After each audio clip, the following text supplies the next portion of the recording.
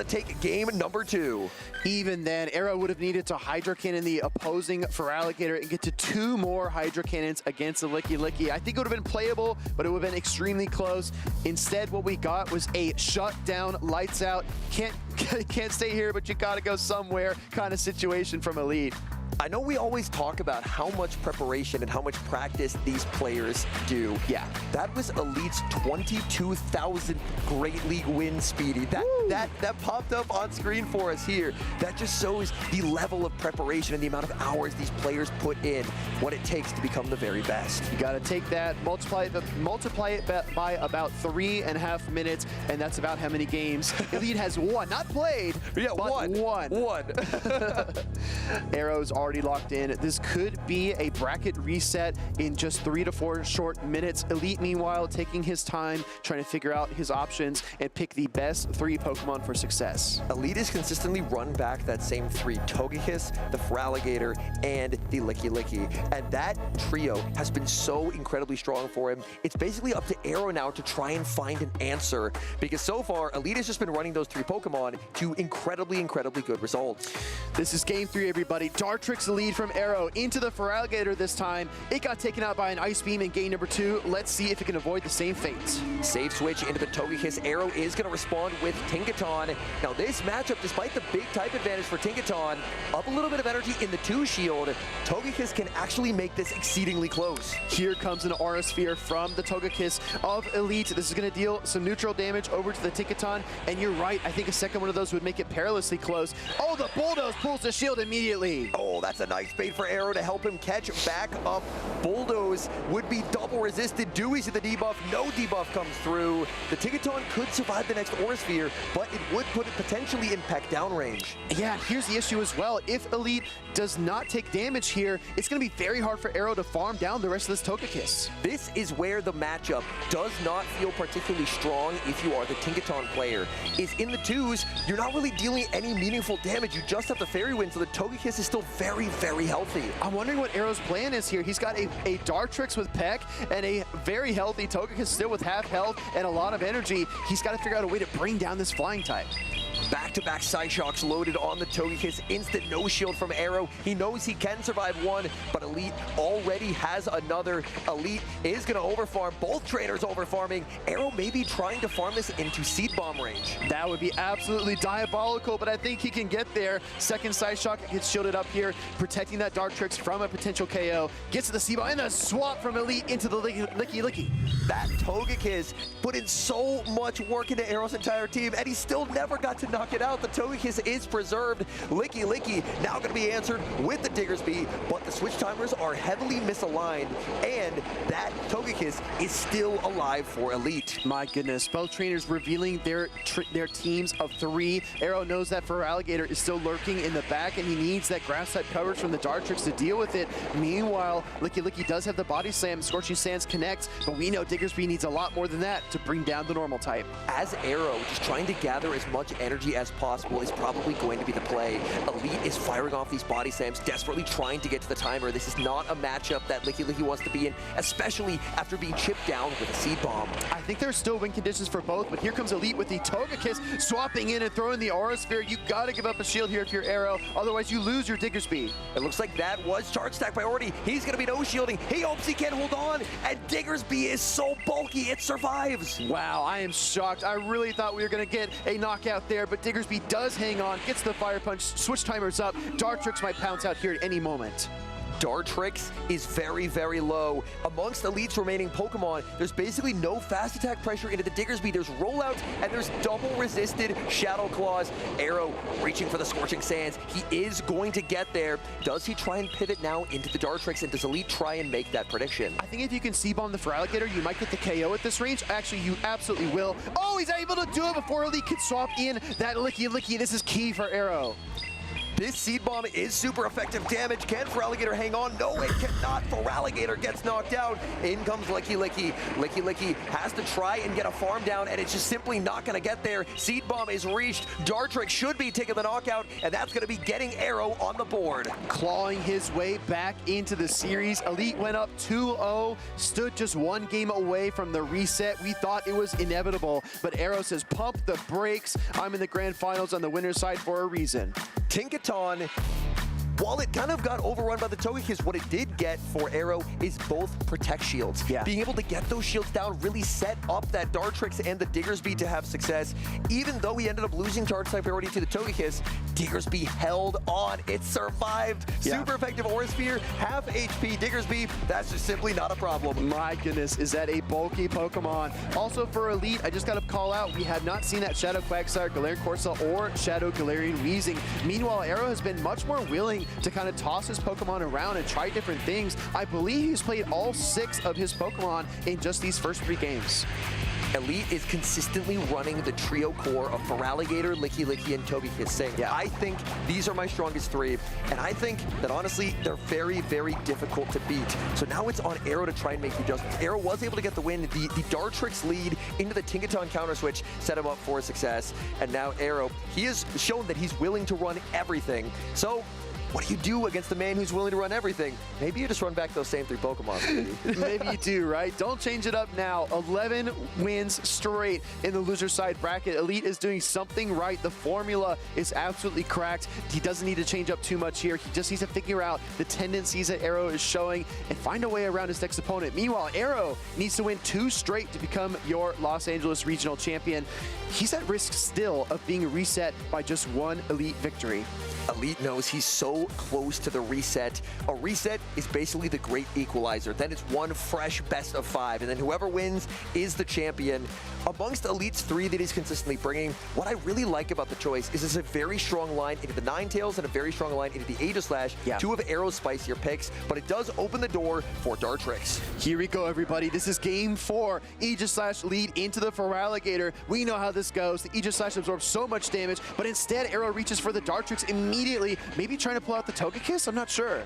In comes Togekiss. Dartrix going to farm up to the Brave Bird, going for a bait, and this time the Seed Bomb bait is shielded. The more shields that Arrow can get down, the better it's going to be for his Aegislash. I really like that play by Arrow. He knows that he's likely only going to get 1 charge attack, so he opts for that. But the Brave Bird on charge attack priority. Oh my goodness, Elite, Psyshock, it's not enough though. He thinks he can hold on here. He's gambling on it. The Psyshock lands. Dartrix survives, and it gets the Brave Bird. Absolutely insane knowledge of damage calculations by Arrow. Brave Bird would wipe that Togekiss off the field, but he shields it instead. Now, how do you beat the Aegislash, Speedy? I don't think it is possible. He sends in the Aegislash, and now Aegislash is going to be an absolute nightmare. Aegislash has 2 protect shields. It's got all the bulk in the world, and you're right, Henry. It's got room to breathe. Here comes a Hydro Cannon. This is not more than a spit shine on the shield of that Aegislash. A lot of energy was stored by Elite, but unfortunately that energy would only be valuable onto the non-Aegislash Pokemon. Aegislash is a complete wall to Togekiss's energy. Oh my goodness. Arrow went with an ABA double steal team here. Aegislash in the lead and Tinkaton in the back. Aegislash unleashes the Shadow Ball. Feraligatr crumbles under the pressure, and now Elite has to figure out what his next play is. If Elite brings in the Licky, Arrow can very easily stay here. Actually brings in the Togekiss, but by throwing 2 pecks, he just gave 27 energy to the Aegislash, which can now shield and go back into that shield form. Oh my goodness, and then once it's there, it can take even more punishment. Aegislash, such an incredible Pokemon and a difficult one to play, but it is masterful when you see it executed like this. He's going to be launching this Gyro Ball. It's going to do so much damage. Arrow could very well look to stay in here because this is a matchup where Aegislash does not have a lot of fast attack pressure being done to it. This could be an opportunity for Arrow to farm up and try and bank a charge attack for later. Oh my goodness. He knows the Body Slam is really not going to be doing anything. Oh my goodness. I need everyone to tag the world champ, it's Accent, and get him to watch this championship. Los Angeles is absolutely insane, and Arrow's Aegislash is tearing through Elite. There's nothing he can do. In comes the Togekiss. There is the pause. It should unpause momentarily. There it is. Elite, he's going to try and go for a pack down, and he can't get there. That is an Aegis-Slash sweep. Dartrix forced both shields, and then Aegis-Slash just completely took over. I have never seen something like this in my entire life. Aegis-Slash, shield, blade, back and forth, knockout, knockout, knockout. Absolutely unreal. When that Pokemon gets up Protect Shields, like you called out at the start, Henry, up 2-0 Protect Shields, it's got all the time in the world.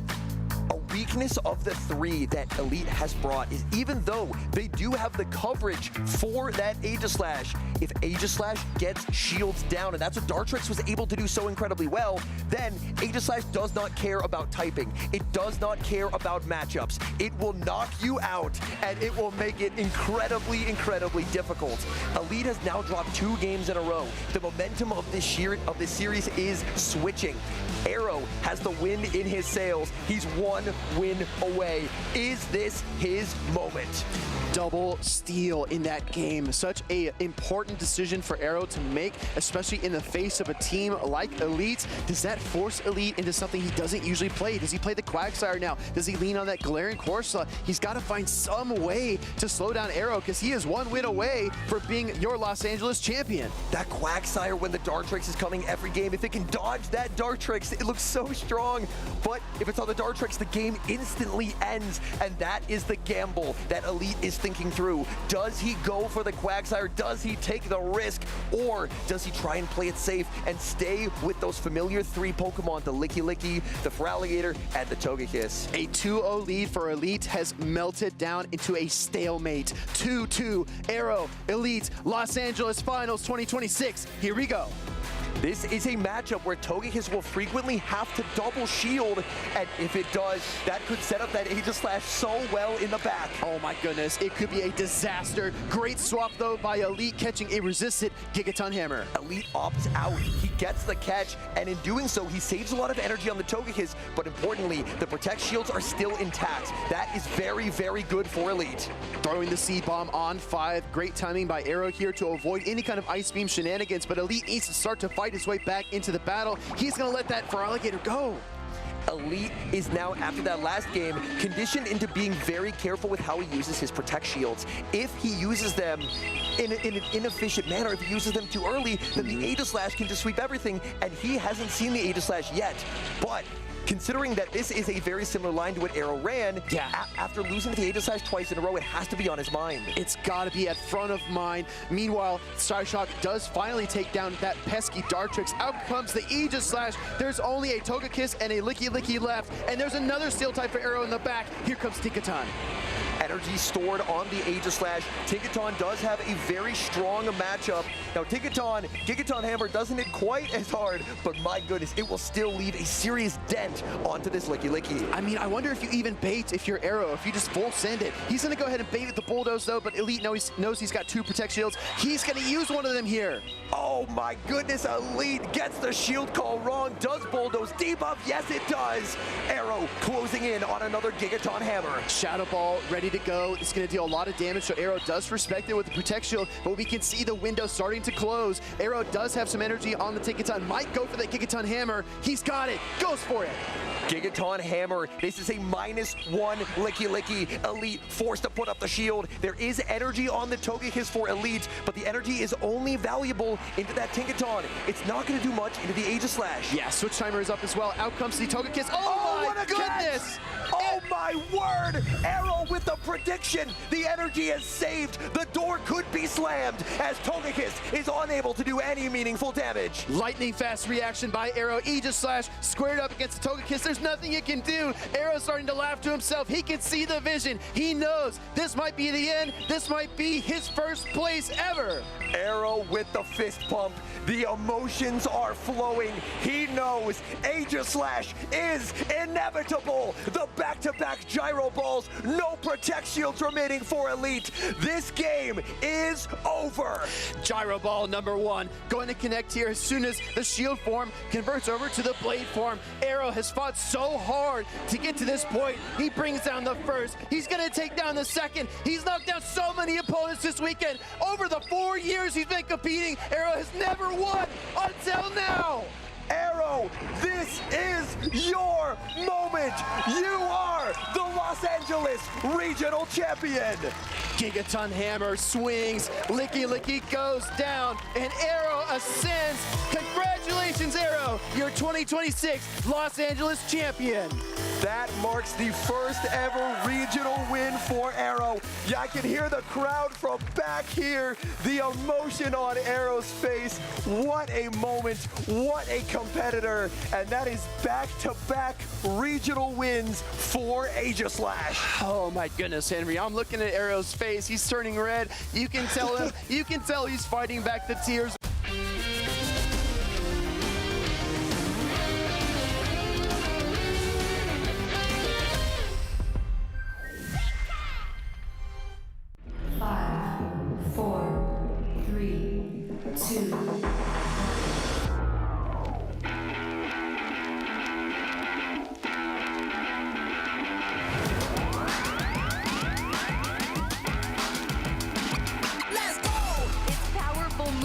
Against it, and then applied with that fairy zone on the Lily. Oh, he's ready to just give up the game. It's over. You've been patient. You've been waiting all this time, but you ready. You've been putting in that grind, so let's go. Champions are hard to find, but you know the goal when you're ready to shine. Have they heard of you? Then they know. You got your sights set on that road. If it's time to battle them, then let's go. 'Cause you'll never stop. Show them what you got. Looking at this final HP to deliver the finishing blow, and just like that, your Pokémon World Champion! Show 'em what you got. Yeah, they already know. You got your sights set on victory road. Show 'em what you got. Yeah, they already know. You got your sights set on victory road. He goes to the ice face! Resetting the bracket and then winning it in game number 5.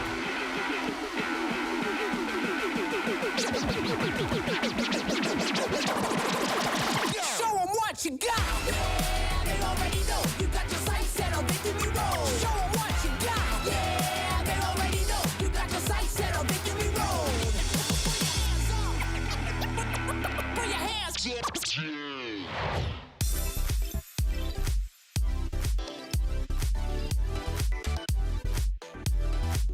Welcome to the 2026 Indianapolis Regionals, the racing capital of the world, and for the race to worlds, we're in our final lap here in North America, the final North American regional of the season. It is a perfect morning to play some Pokemon. I am 2O Butters, joined by Phoebe. You know, the season seems almost like 499 laps in and of itself, but the final one is here, Indianapolis, to take us into NAIC, into Worlds in San Francisco. Let's see what these trainers are racing for here today, because it's all about the championship points, especially at this juncture of the season. A lot of the trainers with their world qualifications on the line are here today in Indianapolis. They will probably compete at North American International Championships as well, but they want to get their spot in that coveted top 75 for North America. With only 2 events remaining, championship points matter that much more. You only have a few opportunities to reach those top slots in North America,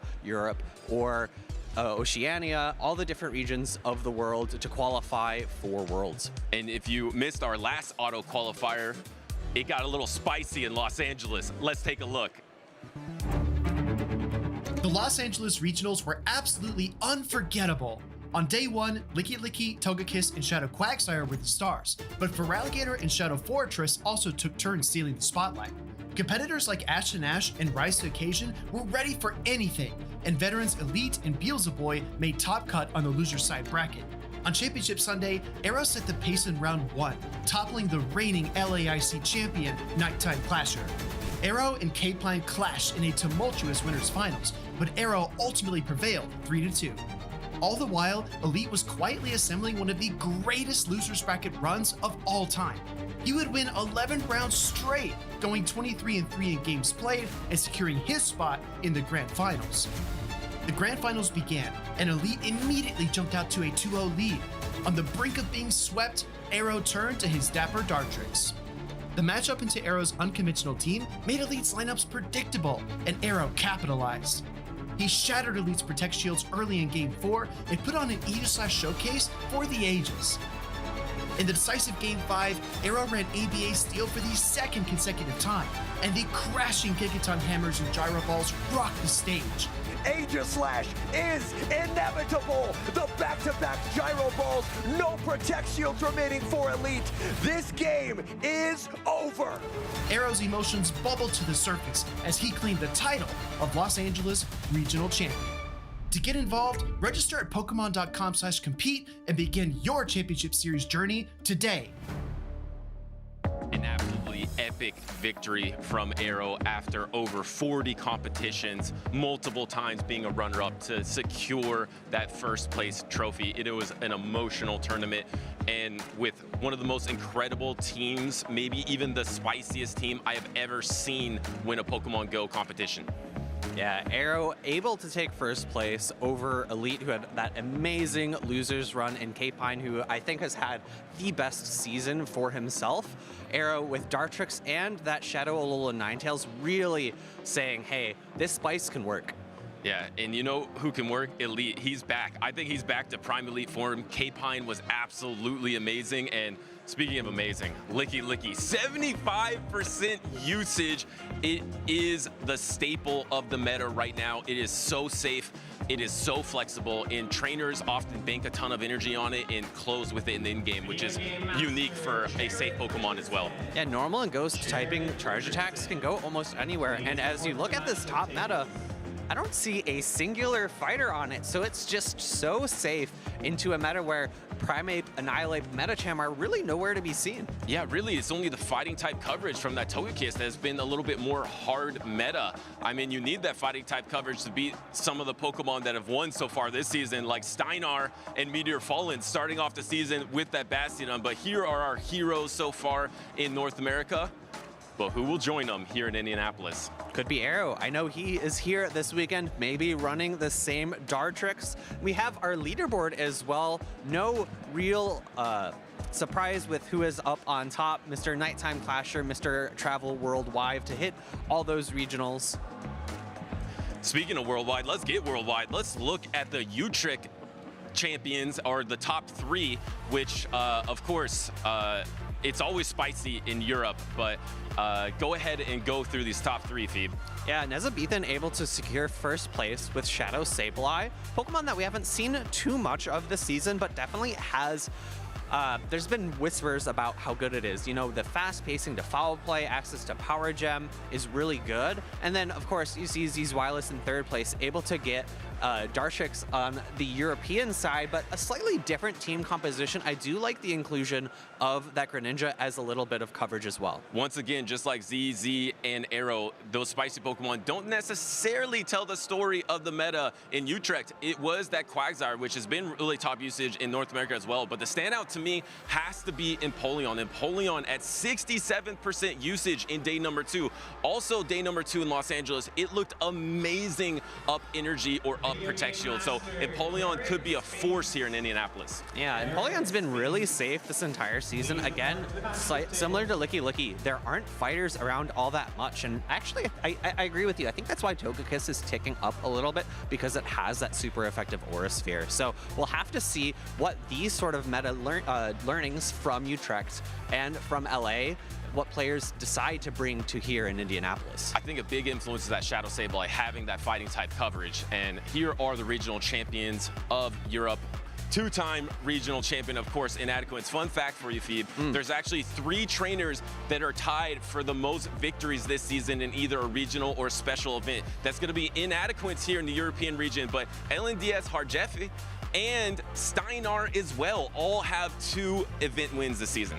Looking at the leaderboard for Europe, again, no big surprise with who's on top. Pokémon has had such an incredible season, both at the regional and special event level, but also at the international level. Has to be one of the favorites going into the World Championships. I mean, you saw him at the World Championships last year, getting so close and then becoming an IC champion this year. He is one of the most consistent, one of the strongest competitors, and just like LATAM has some of those strong competitors as well. Let's look at the LATAM leaderboards, because look at this top 4. It is absolutely stacked. We got Harjeffi, we got Zardy, who's competed in every World Championships. It is a force at the World Championships. Then we got Steinar, and in number 4, we got Marzo Gaudet, one of the best trainers in LATAM. And one thing to pay attention to on these leaderboards is the up and down arrows that you see next to the names. We see that Marzo Gaudet did just recently drop from 3rd into 4th place, so he's got to be feeling maybe a little bit more pressure about if he can retain that travel award going into Worlds.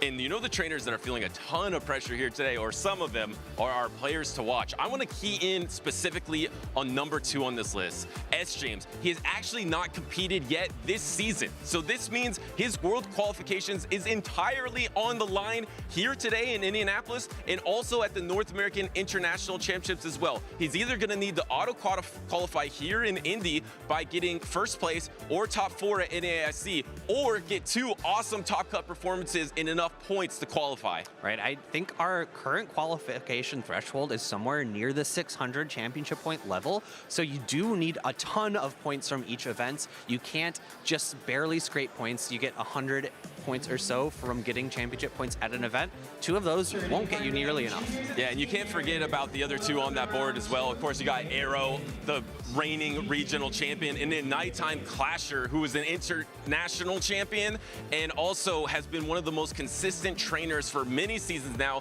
He also has to be one of the favorites for Worlds. And nitetimeclashet being the first trainer to take an international from outside of the region. He won LAIC this year, our very first limited meta. Let's talk about the Pokemon that are going to be on the rise here for Indianapolis. Number 1, we got Licky. This Pokemon's been on the rise for a long time. It is just too good. It's too flexible. I don't see there's any chance that its usage is going to be going down, especially going into day number 2. Definitely not. It is just so bulky and so safe.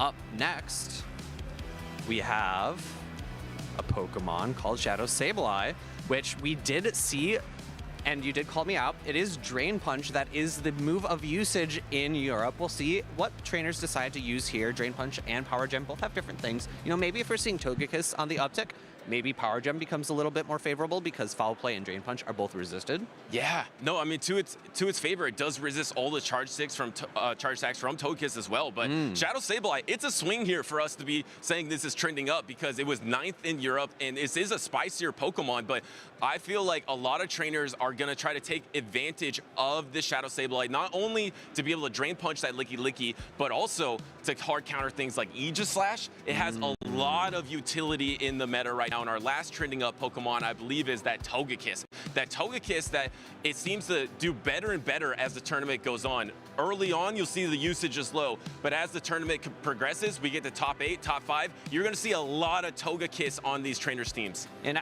I think Togekiss is pretty similar to Dartrix, and we were talking about it before this day started, about how those Pokemon don't necessarily thrive in very wide open metas where there's a lot of different Pokemon where you have to contend with. Togekiss is really going to shine in those very particular matchups where it walls off the fast attack damage, whether it's a Dragon Breath user or a Mud Slap user, and you're able to generate a ton of energy and get to those really hard-hitting charge attacks. And really, it demands Protect Shields too. The Aura Sphere demands so many Protect Shields. It's going to be a force here in the tournament. Some of the Pokemon that we think might be on the downwards trend are the Steel types. First off, Tinkaton, which I will say, Arroh did run that on his team of 6, and he was the previous champion, and he said Tinkaton was super underrated, but a lot of trainers are not running this Steel type. It has, of course, that Community Day exclusive, the Gigaton Hammer, that just does an insane amount of damage, but over time, because of the strength of water types and ground types in the meta, it's just been taken out a little bit. Yeah, Tinkaton is a Pokemon that really does not like to see something like Empoleon on the other side of the field. That matchup is just really awful. Of course, you do have super effective Bulldoze, but I don't even know if 2 of those knock out an Empoleon that's extremely bulky. Yeah, and up next, we got another Steel type, Corviknight. Corviknight, just a couple tournaments ago, was #1 in usage, but it has fallen off the map. And also, it has the most victories for any Pokemon in North America this season. It has 4 winning teams with that Corviknight on it. It's actually tied with Altaria. So Altaria and Corviknight have been the 2 strongest Pokemon all season, but right now Corviknight seems like it is definitely trending downwards. Yeah, and it's an interesting Pokemon because it matches up into Tinkaton very well. But if both of those are trending down, or if Tinkaton's trending down, then I guess it makes sense that Corviknight would trend down as well. Yeah, well, what do we think is going to be trending up? Let's get into our caster predictions. I think we actually went pretty similar. I've also went with the Shadow Hydreigon because I think there's going to be a lot of Shadow Sableye, which is my #1 pick. I think we're going to see a lot of Shadow Sableye in this tournament. Me and Stephanie both said Togekiss. I think that matches with the trending up, but it would be curious to see how Aegislash is. That's another Pokemon that we agreed on. It's a Pokemon that requires a lot of finesse to use, and it can end up in really awkward positions if you don't play very carefully with it. Yeah, there's a lot of spice that is viable right now. We know that's true because of what Arroh did last tournament, so I can't wait to see how we finish off strong here in Indianapolis. But we would always love to hear from you, of course. To know all things about the Pokemon Go broadcast, about all our titles here at Pokemon, make sure to go to pokemon.com/broadcast, and also make sure to follow us on all the channels as well. It's going to be #PlayPokemon. We want to hear from you. Who do you think will win the Indianapolis Regionals? But also, Go Fest is happening right now in Tokyo. Go Fest in Chicago is happening next week. So if you're catching any shiny, doing any Go Fest activities, we would love to see that as well. And no, I've got some friends over in Tokyo who are playing themselves. That would be none other than our former co-caster in Go, Gabby, who's now moved over to VG, as well as her husband. So they've got to be having a lot of fun. And if you're going out to Chicago, make sure you have a bunch of fun there. I'll be there if you happen to see me. Say hello. And we'll have a special broadcast next weekend there as well on Sunday, 10 to 4 local time. So check that out. But it's time to get the Indianapolis Regional started. Let's get into the format. This weekend, the 2026 Regional Championships are bringing the electrifying action of the Pokemon Go matches to the global stage. Top trainers from across the world have gathered to compete for a share of over $125,000 in cash prizes, travel awards, and the all-important championship points that could secure their spot at Worlds 2026 in San Francisco, California. The competition is fierce and the strategy is key. This tournament spans 2 intense days of action, where our trainers battle it out in a double elimination bracket using the Great League format. Every match is a best-of-3 clash, but the stakes get even higher in the winners' finals, losers' finals, and grand finals, where the action extends to a best-of-5 showdown. Trainers will be strategizing in a bring 6, pick 3 format, each one carefully selecting a team of 6 Pokemon, but only 3 will enter the fray in each game. Every choice could be the difference between victory and defeat. Who will etch their name into the history books this weekend? And who will punch their ticket to Worlds 2026 in San Francisco? Don't miss a minute of the action. Stay tuned all weekend long to watch the battles unfold live. To stay up to date on future Play Pokemon events, visit championships.pokemon.com.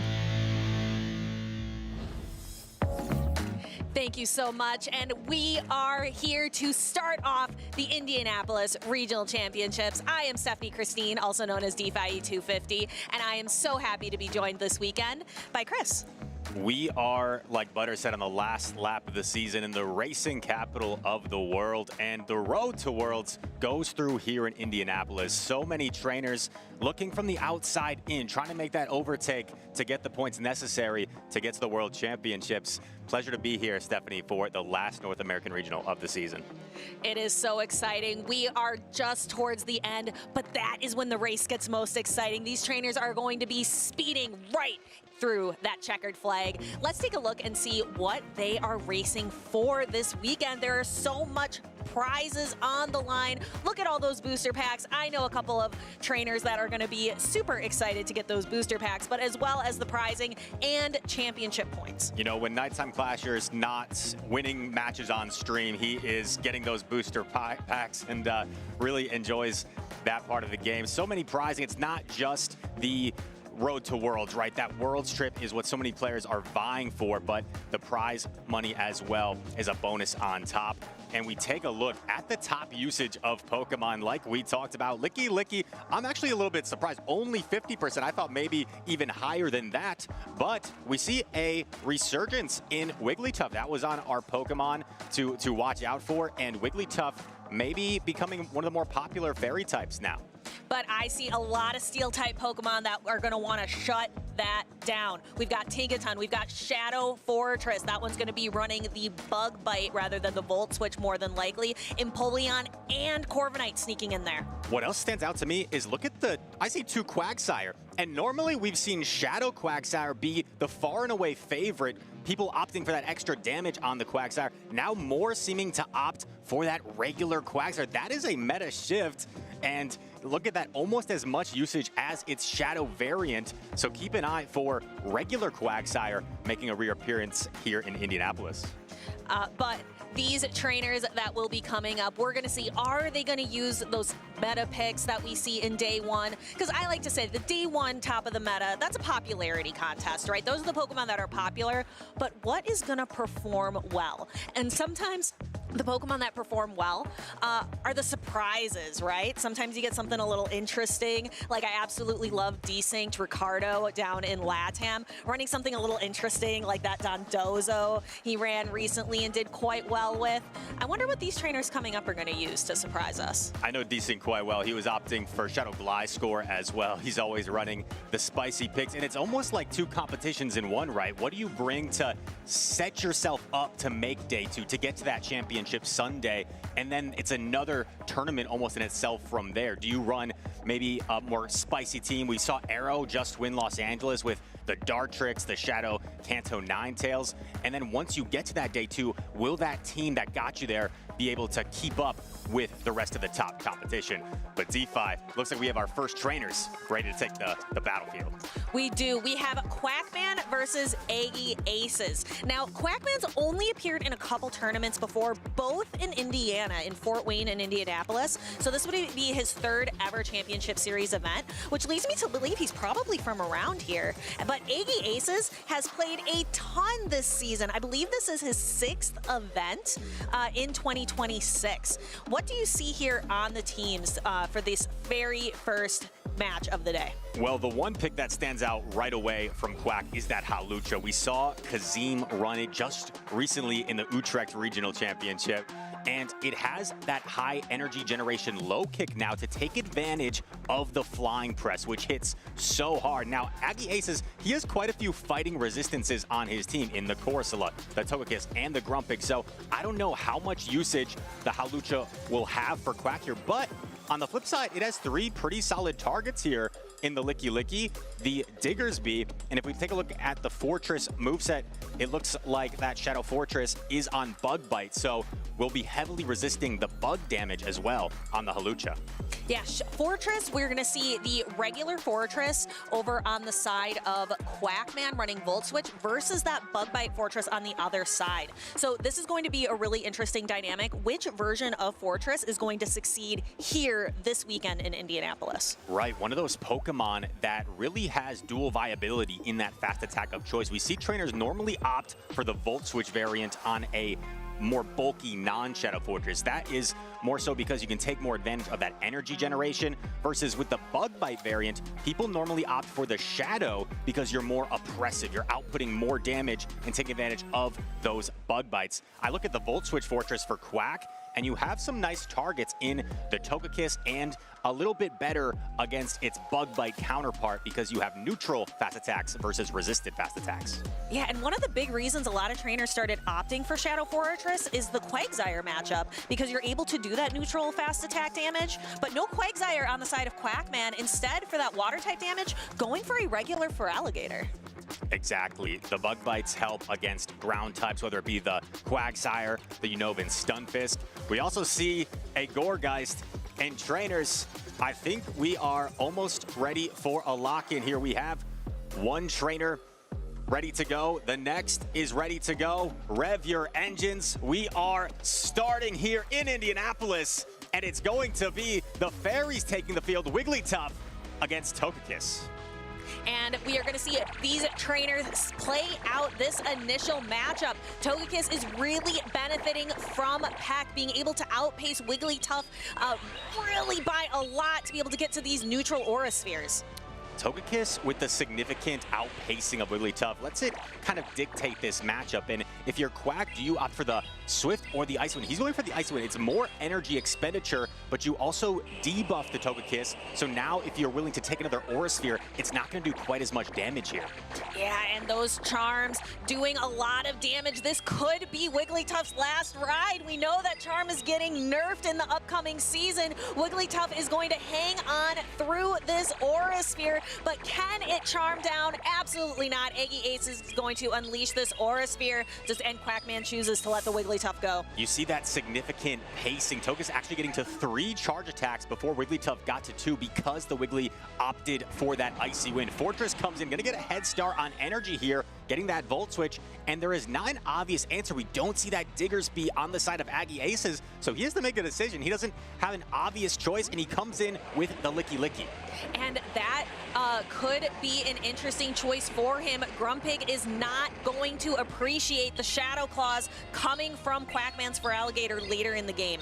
Quack did not throw on the ideal timing. They're letting in a free rollout sneak, but his thought, maybe I want to get off this Rock Tomb debuff as soon as possible, making this Shadow Ball do less damage. He's going to elect to take the first. This is debuff, so I'm not quite sure if 2 will be enough. Looks like Fortress can withstand 2, and we see aggieaces firing off another Shadow Ball.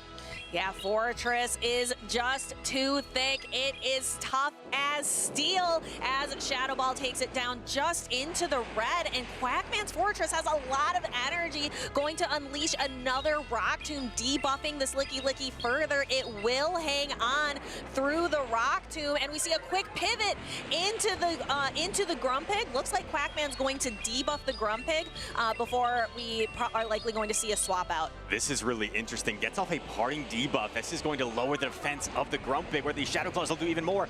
But on the flip side, the Grumpig did get a head start. And will this head start actually allow the Grumpig potentially to land a dynamic punch before the Feraligatr gets to 2 Hydro Cannons? It's going to be awfully close. It is. We're seeing these Shadow Claws. Quackman trying to get as much Shadow Claw damage as possible. That Fortress is hanging on by a thread and is not going to be able to get off another fast attack in this game. Hydro Cannon gets the final Protect Shield, and 1 turn before the Feraligatr gets their dynamic punch unleashed. This may not be quite enough to knock out Feraligatr. It hangs on, but Feraligatr tries to go for the farm down, doesn't get it, and Grumpig has the move, but gonna swap to Licky Licky to get the rollout down, and game number 1 going to aggieaces. That was such a fun game. I am really loving the choice of Grumpig. We're gonna see a lot of Grumpig coming up at NAIC. Even though the meta is going to shift a little bit when we get our new change update, Grumpig I think is still gonna be an amazing choice. So this is giving us kind of a little bit of a window into the future.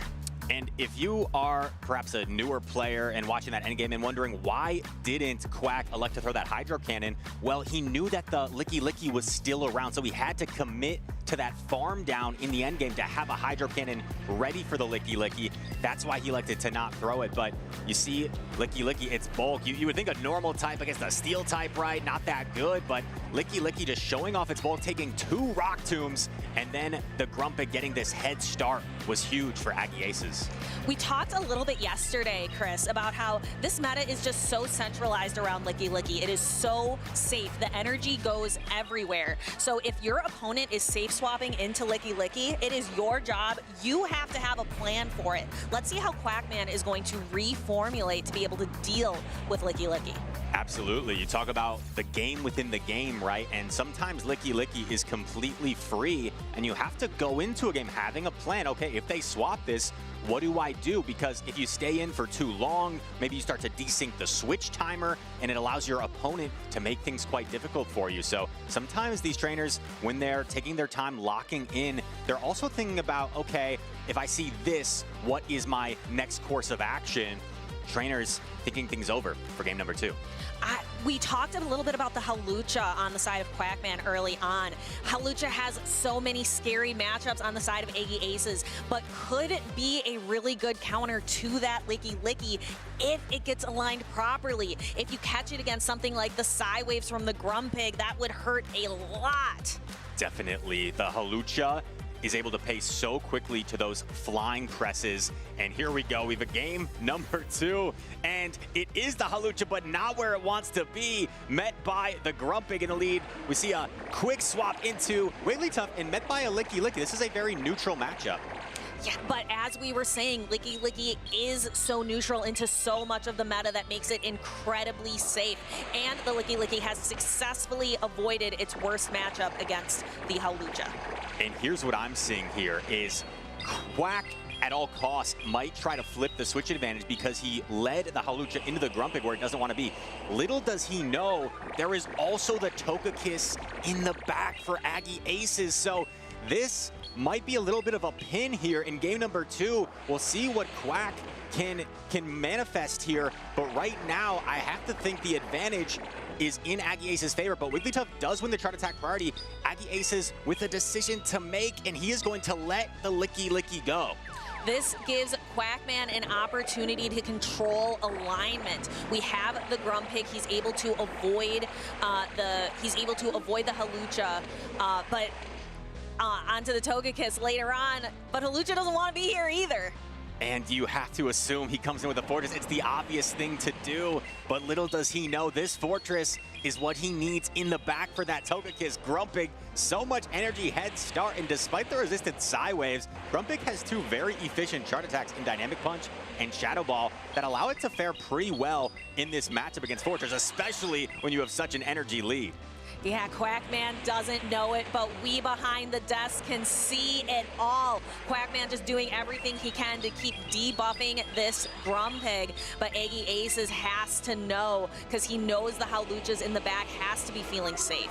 I think the only hope here, if you're Quack, is if you can get shields down and maybe eventually land a rock to that Togekiss. But this Grumpig, he's going to take the Sand Tomb. Maybe this could open up some play for Quackman, and Grumpig firing off the Shadow. Ooh, let's in a free Volt Switch. Wait a sec. If we see the Protect Shield come up here, this could open up some play.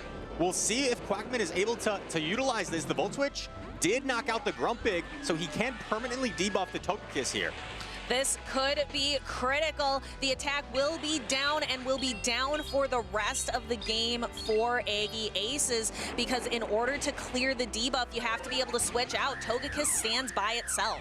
The problem here with Hawlucha, however, is you have such a great attack in the Flying Press, but Aerial Ace can be a bit underwhelming. The Psy Shock debuff still does so much damage, is going to reach the Aerial Ace and win the chart attack priority, but I think the Togekiss should be able to hang on.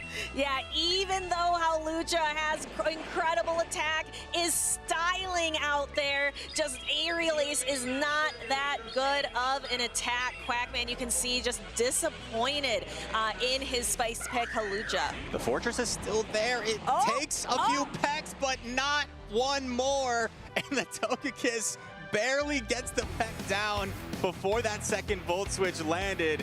aggieaces takes a 2-0 victory over Quack. Yeah, I thought it was over, and I think maybe aggieaces did as well, and there was a moment of like, oh no, maybe the Togekiss will get me, but not quite. aggieaces taking a 2-0 victory and moving on in this tournament. But that's not the end of the road for Quackman. Still has an opportunity to finish this race over in the loser side of the bracket. I think Hawlucha's a really fun pick. I would love to see more of that in this tournament. Absolutely. We see certain matchups where the Hawlucha can really wreak havoc against the opposition, but there were 3 hard checks on the team of aggieaces, so it was just difficult for it to find a successful position, that Hawlucha. We saw a lot of Wigglytuff gameplay here and Togekiss, and like you said, it looked like aggieaces were about to sweep that Togekiss, but that Fortress was still hanging around, made things awfully close in the end. but credit to aggieaces, pulls out the victory. Quack will try to keep his run going on the loser side of the bracket. And I hope he does. I hope that Hawlucha is able to find a target like the Licky, or even like the Diggersby would have been a pretty solid matchup for the Hawlucha.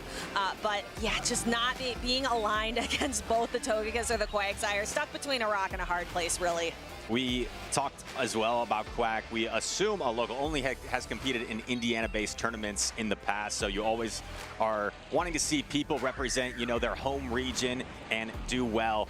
So shout out to Quack, bringing the Hawlucha, a very fun pick. We don't see it very often at all. And aggieaces, once again, moving on the winner side of the bracket. Are there any other fun picks that you're hoping for this weekend? I saw we do our predictions. We look at our predictions pretty early. We actually went to kind of a down low, almost like a secret local cup that a lot of trainers didn't know about yesterday. One pick that I wish I could have put in my predictions instead of Togekiss is actually Togetic. It's pre-evolution. Absolutely incredible charge attacks, being able to use both Dazzling Gleam and Heat Wave. So it's a fairy type that can almost one-shot quite a few Steel-type Pokemon. It also has added bulk to Togekiss, where you can afford to take more charge attacks and get some more charge attacks yourself at Heat Wave. We just saw a lot of Volt Switch Fortress there. That is a flying fairy taking super effective electric damage from a Steel type, and somehow you have the Heat Wave to threaten it, making it a positive matchup for the Togetic. So that could be the sauce for some trainers here. We've also talked about Dondozo a little bit. I was a little bit skeptical that this Pokemon could have play. It's a little bit silly. It looks a little bit silly, but it is so bulky and has really effective water type damage output. I am excited to hear from the winner of that last match. Nick, why don't you tell us a little bit more about aggieaces? All right, thank you, Stephanie. I'm joined on the floor by aggieaces. Congratulations on that first win up on stage. Thank you. I want to talk to you a little bit about your team as well as your opponent's team. First off, let's start with your opponents. Hawlucha, were you expecting to see that Pokemon? And when you did, what were your thoughts about dealing with it on your team? I absolutely did not expect to see Hawlucha today. That was a surprise pick. It's definitely a spice pick that can play an anti-meta role. I wasn't sweating over Hawlucha because I had some answers like the Togekiss, and then I honestly didn't expect to see Hawlucha into my team specifically because of the answers, because of Togekiss and Grumpig. Two great answers, two very strong Pokemon in the meta. I do want to talk to you about Togekiss. That was my second question. Togekiss is a fairy type that's kind of a little bit newer into the meta. It's not quite as long-standing as something like Wigglytuff. Why did you opt for Togekiss over Wigglytuff for this event? I picked Togekiss for the fighting offense coverage. Fighting offense is just incredibly powerful against strong meta picks like Licky, and you're still seeing Empoleon, Diggersby, Togekiss. Togekiss just fit more of that meta role compared to Wigglytuff. Well, thank you for the insight. This is our last regional in North America. I do want to ask you, how is your qualification for Worlds going? Is that something that you want to do or you need points here to do? With this win, that should be points on the table right now. I think I'm in a good position to be borderline safe for Worlds. I'm feeling pretty good about today, and I'm just really excited to see what my opponents down the line have in store. Awesome. Well, thank you so much. Any shout outs before I let you go?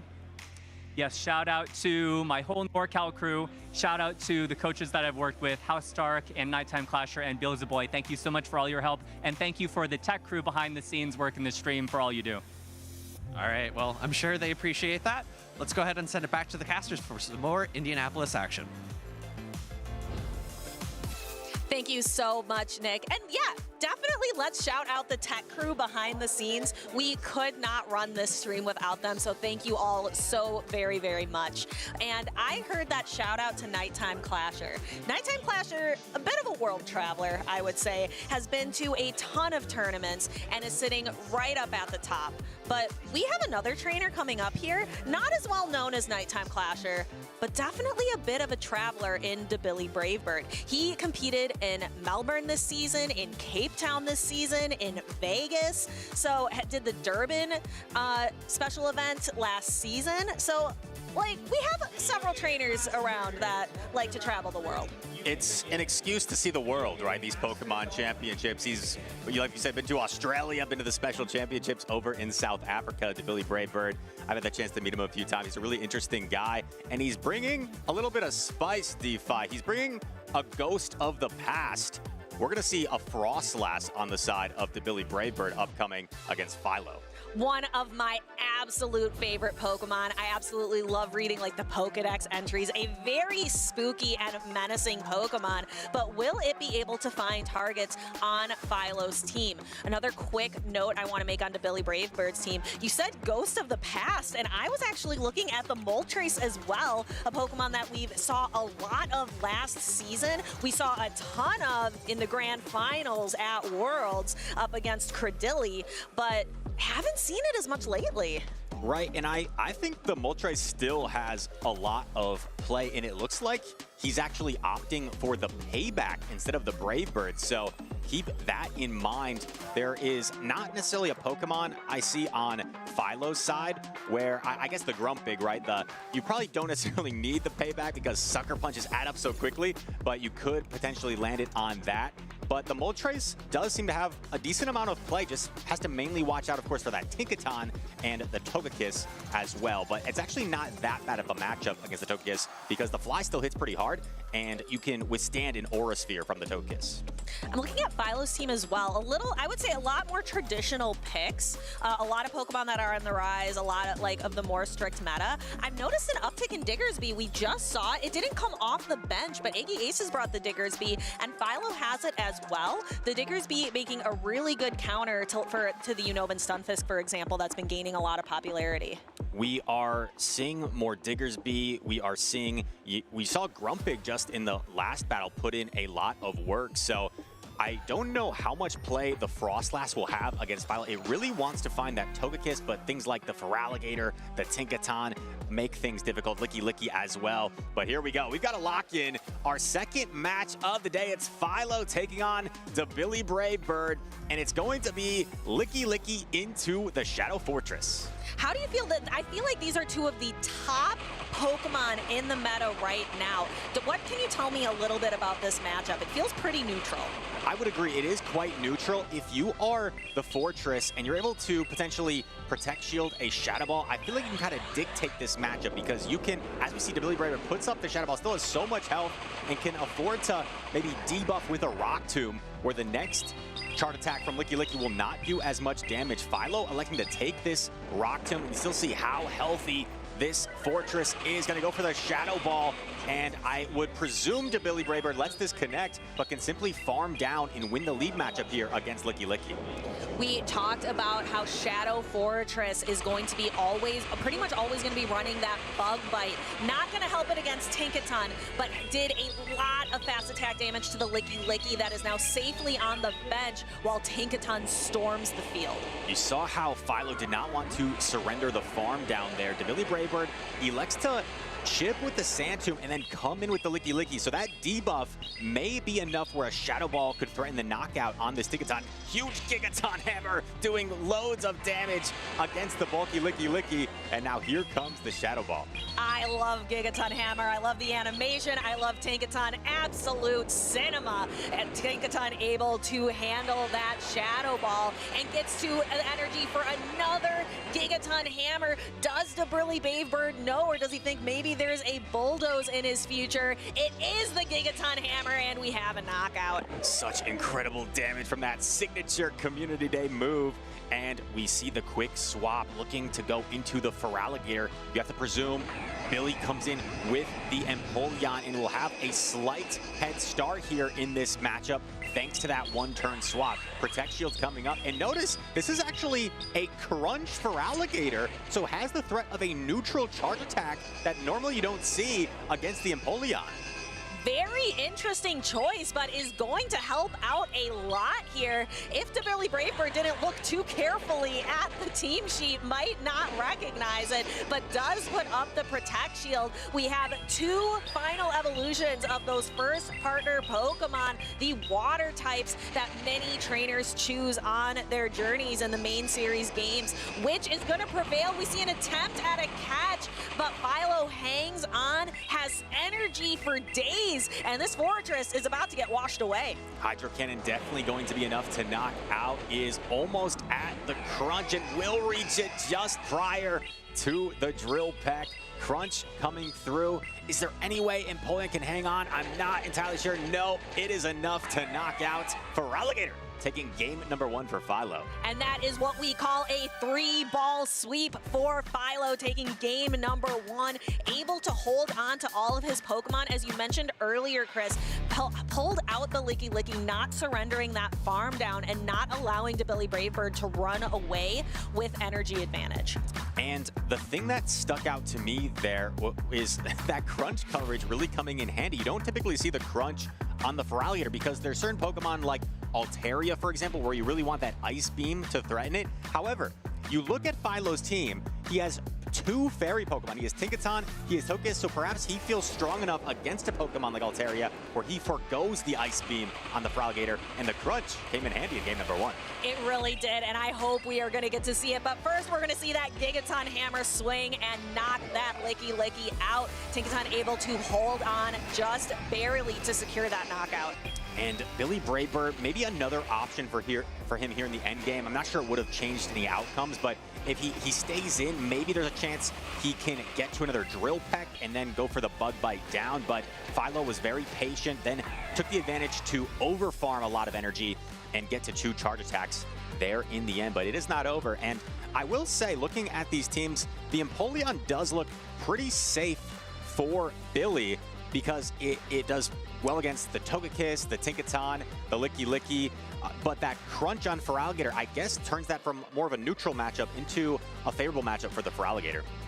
I imagine, though, we are going to continue to see the Empoleon, but perhaps dabillybravbird is going to run a couple of Pokemon that are a little safer into the Feraligatr, since Empoleon's matchup just got a little bit worse with that crunch damage. I wonder if Philo's going to be setting a trend for, we might see a little bit more crunch Feraligatr out there in the future. And we talk about, handling the save swap as we have a lock in. Here we go. Game number 2, a 1-0 advantage for Philo. It's going to be Feraligatr into Fortress, and this matchup can get a little bit scary for the Feraligatr because if you're the Fortress, you start to shield a Hydro Cannon. I don't think that the Feraligatr is ever getting to 3 attacks. So normally as the Feraligatr, you're forced to pivot out here to not succeed the farm down eventually. Yeah, and this is a regular Feraligatr, so that Hydro Cannon not going to do quite as much damage as we see with Shadow Feraligatr sometimes. We see that safe swap Licky that we've been talking about all day, and in to meet it is that Unnovan Stunfisk that has been gaining popularity in the series. I like how dabillybravbird is approaching this secondary matchup here. He did a lot of bug bite damage before then pivoting out into the Stunfisk, which can absorb this damage very well from the Licky. So was able to utilize that fast attack pressure, keeping all that energy for later could come in handy on the Fortress. However, I am taking a sneak peek at Philo's backline, and the Diggersby could be a little bit scary. dabillybravbird went with a pretty weak to Diggersby line here.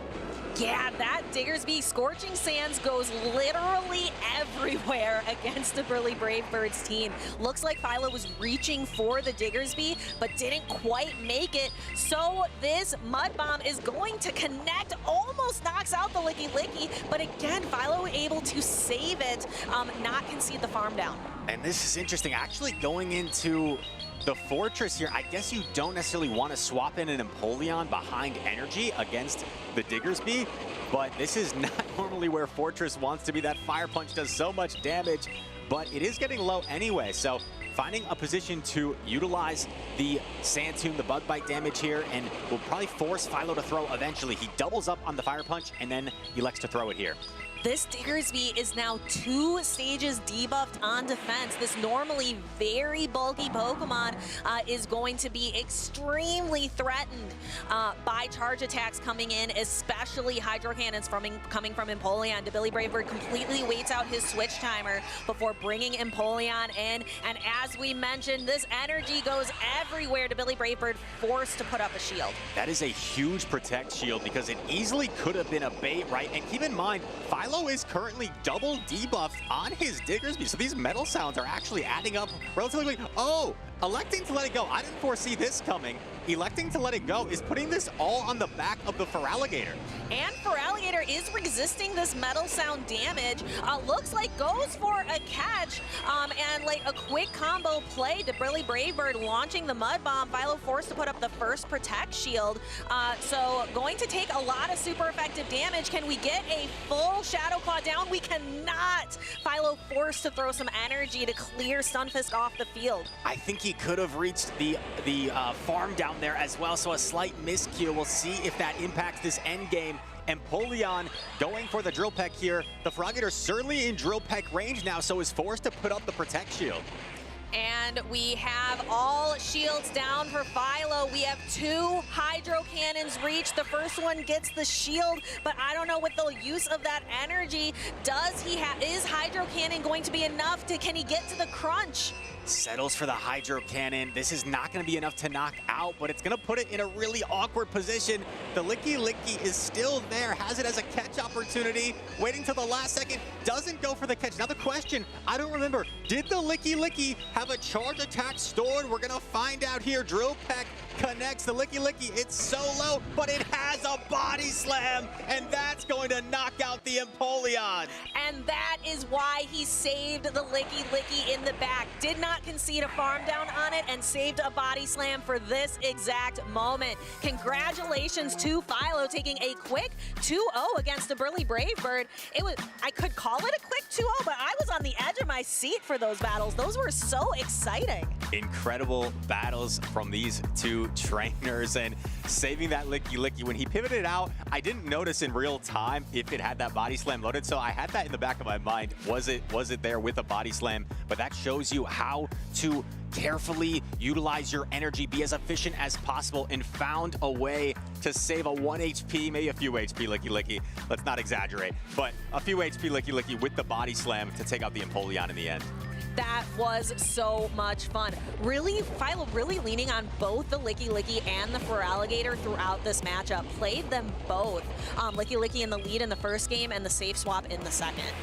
And just ran a line that was really weak to that Diggersby. Perhaps thought maybe some of his Pokemon like the Moltres and the Frostlass could scare off the Diggersby a little bit, but Philo decided to bring it. And you could argue that line was triple weak to the Diggersby, especially with the Fortress in the lead, the Stunfisk in the back. And Empoleon, although you have the super effective Hydro Cannon damage, it is still not super comfortable taking that super effective ground damage in return. Yeah, and Diggersby really pulled its weight in that second game, even though it was 2 stages debuffed, and we saw those metal sounds really actually start to chunk away at it, was able to do a lot of work for Philo. Absolutely, it is such a bulky Pokemon. What I like about Diggersby is you have the ability to hard punish a lot of Pokemon, whether it be the Galarian Corsola, you have that Fire Punch for the Fortress, you take the damage so well from Unova and Stunfisk, so you really act as a hard punish to a lot of Pokemon and kind of force your opponent to play their hand right. dabillybravbird felt like he was forced to go very weak to it, just maybe hoping you don't see the Diggersby, but it always happens, right? Like that, right? With the one Pokemon you don't want to see, there it is lurking in the back. And shout out to Philo for an impressive 2-0 victory there.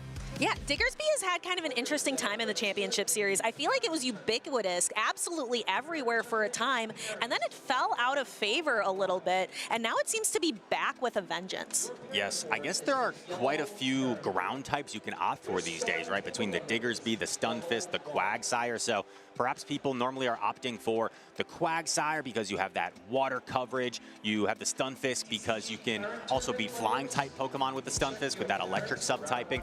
But the Diggersby still shows to be very powerful and can be an annoying Pokemon to face, not just because of its sheer bulk, but because of its ability to really hard wall certain Pokemon. I'm really curious to know a little bit more about that Diggersby from Philo and how he's feeling after that win. Butters, why don't you go ahead and tell us a little bit more? All right, thank you so much. I'm here with Philo. What a clutch victory. First off, how are you feeling right now? I feel great. A little shaky, but great. You were talking to me before. This is your 3rd time on stream, but how does it feel to get your first victory on stream? It feels like a weight off my shoulders. Awesome, and you're a Midwestern guy, right? You compete a couple of times a year. How do you feel like already starting off this tournament so strong? You're in winners round 4 now. Yeah, it feels great. Smooth so far. I felt like the team is really strong and executing it really well, so I'm feeling good about it. Awesome. Well, your first win on stream. Do you have any shout outs you want to give out? Yeah, my team, Who's Your Daddies, a bunch of them are here. Definitely shout out them. My wife, Theo, I'm watching at home. Shout out to them as well. Awesome. Well, keep it going, Philo. Congratulations, and let's get back to the casters. Shout out to Philo, an impressive victory there, and he will be looking to continue on the back of that Diggersby here on the winner's side of this tournament. Yeah, and I believe he was advancing to like the semifinals already for his group. We are already off to the races today here in Indianapolis, and the top half of our bracket, some of those earlier groups are already starting to come to a conclusion. We're going to be seeing the finals before you know it. Absolutely, and we have a really talented trainer looking to make his debut on stream today, at least, coming up next. It's going to be Out of Pocket taking the stage soon against basherbubble, so hang on as we gather those trainers.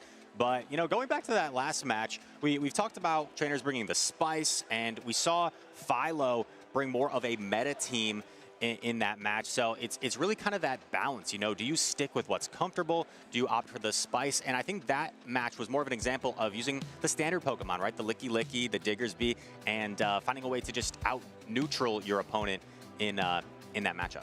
Yeah, bringing those neutral Pokemon and just being really smart, being able to smartly balance, you know, energy management, being able to save that Licky in the back with a body slam. So having those really intelligent, kind of that, a little bit of that future sight and being able to plan ahead. I personally enjoy the EU matches. I feel like on the other side of the ocean, they're able to locate the spice cabinet in a way that North America just really isn't. But hopefully we'll see a little bit more spice today. I know, for example, Out of Pocket is bringing a couple spicy picks on his stream debut here for Indianapolis 2026. Speaking of spice, Steve, I have a personal anecdote, not to make this about me, but it'll tie in eventually.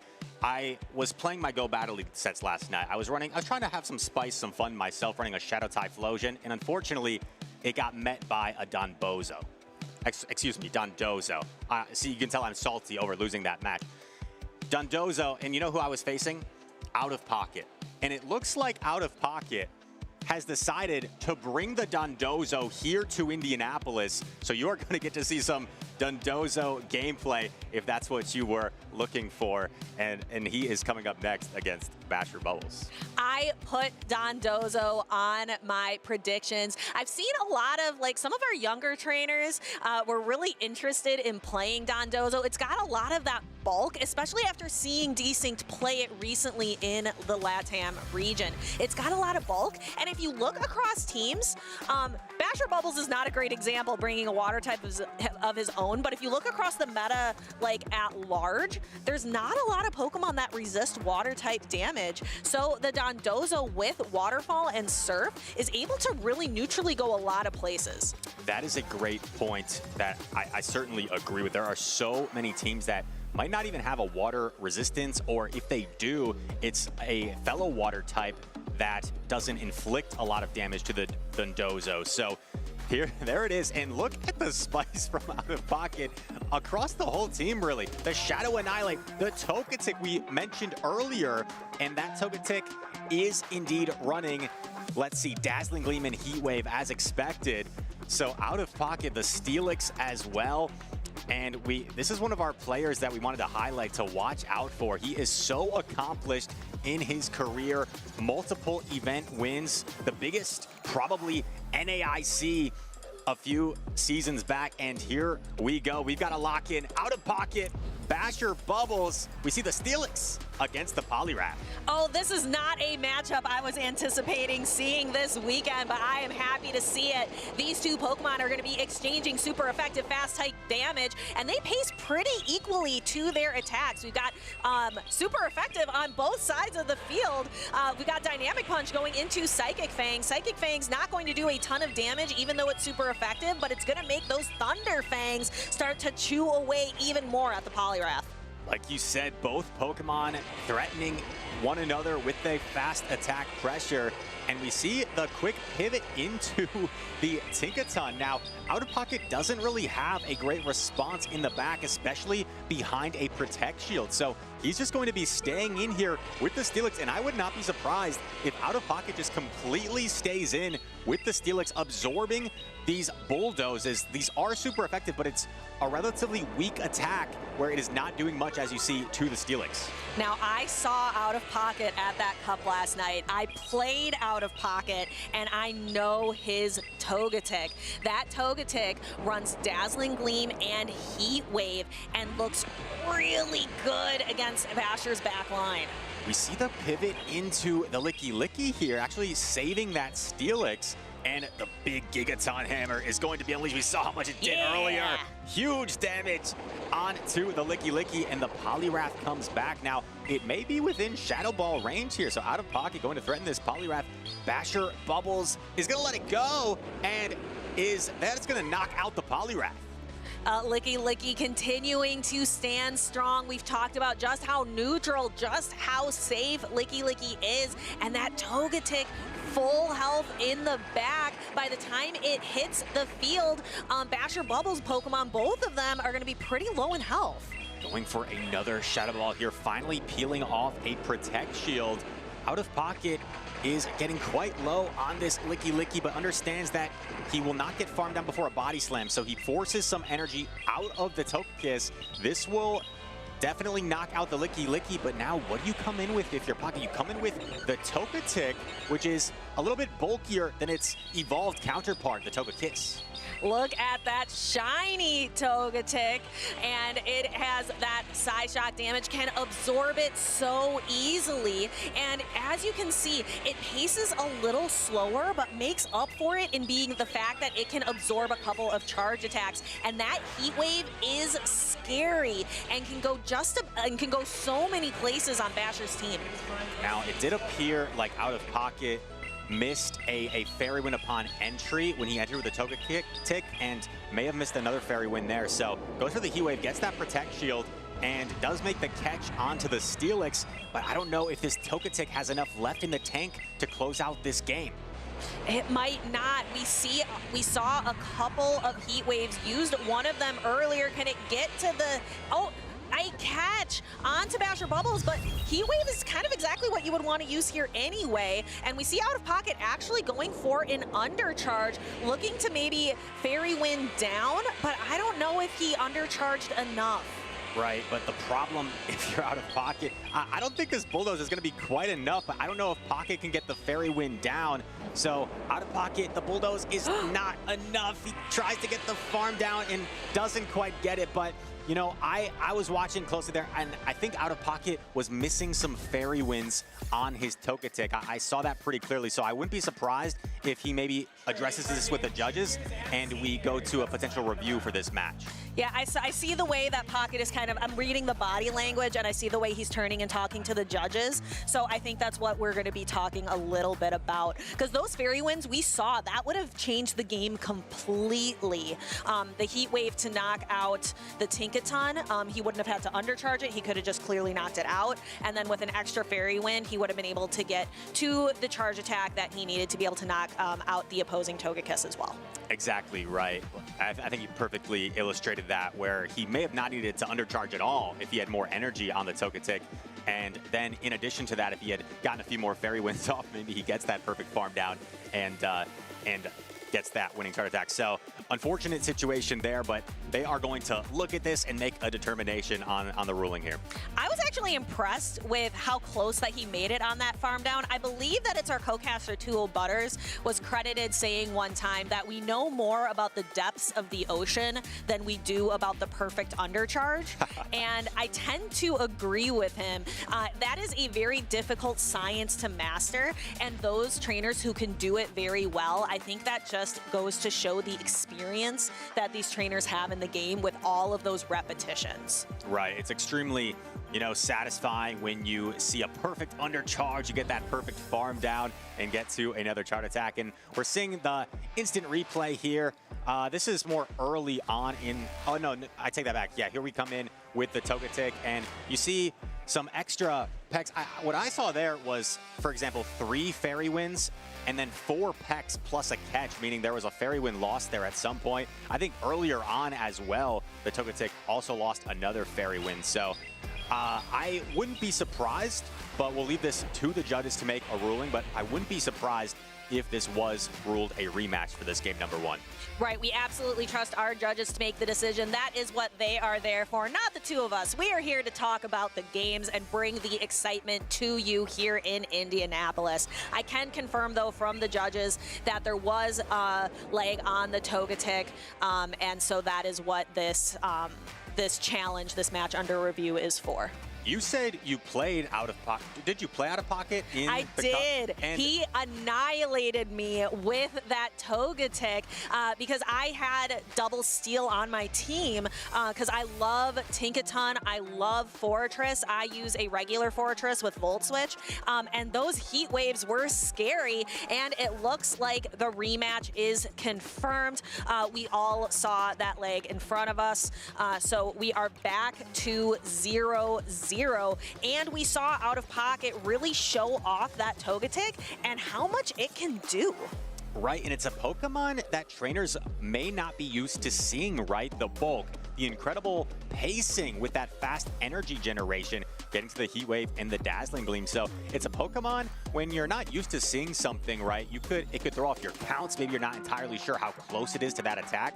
So basherbubbles will try his best to navigate it there. The Togetic has a lot of play against his team, right? Whether it's the, the Heat Wave against the Tinkaton, it has a lot of advantages against the Poliwrath and the Furret as well.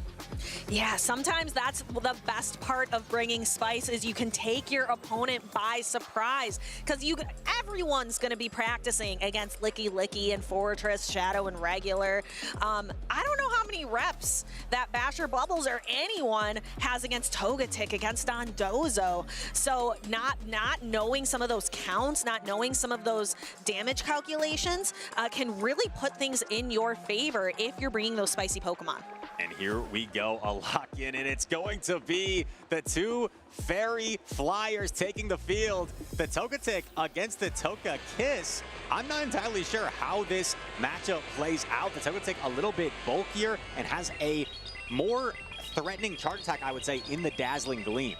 Yeah, but Togekiss is able to just outpace. So we see that first Psyshock able to take the Togetic down into half health. But there is this Dazzling Gleam. Basherbubbles lets it through. Togekiss down to the red.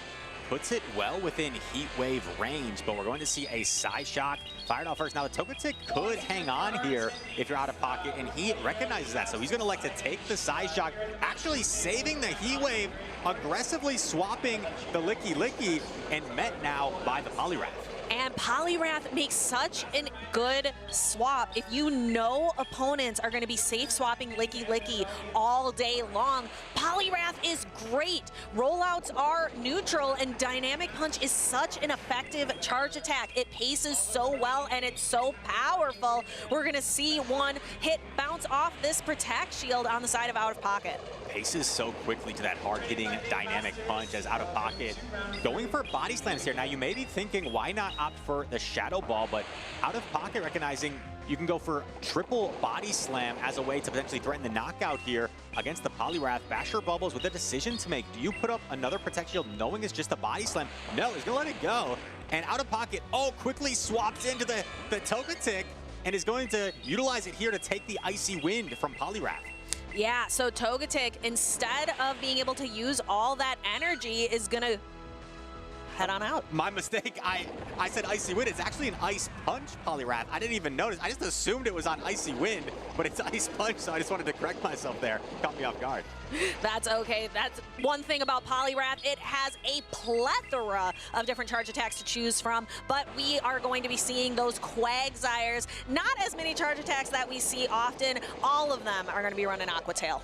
Out of Pocket, not where he wants to be here. Steelix now aligned with the Quagsire in the back. Psychic Fangs coming through. You still have a very healthy Licky, however, if you're out of pocket, and a rollout sneaks through for out of pocket. So this energy will start to be very threatening. If you're basherbubbles, you still have the Toka Kiss as a swap, but he doesn't reach the Aura Sphere, and now quagsire is going to try its best to get through this Licky. And Licky being able to pay so quickly to body slams. We're finally going to start to see basherbubbles expend those protect shields, and out of pocket really going for the efficient body slam, same type attack bonus damage, drawing both of basherbubbles protect shields here. Getting that protect shield was massive for out of pocket. Aquatail coming through. This is not going to be enough to knock out the Licky. You come in with the Steelix, and I think this quagsire is in crunch range. So crunch coming from the Steelix onto the quagsire. And crunch comes through, does not knock out. And quagsire goes down despite having those resisted Thunderfangs. Out of pocket takes game number 1. Now, we saw a review in that previous game, and it is unfortunate, but I think there may be another review coming here from basherbubbles, because there was a couple instances where he elected to throw one fast attack with the quagsire, for example, and the Licky then snuck in a second rollout. So it seems like there was a couple instances where the Licky got a rollout that it shouldn't have otherwise gotten, if not for some sort of malfunction there. So it looks like they might be taking another look at this game as well, but we'll wait to confirm that with you.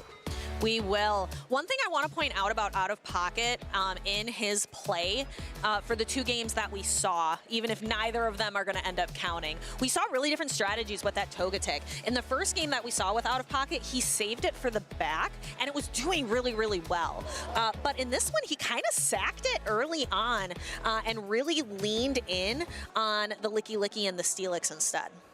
Absolutely. And you know, we want to see the Dondozo, right, for some fun, but when basherbubbles Poliwrath looks really good overall into Pocket's team, has, even for its poor matchup against the Togetic, right, it has the Ice Punch coverage, so maybe that Poliwrath is a reason he's not electing to bring the Dondozo, but utilizing that Licky, like you said, a lot, and the Steelix as well. One thing I really like about Steelix, DeFi, is it's a Pokemon that has a lot of reliable fast attack pressure. So if it's a Pokemon you lead, you know, you could potentially commit shields and just kind of force the switch advantage, the alignment onto your opponents, and it can make life a little bit simpler with the Steelix.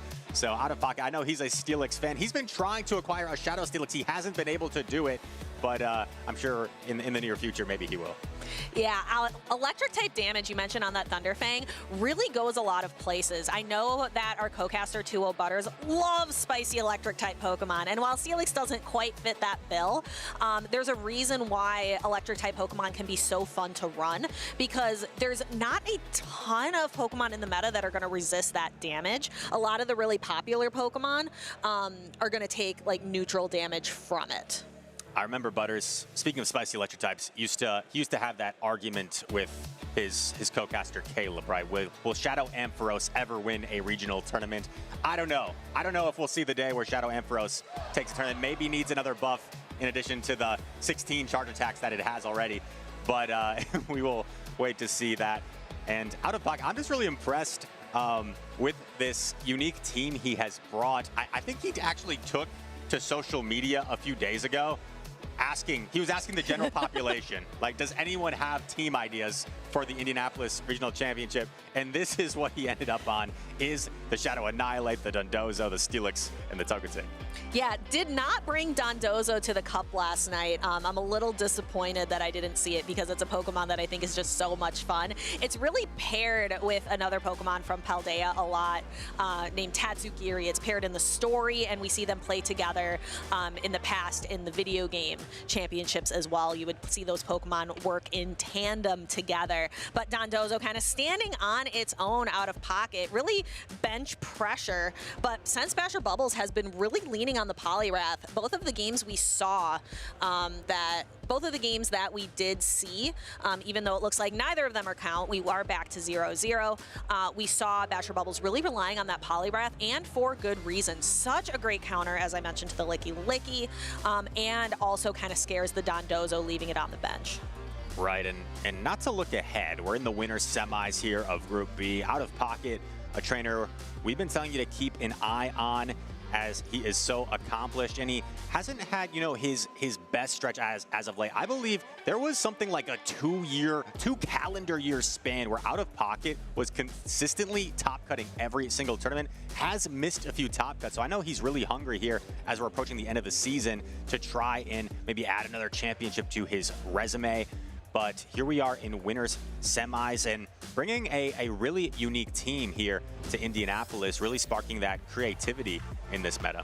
And we absolutely love to see that creativity. What do you think that says about trainers? Like, what do you think that says about the meta that we're currently in, that some trainers are really having a challenge finding their footing in it? Well, we have sort of an established meta with some of the picks we talked about, right? Like the Licky, the Togekiss, the Fortress. However, it seems like this time of the meta has almost been geared towards more unique Pokemon, more unique picks. We saw Arroh taking Los Angeles with the Dartrix, with the Shadow Cancer Ninetales, the Aegislash. We saw Tonton Batus with the Shadow Hydreigon, as well as the Aegislash. So it seems like this point in the meta has been awarding people that are going to go outside the box, find those unique core breakers to give themselves an advantage in this meta. Do you have a favorite core breaker? Because I really love Dartrix the Owl. I think it is a fantastic and fun pick from Arroh. And everyone was happy to see Arroh win, right? 40 tournaments we determined, and we finally won a regional on tournament number 41. We were so happy to see it with Arroh, with Dartrix the Owl. I will say though, I'm not a fan of Aegislash.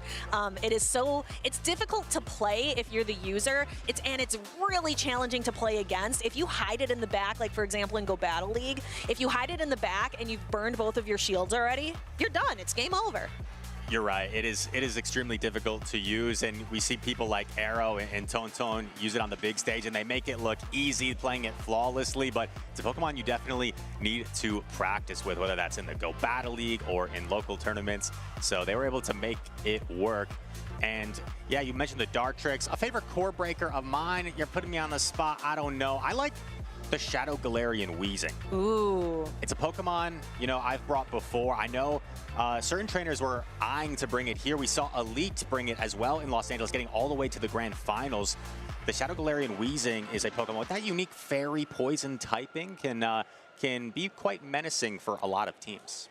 Yeah, you mentioned, trying some things out at local tournaments and like getting to know some different trainers. I know that there's a location coming up here where I'm really excited, not just in Indianapolis, but I'm so excited to interact with a lot of different trainers out in Chicago for GoFest next weekend. We know that there's a GoFest happening right now in Tokyo, but here in North America, our GoFest is coming up next weekend, and we get a special broadcast during Chicago. That's going to be Sunday, June 7th, 9:45 a.m. Central Time. So be sure, if you are not following twitch.tv/Pokemon Go, what are you doing? Go follow that right now so you can get notified when this broadcast goes live. I cannot wait for that broadcast. I will be there.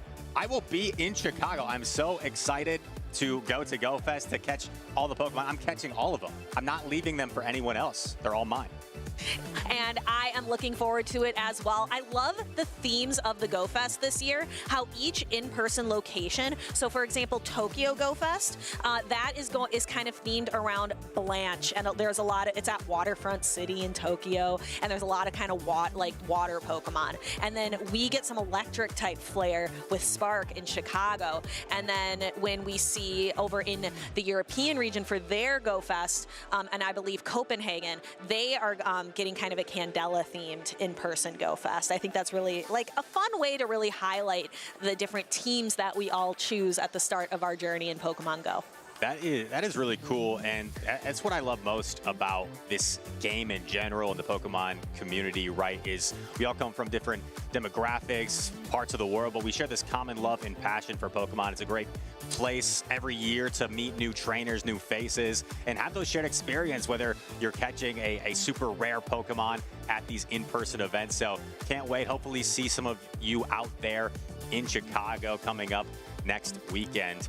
But yes, it's such an exciting time of the year, right? Between GoFest, between, you know, NAIC coming up, and we talk about getting practice in with these Pokemon, right? If you want to find a Pokemon event near you, get in some local action, you can use that code on your screen to scan, find events, meet the community, have some fun, maybe make some friends along the way. And you used this website just this weekend to find that cup local here in Indianapolis that a lot of trainers like might not have known about. So because we know that there's always going to be like the challenge and the cup at the venue, but there are local game shops out here in Indianapolis that will host events as well. So be sure that you're checking out there in the cities that you are from, what local events you could go to. You don't necessarily have to be a world traveler like dabillybravbird or nitetimeclashet to experience these fun events. You might find some in your own local community. Absolutely, might find some in your own backyard. We had some fun at the Cup yesterday where there was a bunch of top trainers looking to get some last second practice, you know, before the regional this weekend. So I know we have a lot of great trainers in the Dallas area where it's always great practice coming up for big events. So it's a great opportunity to improve as well as make friends at these local tournaments. Let's be real. Nighttime was there to get some cards. That's why he was there. I don't think he was there for the practice. I think he was there for the cards. Calling you out, Eric. Yeah. Nitetimeclashet, so talented. I wouldn't be surprised if we see him on stream eventually, as these two trainers here are looking to get sorted out as we just take care of some things. But Out of Pocket, we talked a lot about Out of Pocket's team. I mean, if we take a look at basherbubbles' team, I almost startled you because I was so surprised at the Ice Punch on the Poliwrath as opposed to the Icy Wind. And Basher may prove me wrong. I just think it's tough to forego a move like an attack like Icy Wind where you get that 100% debuff chance onto your opposition. So interesting that he elected to go for Ice Punch, but it is slightly cheaper, so you do get there slightly faster than the Icy Wind. And sometimes that can make all the difference. We saw Out of Pocket just consistently going for that body slam because we are looking for some of that quick pacing. Another Pokemon that we haven't talked about at all on basherbubbles' team is Furret, with Sucker Punch, Trailblaze, and Swift. Yeah, Furret has been a meta staple for a while, and you know, we were talking about the meta, people that make the meta. I feel like Nitetimeclashet has been accustomed to really defining the meta, and we're actually going to send it to an interview with Butters and Nitetimeclashet. Thank you so much, Rise. We're on the floor with Nitetimeclashet. Rise just actually said that you're responsible for setting the meta oftentimes. Is that true? Maybe. Sometimes I like to use some more off Pokemon. If I'm playing on stream today, you'll see I'm running some interesting Pokemon today. I really like to, I'm trying to pick more things that are a little bit off. Because this season, I feel like I brought a lot of meta teams, and I don't know if that is necessarily always panned out, because sometimes the meta Pokemon are very hard to actually win tournaments with. We've seen recently, like, all the people winning the tournaments have, like, something crazy. So this time I was like, we need to go a little bit off the script if I want to win a tournament. Interesting. So actually, you think that it's the defining factor that really helps the trainers win when they have that off-meta pick that like will maybe surprise someone. Can you talk a little bit more about that? Sometimes the issue we see in these grand finals, like we saw Arroh in Los Angeles, he had the Dartrix, the Aegislash, a lot of those spicy Pokemon, and people like K-Pine or Elite couldn't necessarily deal with those in those winners in grand finals because they didn't have all the responses to those spicy Pokemon. Arrow's team was designed to beat the more meta teams, similar to Tauntaun, Matus, and Prague. They were designed to beat the top meta teams. So if you can get to those grand finals with the meta team, it makes it very difficult to actually win in those best of 5 situations. So you can't sneak one you would in a best of 3. Fascinating. All right. Talked a little bit about the meta. I want to talk about your journey a little bit. You obviously started not at the beginning of Championship Series, but you started a little later. Then you were, in my mind, you were Mr. Top Cut. You were so consistent. You had this stretch where you were getting Top Cut over and over again, and then you finally went over. Europe and got a regional champion. You're also an international champion season. Can you just talk to me a little bit about how your journey has been so far in Pokemon Go Championship Series? It's really just like constantly looking forward to the next tournament. I think my focus has like really shifted in recent months from like regionals to really just looking towards the international and the world championships. I think those are tournaments that you really have the most to play for, and really NAIC right now on the horizon. That's kind of a little bit stressful, but also really exciting. Internationals are probably my favorite type of tournament. I think in terms of top cuts, I'm like, I've made top 16 like 6 times out of 8. At the internationals. So I definitely enjoy the pressure of playing on those big stages. So always gives me something to look forward to, because it feels like 3 a season, but you're always looking forward to another one that's maybe just 2 or 3 weeks away. Awesome, and obviously we have literally 2 weeks away the North American International Championships. You are an international champion this season. To double up would be insane, but I want to talk about the even bigger event. We're about to have a huge World Championships. It's going to be the 30th anniversary of Pokemon, the 10th anniversary of Pokemon Go. We're going to be playing in an NBA arena at Chase Center. What would it mean to you to be able to possibly be a world champion? You know, they always say after you won the regional, the international as well, you're kind of just looking forward to the world. So it's a bit cliche, but really I would just be looking for a good tournament. To me, maybe like a top 16 this year at the World Championships.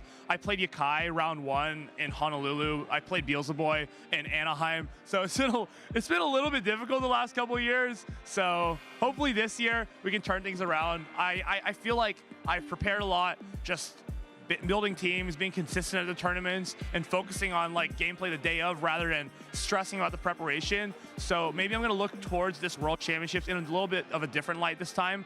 Maybe less actually playing the game and more like thinking about those teams, thinking about what it is like actually play the day of, and focusing like on being in the moment rather than stressing before.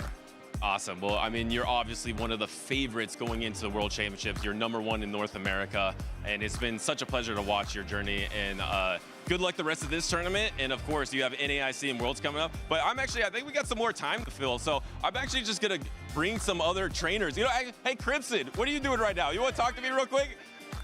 Hey, I'm gonna talk to Kristine K real quick. Thank you so much, Nighttime Clashet. Yeah, no, we're not. No, of course not. Well, you didn't hear that. I'm actually talking. You were here at the first Indianapolis regional. First off, how are you doing today? I'm doing pretty good. I made it to semifinals and I got knocked down to the loser's side. So I'm in loser's round 6, but I'm still going for the day 2s. Oh, I love to hear that. So you've already competed a lot today. You're doing well so far. You're on that loser side of the bracket. I was gonna mention that in the first ever Indianapolis regional, where we kicked off all of Pokemon Go Championship Series in North America, you got a medal. You got 4th place. I did. Thanks to you. Well, wait, say that again. Thanks to 2-0. He made a tweet about Shadow Swampert before Indy. I practiced with it. It was my favorite. I hated Shadow Swampert, and it did so good for me. He didn't tweet any Pokemon for today, but I'm still doing pretty good. Yeah, you're already in the loser semis now. So you're just what, 2 victories away from making it to day #2 and on track to maybe that 4th place medal once again. You know what's funny? Actually, Swampert is back. It's actually back to the same exact level that it was before. Has the mud shot advantage, has the earthquake advantage. Did you ever consider the Swampert today? No. Fair enough. What did you bring on your team of 6 today? Oh, I got my team sheet right here. Oh, let's see it. I got, I brought an Altaria, Empoleon, Azu, Grumpig, Stunfisk, and Licky Licky. Okay. I didn't really care for Licky Licky, but it's become one of my favorites in the meta, so, and it's obviously a pretty good Pokemon in the meta, so it's something I needed to get a handle on. But I came into today underprepared. I didn't really practice much, but I'm happy to make at least past round 1. So. Are you going to compete at NAIC by chance? Yes, I will be there.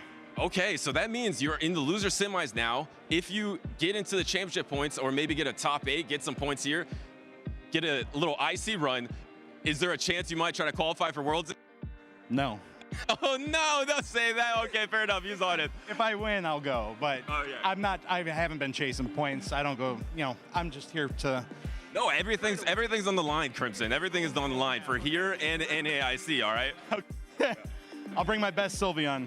All right, well, Crimson, thank you so much. Thank you. Appreciate you. I just called him out of the audience. I think I got Lyle Jeff here too. Lyle, can you come? He's battling right now, actually. Elam's a little sad, so I don't know if you'll come up. Elam's already been eliminated. Elam, obviously a regional champion this year. We do got Lyle, another trainer with everything on the line. Can you come over here, Lyle? Have you started battling yet here today? I've not started battling yet today. I will be battling around 1 p.m. Eastern time here, which is in an hour and a half or so. So, yep. Okay, I just want to real quick before we get back to the battles. Allah's on the line, this trainer. I did an interview with him yesterday, but can you please at in terms of standings in championship points and what's on the line for you here in Indianapolis and NAIC in terms of worlds? Sure, yeah, I'm just on the bubble, as they say, on the outside looking in currently, trying my best here at the Indianapolis Regional Championship to get some points and see if I can help push that, into a Worlds qualification, so, yeah. Well, you're one of the best trainers in North America. You were the last standing trainer in North America last season, multiple-time regional champion. We're rooting for you, Lyle. Thanks for interrupting your battle real quick to come with us. I think we actually are ready to get back to stage. So thanks so much, everyone. Let's get back to casters. Thanks, Lyle. Thank you so much, Steven, for all of those fantastic interviews, chatting with Nighttime Clasher, and then calling out other trainers out of the crowd, Crimson K19, and then Lyle there at the end. That was so much fun. But Rise, I am ready to get back to the battles. Me as well. I could listen to Butters interview folks all day. I don't know if you caught one thing with the Nighttime Clasher interview. He said he played Beelzebub at Worlds last year, round 1, then Yakai the year before. So whoever faces Nighttime Clasher round 1 at Worlds is going to be your world champion. You heard it here first, but Nighttime Clasher could win as well.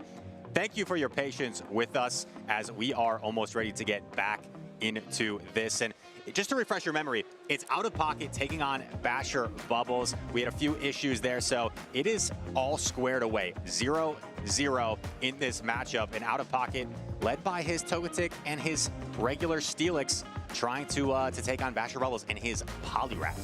And we have seen Out of Pocket really struggle to have that breakout performance here in 2026. He's really relied on meta picks throughout the last several games or throughout the last several tournaments that he's competed in. Now we're seeing him break out of the box. He's got Dondozo, he's got Togetic, he's got Steelix, and let's see what he's got. And we've got the fish. I am here for it. I am hyped. Dondozo versus Shadow Quagsire. Look at it. It is beautiful. Here we go, and this Shadow Quagsire is opting on the Stone Edge, making it a little bit more bait dependent and not as consistent against the Pokemon like Dondozo, and Out of Pocket correctly shields the Stone Edge. Now he's going to threaten with the Surf. It's caught onto a Togekiss, but honestly, this is still going to do a sizable amount of damage to Togekiss. Yeah, it's not like you would have wanted to throw an Outrage into Togekiss anyway. The Surf is what you want to do, and then look at how much damage these Thunder Fangs are doing. But Togekiss has that super effective Aura Sphere. It got it in a recent update to the Go Battle League, and it has been standard ever since, taking the Steelix down under half health as Steelix farms up. Togekiss not able to get to another attack. Steelix exits with a ton of energy. And Out of Pocket, understanding that there is a Quagsire waiting to greet his Steelix, is very willing to just let the Aura Sphere go. You see Steelix can tank it quite comfortably and actually gets a shield in return from that crunch. We see Basherbubbles over-farming some energy and firing off the Aqua Tail here against the Steelix. So the Steelix is going down, but that means Dondozo is coming back. Basherbubbles has a good answer to it in the Poliwrath, but choosing to leave the Quagsire on the field for now. That is the second Protect Shield for Basherbubbles. No Protect Shields remaining, and that could spell devastation for this Poliwrath because there are no Protect Shields standing in the way of a potential Dazzling Gleam. We also talked about the Ice Punch variant. No debuff coming from these Ice Punches to protect the Poliwrath a little bit more. I have a feeling this is going to do a lot of damage. Out of Pocket actually over-farming a little bit more. Yeah, is gonna have to tank a second Ice Punch, but because Togetic is so bulky, it can hang on with a significant amount of health left because these fast attacks doing absolutely nothing. Out of Pocket free to overfarm, launch a Dazzling Gleam, and boom! boom, the Poliwrath goes down. A little razzle-dazzle from the Togetic, resisting these mud shots from both of these water-type Pokemon. Gets the Chart Attack priority, so Out of Pocket will Protect Shield here to get off his Dazzling Gleam. And with a very healthy Dondozo still in the back, Togetic says, you can relax there on the bench. I've got this. I'm going to clean up and knock out the Quagsire. And that is game number 1 for Out of Pocket. We've seen the Togetic in every single game that Out of Pocket has played today on stream. So the first game, he really saved it for the back. Second game, he sacked it. Now this first official game, because both of our previous games, are no longer counting due to the internet issues, but it does reveal a little bit about the gameplay and some of the game choices of Out of Pocket, and really leaning on that Togetic. But I loved the Dondozo gameplay. I was so excited to see it hit the field. You highlighted before the match started with Out of Pocket, you know, hasn't had the best season. He had that runner-up finish earlier this year in Seattle where he lost to Stone Collection, but since then has had a bit of a rough patch, at least by his ever so high standards. So Out of Pocket is really trying to look to get back to form in this meta. I think for a lot of trainers has been tough to get a grasp on, and he is going outside of the box, hoping that this sort of team could lead to his resurgence in another day 2. But first, he's got to get through basherbubbles, and we have a lock in game number 2. The Togetic comes back against the Tinkaton.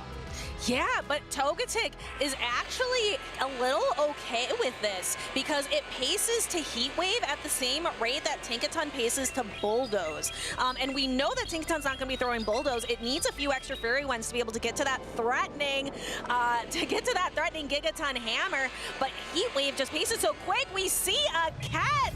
Out of Pocket, out of nowhere, brings the Dondozo in to absorb Gigaton Hammer. Does hardly anything to Dondozo. What a massive catch for Out of Pocket, and there is not a hard punish to this Dondozo on the side of basherbubbles. We see the Togekiss respond, but Dondozo's so bulky, we'll be able to withstand a charge attack potentially. Already gets a Protect Shield, and now we see the overfarm from the Togekiss going for the Aura Sphere. I don't know if this is enough to knock out DeFi, and Out of Pocket has a Surf as well, but he's going to shield just to make sure he can potentially get off this Surf. And that's the thing, Out of Pocket, he's gonna know his damage calculations for the Dondozo. I don't know if basherbubbles is necessarily gonna have that on lock because it's such a surprise pick.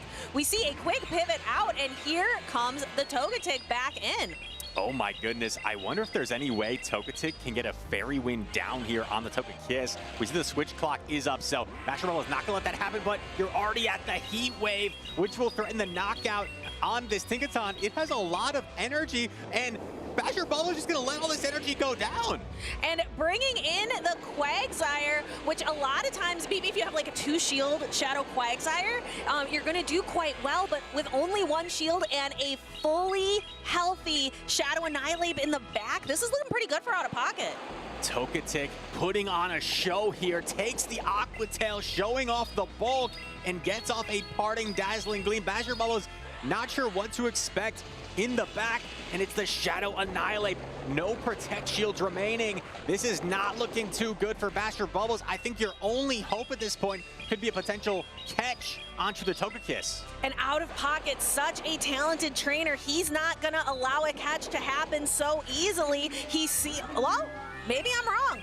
And, you know, I'm not sure this was even a catch, actually. I think Out of Pocket just feels like he needs to get rid of this Togekiss. So we'll see how this plays out. In comes the Quagsire, doubling up on attacks, but it is so low, and we still have a Protect Shield. So Out of Pocket utilizes the Protect Shield just to get 1 more counter worth of damage. Gonna force the energy off here, and actually has the Rage Fist. So that is going to seal the deal here for Out of Pocket. We heard it from Nighttime-clasher himself. This meta in this stage rewards trainers who think outside of the box, who pick those spicier picks, and we see it today. We see the Dondozo, we see the Togekick, and absolutely incredible plays from out of pocket. You see him stretching, he is proud, he is smiling, he is happy to be advancing here in Group B. Nice resilience there, right, from out of pocket after having to wait for a little while to replay that match. Didn't let it phase him, stayed composed. And what stood out to me is it seemed like every single battle, he was completely mixing up his lines, bringing the Dondozo, then bringing the Annihilate for the first time, really keeping his opponent on his toes and making it difficult to read what he may be bringing each game. Yeah, but one Pokemon that was just consistent every single time, that Togetic. I wish I would have switched up my caster picks, taking Togekiss off, bringing Togetic on, because that has been so much fun to watch. That is a dangerous Pokemon with that Heat Wave coverage attack. Perhaps the most critical moment of the game, catching that Gigaton Hammer, and like you pointed out, having that Heat Wave coverage on the Togetic makes it you'd almost rather be the Togetic in that situation than the Tinkaton, just because you outpace it, and Tinkaton has to expend so much energy to threaten the Togetic. So out of pocket, really putting on a showcase here with this Pokemon that maybe we didn't have on our radars before yesterday, but Togetic may be here as a threat to contend in Indianapolis. And could you imagine, that is such a disastrous bait call if you get it wrong, because Tinkaton could easily turn the tables if you bait a Bulldoze, but if that goes unshielded, that would be devastating for that trainer. Right, you no-shield a Bulldoze in that situation. That does such little damage. It's almost like wasting 45 energy for no reason. So it's a very risky predicament to be in if you are the Tinkaton against the Togetic. So you have to really be careful with those bait decisions when you are the Tinkaton in that situation. But out of pocket is a trainer who has all of the experience. He is able to make a lot of those key decisions because he's seen it all before. One of our more experienced trainers in the circuit has been doing this since we had the junior or the seniors side of the tournaments way back in 2022. Right, out of pocket, still one of the younger trainers on the scene, but he's been doing it so long. He's also one of the most experienced. He's like the definition of, you know, an entry-level job where you need 10 years of experience on the resume. That's out of pocket, and he is looking to continue his success, and you know, has already had a runner-up finish this season, right, in Seattle, but I know he is always looking for that title, so he is now one win away from day number 2. We'll see how out of pocket progresses in this tournament. Yeah, and we're not going anywhere with this tournament. It's not all about out of pocket. We have so many trainers that we are going to be looking forward to. Now, I think, Chris, we've been on the desk for quite a while. We've done 3 battles. I think it's time to let Tuo Butters and Alpha Phoebe take the desk. But don't go anywhere, because we have... Yeah, I think we actually have an interview with Out of Pocket and Nick before we get moving. So let's hear some more thoughts from Out of Pocket. All right, thanks, Raj. I am joined on the floor by Pocket, who had his first win since Seattle. I know we were just talking about that. How has it his first win on stream since Seattle? Myself, how are you feeling about that win? Honestly, like, I know that it was against someone that it's like someone that I kind of known for a while. We played in a lot of grassroots formats, a lot of team formats, all that stuff. And I was just excited to get on stream. This is the first team that's really spoken to me since Seattle. So it was like, I really like the team. I'm really excited to play, and just that was always in the back of my mind. I was trying to like not think about it when I was on stream, but I was really nervous when it first started. I was kind of not really thinking through my lines a little bit, but honestly, that whole like shenanigans up there really helped me center myself and calm down. And I was just like, let's just get to work. Let's think about this matchup step by step. What can I do to get an edge? And you had a lot of unique picks on the team. Dondozo, I know a lot of people were trying to figure out where to get them at the last minute. You said you've had yours for a while. You have a lot of practice with it. Have you brought it to some practice tournaments? Yes, I originally ran it as like a secondary bulky sponge when I was trying out Aegislash.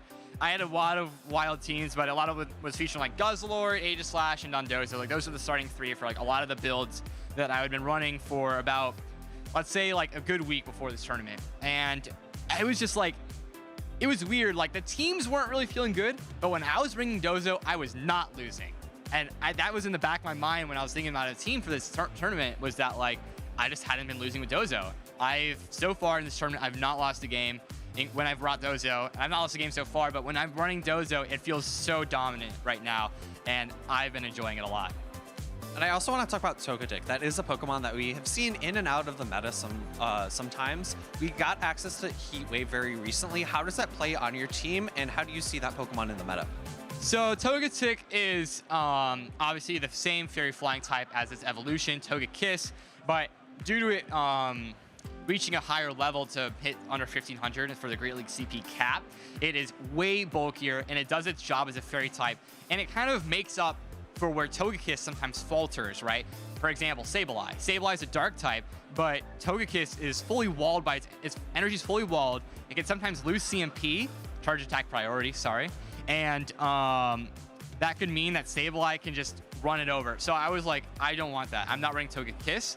Let's look at Togetic, because with the Fairy Wind and Dazzle Gleam coverage, or not coverage, but that just Fairy stab damage allows it to really do its job as a Fairy type, and Heat Wave gives us the extra flexibility against the other steals. As you guys saw in the second game against basherbubbles with the Tinkaton lead, it basically 2-hit KO'd.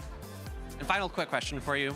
We see you at a lot of these events. You're number 3 on the leaderboard. You have 200 points over Junebug, who's number 4.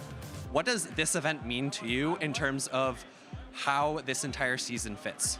So right now, I would say the only thing that a lot of the top players right now are playing for is the LAIC Travel Award. I would say there's like 5 to 6, maybe 7, depending on NAIC results, players that can get in the top 4 spots for the LAIC Travel Award. I would say nitetimeclashet is a full lock at 1. Everyone else is a little bit at jeopardy. I'm like a solid like 2 or 3 on the top 4 list of people right now. So I really want to improve on my results this quarter to try and get that Travel Award. All right, well, thank you so much for your insight. We're going to have a very short break, but we'll be back soon with some more Pokemon action here in Indianapolis. Hey trainers, Inadequance here. Have you ever heard your friends or the commentators say they trained their Pokemon well, or that must be a very good ranked Pokemon, and you have no idea what that means? Then listen up, I'm going to explain this all for you. It all starts with understanding how the CP of Pokemon works. CP stands for combat power, and this is unique for every Pokemon. To simplify things, let's compare 2 Pokemon in the Master League. In this league, trainers usually battle with fully powered up Pokemon. For example, Mewtwo can reach around 4700 CP, while Lugia tops out at about 4100 CP. Does that mean Lugia is much weaker? Not exactly. Offensively, yes, but defensively, Lugia is an absolute powerhouse. It can hold its own against, and sometimes even defeat Mewtwo. The reason Mewtwo has a much higher CP is because of its stronger attack stat. This shows that Pokemon with higher offensive stats tend to reach higher CP values than those that are more defensively oriented. Attack has a much greater influence on CP than defense or HP. The same principle applies in the Great and Ultra Leagues, where CP caps limit which Pokemon you can use. The key to maximizing a Pokemon's potential in these leagues is getting as many power-ups as possible without exceeding the CP limit. Because defensive Pokemon gain CP more slowly than offensive ones, they can often be powered up more times. For example, in the Great League, you can typically power up Umbreon more times than Flareon before hitting the 1500 CP cap. Now that you understand the value of defensive Pokemon, let's look at what kind of appraisal you're aiming for. The idea is similar. A Pokemon with higher defense and HP and lower attack can usually fit in more power-ups before reaching the CP limit. By combining the maximum number of power-ups with a CP as close as possible to the league cap, you get the bulkiest stats of that Pokemon. This is what trainers often refer to as a well-ranked Pokemon. One important side note, when a Pokemon is very common in the meta, some trainers intentionally choose one with slightly higher attack. This is to win the charge stack priority ties, situations where both players use a charge stack on the same turn. In these cases, the Pokemon with a higher attack stat goes first. That small advantage can often decide the outcome of a battle, especially in mirror matches. I hope this helps you sort out which Pokemon you want to bring to the competition. Get involved and let us know what you caught for a battle, or even better, come show them off in the championships here. Visit pokemon.com/compete for more information. We can't wait to see what you got. Hello trainers, we're here at the Indianapolis Regional and it is Go Fest season. If you don't know, Go Fest is the biggest event of the year in Pokemon Go. We just had a Go Fest in Japan and next weekend coming up, we are gonna have the Chicago Go Fest. So I have some trainers here that are actually gonna be attending Chicago Go Fest. So I'm gonna talk to them about the event and what to expect. So I'm gonna start off here with Noel. Why is Go Fest important to you and how do you think it could be helpful for other players, even if they're not gonna be at Chicago Go Fest? Remember, Global Go Fest is coming up as well. It's such a wonderful way to build community. I've met so many fun people throughout these events, and just being able to go out and see a lot more players from all different places is just incredible. Awesome. All right, and Joeddy, what about you?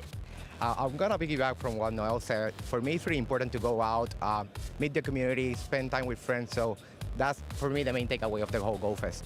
All right, and you know Big Tom, I know you got some tips for us. What about you? Why is Go Fest important? Yeah, so it's great that we're able to go back since 2019, so that's going to be a great feeling to be able to go back and hit the parks.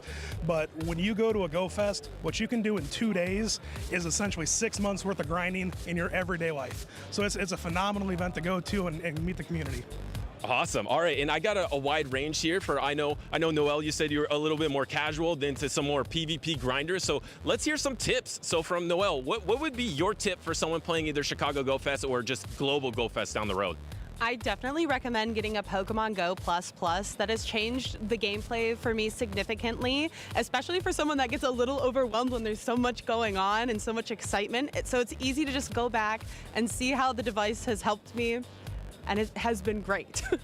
That's such a great tip. It's so fun too. Like if you've been walking around, like how good does it feel if you walk around for a long time just to look at your collection with the Go Plus Plus? Honestly, you almost get a second wave of excitement because sometimes you like catch shinies that you didn't even know you had. So it's like a little like gift for later for yourself. I love that. All right, how about you? The shiny and the 4-star is pretty good. For me, I would say is try to prepare in advance, clean up your storage, clean up your item and Pokemon storage, and also if you are a PvP grinder like me, you might need to know what you're looking for. And I believe Corsola will be spawning on Chicago Go Fest, so if you need a good IV one, make your research, do your research, and then go out and grind it. Yeah, it's a great opportunity to try to target those Pokemon that you really want to get. All right, Big Tom, what do you got? All right, so hit up your campfire, look at your local community, go meet people. That's if you're looking for PvP IVs, trading with people is the most important thing. If you're looking for those Corsolas, Dondozos, Honedges, those are the mons that you want to be looking for in trade. So go out there and meet people. All right, well, talking to these three, I know that they are stoked for Go Fest. It's actually next weekend, and we have a really cool special event. We're actually gonna have a broadcast there in Chicago. So I believe it's gonna be on June 7th from 10 a.m. to 4 local time, that is. And also, really important for all of you watching out there, there's gonna be some special drops as well. Get a star piece, get a lucky egg, get all the balls, all the Pokeballs, the great balls, the red balls, the ultra balls, everything. Got some rare candy XL, which is hard to get as well. So make sure to take advantage of those drops. Make sure to check out the broadcast as well. It's gonna be an awesome time because even if you're not going to Go Fest, I know you might wanna see what's coming up for Global Go Fest and see what all the trainers are doing at Go Fest. So thanks again so much to you all, and let's get back to the Pokemon action.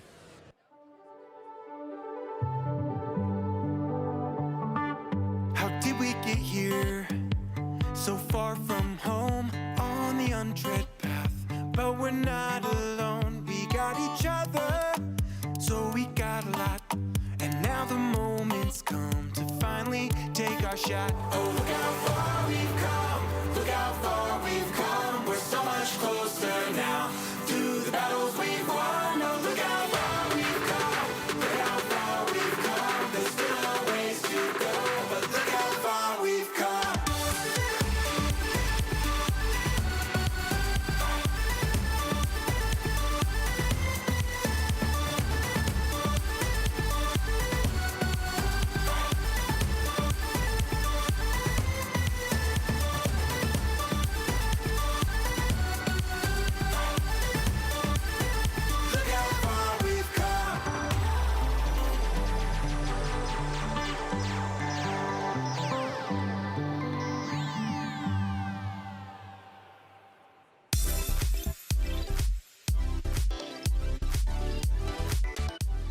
Welcome back, Pokemon trainers, to the racing capital of the world, Indianapolis, Indiana. I am AlphaPhoebe, joined at the desk by 2O Butters, and we are here to kick off the second section of today here at the final stop in North America for the regional section. And we kicked off with a Dondozo from Out of Pocket. I love to see that. I think Nitetimenclashet, who we have up next on stage, was trying to get that Dondozo as well, but a coveted Pokemon right now. If you have any friends that have a Dondozo, especially the special research one that's level 15, try to mirror trade that with your friend to get one with PvP stats, because this Pokemon can be really strong. But another Pokemon that was strong for Pocket that's on Nighttime-Clasher's team is the Togetic. So we're going to see more Togetic in the next matchup as well. You know, maybe a good point to bring out, you know, we have next week, we have Chicago Go Fest. Yes. Maybe that's a great place for you to go and maybe try to find some trainers that have that level 15 Dondozo. That's a great point, because it is coveted here at a regional championship because everyone wants the Dondozo to compete with it. But if you go to Go Fest, you might be able to trade it for some other trainers that maybe like raiding or shiny hunting more, so there's more balance there at the Go Fest as well. Get those Dondozos, but we're going to get into these battles. Of course, we spent a lot of time talking about Nighttime-Clashers just a moment ago. Something that really stood out to me is that he thinks that right now at this point in Pokemon Go Championship Series, you need to go against the grain to win it all. He is saying that just running the pure meta team might not be enough. He sees a common factor, and a common factor is bringing that spice pick. So which one will it be? The Shadow Sableye, Shadow Celio, or Togetic? And to call out, this Shadow Sableye is going to be running that Drain Punch, so if it does get locked into that Licky, it has a bit more play. Starting off, though, it is going to be Shadow Fortress against Empoleon, and it is the Bug Bite Shadow Fortress, so this matchup is not quite as positive as it could be.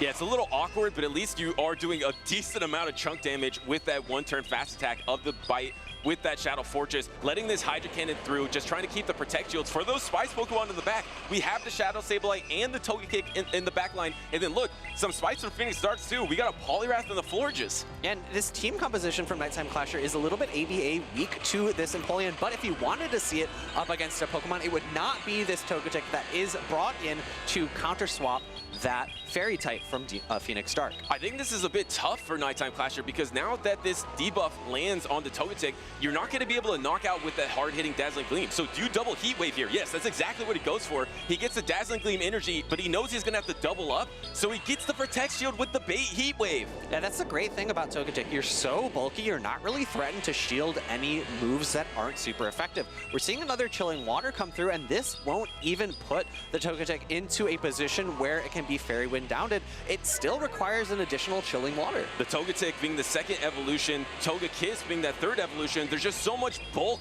more bulk with that second evolution Pokemon, and now going for that Dazzling Gleam. This can't be enough because his double debuff, it only does about half of the remaining health of the Florges. Florges is that Chilling Water, maybe could have got another Fairy Wind because you win Charge Attack for you, but it doesn't matter. Just get this Togetic out of the battle. Yeah, the energy that Phoenix Dark has at this point in time is going to be very crucial to bring into this next matchup. He's not going to be able to do all that much damage with the charge attacks here because both Chilling Water and Trailblaze are not going to be super effective into the Shadow Sableye. However, the fast attack damage is starting to add up a little bit. And the Shadow Sableye is going to have to do a lot. Counter swap into this Poliwrath. The problem is you have your Dark type attack Foul Plays resisted. You have to rely on Drain Punch. Drain Punch does raise the defense of your Pokemon by one stage, but as you see, it's not a strong attack, Phoebe.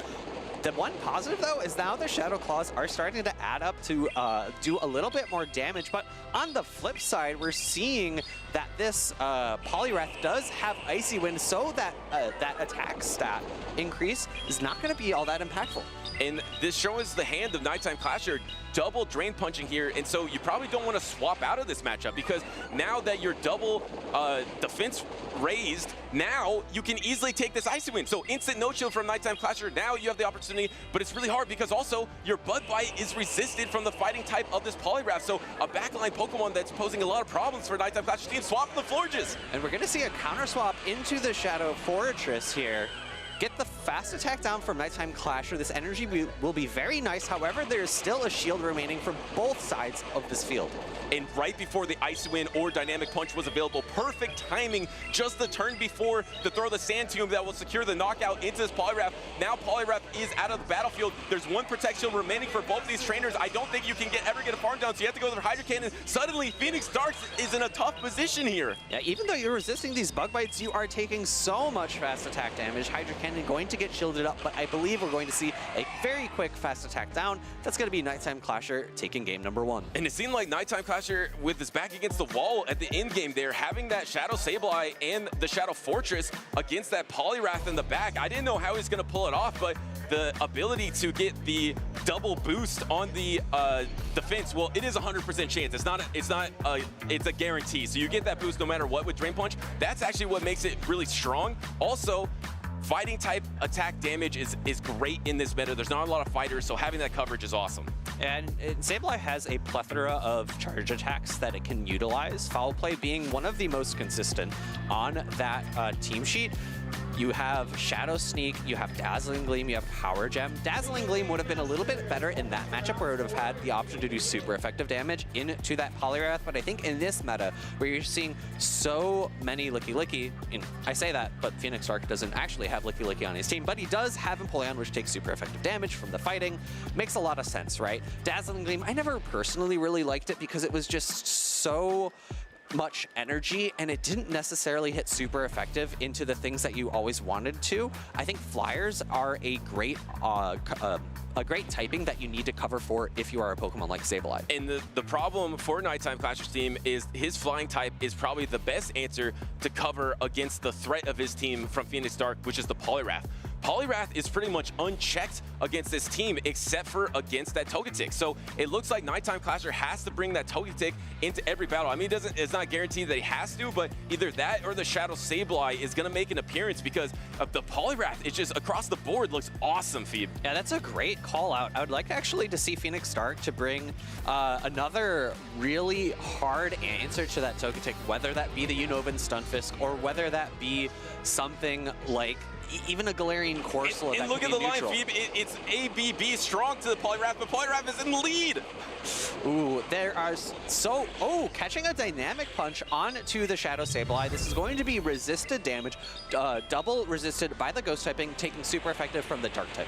Yeah, so it's single resisted there. It still did a decent amount of damage, and you bait out this Florges, and you're going to actually throw the Foul Play because both of these charge attacks are resisted into the Fairy typing of the Florges. So Foul Play is a much stronger attack. It's going to be not very effective, but you're not going to be able to full farm down. You're going to have to actually throw energy before the next Foul Play is available. And additionally, the Drain Punch, I think, is even worse, right? You're boosting up your defense. You're giving the Florges even more farm overall. So I do really like that choice from Nighttime Clasher. And this is tough, though, for Nighttime Clasher because you also can't have a comfortable time farming down because of the resisted bug bite damage. And now, also, since your attack has dropped by one stage, it's going to be really tough. So you have to commit to energy, probably commit to the Sand attack before the next Chilling Water is available. I'd be really shocked. Yep, he actually does throw it. Perfect timing once again. So that means we got the backline of the Togetic, which will actually be much better against the Corsola than its third evolution counterpart, the Togekiss.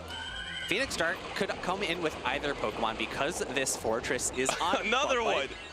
Oh, wow. Another great catch. I actually thought he might have gone for the Ice Punch there to try to predict the bait, but Dynamic Punch going to be double resisted by the Flying and Fairy type of Togetic. And now you caught all that energy, so the Poliwrath is energy dry. Remember, there is energy remaining on that Fortress for the backline. 2 Protect Shields remaining, and Phoenix Darks does give up one here. Remember, Nighttime Clasher went for the bait in game number 1, this time just sending it for the Dazzling Gleam. Yeah, and this is where Togetic shines over Togekiss because it has significantly more bulk. The fast attack pressure from Galarian Corsola's Astonishes aren't adding up as quickly, so you are incentivized to throw Nightshades as quickly as possible from Corsola's side. And you're at another Dazzling Gleam here. Do you try to go for a bait? No, just throwing the Dazzling Gleam because you know maybe if a Heat Wave lands, that could be your lose condition. Letting it go, but it's into the bulk of the Corsola, so only does about half of the remaining health. Combo play, trying to throw the Rock Tomb right before the attack is available. Perfect timing once again from Nighttime Clasher. And a great call from Phoenix Dark, knowing that this Rock Tomb is not enough to knock out, is not same type attack bonus, and he's going to have the opportunity to build up a bunch of energy here. I think a Sand Tomb is going to be coming from Nighttime Clasher. Actually would prefer to see it be thrown before this. Now he's going to have to give up the shield in order to get that charge attack off. And he wants to get the last Protect Shield remaining in the battle for Phoenix Stark. This should be able to do it because you can't fully rely on your Corsola here. The Corsola is probably a little bit too low. So here comes the last Protect Shield of the game from Phoenix Stark. You're not quite at your timer yet if you're Nighttime Clasher. So now Phoenix Stark has all the opportunity to farm up, but now he's energy dry and he's so low health. And because of that defense drop from that Sand Tomb, he's needing to throw this because the bug bites are starting to add up. The question is, will we see a Fairy Wind down? And yes, it's coming so quickly. But is there a Power Gem available? How much energy was left on that Corsola? No, the Nightshade doesn't throw the Power Gem. I don't actually know if Nightshade is enough. That might be a small mistake from Phoenix Stark. He could have thrown the super effective. Instead, he throws the Nightshade, and Togetic does hang on to get to the Heat Wave. And Nighttime Clasher is able to clutch it out with his Spice Pick in Indianapolis. You see Phoenix Stark's face. He's really frustrated. He had the energy for both Nightshade and Power Gem, but clicked on the wrong side of the screen. Power Gem super effective damage would have been enough to pick up the knockout, but as you called, Nightshade just barely, not quite enough. I thought it was going to be extremely close, and it was. One more Astonish would have knocked out. So if Nighttime Clasher needed to do one more Fairy Wind in order to get to his move, he would have been knocked out by that last Astonish, but energy was loaded for the Heat Wave, comes through, picks up the knockout, and that's going to be 2-0 for Nighttime Clasher. What a finish. And I just love the fact that Nighttime Clasher said, to separate myself from my peers, I need to go spicier. I need to go more unique. And we're seeing it. It's not only that he has it on his team of 6, his team of 3 had the Shadow Sableye, had the Togetic, and he was able to play it beautifully. And it's Pokemon that he probably doesn't have as many reps in. He says that he really respects a lot of trainers that do well in those international tournaments. Remember, those are limited metas. So this trainer is very familiar with doing great in limited metas and learning new Pokemon. So once again, showing his prowess, one of the favorites for the World Championships. And we really got to see Nighttime Clasher flex his muscles here. 2 very key catches in this final game. I think without either of those catches, he's just in a position where he has no win conditions possible. You know, Phoenix Stark unfortunately made the wrong move selection at the end of the game, but had those 2 catches not happened, I don't even think that would have mattered. I think there would have been a clean farm down afterwards and not nearly enough health remaining for Nighttime Clasher. You know what? That's exactly the thing, Phoebe, because even remember his lineup was ABB strong to that Poliwrath. He was weak to it with that Fortress in the back, so he was constantly swapping in a Sableye first, swapping in the Togetic second. The fact that he was able to just gain so much traction and then maybe got a little bit lucky by not taking that Power Gem at the end, but if you give a top trainer like Nighttime Clasher an inch, he'll take a mile, and now he is moving on, and he's actually, I believe, he was on the winner's side. We are moving to the loser's side, but that was winner's side round 4, so he's extremely close to day number 2 on the winner's side once again. Yeah, I believe that puts him into the winner's finals for his group. We'll have 8 different winners finals today. Of course, each of those winners will make it into day 2 on the winner's side, which is very coveted because day 2 side, staying on the winner's side is definitely the key to making your day a little bit easier. Absolutely. It's an easier journey. You literally have to play less battles to get to where you want to get to, which is to the grand finals, to become the champion, to auto-qualify, or to get more championship points. And at this junction of the tournament, or the season, really, the Road to Worlds, let's talk about it once again because so much is on the line. We're here in the last regional for North America. I believe there is a special event still remaining in Europe. I don't know if all the playoffs have concluded in all of the regions that will be from APAC or Asian regions that will join us at Worlds, but we are in the final sprint of the season, and there's so many trainers that are making this double trip of Indianapolis and NAIC just 2 weeks in between each other. Some are tripling up with GoFest in between. I love that from you trainers as well. But so you're going to see a lot of trainers here trying to make an impact that you might just see barely make it and qualify for the World Championships, and you'll see their story in San Francisco this August. And that back-to-back-to-back trip, I'm actually doing that. I'm doing Indy into GoFest, into NAIC. But let's go ahead and focus back in on Indianapolis. We have the meta. We looked at it a little bit during the intro, but let's take a little bit of a deeper dive here. Of the flying types, notably, we actually see Corviknight has made it into the top 12. I know that was a Pokemon that we were saying was on the downturn. Tinkaton at a little bit over 25% usage is maybe a little bit higher than we would have guessed as well. Yeah, I mean, Corviknight was top usage at 50%, I think just 2 tournaments ago. So to be at 14%, that's a huge dip. The crazy thing that stands out to me is, besides Licky at 50%, how about there's one other Pokemon at 30%, and then there's 4 Pokemon in the 20s, and then everything else is in the teens. This meta is wide open. There is a ton of variety. You almost never see at this junction of the season this much variety, especially, this is not day 2 usage, this is day 1 usage where it's way more condensed usually. We'll have to see if that holds true into day 2. Sometimes we see day 2 opens up. Sometimes we see day 2 kind of focus in on some few teams that a couple people had built together that happen to be extremely dominant. So, you know, the only way to figure that out is to stay tuned until tomorrow, where we do have that day 2 usage. And I think it's going to play exactly like that, actually, because it's so spread out now. You would have to think, especially a Pokemon like Togetic or Togekiss, or these Pokemon that you might be seeing on a lot of the top trainers' teams, it's going to condense at some point. Shadow Sableye might even be top 5 usage tomorrow in day number 2. So, I mean, we'll have to wait to see, but at this junction in the season, to be that wide open, that's kind of crazy. And it just speaks to also, I know we just had an update. If we want to talk about it for just 1 second, Phoebe. Oh, actually, no, we got our trainers. We'll bank that. We'll talk about the update a little bit later. We got our next trainers on stage. And looking at these 2 trainers teams, we have a lot of even spicier picks than what we have been seeing. I'm very excited for that Shadow Gliscor. I'm also excited for the Pangoro. That is a Pokemon that I know we've seen a handful of times, especially at the beginning of last season. It was very dominant, but I have historically built teams extremely weak to it, because fighting and dark type coverage is not something that you see very frequently, because it means you're double weak to fairy types, but fairy types aren't necessarily a typing that is consistently in the meta. Well, if you've been playing Go Battle League recently, there's an extremely popular team with the Pangoro in the lead and a Grumpig and Tinkaton in the back.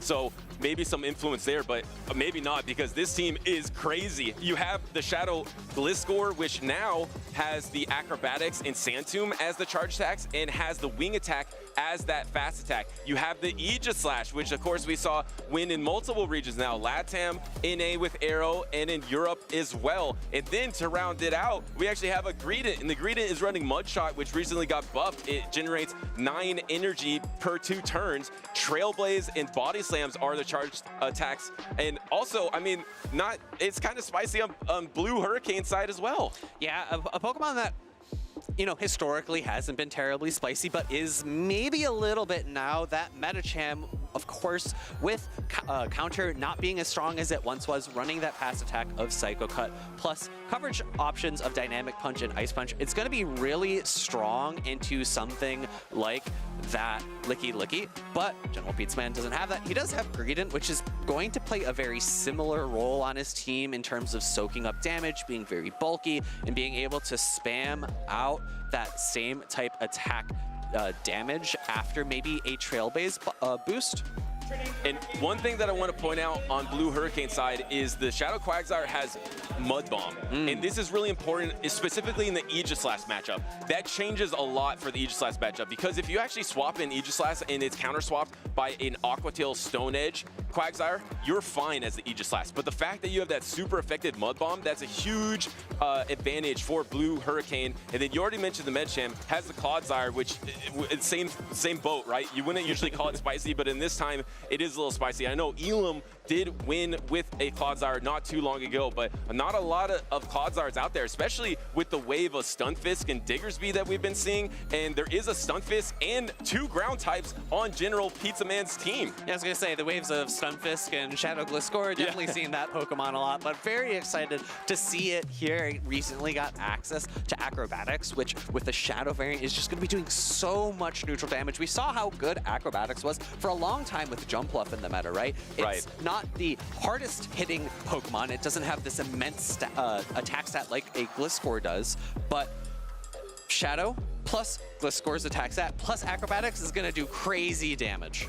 Ground on ground to start us off here. It's the Shadow Quagsire in the Stun Fist. That's a huge advantage for Blue Hurricane. Swap into that Greedent, and now a counter swap, but a little bit late into this Metachamp, but I don't think it will matter just because compared to the other normal type like Licky, there is no super effective damage you have to worry about. Yeah, Shadow Ball is so nice into the fightings that have a weakness that is to Ghost, such as this Metachamp or Annihilate. Dynamic Punch coming through, going to do lots of super effective damage, but not going to be quite enough to pick up the knockout. Greedent is very bulky, has great stat product, able to take that no problem, and within range to not be farmed down too. At the double body slam, there was no charge attack priority either. Blue Hurricane maybe could have thrown a charge attack to waste that second body slam if generalpizzaman doesn't want to throw a shield. You kind of have to throw here if you're Blue Hurricane, and actually you lose the charge attack priority to Greedent, but I think you can barely endure. Yeah, I think you're going to hold on, but this gives generalpizzaman the opportunity to shield up this charge attack, win switch advantage for the cost of one shield, and that's going to allow him to position that Unova Stunfisk in a better position against the Clodsire later. And there are two ground types in the back for generalpizzaman to face that Shadow Quagsire as you barely hold on with 1 health to get to that Ice Punch to secure the knockout here. So that's going to be tough for the double ground types. But on the flip side of that, it's going to be really tough for Clodsire to go anywhere against generalpizzaman's team. So there is a Protect Shield advantage for Blue Hurricane. That Shadow Quagsire is going to be the Pokemon you would want to invest in. And the really tough thing here now for generalpizzaman are both of his Pokemon in the back are ground types. They're going to be taking super effective damage from the Aqua Tail, and Aqua Tail is just so spammy here, doing 2/3 of the health on that Shadow Gliscor. I think the problem here for generalpizzaman is he didn't get his first catch. I think he was trying to catch on that Greedent on the Aqua Tail, but the thing is he missed that catch. So now Blue Hurricane is just loaded with energy. There's already no Protect Shields left for generalpizzaman. Blue Hurricane's probably going to use his first one of the battle. Actually just lets it go, knowing it's just a Sand Tomb. I can take it no problem, and I can still get to the Aqua Tail before the next Sand Tomb was available. No Protect Shield is remaining. Swapping to Clodsire though, actually. Yeah, opting to save that energy for later, maybe wanting to allow the two shields to be preserved for Quagsire later on. What a cheeky farm down this might be though from Blue Hurricane. It looks like he's going for it. No, actually gonna throw here on charge attack priority. Maybe a little bit of a misstep there, and the Sand Tomb is gonna be coming through. It's gonna be super effective, but this was charge attack priority thrown on the Gliscor. This Gliscor had almost no health remaining, and now he's throwing a full Earthquake into it. Yeah, this is gonna be a double resisted Earthquake, double resisted by the flying typing of that Gliscor. Stone Edge would have been enough and slightly better energy-wise, but I don't think it's going to matter too much because there are 2 shields remaining. Earthquake is thrown at the charge attack tie. All that Blue needs to do here is throw up a shield in order to get that Earthquake to land. Well, he does it. Believing in the Quagsire, I guess, trying to preserve all his shields for that Pokemon in the back. I mean, he's still loaded with this Quagsire. He's almost at the double Aqua Tail. The double Aqua Tail plus some Mud Shots should be enough to take him out, so it doesn't really matter. You can mess around, you can Earthquake a Gliscor, you can no shield on a Mud Bomb with an Earthquake available. Because you had Shadow Quagsire into this double ground team, Blue Hurricane is just dominating here. You can throw Aqua Tail, you can throw Mud Bomb. It looks like Aqua Tail would be enough, so no need to reach for that Mud Bomb. And that's going to be game number 1 going over to Blue Hurricane. And I think generalpizzaman going into game number 2 is going to have to be a little bit more worried about that Shadow Quagsire. Yeah, and the problem for generalpizzaman is there's not a lot of answers as Blue Hurricane's able to take that pretty comfortably, having that Mud Bomb, Aqua Tail, Quagsire that we saw from Elite in Los Angeles as well, the same exact attacks. And we saw with Elite, he would always try to favor the Mud Bomb because Mud Bomb does do a little bit more damage, it's a little bit more energy efficient compared to the Aqua Tail, but the pacing of Aqua Tail is just unmatched, Steve. And looking at generalpizzaman's team, the 2 answers that he could bring in that have a little bit more neutral play are going to be that Pangoro and that Wigglytuff, but there's a Pokemon on Blue Hurricane's side that demolishes both of them. It wasn't brought into game number 1, but we'll have to see if Blue Hurricane decides to bring that Tinkaton into game number 2. Yeah, it's just so brutal because of the double weakness to even those Fairy Winds. You still can fight back with the close combat to throw against the Tinkaton. The Tinkaton does usually try to get all the way to a Gigaton Hammer, but I agree with you. There's not a lot of outs for generalpizzaman. Shadow Quagsire is definitely going to be on the team of 3 for Blue Hurricane going into this game number 2. And remember, we dropped down to the loser side. This is losers round number 4. So generalpizzaman has his tournament dreams on the line here. We do play in a double elimination tournament. each of these trainers have lost one series, and now if they lose the next series, they are eliminated. Everything on the line for these two trainers. Need to think about what team compositions their opponents are going to bring and what compositions of their own are going to do best against that. I did say Tinkaton is very good into both the Pangoro and the Wigglytuff. You know what it's not good into? A double ground line, which is exactly what generalpizzaman brought in game number 1, right? So this game is very much a chess match, a bit of a back and forth about who is willing to bring what. You know, I will say for generalpizzaman, the one thing I like Shadow Gliscor in the safe swap. Because if the worst case scenario is the Shadow Quagsire, yes, but you can get an energy advantage and you can hang around a little bit because you can take the first Aqua Tail. And otherwise, there is no real answer for a safe swap Gliscor. I think safe swap Gliscor is going to be pretty good, and even if you were ABB weak to the Quagsire, maybe you could bait out the Quagsire, have the Stun Fist in the back, but Gliscor in general, up energy, is really strong for generalpizzaman. Yeah, the pacing with Wing Attack, which was long time ago nerfed, very recently buffed back up again, is going to be a little bit better. And this is a tough lead for generalpizzaman. It's going to be Pangoro into Metacham, but it is not counter Metacham. It is that Psycho Cut Metacham. Yeah, it's not as tough as it used to be because you don't have to take super effective damage on the fast stack. Instead, actually, wait, hold on a second. Going for the close combat here into the Metacham. It's going to land into the Metacham, but that's going to be not very effective. I think you probably would rather go for the neutral, but now making the awesome swap into the Dynamic Punch to resist it into the Shadow Gliscor. And looking at the team composition again from generalpizzaman, he is ABA weak to that Metacham, so the worst lead possible for him. You did call it, safe swap Gliscor comes in, but because it caught that Dynamic Punch, now it's in range of an Aqua Tail. It was a swap, it's not safe because it caught an attack. Now it's in range, like you mentioned, and when you throw a charge attack, a lot of trainers can take advantage of the 0-turn switch. So he actually didn't get an energy advantage here. Actually going for the acrobatics, but against Protect shielded. What a call from Blue Hurricane. Yeah, that was a last-second decision. Aqua Tail, 1.5 are loaded. 1 is enough to take the knockout, and I don't think that generalpizzaman can get to another acrobatics, but maybe he's going to try to catch the next Aqua Tail elsewhere.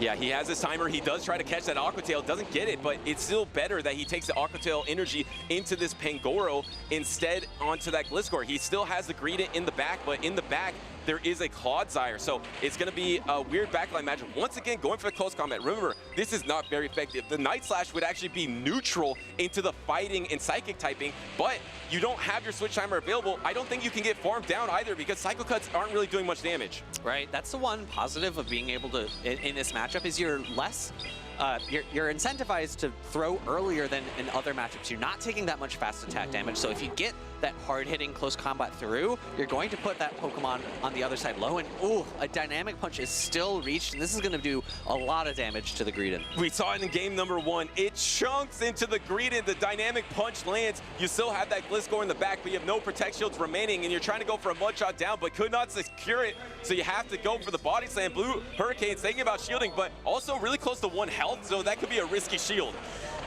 Body Slam does pick up the knockout.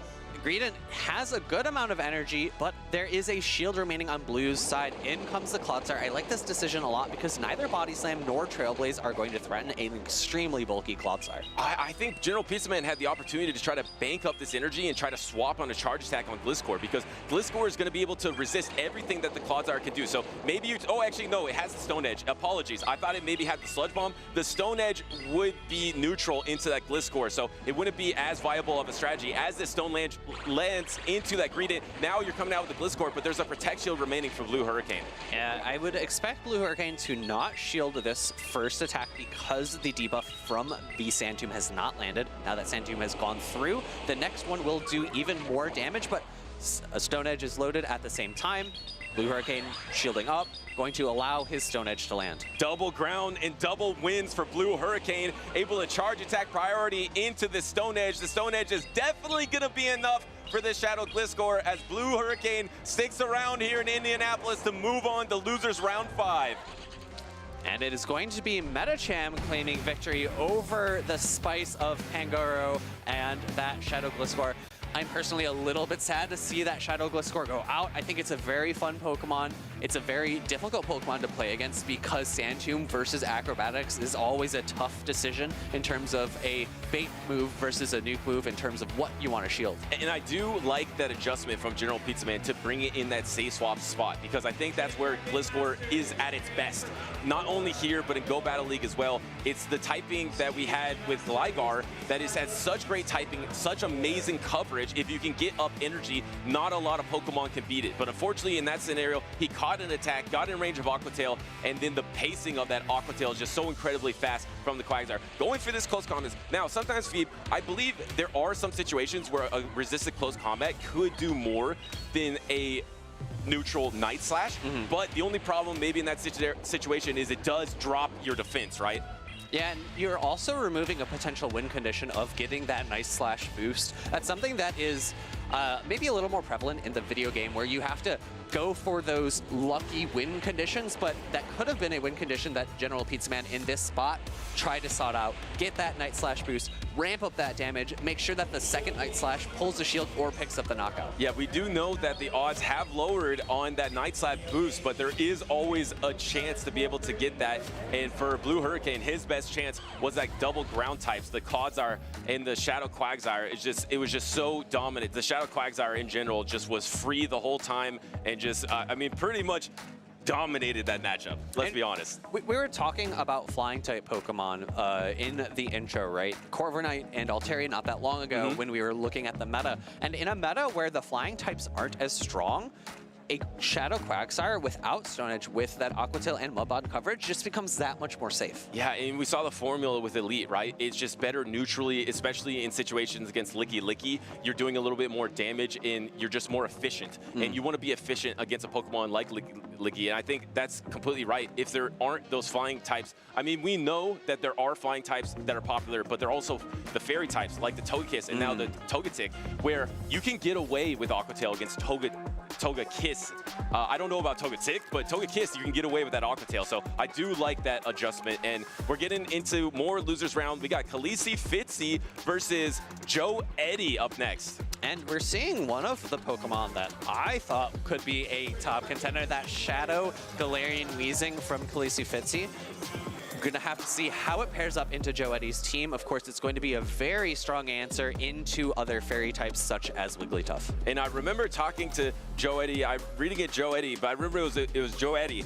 It's really hard for me to say in this trainer name. It does say joeddy, so we might go with joeddy. So maybe for short, I'm going to go Joe, just so I don't make sure to get your name wrong, joeddy, because I remember you talking about GoFest yesterday. I think you said he was a special event champion as well. A really talented trainer that's here on the loser side, facing Khaleesifitzy, who's also running a pretty spicy team.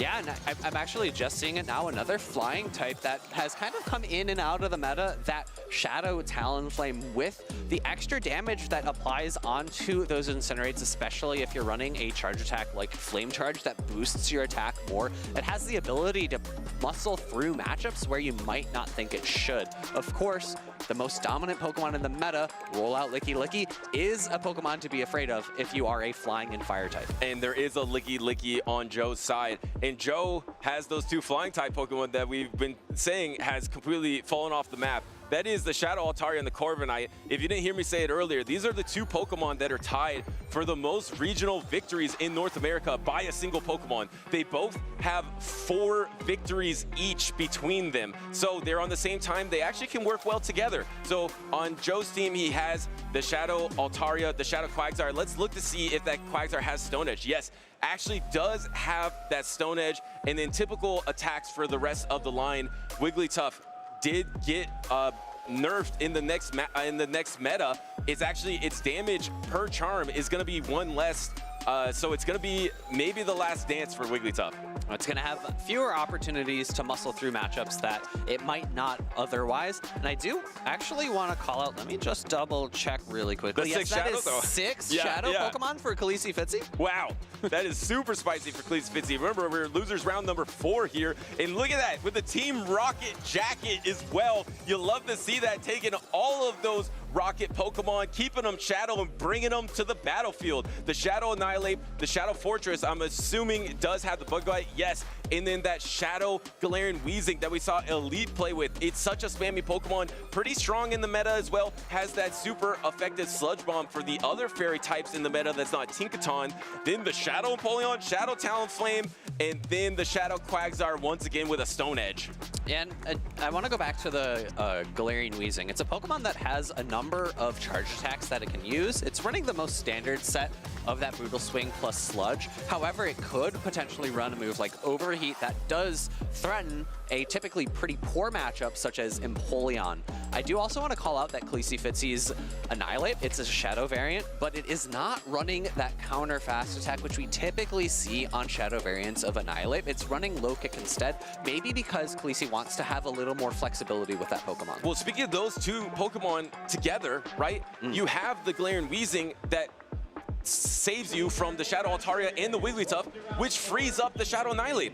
What a core that could be together, right? You bring out the Shadow Annihilate, and then you have the Shadow Galarian Weezing, and pretty much the Shadow Annihilate is really good against everything on Joe's side that is not the Wigglytuff and the Altaria. So I would love to see that core of the Galarian Weezing and the Annihilate for khaleesifitzy. I think that's gonna be really tough to deal with. Yeah, on the other side, right, you have Quagsire and Corviknight being tough matchups for that Galarian Weezing.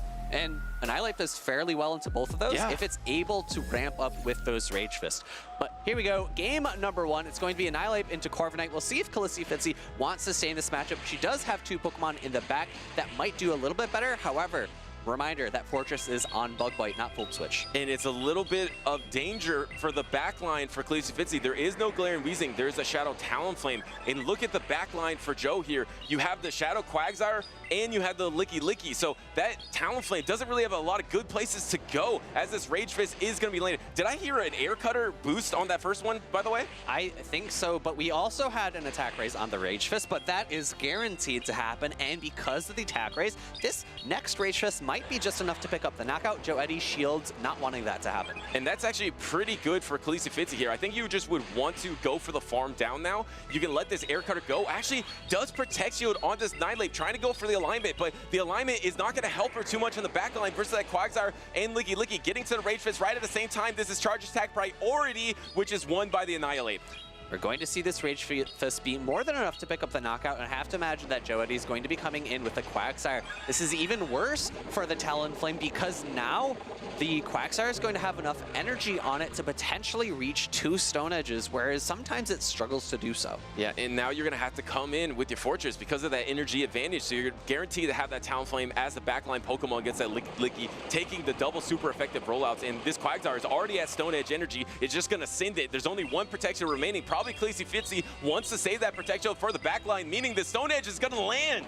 This is going to do a lot of neutral damage to the Shadow Fortress, and an Aqua Tail is reached before the next Sand Tomb. So this is going to knock out the Fortress, meaning that everything is on that Shadow Talonflame in the back. And maybe hoping for a positive matchup in that backline. khaleesifitzy sees it. It is that Licky doing that super effective rollout damage. It's just chunking through the health bar of this Talonflame. Is at double charge attacks, but first the Body Slam does come out, and that means that joeddy can throw the back-to-back on charge attack priority with the Talonflame's first charge attack. Yeah, because joeddy still has a shield remaining, that means this Fly will not be able to land, and it guarantees the damage from Body Slam. Body Slam just neutral into Talonflame, but it is Shadow Talonflame, and Talonflame itself is not the bulkiest Pokemon, so this will be very close to picking up a knockout.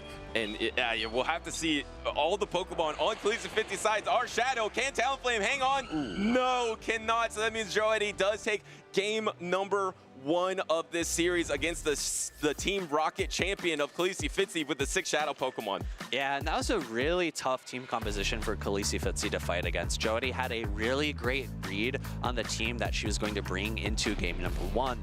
And I really want to call out joeddy's decision to allow himself to lose that initial matchup, get energy on the Quagsire, and because Aqua Tail and Stone Edge has great coverage into basically the entire meta, energy on Quagsire is very, very nice, and I think that really set himself up for the remainder of that game. Yeah, you had the backline matchup, and then you had the energy advantage. We've seen it in 2 matchups again. We saw it with Quagsire. Once you get that energy advantage, it's just insane for the Quagsire, especially when you have the type advantage, when you have the composition advantage. It's just too overwhelming to deal with. So now khaleesifitzy, with their tournament online, has to make an adjustment. And I believe seeing khaleesifitzy's name earlier, she might be one of those trainers that are somewhat on the bubble, still trying to qualify for the World Championships this season. She needs to keep her tournament alive to do so, and I don't know if she's competing at NAIC, but some things on the line for khaleesifitzy as well, I believe.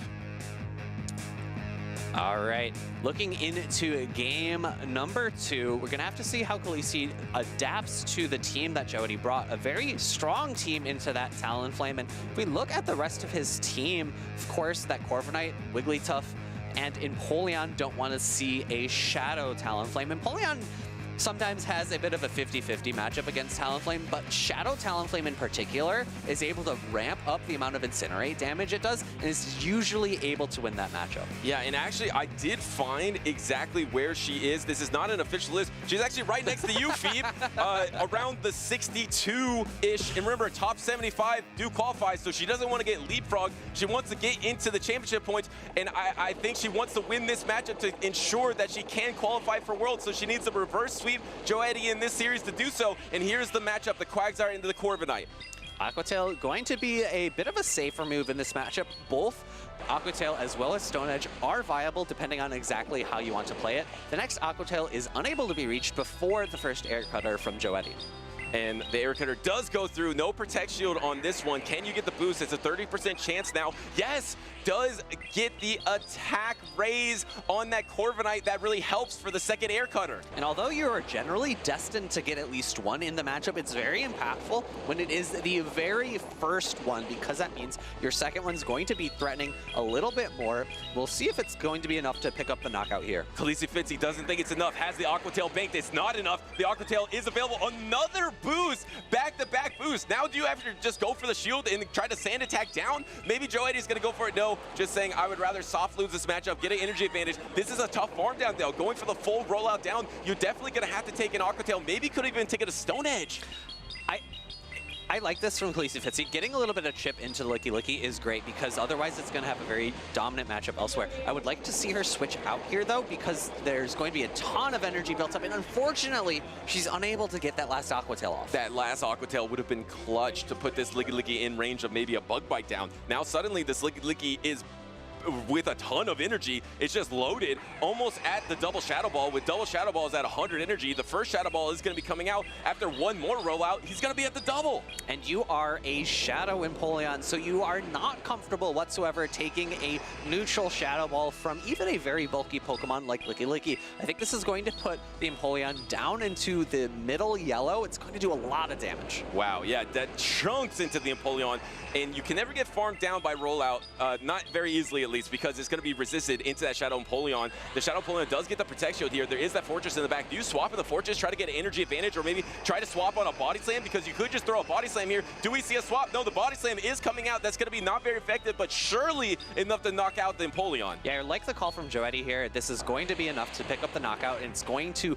preserve a little bit more residual energy into this matchup. I think he's going to have just enough health to reach a Shadow Ball. Oh no! Doesn't reach the Shadow Ball. Could have thrown the Body Slam, but suddenly khaleesifitzy's back in this. You have a full energy advantage. All you took is a little bit of rollout damage. You're already at the first Sand Tomb. joeddy's probably going to let this one go, but can khaleesifitzy come back here? And I love being proven wrong on the desk. That last Bug Bite, just enough damage to pick up the knockout. Aquatail coming through. She's going to have to let one go at some point, and this is potentially a Stone Edge, so I don't mind the shield here. It looked like that last Bug Bite crit. It just knocked out that Licky, and now suddenly going for that Bug Bite once again, but the Stone Edge is reached. This is going to be neutral into the Bug Steel typing. Can Khaleesi hang on. Does she make it? Yes! She barely hangs on. A few more bug bites go through, pick up the knockout, and that is going to be game number 2, going to khaleesifitzy, keeping her hopes alive here in Indianapolis. Trying to stay out of that bubble range, maybe get some more championship points to secure her Worlds invite this season in San Francisco at the Chase Center. Will we see her with these 6 Shadow Pokemon and the Team Rocket Grunt Jacket? Love to see it. And again, just able to capitalize on a very slight misplay from joeddy.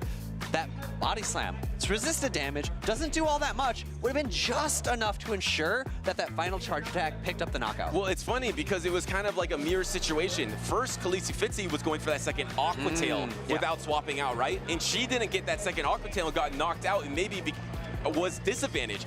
And then it completely flipped. joeddy was trying to go for that last rollout to get the Shadow Ball, but that Bug Bite was able to take priority over the Shadow Ball and knock out the Licky, and then suddenly she had the advantage. So a really close battle in that game number 2. Now we got a game number 3 with both these trainers' tournament on the line. Both of these trainers have to be feeling the pressure. Both matches have been extremely close, down to a matter of a few health on each Pokemon. I like how Khaleesi pivoted her team composition to better handle the Pokemon that joeddy was leaning to in game number 1. That Shadow Quagsire was just so good into the team that she brought, and although Annihilate did its job, I think it put her in a very disadvantageous position in game number 1, because even though it won switch advantage, it just wasn't able to do anything into the secondary matchup. I agree with that. It's kind of clunky because you think joeddy keeps showing that he wants to bring Licky and Corviknight. So you're like, okay, Shadow Annihilate's good into that. But the thing is, when you're matched up into the lead matchup in where you're not ramped up and you're having to take super effective air cutters and protect shielding on them, you just weren't able to ramp up to do heavy damage in that back line. So maybe she'll be able to do that in game number 3. Actually sits the Annihilate, instead has the Quagsire and Empoleon double steal in the back versus double flying in the back for joeddy. And this is not a matchup that looks as one-sided as it could be, because there is no super effective charged attack damage from khaleesifitzy's side. You're going to have to either opt for a single Stone Edge or double Aqua Tail. Instead, joeddy pivoting into that very safe Corviknight, going to take a Stone Edge here. Will he opt to shield? No shield on the Stone Edge. It is able to land and do about half the health of that Corviknight. Now, this is a tough situation. Decided to bring in that Empoleon, where now Empoleon is taking super effective sand attack damage, but at least you do outpace before the payback is available, and Khaleesi is able to pick up a Protect Shield. joeddy now has the opportunity to bait with an air cutter because it is a Shadow Empoleon. khaleesifitzy's probably a little bit more incentivized to shield here, but no, calls the bait. Wow, what a call from Fitzy, and no boost. Wasted all his boots in previous matchups. Now the air cutter does get protection because Khaleesi wants to get to that next Hydro Cannon. The Hydro Cannon is almost available, but do you try to over farm a little bit? You don't have your timer back up. You could have maybe over farmed once. There is the swap by joeddy to take this Hydro Cannon, which is gonna be neutral, or sorry, not very effective into this damage, but it's gonna feel like neutral because it's doing a lot of damage. And that's the one positive about that catch for khaleesifitzy there, right? Hydro Cannon is the move of choice anyways, and we're going to see a reverse catch here. Hydro Cannon going into her low HP Quagsire. What a catch there from Fitzy to waste all this energy. Now, can you Bug Bite down before a charge attack is available? We're gonna have to key in here. You need 5 more Metal Sounds to get to a charge attack, or can you land 10 Bug Bites first? I think Fitzy is gonna be able to Bug Bite down!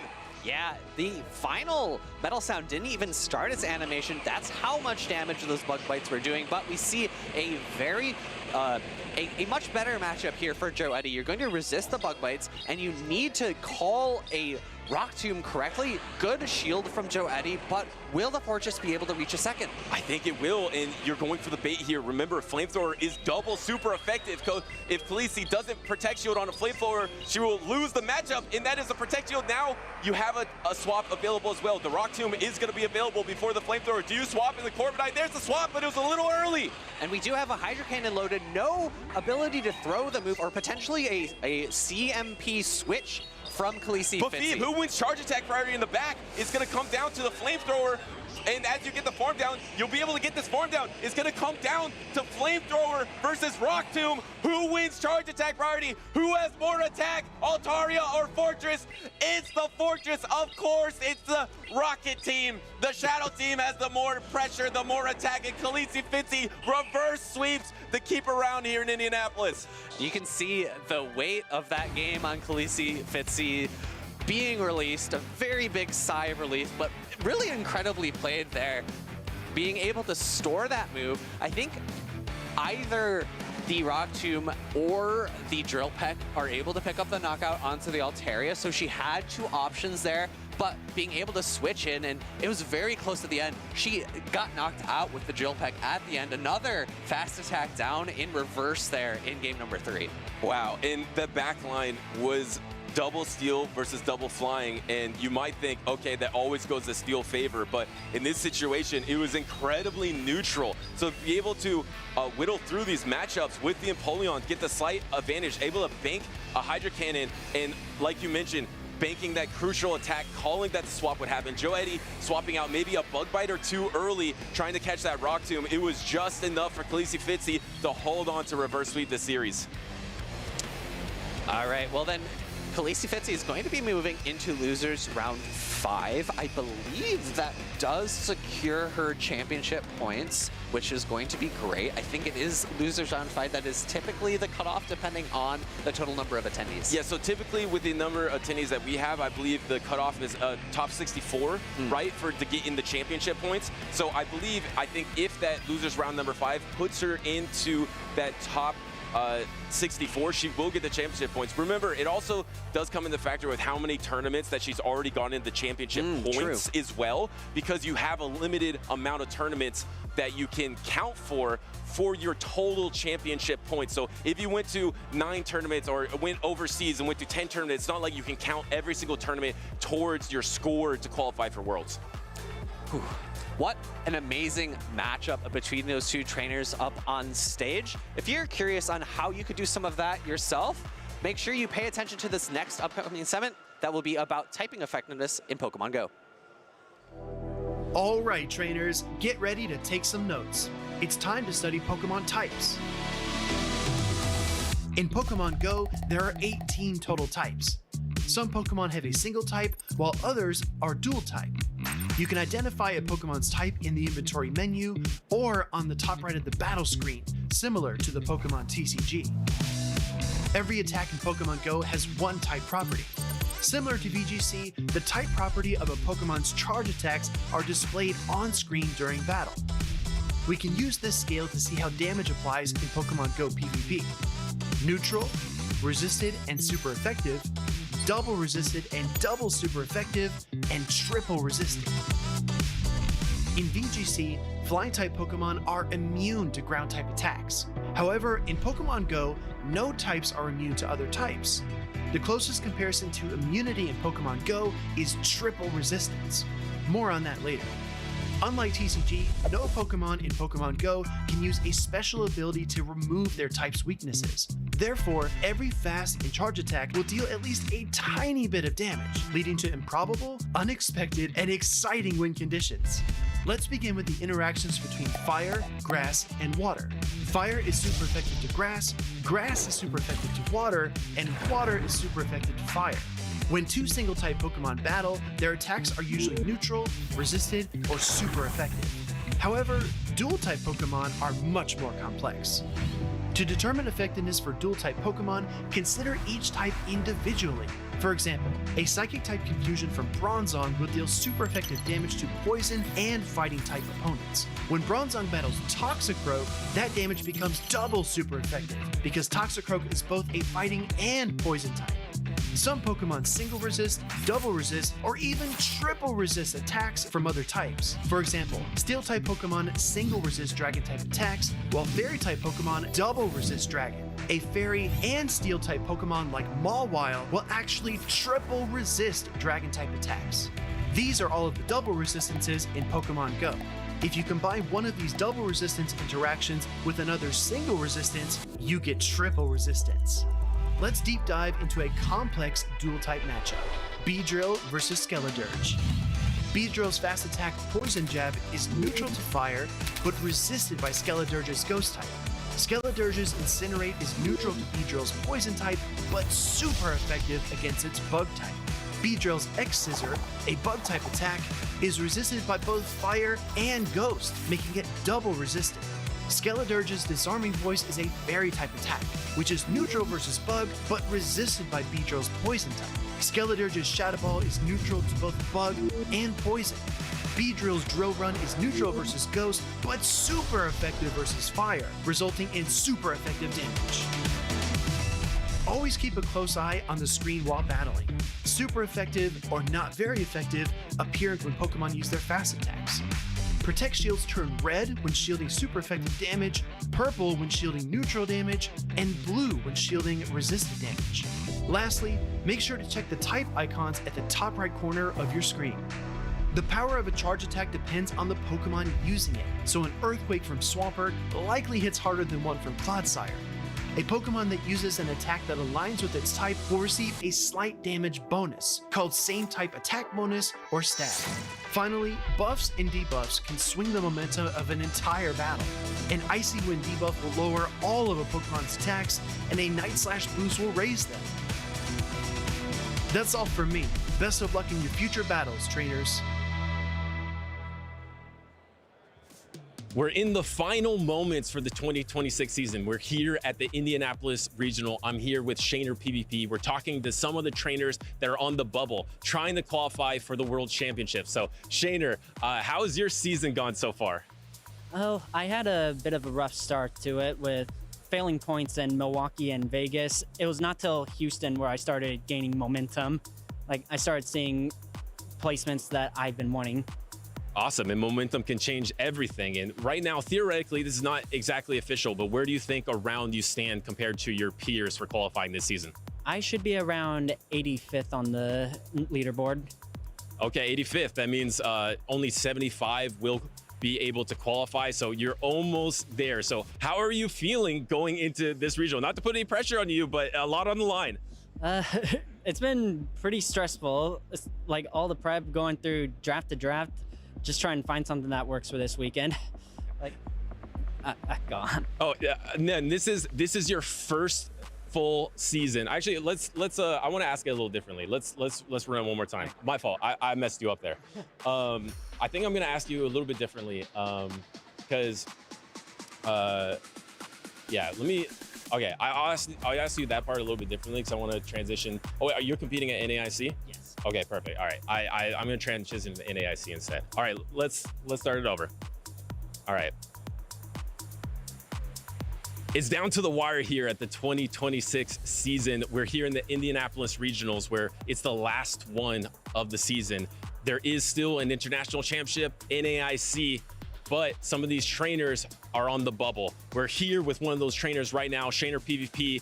He is on the bubble to qualify. So shanerpvp, how has your season gone so far in 2026? Well, it started off not great with Milwaukee and Las Vegas. I failed points in both of them. But it was not until Houston where the momentum swung my direction. I started getting points. And momentum can change everything because now you're so close, right? I mean, theoretically, this is not official, but where do you think you stand compared to your peers right now? I should be around 85th on the leaderboards. And that's so close because 75 will qualify from the North American region for the World Championships. But, you know, we have Indianapolis and we have the North American International Championships as well to give you another opportunity. Will you be competing there as well? Absolutely. It's make it or break it. Let's go. Yeah, a lot of these trainers on the bubble trying to do everything they can to qualify. So this is your first full season. So you debuted in 2025, but this is your first full-length season. What would it mean to you to qualify for Worlds this year? It would mean so much for me. It's been my goal since I started playing in this format. Like, ever since my first regional at Atlanta, I knew this is what I wanted to do. That's awesome. So if you see shanerpvp in the bracket or you see him on stage tomorrow, give him your energy because this is a trainer on the bubble trying to qualify for the World Championships. We believe in you, shanerpvp. You can do it. Let's get back to the Pokemon action.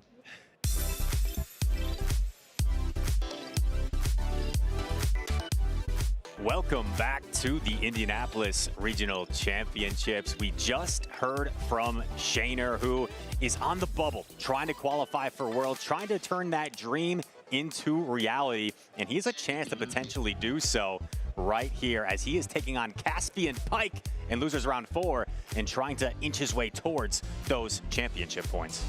I am so excited. The battles here have been electric. We just came off of some fantastic battles with Tuo Butters and Alpha Phoebe casting with khaleesifitzy and joeddy. Those were fantastic. Let's take that momentum and continue racing forward into these next battles with Shaner and Caspian. Lots of really great Pokemon, lots of like 1 HP in a dream situations. We are having so much fun here in Indianapolis. Some epic battles, like you said. Bloohurricane, congrats to him. He had an amazing performance earlier. khaleesifitzy, we were on the edge of our seats backstage watching that game play out with the Shadow Fortress 6 times Shadow team getting it done against a very formidable opponent in joeddy. But now it's going to be Shaner taking on Caspianpike. Caspianpike is a name that jumps out because he has consistently been atop the Go Battle League leaderboards for a long period of time. And we've seen trainers able to translate those skills of the Go Battle League and then manifest it with that breakout performance in the Play Pokemon circuit. So that's kind of how I see Caspianpike right now. He's proven himself time and time again to Go Battle League. He's trying to get it done now in the championship series. And will today be the day that he gets it done? shanerpvp versus Caspianpike. I'm seeing pretty standard meta picks on both sides. I will recognize that on shanerpvp side, Shadow Sableye is a Pokemon that we have seen starting to trend upward with its newly introduced Drain Punch as being a little bit of an interesting core breaker into a lot of these meta teams. We talked about Shadow Sableye. Some of us had it on our caster predictions, and it looks awfully safe against Caspianpike's team. The thing with Shadow Sableye is with that access to Drain Punch, you can buff your defense. You can also hit for super effective damage against Licky, but you don't want to be behind energy, because if you have something like the Feraligatr against the Shadow Sableye, it doesn't take damage the best. So if the Feraligatr is ahead on energy, it can be a difficult scenario for the Shadow Sableye. And Feraligatrs is such an attack-weighted Pokemon. Those neutral Shadow Claws going into Sableye, those chip away so fast and really start to melt that Shadow Sableye down. One thing I also like about Shadow Sableye is the ability to resist both charge attacks on the Togekiss. Typically, when you're running Aura Sphere Psyshock, you don't have a lot of charge attack pressure for that Ghost Pokemon, and here we go. A lock-in, the Licky in a favorable matchup here against the Feraligatr. I just mentioned those Shadow Claws from Feraligatr work really well against that Sableye, but here against the Licky, they are resisted damage, doing hardly anything, as opposed to the video game where they would do nothing at all. We get just a slight amount of damage on the Licky. Leading Licky is always an awkward proposition because you potentially leave yourself vulnerable to a catch from an opposing Licky on that Shadow Ball, but Shaner was so patient. He waited more than one turn. He waited several turns there. Did not want to allow that Shadow Ball catch. He sniffed it out, but now he's in a matchup with the Sableye, and he actually counter-swapped the Sableye into the Licky because he feels like he can work this matchup with his Sableye. Yeah, very interesting matchup. We have the Shadow Sableye, shiny Shadow Sableye, I have to call it out. What an incredible Pokemon. Looks great there on the field, but being able to use these super effective Drain Punches, generally you don't use Drain Punch to do damage, but with that Shadow boost, it is pretty formidable against the Licky. Now double defense boosted with the shiny Shadow Sableye, so we'll be able to absorb this Shadow Ball relatively well. Look at that damage, not doing much to Sableye, and actually electing to now throw the foul play for some chip damage against the Togekiss. I have to imagine he would then come in with the Licky that has so much energy banked, and that's exactly what he does. Actually goes slightly over 100 energy there, doing the rollout, but does get a Protect Shield with the Body Slam bait. Ooh, that is rough. Caspian's gonna have to find a way to work his way out of this one. Still has the Feraligatr lurking in the back. Maybe he can try to turn the tides with the Gator Pokemon. I like that Shaner is still going for proper timing here, because I think he can almost get away with a Body Slam +1 rollout if this Body Slam connects, and we're actually going to see a Protect Shield from Caspianpike. So Shaner might have to throw instantly here. Ooh, had the Shadow Ball. I'm not sure if he realized it. So Togekiss could potentially hang on to this Body Slam to get off the Aura Sphere. Body Slam connects, holds on. We see Caspian go for a quick swap out. No Aura Sphere thrown. And we see Feraligatr going to dispense of this Shadow Sableye. No Protect Shields remaining. Sableye will go down. We saw the simultaneous swap there. Quagsire in the back. Licky comes back, trying to force some energy out of Feraligatr, but this Body Slam is thrown first. The problem, this is not going to be quite enough to knock out the Feraligatr. So this is going to allow the Feraligatr to overcharge a little bit, throw a couple extra Shadow Claws before throwing the Hydro Cannon to knock Licky out of this game. Hydro Cannon knocks out Licky, and the problem you face if you're Shaner here is the Togekiss has a charge attack banked, so a Hydro Cannon plus an Aura Sphere might be enough to knock out the Quagsire, but it is a non-Shadow Quagsire. It's a little bit bulkier, so perhaps you hang on here, and this is going to be quite close, and the Quagsire, will it be able to survive? Will it be able to survive? But the Feraligatr is still back there, and the Licky. So that's the Feraligatr, or the Feraligator's still there, the Licky's still there. Can Quagsire hang on? He's one off. He's one off double Aqua Tail. That's what he needs. Does the Licky have a move? It doesn't. Oh, but he throws instantly. I think you can withstand one Shadow Claw, though. The Quagsire, I think it will withstand one Shadow Claw. Gets off the Aqua Tail and gets off another Aqua Tail. Quagsire says, I'm going to sweep this for the team. 1 HP in a dream, and this is going to knock out the Feraligatr. Incredible work by Shaner. A game of inches here in Indianapolis in the winners finals for Group D. Saving the Quagsire healthily in the back to be able to sweep the end game. I know you picked up right at the end. He could have perhaps thrown a Mud Shot first because that is a 2-turn fast attack versus the rollout that is 3. You can pretty safely throw that Mud Shot, but still able to work it out in the end. And over the course of a game, it can be difficult to keep track of the energy. There's a chance maybe he thought that the Licky already had the Body Slam because Licky generates energy so fast. Licky, it just always has a move, right? You play against the Licky, it's switching around. It just always has a Body Slam loaded. So Shaner threw immediately in case of that, but still was able to get to another Aqua Tail. And I think we saw a showcase there, D5. We were talking about in the intro, Shadow Quagsire, now regular Quagsire seeing some usage. Both trainers opting for the regular Quagsire, and it in the bulk, not only withstanding the Hydro Cannon, but an Aura Sphere as well, and then still getting to multiple charge attacks. There you saw why some of these trainers are opting for the regular Quagsire for that added bulk. Yeah, we've seen a lot of changes with Quagsire. We were seeing a lot of Shadow Quagsire earlier, and we're seeing this switch away from Stone Edge and into Mud Bomb instead. So definitely taking the same Pokemon, but making those quick adaptations. And we are going to see that Quagsire again. We've got lock-ins. Togekiss versus Quagsire. Now, Quagsire, this is where that not having that Stone Edge stinks a little bit here for Caspian because you're not able to do that heavy hitting damage against a Togekiss here. Exactly. You don't have any real reason to protect Shield because there's no threat of the Stone Edge. However, you do take the Aura Sphere quite a bit more comfortably, so we can get to multiple Aqua Tails here. 2 Aqua Tails not going to be enough to threaten the knockout of the Togekiss, so Togekiss is going to be comfortable just over farming, probably taking another Aqua Tail if you're Shaner, and I expect him to keep on farming and eventually throw the Aura Sphere before the next Aqua Tail. Let's see how it plays out. We're seeing Togekiss farm up as much as possible. There is the Psyshock, and Caspian's got to make a decision. Do you hold on to the energy, or do you let the Quagsire go? Decides to let Quagsire go and can come in with a different Pokemon. He's got a couple good options here, but brings in the Licky to do that super effective rollout damage and gain a lot of energy going into the mid-game matchup.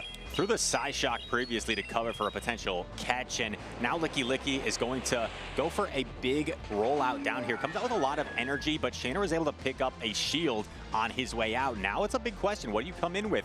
Comes in with the regular Quagsire, and this is another matchup as we see the swap into the Bug Bite Fortress.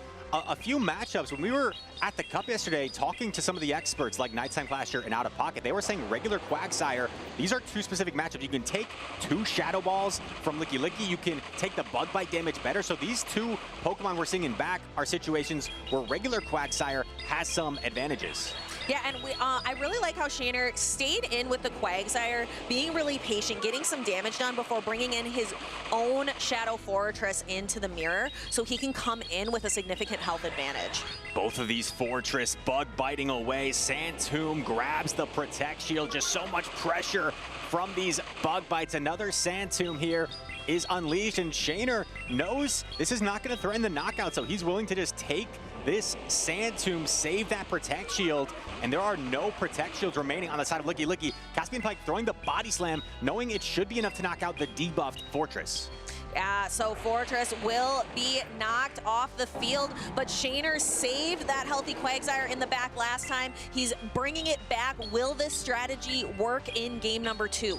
The Quagsire takes the Body Slam. That is nice. You're going to need to land a Shadow Ball if you're caspianpike to threaten the knockout here, or 2 Body Slams. So it's a matter of using that energy most efficiently. Going for the Aqua Tail here can kind of use this Aqua Tail to recognize, can I settle for another one, or should I go for the Mud Bomb? I think you might need to go for the Mud Bomb here to get the knockout, and we see the final Protect Shields come up from Shaner. All Protect Shields are gone. All charge attacks will land. He goes for the Mud Bomb, like you said. This is going to be close. We are on the edge of our seats. Licky withstands and throws the Shadow Ball. Will it be the KO? I don't think it'll quite KO, but you still have the Fortress, and that may be all you need. You swap it in. A few Bug Bites does the trick.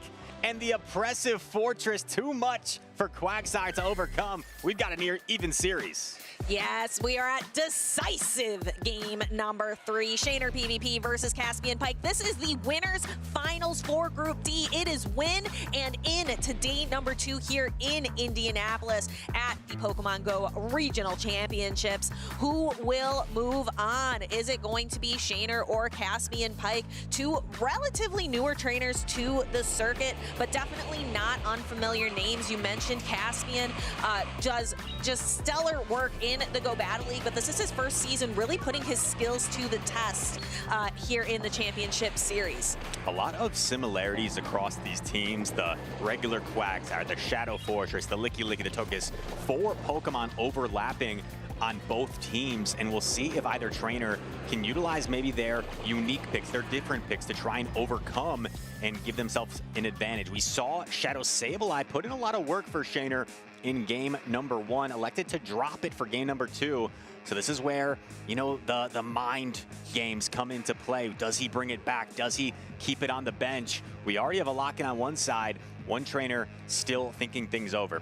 We saw the Feraligatr from Caspian. Let's see if we can get that Unnovan Stunfisk off the bench. I think it has a lot of targets, and it does find its target in decisive game number 3. We've got the Unnovan Stunfisk into the Togekiss. We see Shaner make an immediate pivot into the Shadow Fortress. That Bug Bite damage really helps it in matchups like this one. An incredible lead, but there is not an obvious response to this safe swap Fortress. Going to Protect Shield the Mud Bomb. Shaner perhaps recognizing, okay, he's staying in this matchup, which I would say is slightly negative for the Stunfisk because you have the super effective Sandtombs, and Fortress is gonna stay in here for a while, and then eventually we see the pivot out into Caspian's own Fortress.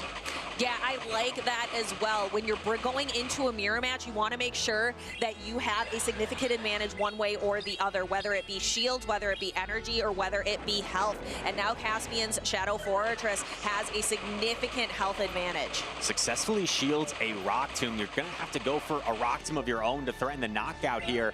And Fortress is going to go down. Does this definitely take the knockout? Yes, it does.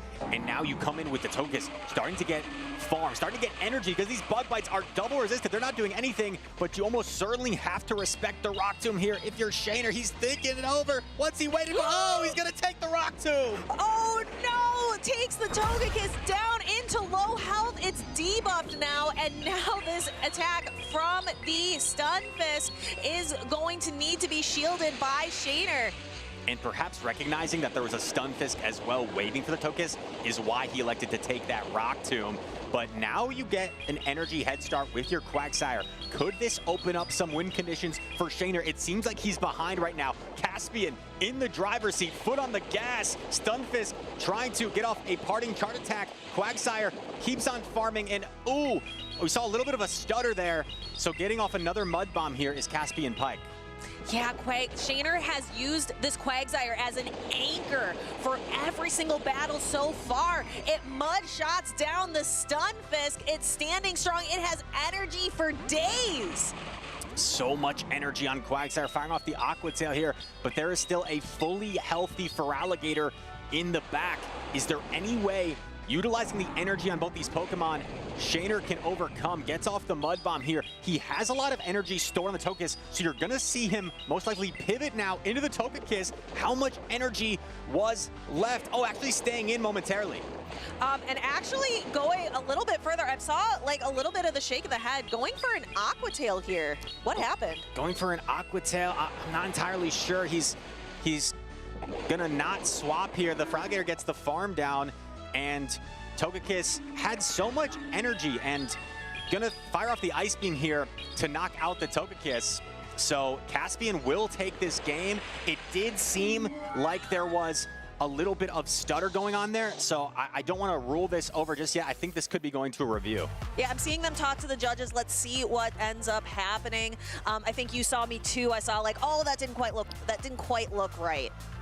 Now, what I will say is just from the observing perspective, I felt like you could clearly see Shaner losing some fast attacks there, but even so, to me it appeared like he had some win conditions if he had swapped the Togekiss, because he was only a few pecks away from double Aura Sphere.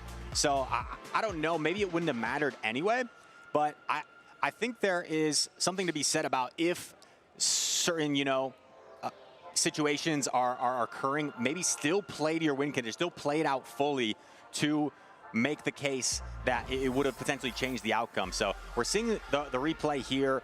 Mud Bomb connects, and I think this is where, what's going to be reviewed started, right? He maybe attempted to throw Aqua Tail before this next Mud Bomb, but you see some stutter from the Quagsire where it's missing some fast attacks. Yeah, I think they're specifically looking as well, Quagsire into the Feraligatr, as well as against the Stunfisk. We're seeing a couple instances that these judges are going to have to take some time to take a look at.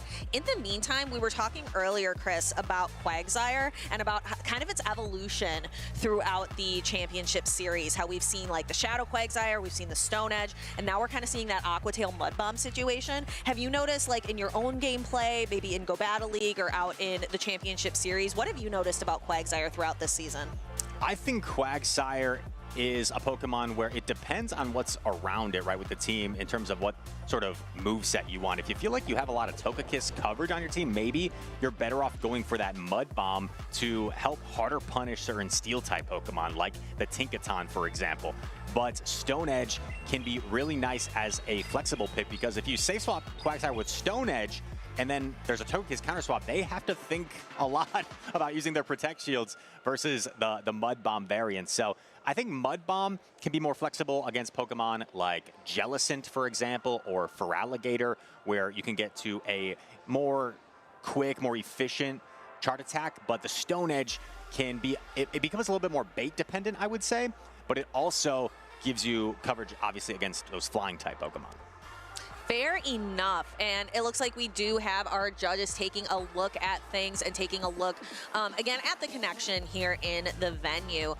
We want to take our time to make sure that we have the correct ruling here, so thank you to our judge team putting in the work here for us this weekend.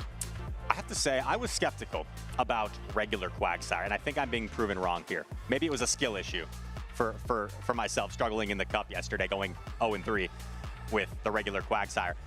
But we've seen time and time again in this series, with both of these trainers opting for it, the regular Quagsire having the bulk to stay in matchups longer, getting off more charge attacks is really coming in handy. Sometimes you fall in love with the pressure, the oppressiveness of a Shadow Quagsire and how much those Aqua Tails are doing, but we're seeing the added bulk really provide advantages in multiple of these matchups. Yeah, we've been seeing a lot of Pokemon just being able to stay in the match with like that 1 HP in a dream scenario, and that's where running the regular version of the Pokemon can be very appealing, just to be able to outlast your opponent a little bit longer in the match. And then again, I don't run Shadows at all in PvP. I only run the regular and purified, so I am definitely a little bit biased, but I prefer to see the regular versions of the Pokemon out there. You're a purist. I Only am. purified and the non-shadows. And we see a few shadows on these teams. I'd say these are two of the more standard teams, right, that we've seen today. So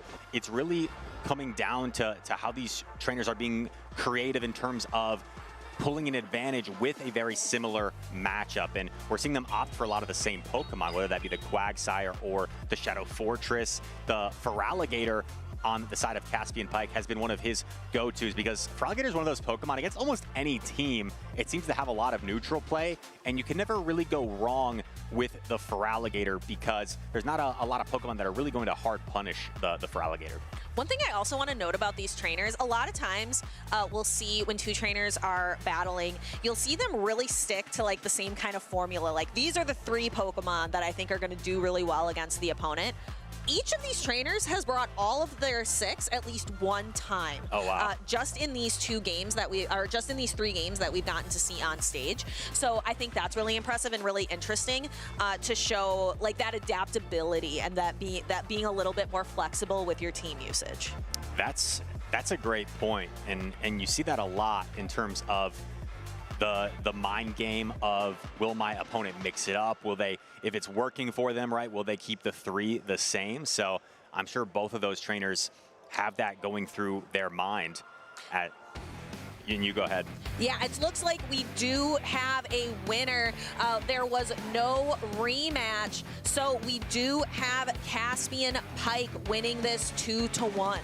Interesting. Well, congratulations to caspianpike, able to get the victory there against Shaner. Such a close game 3. So unfortunate for Shaner. I know he's been really close a few times now towards the end of day 1, getting to day 2, but he's so talented and you cannot count him out yet. Shaner has just been, you know, I think rising in terms of his skill, his placements at these tournaments, and he's a trainer to still keep an eye on.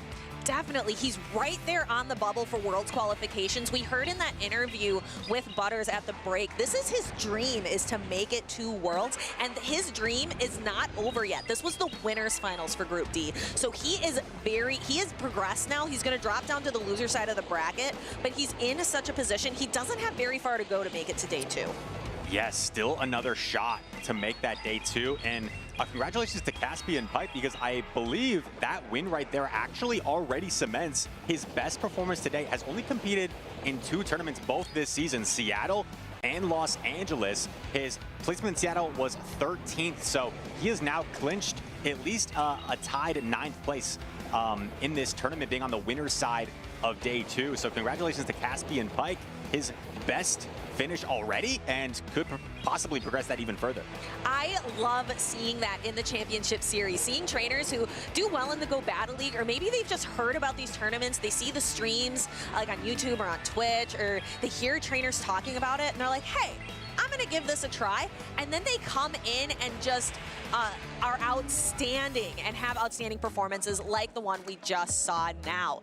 And we have a trainer coming up who is no stranger to outstanding performances, a trainer that you have quite a rivalry with, and I think you can tell us all about the trainer we're going to see on the left. He's been around for quite a while. I played him back in the first season of the championship series in 2022, and even before that, this guy was winning world championships in grassroots formats. So Dunebug97 is coming up shortly. He's taking on a player that I would say is underrated, maybe doesn't have quite the same name recognition as Dunebug, but Mateus is a very skilled player, and I'm certainly I'm certain he has the confidence to potentially take down Dunebug.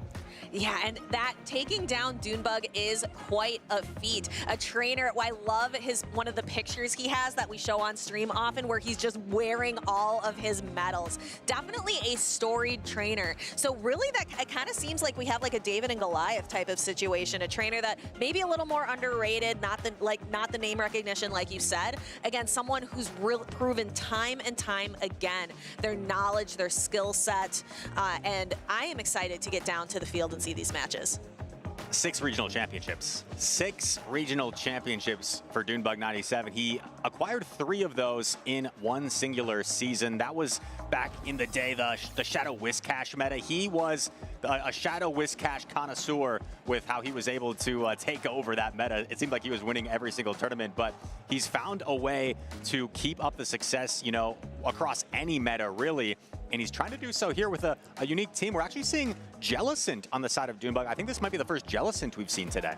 Yeah, we've said it throughout the stream today. Nighttime-clasher said it, you've been saying it. This meta rewards people thinking a little bit outside of the box. And for Dunebug, he's going not quite like outside of the box, he's going under the sea to find Jellicent to put on his team. Mateus, his out of the box pick, Shadow Dusk Noir coming back. We saw Shadow Dusk Noir Shadow Dusk Noir. We've seen it earlier in the championship series, maybe making a little bit of a return here. And I have to say, the Shadow Dusk Noir looks pretty solid against Dunebug's team. It's very oppressive against the Jellicent. This is a Bug Bite Shadow Fortress, so a positive matchup there. Even things like Shadow Altaria, Empoleon, and Stunf as you have neutral play against, it's mainly just the Wigglytuff that is the main counter to that Dusk Noir on Mateus' side. So if you're Dunebug, that's going to be at the forefront of your mind. You have to imagine Dunebug may feel forced to bring out that Wigglytuff in this matchup. And that's one of the best part about running fun picks, running something a little interesting, running something a little spicy. It puts your opponent on their toes. So that might be the trick that Mateus has up his sleeve to be able to topple a giant like Dunebug.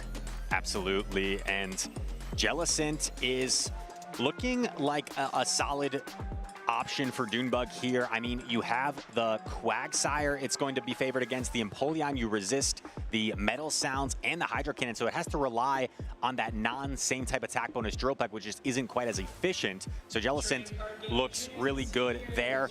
You have a solid matchup against Togekiss as well, but the 2 normal types, that could potentially dissuade the Jellicent from Dunebug because Wigglytuff and Licky will both have a positive time against the Jellyfish.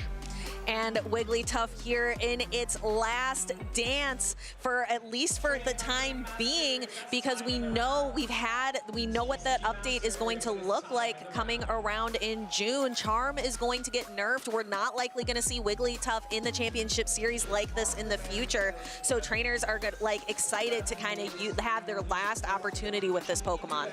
That's a great point. I want to see the fans, the viewers in the chat, let us know, are you excited that Wigglytuff might no longer be around after Charm does less damage, or are you sad? Are you sad to see Wigglytuff go? Say, so long, Wigglytuff, we will miss you. But not quite yet. We're seeing it a very high usage. I think the highest usage Fairy-type Pokemon in all of Indianapolis. So Wigglytuff on both of these teams. We'll see how these trainers can utilize their fellow Wigglytuff in this matchup. So we will see which Fairy-type Pokemon will take the crown next season, but will Wigglytuff persevere? We've got one on either side. Will the trainers be bringing it to the matchups today? And we see Dunebug leading Wigglytuff into the Quagsire on the other side of the field. It looks like these trainers content to play out this preliminary matchup. A very neutral matchup here. If you're the Quagsire, you so significantly outpace the Wigglytuff, and this is where trainers' matchup knowledge becomes tested, because regular Quagsire, we haven't seen as much. So do these trainers know how to play this matchup necessarily? Is it more optimal to go straight Aqua Tail, maybe throw a Mud Bomb in there somewhere? If you're Dunebug, do you go for the cheaper cost Swift or the Icy Wind? I personally don't know. I'm intrigued to see what Dunebug decides to do here. He's actually going for the Icy Wind to deliver an attack debuff to this Quagsire. Yeah, and it's nice. The earlier in the matchup that you can put that debuff on your opponent, it ends up paying dividends later on. We see maybe a chance at a catch, but bringing in the Licky. And Dunebug actually going for the cheaper attack here, landing a Swift early on the Licky, and opting to stay in the matchup. Doesn't have an obvious answer, so is actually choosing to utilize this Wigglytuff here to do a lot of chip damage, and has now made this Licky much more manageable for his back line. Lets the Wigglytuff go down, takes the body slam, and comes in with the Shadow Altaria, which can much more comfortably deal with the Licky now. So if you're Mateus, this is looking a little bit concerning because we can see the back lines, and you're looking at that Empoleon potentially matched up against the Jellicent in the back. Ooh, so a couple of water-type Pokemon, but really differ in that secondary typing. We've got the Ghost, we've got the Steel-type in the back, but first we need to finish up this mid-game match. Shadow Ball lands on Shadow Altaria, and so Dunebug's got energy for days. Dragon Breath's down. We've got double Sky Attack loaded. Opts for the Flamethrower to get some nice neutral damage, or pull a Protect Shield like he's doing right now. This is a lot of energy on this Altaria, threatening the Protect Shields and going for another Flamethrower. Oh, Mateus thought about the catch, it seemed, but not going to get it here. Using both Protect Shields, and now you have no Protect Shields remaining as the Jellicent has entered the field, and a Shadow Ball would do some devastating damage to this Empoleon. And Dunebug taking his time, being really patient. Empoleon, like you mentioned, needs to go for these drill packs to do neutral damage, and it's not impressive. It's not going to do that heavy damage that Mateus is really looking for. He needs to be, but he does have the benefit, Metal Sound being a 2-turn fast attack, he can get that really nice timing. Oh, I think we just saw a charge attack priority catch by Mateus. What a play. Gets off the Mud Bomb. It knocks out the Jellicent, and Dunebug, I think, got caught by surprise. Quagsire get to the Aqua Tail as well. What a sequence here from Mateus. Oh my goodness, let's go Mateus. That was incredible play, and now the Empoleon stays in. It gets to there's the Flamethrower. It's a this is a Shadow Altaria doing boosted damage, but the Empoleon hangs on and gets to this last-minute Hydro Cannon. Dune looking up at the ceiling, trying to do some calculations, wondering where did this go wrong. That charge attack priority catch was incredible. What I was saying just as we were going into it was that because Empoleon's running a 2-turn fast attack versus the 3-turn fast attack hacks on Jellicent, it is going to help Mateus be able to time things a little bit easier. And maybe that helped him be able to make that catch. Are you kidding me right now? I thought that was Dunebug's game, and Mateus found the win condition. You know, Butters and I were talking about the NBA Conference Finals Game 7 coming up tonight. That was a heat check right there from Mateus. He's saying, watch this. He pulled up from way downtown and pulled off a crazy play. I don't know if we can get a replay of that catch in the end, but this is not a good position. The Jellicent has so much energy. It's in a favorable spot, and he pulls off the catch. The one Metal Sound, the catch, and the Mud Bomb. And if you're Dunebug, you can't really afford the protection because then you no longer have any shields. Mateus simply lets it go and sweeps with the Empoleon. So he pulled off the only potential win condition here and was able to, oh my gosh, what a game. Add that to the highlight reel for Mateus. Oh my goodness, this is a play that you need to study. Watch it back in slow motion. If you want to learn how to succeed out there in Pokemon Go PvP, watch that play. Woo, and that was only game one. That's only game one. We got more games to go. Dunebug going to look to recover, and if there's any trainer that can come back from a loss, it's this trainer right here. Dunebug, you know, one of his most famous victories was San Antonio, where he lost round 1 and then proceeded to sweep from loser side the entire tournament. Here we go. Game number 2.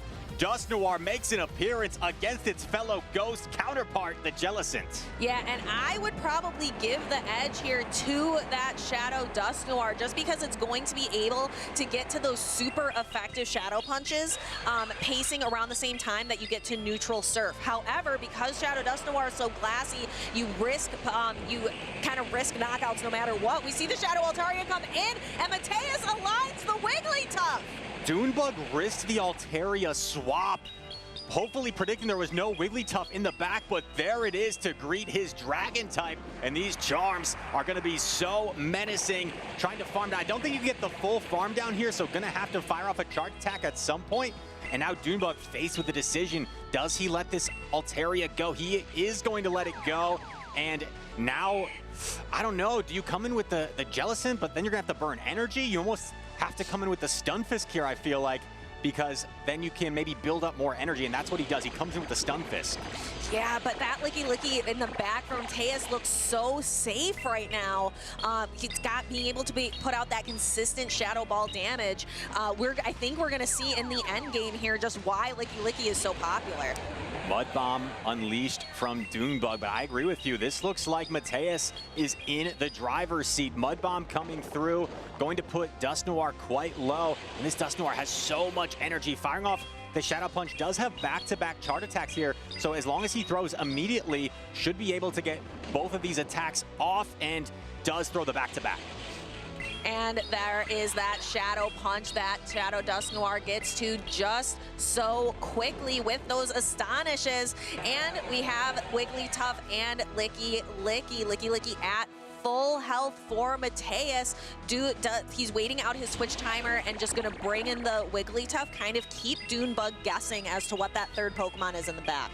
Mud Bomb maybe just enough to knock out the Wigglytuff here, but there is still a fully healthy Licky. And you may just go for a crazy rollout down here to have a ton of energy for the Jellicent. Mateus doesn't feel the need to Protect Shield left. I think a Surf would do the most damage out of any potential charge attacks remaining, so he's saving that Protect Shield until he absolutely needs to use it. Doonbug does get off another Mud Bomb, but you see him shaking his head, and he just knows this is not going to be enough. The Licky has too much energy.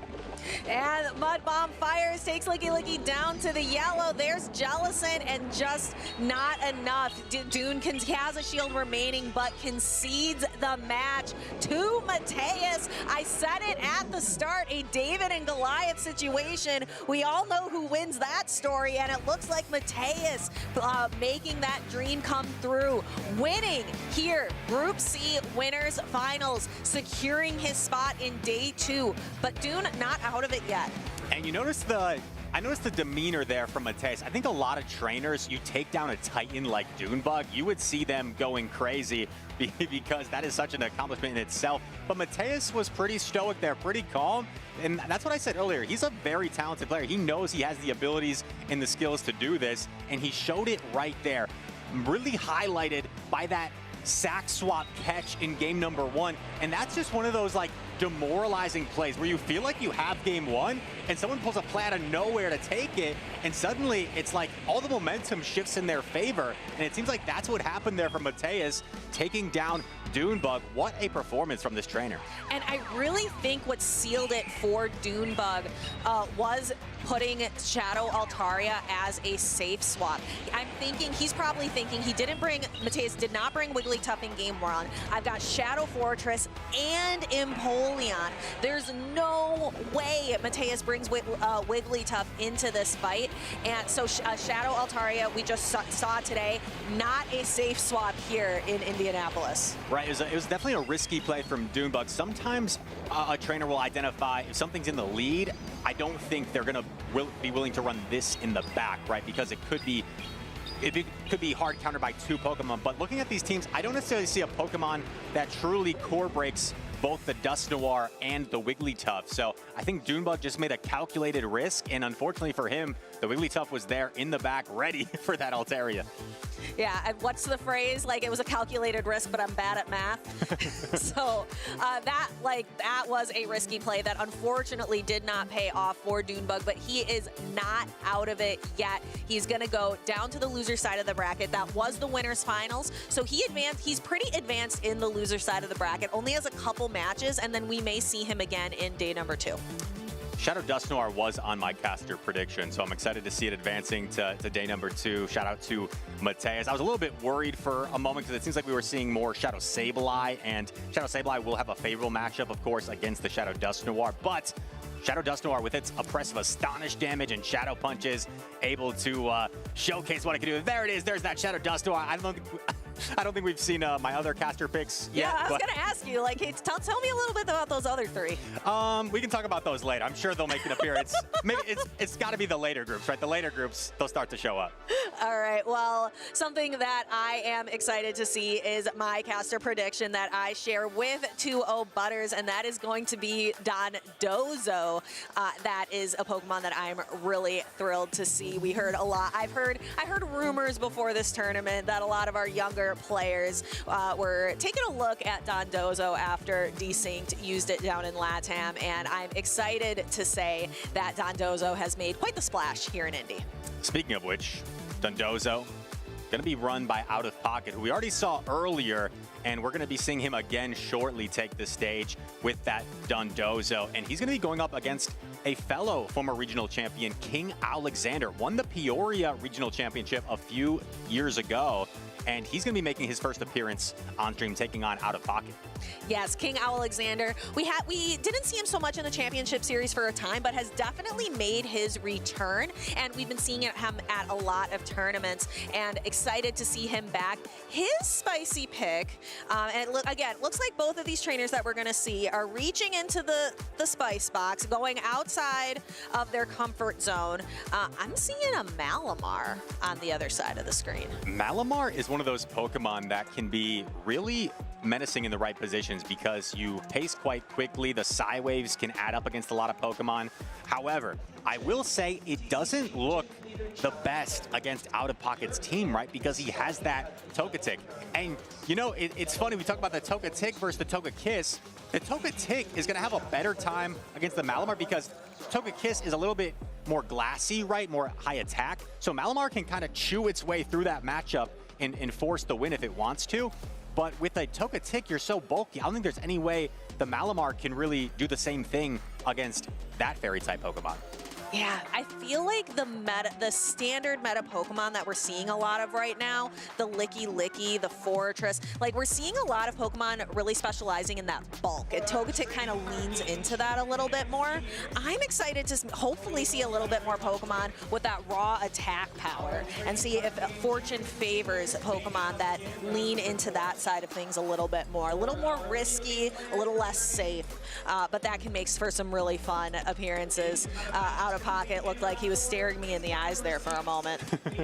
He's got that stare sometimes at the camera. He likes to, you know, show his personality on stream, and I have to say the Togetic looks really good in my opinion in this matchup, and we'll see how outofpoket is able to utilize it, as well as the Dondozo potentially, and that Shadow Fortress. Kingowlexander opting for Volt Switch on his Fortress, so he gives a little bit more play there and coverage against that flying type Pokemon. Yeah, lots of really great teams. So both of these trainers kind of leaning into some of those safer picks. We see they both are bringing Fortress. They both are bringing the Licky, but then thinking outside the box a little bit as well. Looks like our trainers are still kind of getting things ready and so we can dive in here. This is winners finals for Group B, so that's really important to note because trainers, their day 2 is on the line. They're able to be win and in, and then relax for the rest of the day here in Indianapolis. It's wonderful weather outside, so being able to get out of the venue, I know both trainers here would be looking forward to that. Lose, and you go down to the loser side of the bracket. Yeah, it's always nice, you know, ending the day on a positive note, knowing you can look forward to competing in day 2 tomorrow, and certainly adds, you know, a jolt of happiness to these trainers. So both of them obviously vying to get on winner's side day 2, and right, having the advantage of being on the winner's side as well for day 2, you're even afforded a loss, so it's not quite as much pressure. You know you have that to deal with. So a big match, of course, here. Out of Pocket and King Alexander, both of them have a Peoria regional title to their name, and they'll be going head-to-head here. Yes, the Peoria Regional Championships with Pocket. I loved that regional. He was up against Anna Enhoff Hoffman, and that was such a fun series to watch. I think they went the full 15 games, and that was Tapu Fini and Primeape, I believe, for Anna, and that, like, just incredible battles. That's a really good one to go back and watch. If you're ever in the mood to go back and watch old regional championships, that's a good one to watch. That would be a good stat to find. I wonder how many times in our championship series history have we seen a 15 match sequence occur. I don't know if that's the only time there's been a 15 game sequenced, assuming winners finals and then grand finals with a reset going 15 games. That might be a one-off. Maybe it's happened as well at another regional. Let us know in the chat if that's the only time or not. But here we go. Out of Pocket, King Alexander getting ready. And as these trainers lock in, another Pokemon I think could be strong for Out of Pocket here is that Steelix. It's really only afraid of the Diggersby, and you could argue has a positive matchup everywhere else. Being able to deal super effective damage to the Feraligatr, you resist a lot of what's coming at you from the other Pokemon. It's really the Hydro Cannon and the Superpower from Malamar would be the other main threats to that Steelix, but it looks like a difficult Pokemon to deal with if you're King Alexander. Yeah, interested to see how he is going to deal with that. Also, again, just noting the differences in the Fairy-type Pokemon that these two trainers are bringing. King Owl leaning on the more standard, predictable Wigglytuff, or Out of Pocket bringing that Togetic that we saw him pilot masterfully early on versus Basher, taking that 2-0 victory, bringing Togetic every single game. Here we go. We've got a lock-in.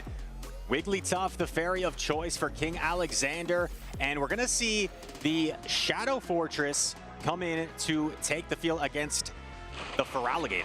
Yeah, and this, so a regular Fortress running Volt Switch would be able to do super effective damage, but these Bug Bites feel super effective just because of how powerful and how oppressive Shadow Bug Bite is coming from Fortress. These Bug Bites add up so much. I wouldn't be surprised if these do more than Volt Switches would be doing to this Feraligatr. And Out of Pocket electing to go for the Rock. And this is a big decision because this would knock out the Feraligatr. King Alexander going to Protect Shield, not going to let that happen and try to get off another Hydro Cannon here. But he's actually going to save it since he's debuffed and go into the Licky Licky.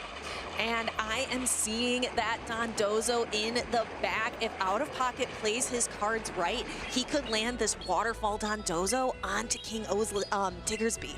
And we are seeing this Licky Licky mirror play out. We haven't seen a whole lot of Licky Licky mirrors today, but this is a common situation. You'll see one trainer shipping the Licky Licky, then going into their own, trying to retain switch advantage or some sort of advantage.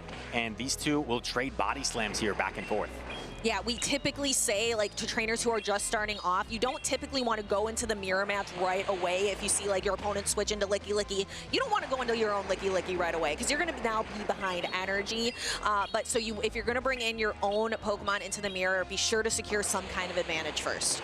Another body slam connects. Out of Pocket, lots of energy on his Licky Licky. I think he is one off the back-to-back here, so he is going to fire this. Licky Licky does hang on for King Owl, but he's got a body slam already.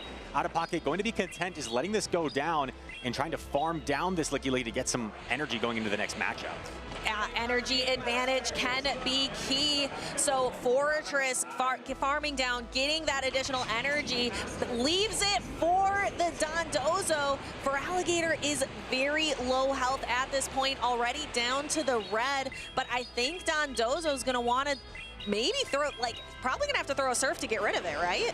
This is such an awkward situation. Out of Pocket does fire off the Surf, and you may have to Protect Shield here if you're King Owl because this is so much health to deal with the Diggersby. So does Protect Shield his Feraligatr, should be able to reach 2 Hydro Cannons, but Out of Pocket still has a Protect Shield. So Out of Pocket may, he takes the first and may Protect Shield the second to keep the Dondozo around.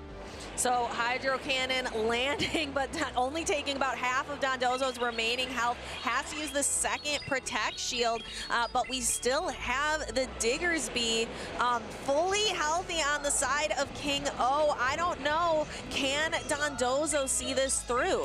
This Surf will do a lot of damage to Diggersby. It's not going to be quite in Sand Tomb range, and you need to land a Fire Punch here. This is going to really come down to how much King Owl is able to overfarm, because you're going to need some energy to potentially get to a Fire Punch against that Dondozo. He does a few mud shots overfarming, and I think he has enough to get to a Fire Punch. The question is, will that be enough to knock out the low Dondozo? All right, Fire Punch knocks out, and then Dondozo coming through, gets to the Fire Punch. I think it might be enough. Dondozo's really thick. It is a big fish. Can Fire Punch fry it? It hangs on. Hangs on with 1 HP, but one Shadow Claw gets it.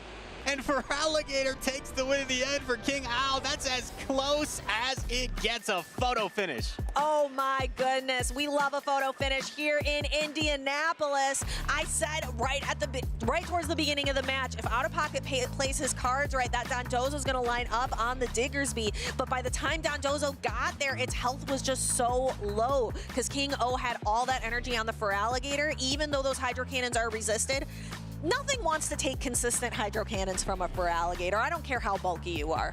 The Shadow Claw damage adding up over time, and the Hydro Cannon so fast. King Owl able to persevere there. That was really as close as it gets. Sometimes we talk about 1 HP in a dream. That was invisible HP in a dream on that Dondozo. But that one Shadow Claw registering first. And if you're a newer trainer, the reason that that Shadow Claw is going to knock out the Dondozo before the Waterfall registers is because it's a 2-turn fast attack against a 3-turn fast attack. So that will take priority there, getting off faster.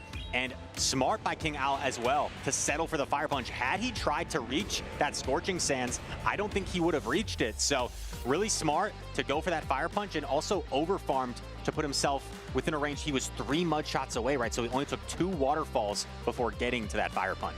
Right, and that's another tip for trainers who are looking to get into PvP. You don't always want to throw your charge attacks as soon as you get them. It's about planning ahead, like how much energy am I going to need for my next attack? And we are already into our next battle. We've got Shadow Fortress into Licky. Let's see how these trainers progress. One of the more common matchups you will see, and what usually ends up happening is we see the Shadow Ball fired off Out of Pocket, might look to Protect Shield here to get off the Rock Tomb, and that's what he is going to do. So King Owl, we'll see if he continues to stay in here, and you have to presume after a potential Rock Tomb, maybe you look to pivot out, knowing that your Shadow Ball is not going to be doing quite as much damage to this fortress. And we see in the back for King O, we've got that Malamar lurking back there. I wonder how much play it's going to have in the back. Right, I didn't see that actually. That's a good point to make, because that could lead Pocket to predict there's a Malamar in back. Since King Owl elected the farm down, I wonder if Pocket is going to look to preserve this fortress. No, for now at least, he's going to just fire off this Rock Tomb, which is quite threatening to this Feraligatr. Yeah, Rock Tomb, it's always nice to land a debuffing attack, and there we preserve the Shadow Fortress with a little bit of health remaining, and there it is. There is the Malamar, so Pocket now knows that it's around. And keeping that fortress around is just so annoying for this Malamar. I would be surprised if King Alexander gets off his superpower and then just looks to completely let this Malamar go, because you know there's a fortress waiting for you. And we're actually seeing Out of Pocket going straight body slam here. I'm a little bit surprised. Maybe he's got something up his sleeve. Maybe he's trying to stall the switch timer to get out of here, but fires off another body slam. This is going to allow a superpower to be unleashed by King Alexander. And it looks like we might see a little bit of that awkward matchup again between the Dondozo and the Feraligatr. Feraligatr being able, is really going to be relying a lot on its Shadow Claw and its quick pacing into Hydro Cannon. King Alexander lets the Malamar go, knowing that there's a fortress waiting, has a lot of energy, but the awkward thing is, you can't quite get the farm down on this Licky. Body slam coming through. Oh, he's letting it go. And at a certain point, you're just going to be so low on this Feraligatr, and you have so much health to deal with on Dondozo. I think it might be a little bit too much. Dondozo, as I said, is a very big fish, and these hydro cannons, they do, over time, these Shadow Claws and hydro cannons are going to chip away, but you just see how much damage the first one does, and that's gotta feel defeating. Yeah, Feraligatr going to try its best to chew through this Dondozo. The problem is, even if you get through it, there's still a little bit of health on that fortress that Pocket was able to save, so he is going to protect shield this, and whether the Dondozo gets the farm or one of his other Pokemon remaining, this one is a foregone conclusion here. Out of Pocket goes for the outrage. Oh no. Oh no, don't do it, Pocket. Don't do it to us. Oh, I want to see it. I want to see Outrage take out a Feraligatr on 1 HP. You can see he's got the smirk. He looks at the camera. King O's gonna look up. I think shields the Outrage. That is wonderful. These trainers putting on a show for us. Out of Pocket with the 3-ball flex and the Outrage, just to give everybody here watching at home some laughs. The knockout through the Protect Shield. You could read their lips. You could say Pocket saying, please shield, because he wanted the content. He wanted to show the knockout through the shield of the Outrage there. And King Alexander being a good sport there, having some fun. He wasn't going to Protect Shield. He was just going to let it go until Pocket said, please shield. So trainers having a little bit of fun there in the end game. Yes, for those of you who may not know, when you put up a Protect Shield in Pokemon Go, it doesn't do 0 damage. Your opponent's attack, it will do exactly 1 damage. And Pocket recognizing that his opponent had exactly 1 HP remaining, so you can get knocked out through the shield. So Pocket throwing the Outrage here. I think we see the moment here.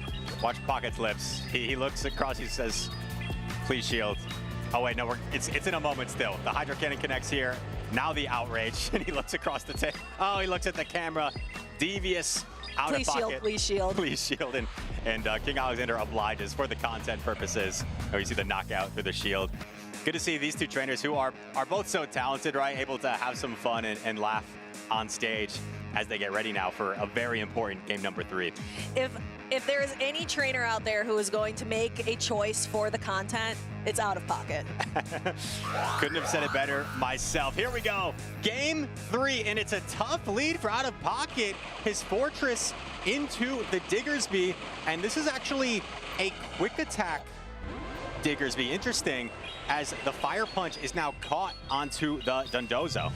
Yeah, so Dondozo going to absorb and then kind of forcing King Alexander to bring in the Licky Licky. It's safe in a lot of matchups, and it's his safest bet here because we've seen how awkward that Feraligatr matchup is into Dondozo.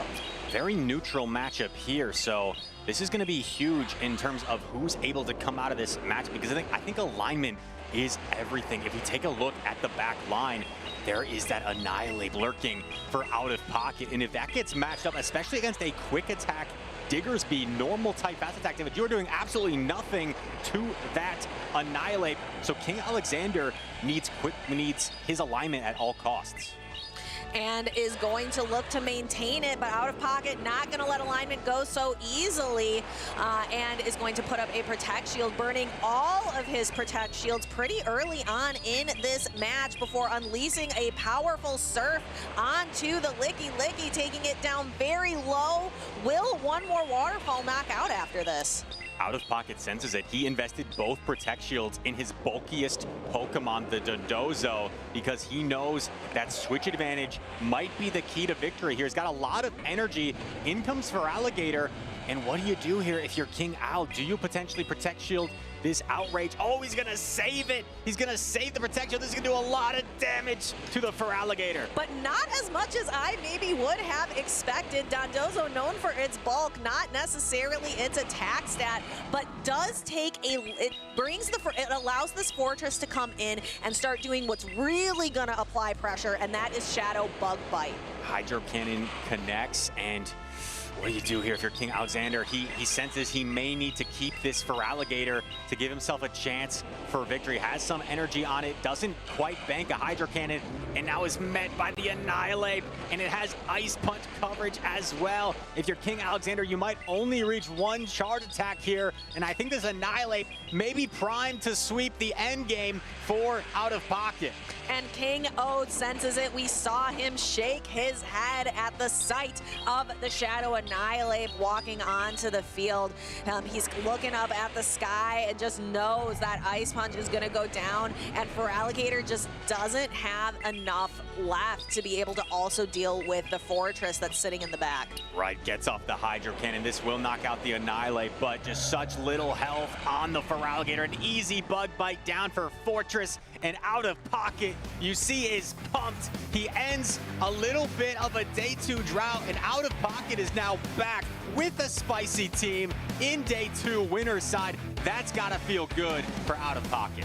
This meta favors the bold. It favors the trainers who are thinking outside of the box, and that is what Out of Pocket has done, bringing the Dondozo to every single game in that series against Kingowlexander, and what a series it was. We talked about how a lot of teams don't have a water resist. The only one for Kingowlexander was the Feraligatr, but you saw the sheer bulk of the Dondozo made it so difficult. Sometimes 3 Hydro Cannons were not enough to knock out the Dondozo. So Out of Pocket showcasing how to utilize this unique Pokemon in the best circumstances, and he will be moving on. We've got Dondozo in day number 2.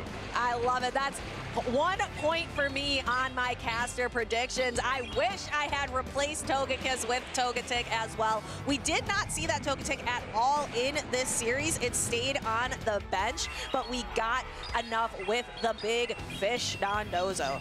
Right, and I was hyping up the Togetic in the pre-match because I thought it looked like it had a lot of play, but Out of Pocket saw something different. He said, maybe I don't need to risk using this Togetic in this matchup. I've got other courses of action that I can take, and he showed those were the best courses of action with that Dondozo really leading the way, spearheading his way to victory.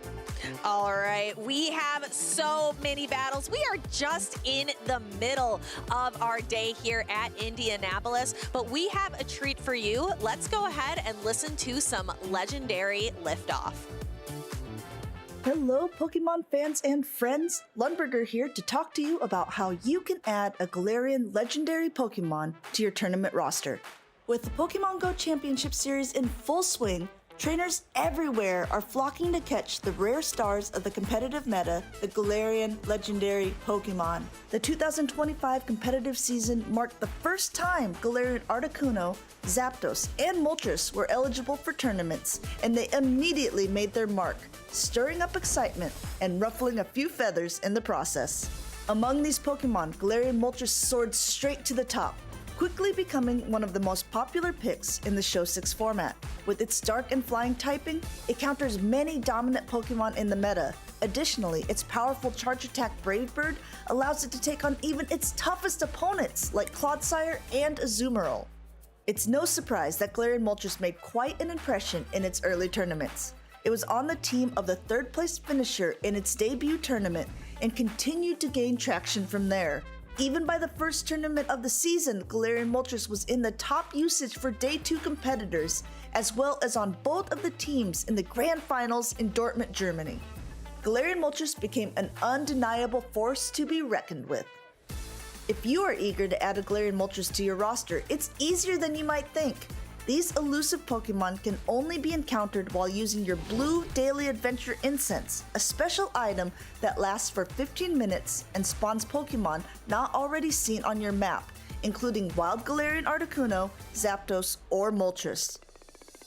To maximize your success while you're out birdwatching, if you have an Origin Form Dialga, activate its Roar of Time ability to pause the daily incense timer. This will give you more time to search for your feathered friends without feeling rushed. The Galarian legendary Pokemon have an extremely high flea rate, so you should always use a Golden Raspberry and an Ultra Ball for your throw, no matter the Pokemon's CP, to increase your chance of a successful capture. For those truly special encounters where letting a rare Pokemon escape is not an option, don't hesitate to use a Master Ball for a guaranteed catch. Though the Master Balls are rare, so are these Pokemon. After catching a Galarian Moltres, you'll likely want to optimize it to be a perfect tournament-ready partner. Consider arranging a special trade with a friend to aim for the attack, defense, and HP spread that you are hunting for. Once your prize partner is ready, take it to a competition cups, or challenges to showcase its prowess in action. The Galarian legendaries are more than just Pokemon, they are game changers in this competitive land and skyscape. With Galarian Moltres leading the way, their impact on the meta is undeniable. So grab your daily incense, prepare your team, and get ready to take flight. With one of these powerhouses on your roster, you'll be soaring above the competition in no time. I'm Robin Tillar, and I'm from Germany. Stone Collection not acting nice anymore. He's playing rough. The mental fortitude, the tenacity. That is the heart of a champion right there. It's gotta be Licky Tongue. In German, it's called Schlurp. That one's pretty good. There was a friend that introduced me to Pokemon Go. So for like 3 years straight, like just every day in and out, grinding XP and catches. We had like a big community. I kind of swapped communities, got into the PvP scene. I was playing a lot of grassroots tournaments. I got to know a lot of new people. After the pandemic, we saw that there were tournaments for Pokemon Go, like actual official tournaments, and we kind of got excited. And suddenly everybody was going to every tournament, and yeah, now we're here. Me coming from Europe as the only European to beat up those Americans. Maybe not to beat up. I love traveling. It's always nice to see new places and see different cultures, like getting into the scene, and people were giving me tips how to get cheap hotels, cheap travel, and that I would just fly to NA to take part in a regional for a weekend and just go back on Monday like there was nothing. Yeah, it's kind of insane. I don't care about losing against somebody that I could have done nothing against, but losing because of my mistakes is something I want to work on. I would like to get a trophy for the internationals, or maybe even worlds, but like my goal is just to be consistent. It's not a placement. It's important to have friends, so you can't do this alone. It's important to get into a community. It's always about having fun, and this journey, like exploring a new game, getting better at it. If you have friends around you, they can always like talk to you and give you more dimensions to think about. I'm always like a kind of specialty Pokemon user. I might analyze the meta and get a pick that nobody is ready for. If nobody is ready for it, what are you gonna do? For this tournament, it was Shadow Scissor. People didn't have it on their radar anymore because everybody was switching to Empoleon. And Stone Collection reaches for it, and he will be moving on to the grand finals.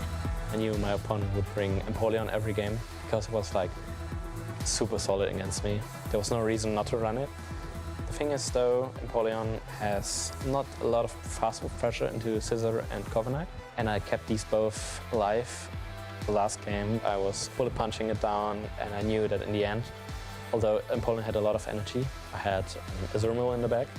Empoleon has kind of bad stats in comparison to Azumarill. Azumarill is super bulky, and I knew that my Azumarill was gonna do it. He can just stay in. Oh, Stone Collection is no longer a contender. He's a regional champion. I'm super excited. I actually can't believe it. It took me like 42 tournaments to finally win one. So many tournaments. He has done it. The main goal also from me is like to get people to know Go a bit better, and also to get my name out there. You gonna win Worlds this year? No. If I was to win Worlds, I don't actually know what I would do. I would fall out of the sky, I don't know.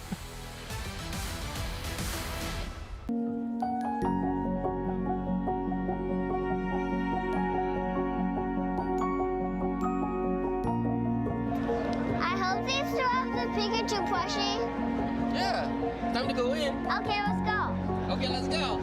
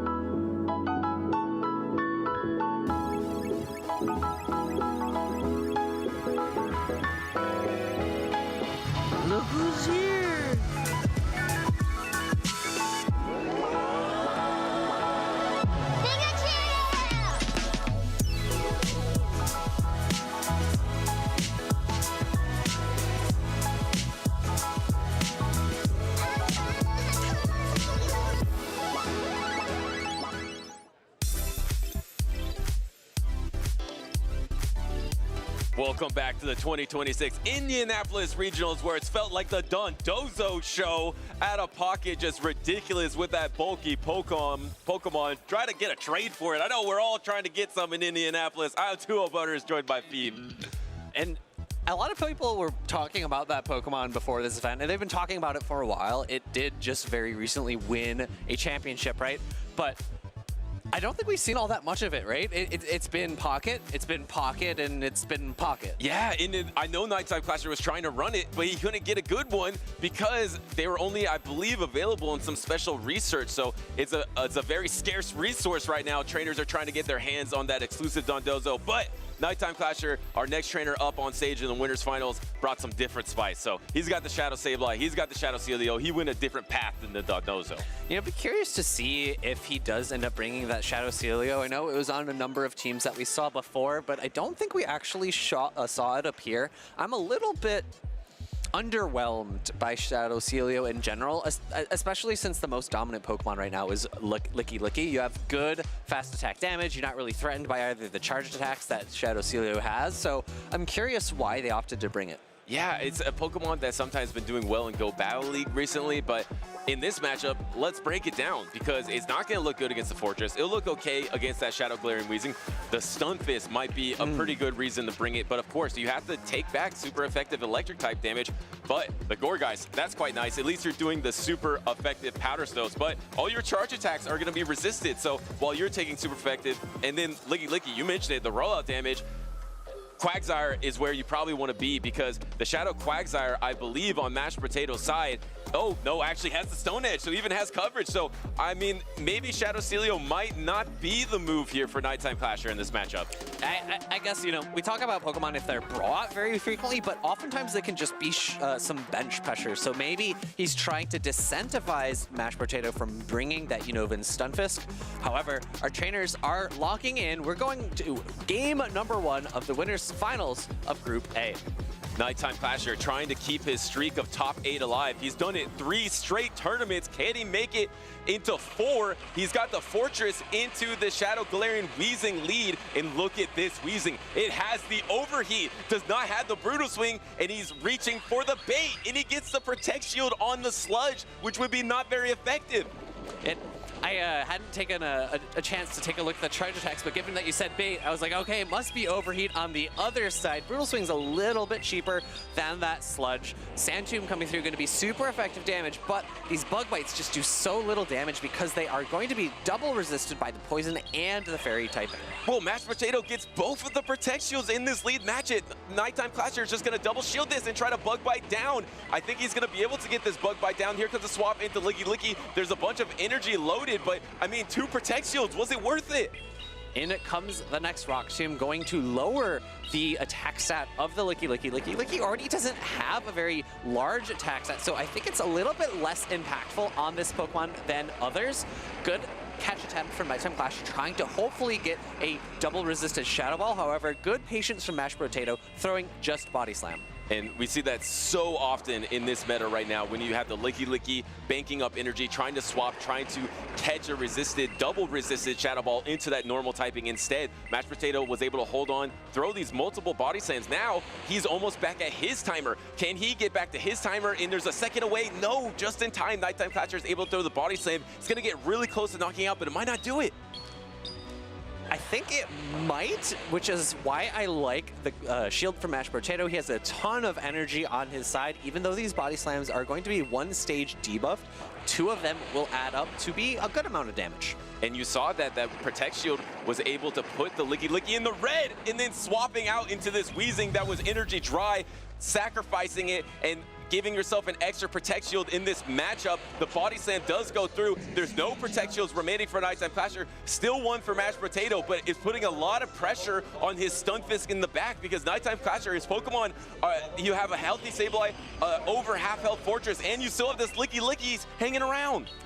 And nitetimeclashet utilized both of his shields very early, and it was a little bit we were a little bit wary about how good that was, but because his Pokemon in the back have neutral matchups for the rest of this spot, he has so much health advantage, so I don't think that the shield disadvantage is a problem. Look at this, no shield though. On the Drain Punch, it does almost nothing in this Stun Fist. You would much rather go for the foul play. Looks like he was trying to bait there and get the last protection of the battle, maybe, or just go for double Drain Punch. Maybe one foul play wouldn't have been enough, but now suddenly you're at half health. Here comes the swap in the Licky. He gets to the energy before the Drain Punch is available, which will knock out the Shadow Sableye. I was gonna say, the Drain Punch worked out quite well for Nighttime Clasher because it put him in. Oh no, he holds on! Ooh, barely, but because of the damage application of rollout, you get the knockout for Mashed Potato, and that's actually really good because I think he's now going to be able to reach another body slam. No!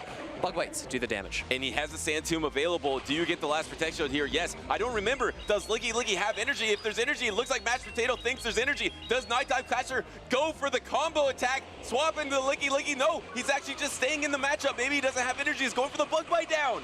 Yeah, I think the Bug Bite down is going to happen. There just wasn't an ability for Mashed Potato to get to 2 charge attacks. Either you throw one against the Fortress and it even might not get the knockout at that range. Mud Bomb is just neutral damage because of the bug subtyping. And we're going to see this second charge attack being thrown here. No way to knock out both the Licky as well as the Fortress. Yeah, was trying to undercharge, maybe get enough attacks, but you just don't have enough time. And Nighttime Clasher is able to hold on after giving 2 Protect Shields up in the lead matchup, trying to Protect Shield those overheats, and now suddenly he has won this game, and he is 1 game victory away from making it on the winner's side of the bracket. Possibility of having a chance to be top 8 in 4 straight regional championships. And the Galarian Wheezing looks very good, right? It was able to pull away all the shields. It had some utility there, but because of the amount of fast attack damage Nighttime Clasher was able to do to the entire team of Mashed Potato, I think he was just didn't have enough resources to close out that game and might have to think of a different team composition in order to mitigate that Shadow Fortress on Nighttime Clasher's side.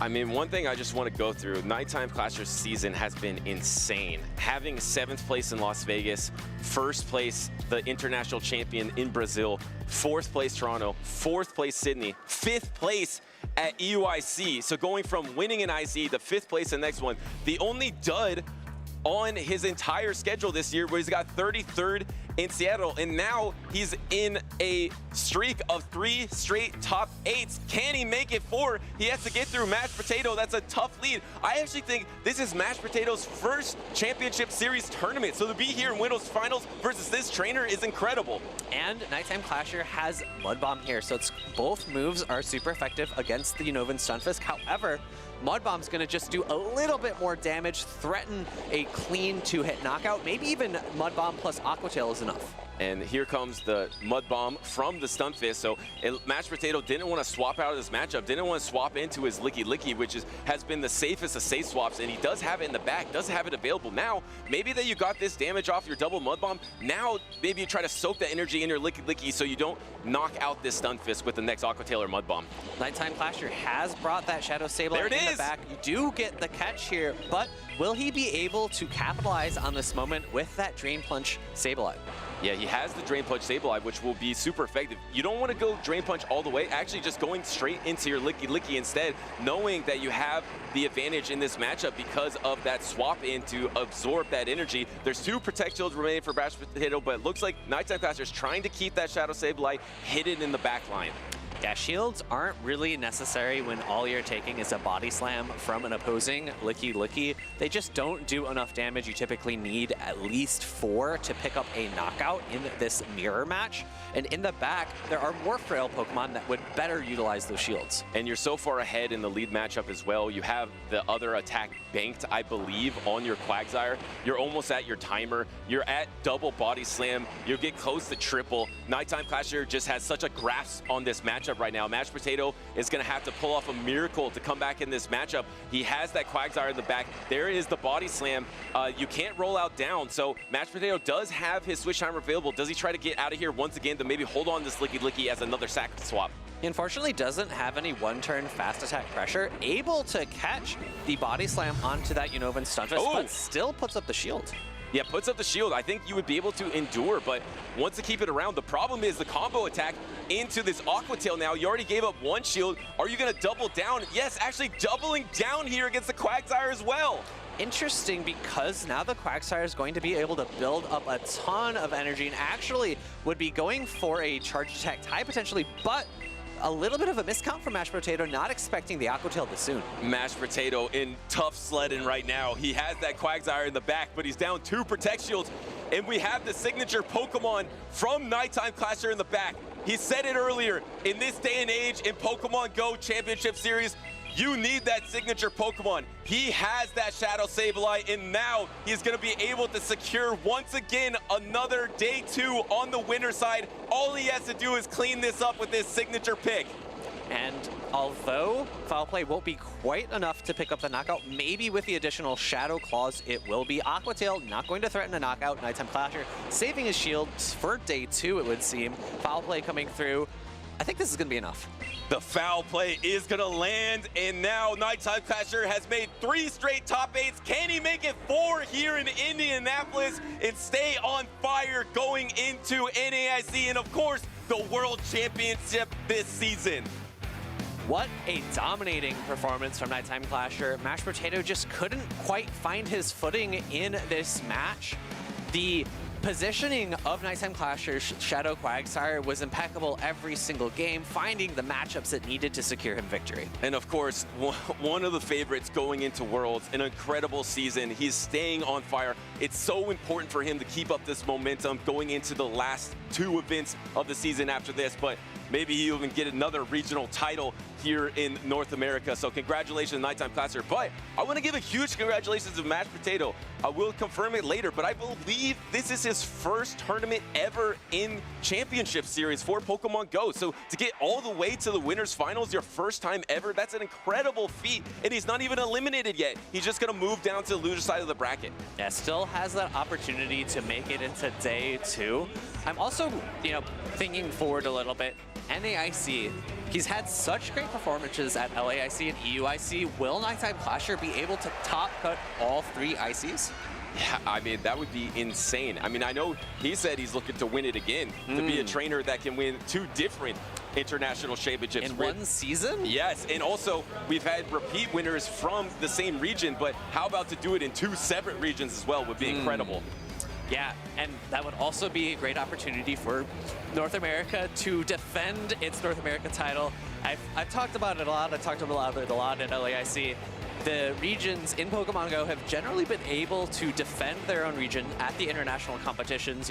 That's not necessarily the case for the other games, video game and the trading card game. Those often trade international competitions back and forth. But up until this year, every single international has been defended by that region, and North America is the last one of this season. Will we be able to keep it here as well? Yeah, I mean, it's so tough, especially now that there's championship points, there's travel awards, there's travel stipends, so it does mean that these international championships are truly the best international players at them, because there's the top 4 or top 8 in their particular region either getting a travel award or a travel stipend. So the best of the best are always going to be there. So it's getting harder and harder to defend your turf. We know that Brazil wasn't able to defend it. Nightimeclashet came in and stole one.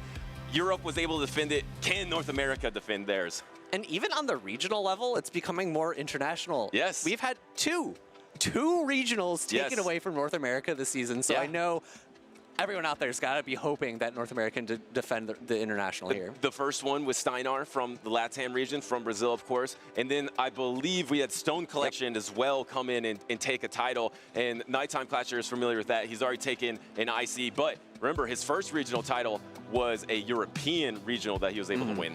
Yeah. Of course, he did start his debut over in the European scene. They sometimes talk about him as maybe being a little bit European. I think he's from North America, true and blue.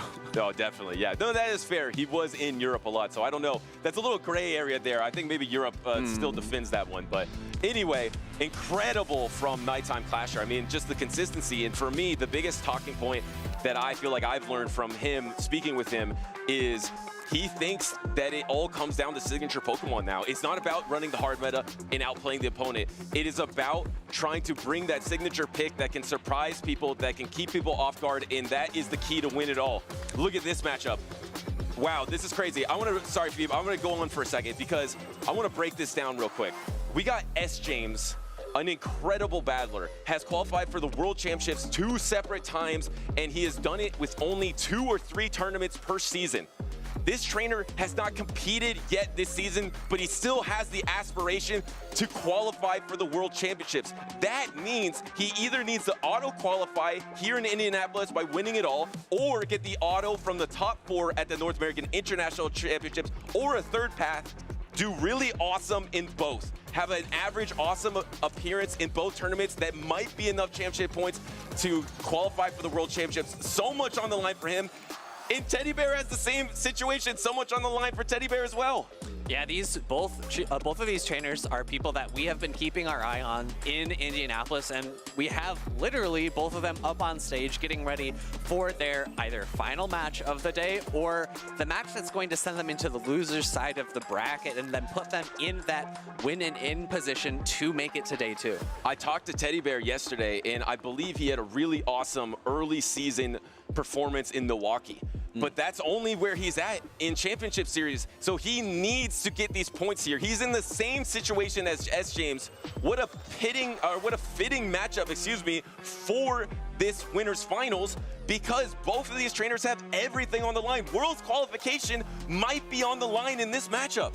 It's a fitting thing that we're pitting these two trainers against yes. each other. It's pitting Indianapolis, right? Oh, yeah. Oh, yeah, we're rolling here. But Teddy Bear on the bubble, he's a trainer that also needs an awesome performance. They're well on track, right? They're in the winners finals. They're at this point guaranteed championship points, which is huge for both trainers. They need those, desperately need those championship points to qualify for the World Championships. But if they're able to move on here, as Teddy Bear got top 8, I believe even close to a top 5 in Milwaukee to get a lot of championship points.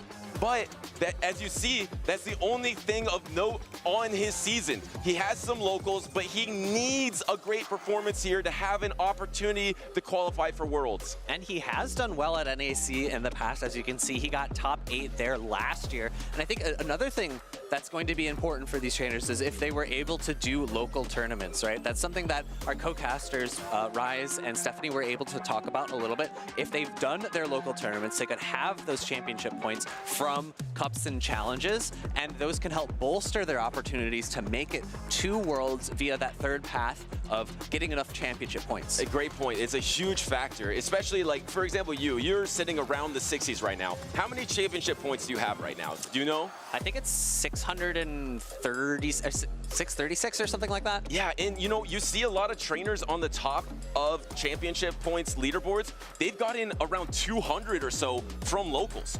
So if you can get 200 from there, get a 1 or 2 championship points from a regional or an international championship, you're well on your way to qualifying. So it's very possible for a lot of these trainers out here, but these two trainers are trying to wait for the last moment, and S. James specifically is known as one of the top trainers in the world. I mean, his record is insane at regionals. He is a 2-time regional champion in Sacramento and Indianapolis. He is a runner-up in Peoria. This trainer in regional championships is incredibly hard to beat. Can he move on to the winner's side, or will it be Teddy Bear taking those championship points from him? And this is going to be a tough lead for SJ to work around. This is going to be resisted fast attack damage compared to Feraligatr having neutral Shadow Claws into the Water and Steel type of Empoleon. And the Drill Peck does land into Feraligatr here, and you're almost at the double Hydrocan. It's not going to be very effective into the Empoleon. Both of these trainers just going to play out this water type lead, no problem. We're just going to soft lose this lead. We have similar backlines. We both have a steel and a flying type. The crucial factor is in the back for S. James. He has that fairy type versus the dragon type, but Altaria does have play into Togekiss. Yeah, it is going to be the fairy versus dragon matchup that is going to be a little bit less one-sided because Togekiss Togekiss, excuse me, has the ability to only do fast attack damage of the flying type. It's not going to necessarily hard win that matchup. And here comes that Rock Tomb into the Altaria. The non-shadow can take it. I think Teddy Bear's thinking, I don't want to give up both my shields, is exactly what he wants to do, because you can take that damage. Yes, it chunks. Yes, it's super effective. He's actually going to undercharge this Sky attack because it's neutral. He wants to get a Dragon Breath down. How did he do on that undercharge? I think he did great. He's going to get a nice Dragon Breath down to get that energy back. Yeah, and it looks like the Sand Tube won't even be reached. Although Sand Tube is double resisted, it would have threatened the Altaria, which is so low. Sky Attack caught onto the Empoleon. Ooh. I don't think this is necessarily incredibly impactful because the Empoleon could have potentially reached another charge move later on. Yes, and now you're going to swap out here and you're going to have this backline matchup. You have a Protect Shield advantage for S. James with this Togekiss in the back, and you pace so quickly. You're double resisting Bug Bites as well. Teddy Bear is in an awful position here. He's just going to let this Aura Sphere through. It looks like Togekiss is going to be able to full sweep. I'd be curious to see if he opts for a Sand Tomb. If he potentially goes for 2 Sand Tombs, Bug Bites are going to be double resisted, so the defense drops add up a little bit, but I don't know if there's going to be enough fast attack pressure in the back because, again, Altaria, although it does okay against the damage output of Togekiss, its fast attacks don't do any damage of its own. As James is thinking about it, he knows it's the Sand Tomb. He's locked in. He knows he doesn't have to shield it. It's double resisted. It doesn't do enough, and the fast attacks won't pressure you enough. Here comes the Feraligatr. You have the double Aura Sphere banked as well. Here comes the last Protect Shield of the battle. Do try to swap into the Altaria to try to catch the next one, but I don't think it matters. I don't think SJ is going to allow that to happen. Looks like he waits a turn, and unfortunately, looks like he was a little bit surprised by the timing of it. Aura Sphere coming through, going to pick up the knockout, and that's going to secure game number 1 for S. James. And these flying types face in the back, and S. James, with everything on the line, the 2-time regional champion, trying to make it 3-time here in Indianapolis, is able to take game number 1. And I think the pivotal moment in that matchup was that charge attack tie that Teddy Bear ended up doing against S. James's Shadow Fortress. I could read his lips. He said, 1 too many. He did 1 too many Dragon Breaths, did not get that fast charge attack through right before the Rock Tomb came out. And that just put him in a really awful position where SJ is completely incentivized to no shield, because either way, he removes all the energy from the Altaria, but he can take advantage of that with his Togekiss afterwards. Fantastic insight with the lip reading there. I love it. And the thing is, he even played that beautifully, because he was able to, yes, waste that energy, but he undercharged it perfectly to get that full Sky attack back. But the thing was, S. James was able to swap into the Empoleon, soak that energy regardless, keep both the Protect Shields for that Togekiss in the back. Looks like Togekiss with Protect Shields looks insane versus Teddy Bear's team. There's no clear answer. Of course, you can go for the Tinkaton, which is a good counter, but even with Protect Shields, Togekiss is not out of that matchup, and Teddy Bear does not want to be out of this matchup. He wants to be able to move on that winner's side. World's qualification is on the line for both these trainers as they lock into game number 2. And it is going to be Shadow Fortress into Feraligatr, a fairly neutral matchup. Fortress going to have a little bit of an advantage with that fast attack pressure, but Hydro Cannons from Feraligatr going to threaten heavy charge attack damage. And once again, you have the double flying types in the back, but a key adjustment for Teddy Bear. He has the Grumpig in the back. Grumpig is a Pokemon that can resist all of the charge attacks from the Togekiss. Here comes the first Protect Shield of the game, so S. James actually completely switches up his strategy. First game, he saved those shields for Togekiss. This time, he is trying to go for the alignment, which I think will be much more useful for him in this matchup. Yeah, Grumpig with extra shields is looking very dangerous. Shadow Ball into Togekiss, or the fighting move into Licky Licky. We're going to see an immediate pivot out, so that Dynamic Punch can hopefully come before Shadow Ball. Looks like it was a little bit too slow for that. And it looks like this is exactly what S. James was going for. He was trying to bait out this Grumpig with the Licky Licky so that he has his Togekiss free in the back line to face that Altaria. Super effective, goes through, and it is chunking into that Grumpig. Suddenly, this Grumpig is so low health. S. James knows I can get through this Grumpig as well. So he protects shields on that Dynamic Punch. He's at a charge attack, and he's gonna just throw a Body Slam because that's all he needs. Perfect timing right before Dynamic Punch was available with this tournament on the line. Moves like that is the reason he's a 2-time regional champion. Yeah, really great awareness from SJ there, knowing that the timing of Teddy Bear did not allow him to reach that second dynamic punch into the Licky before that body slam. And that's a really uncomfortable thing about this matchup as the Grumpig. If you let a Shadow Ball through, you're going to be threatened by body slams afterward. And this Togekiss is going to be threatened by charge attacks here. S. James does sigh a little bit, knowing that he could get overwhelmed by the charge attack pressure. Yes, he double resists the fast attacks, but here comes the Rock Tomb, like it did in game number 1. Have to protect shield it if you're Teddy Bear, but now Teddy Bear is going to get debuffed. And I think the really crucial thing here for Teddy Bear is making sure that he gets as much energy as possible without letting another Rock Tomb through. And he's banking, he's banking, he's banking. He throws right before that Rock Tomb is available. But the problem is, while you're debuffed, the first Sky Attack plus another Sky Attack wouldn't be enough to knock out Togekiss. Oh, actually, he doesn't get the knockout. And that means that S. James is able to throw this Sand Tomb, but now the timer is back available as well. So maybe S. James will be able to go back into his Togekiss. No, actually, it's not up yet for S. James. And the remaining question is how much energy is on the Togekiss, and can we see a pivot out? We see an immediate pivot out, but this gets the Aura Sphere, but Aura Sphere is probably not going to be enough to knock out the Altaria. This is going to be so close here. S. James didn't get that charge attack off. He got the peck off. Can he hold on to this Sky Attack? Yes, he holds on, but can he get to the Dazzling Gleam? He doesn't even have the Side Shock. He has the big damage, and that means S. James is moving on to day number 2. And I have to imagine that this is the exact matchup that he has Dazzling Gleam for, making sure that he has the ability to hit for super effective damage into a very bulky Altaria. That is going to be a solid game number 2 from SJ, securing his way to day 2. And what an impressive battle from these two trainers. An impressive tech choice to bring that signature Togekiss with the Gleam instead of the Side Shock. Almost everyone brings that Side Shock, but to have that coverage is the reason he won that battle, and now he's on the winner's side. This trainer, with everything on the line, needs to do well in this tournament and in AIC, is well on his way. And thinking about the options between Psyshock versus Gleam, Gleam's going to help you against dark types, and it's going to help you against dragons, right? Psyshock hits poisons, it hits fighters, but fighters are also covered by that fairy type coverage, and we don't really see that many poison types in the meta right now, so I do not mind the opportunity to switch there, right? Fighting type is going to be resisted by ghosts as well, and we don't see too many ghosts in the meta besides Shadow Sableye. Yeah, I think it's such a smart choice, especially because the increase of Shadow Sableye, like you mentioned, the increase of Grumpig, having that coverage is just going to be huge. And going into day number 2, battling the best of the best, that might be the reason he gets even further in this tournament. So a brilliant choice from S. James to have that Gleam. You really don't see it that often, but to have that tech on that Pokemon, well done. And this means Teddy Bear, his back's against the wall. He's in the points, but he does need more points to qualify for Worlds. So he's going to be in the losers finals. So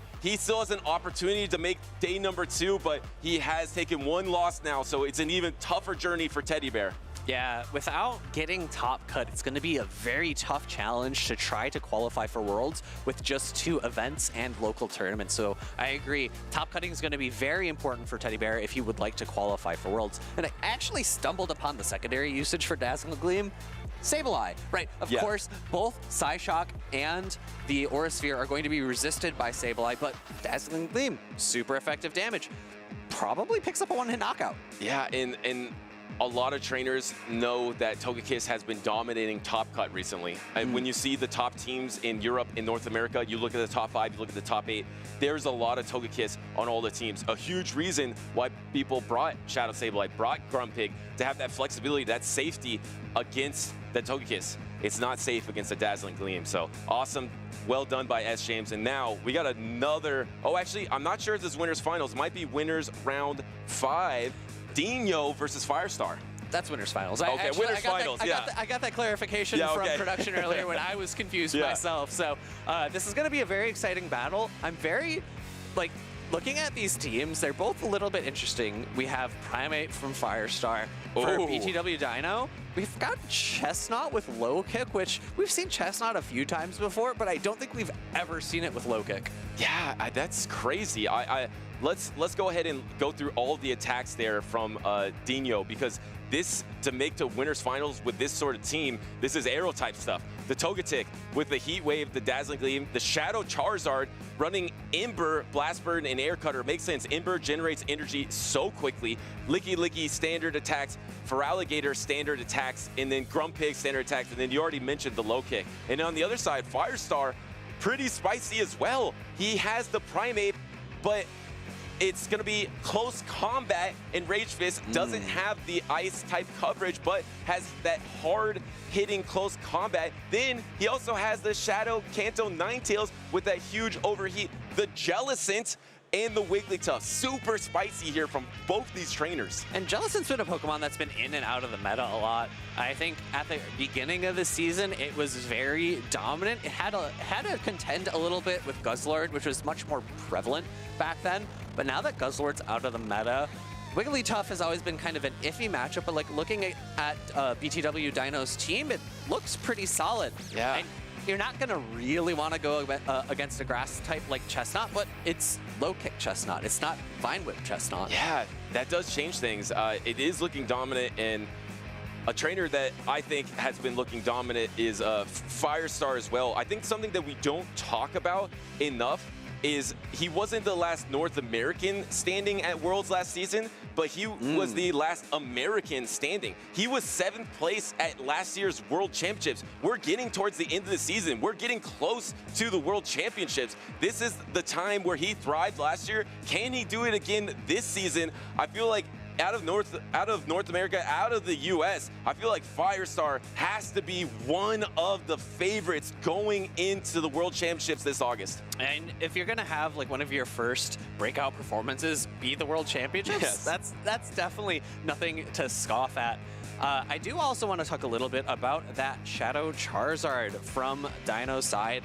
It was a Pokemon that was really popular, I think it was 2 years ago, when Wing Attack was in its prime, which I believe it's kind of back there, but he's opted for the fast attack of Ember, which nowadays generates a ton of energy. He's got Air Cutter as his bait move, Blast Burn as his hard-hitting move, and I'll be curious to see exactly how it lines up into Firestar's team. I actually think both of the flyers from BTW Dino's side look pretty solid in this matchup.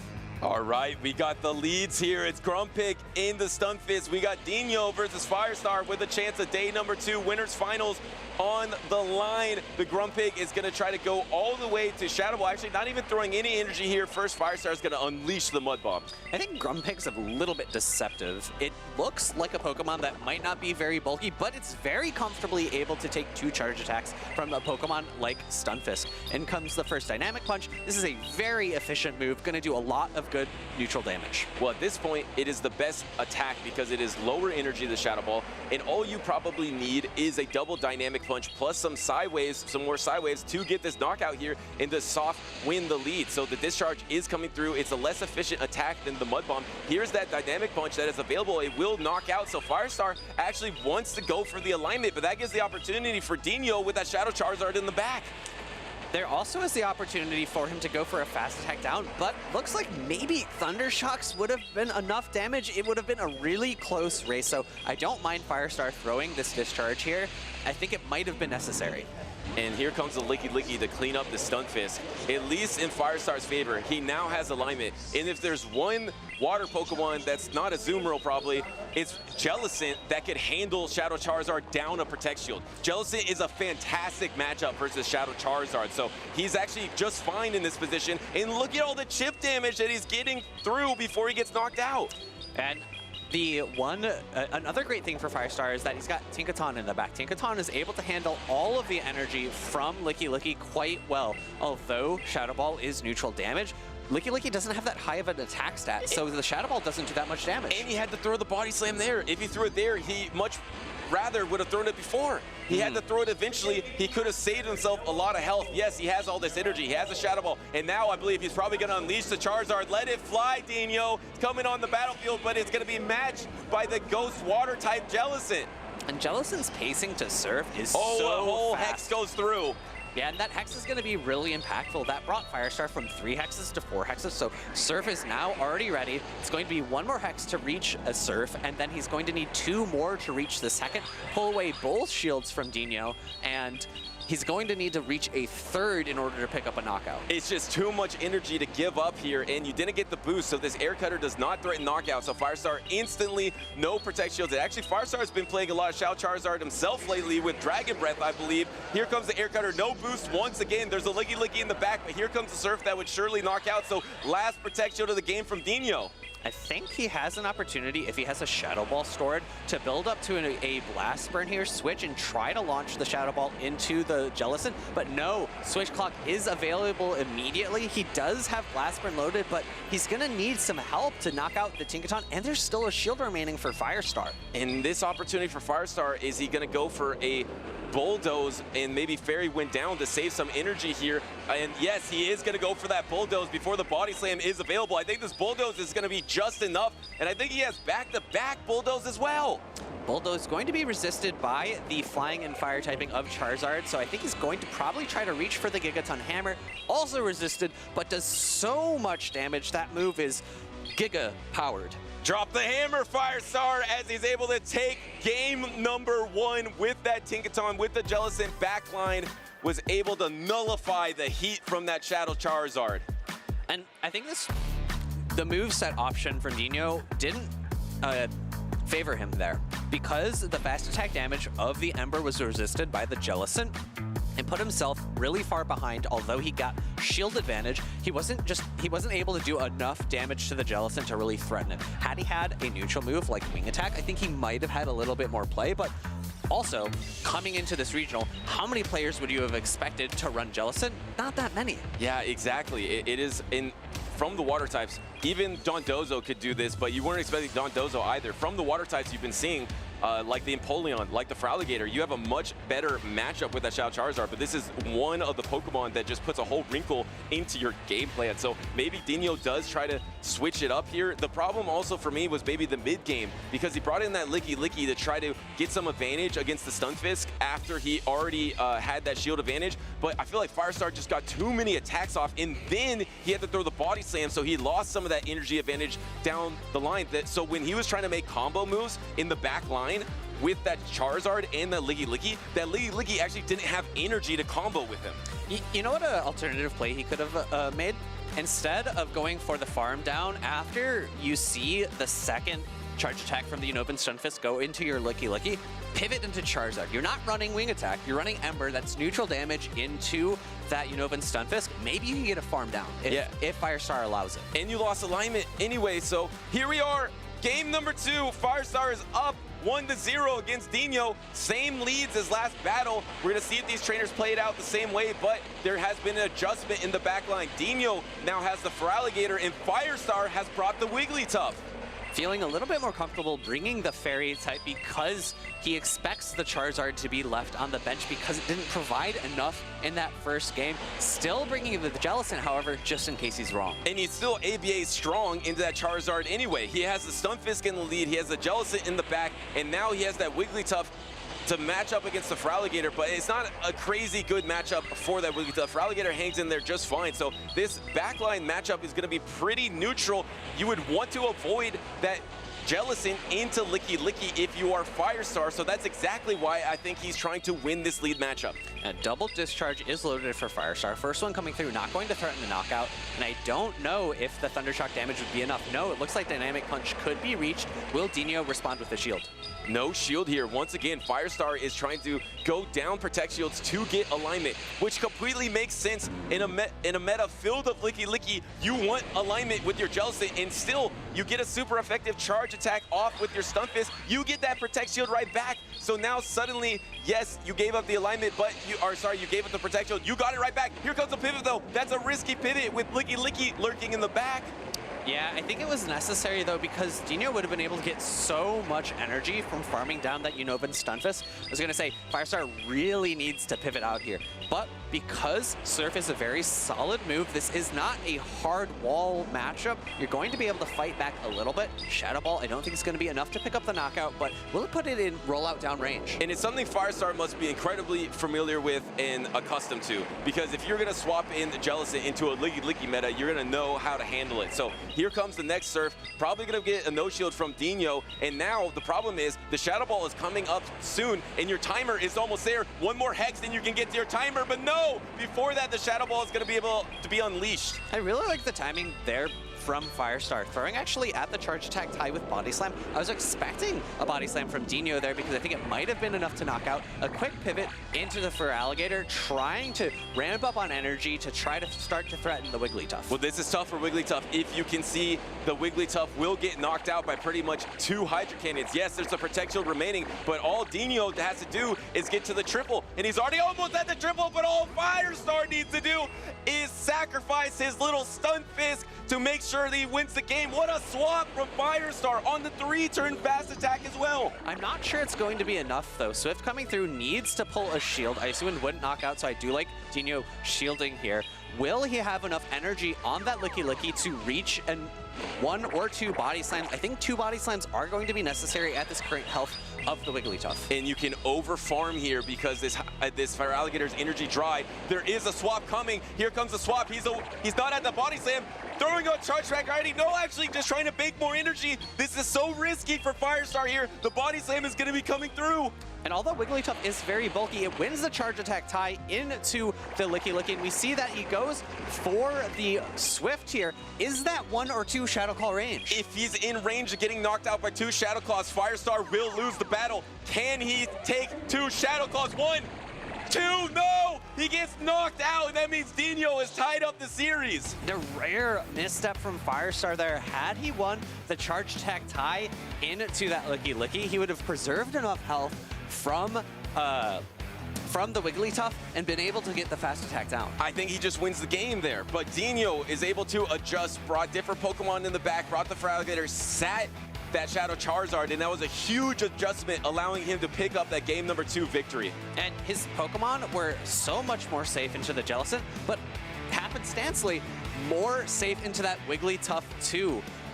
Feraligatr, although its fast attacks are walled by the normal typing of Wigglytuff, is able to provide so much pressure because it's not the Shadow variant. It has that much more bulk in order to survive the charms from Wigglytuff to threaten multiple Hydro Cannons to get a knockout. And I want to see this again because we're looking at the end game now, and we saw a moment towards the end where Firestar had the opportunity to throw charge attack priority against the Licky, but it's so hard, especially Licky is able to generate energy so quickly to know exactly where it's at, but that was the crucial swap, able to take that damage. That was the reason he was in the game, and then all he needed to do is hang on. This Feraligatr was pretty energy dry, so I think he would have been able to outpace if he threw on charge attack priority, but it would have been really close. That Feraligatr could have gone close to a Hydro Cannon before the second Swift was available. Yeah, I think 4 Shadow Claws were necessary, so he needs to be able to survive the 3 charms, and I don't know if there was enough health to do that. Right, yeah, it's so close, and the series is so close. It's 1-1 between Dinho and Firestar. The winners finals, day 2 on the line. On the winner's side, we got our leads. Once again, it's the Feraligatr into the Tinkaton. Look, it's a Chestnut appearance in the back with that low kick to try to counter that dynamic duo of Stunfisk and Jellicent. What a call from Dinho. Yeah, an amazing core breaker here. Going to be able to do very well into both the Jellicent and that Unova Stunfisk. Have to imagine he's going to prefer it onto the Unova Stunfisk. And what an incredible team composition. This is going to be really tough for Firestar to win. Oh, this is brutal alignment for Firestar. Once again, he's going to pivot into his Jellicent, but it's met by the Licky. Is he just going to let this Jellicent go down? If he does that, it's going to be the Chestnut, the wild card from Dinho, brought against the backline Stunfisk, and that would be so tough for Firestar. So Firestar's going to let this one go through, but if he just plays this as alignment, it's going to be incredibly difficult. Yeah, I think it might be possible if Dinho goes for a fast attack down for Firestar to flip switch, but we see that he already has a Shadow Ball loaded. Surf's not going to threaten a knockout, and have to imagine he throws immediately to not risk a charge attack tie. And what can you do to take advantage of this lower health Licky? I'm not sure you can do enough. The Shadow Ball is going to be able to land. Maybe you come in with Stun Fist now to try to bank up a ton of energy, but that energy is going literally nowhere against Chestnut in the back. And I agree. I think this is the better move for Firestar against most teams. But against Dinho's team in particular, against the 3 that he's brought, this is going to be the end, because now Dinho knows the 3rd Pokemon, knows that all he needs to do is line up his grass and fighting type against the ground and electric type. Everything is going to be resisted. Everything is walled by that grass typing of Chestnut. We know it, Dinho knows it, and now Firestar knows it. This is going to be incredibly difficult. Swapping, trying to bait on the Bulldoze. There's 2 protections remaining, but if Dinho lets a Meteor Mash through, he might lose the game. So he does Protect Shield on that Bulldoze. Can you get the debuff as well? No, it doesn't matter, because there's a swap out into the Feraligatr. Feraligatr does throw on charge attack priority with the Hydro Cannon. Should be enough to knock out, so Firestar does have to give up a Protect Shield. And if Dinho's been paying attention, Firestar just threw at the charge attack tie, and he should know that this is just a Bulldoze. We do see the no shield. Even if it was Gigatung Hammer, it only does maybe about 60% of the remaining health of that Feraligatr. These timers are desynced. Firestar is desperately trying to get to his timer to get to a million charge attacks to be able to get through that Chestnut. Remember, Chestnut is not the bulkiest Pokemon. Instead, he doubles down with Tinkaton here, knowing that he needs to have Tinkaton around to try to do something for his Chestnut. Swap into the Stun Fist, and no, there's no counter swap. The timers are too desynced, so Dinho just has to let his Feraligatr go down. This is going to pick up the knockout, and I think there's going to be ample opportunity for Chestnut to build up to 2 charge attacks. There is such little health on the Tinkaton, it has to be within superpower range. Mud Bomb is ready, not going to threaten a knockout. I don't know if a second one would even potentially threaten, but even if that is the case, Chestnut's going to win that charge attack tie against Tinkaton, and therefore, it's going to be game over.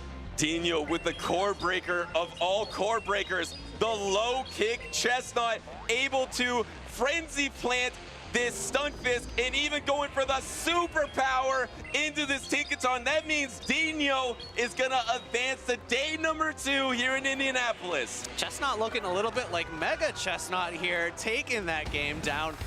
MVP of game number 3 for sure, able to sweep both Tinkaton and Unova Stunfisk. Wow, what a series there. Maybe some opportunities in that game number 2, but game number 3, the adjustment from Dinho to have that Chestnut in the back line, knowing that Firestar for the first 2 games of the series relied on the core of Stunfisk, Jealousy. What beats that? The Chestnut. And he's right. Eric is right. It's the signature Pokemon that are performing here. That Chestnut, just absolutely wild core breaker. I can't imagine anyone would have gone into this weekend and predicted we're gonna have a Chestnut in Top Cut. I think it is tipped over the limit. The balance of Pokemon Go Championship Series has changed. You don't know which drop of water will make a vase overflow, but maybe it was Arroh with his amazing performance at the Los Angeles Regionals, full of those signature Pokemon. Now, you almost need one of those signature picks to try to succeed against these top trainers, especially in this meta. We saw the usage. It is so diverse. There's so many Pokemon that are available, that are viable. You need something to throw trainers off, and Chestnut was the perfect Pokemon to throw off Firestar.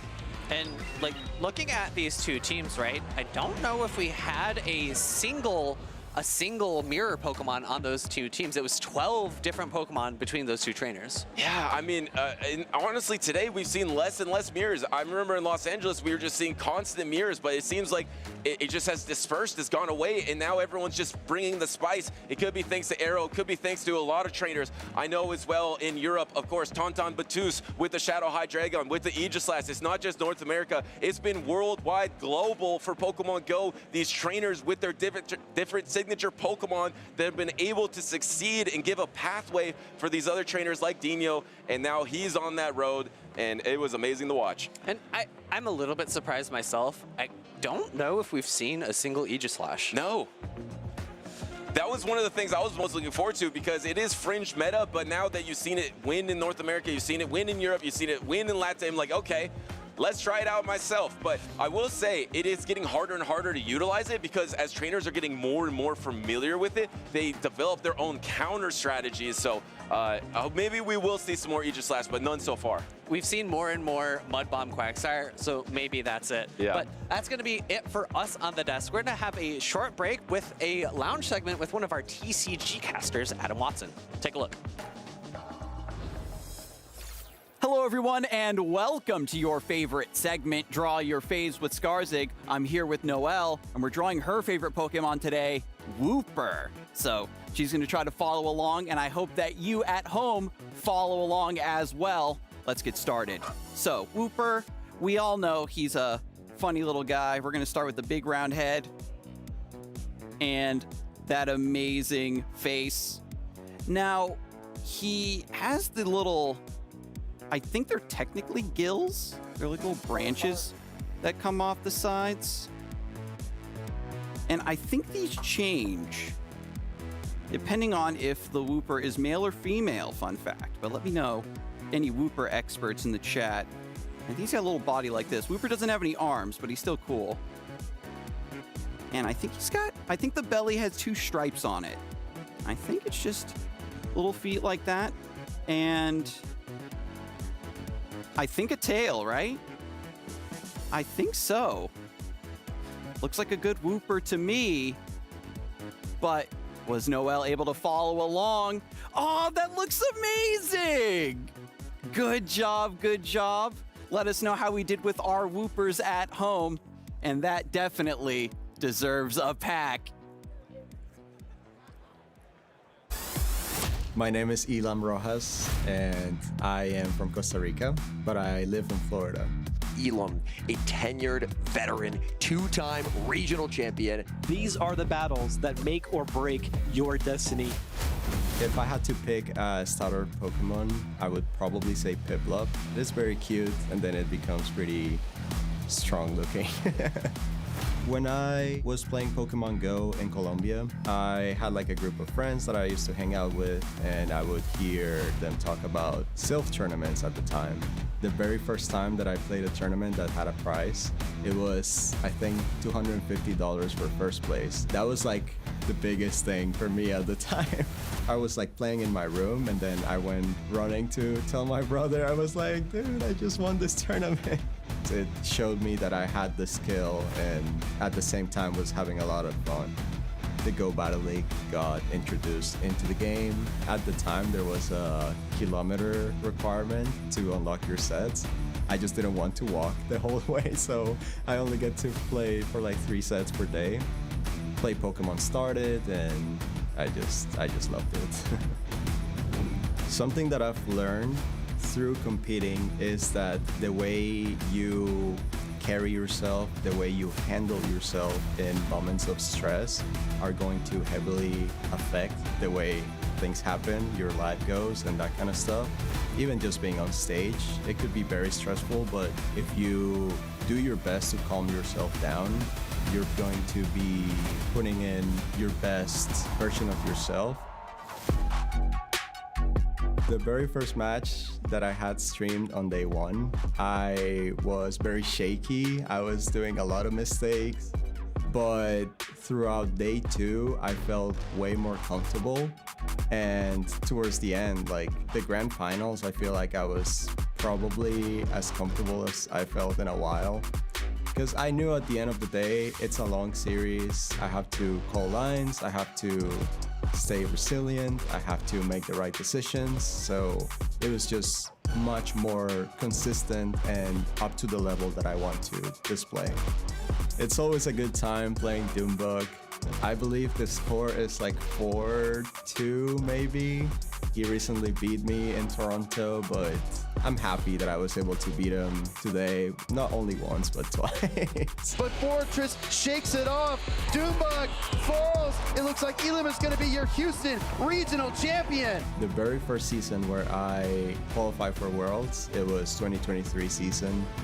I think I got like a second place in Baltimore and then a second place in Hartford. It was Worlds in Yokohama. It was like the dream trip for me, but I wasn't able to make it because of visa issues. I was like preparing the whole time, and then it was like pretty heartbreaking news, the fact that I couldn't make it.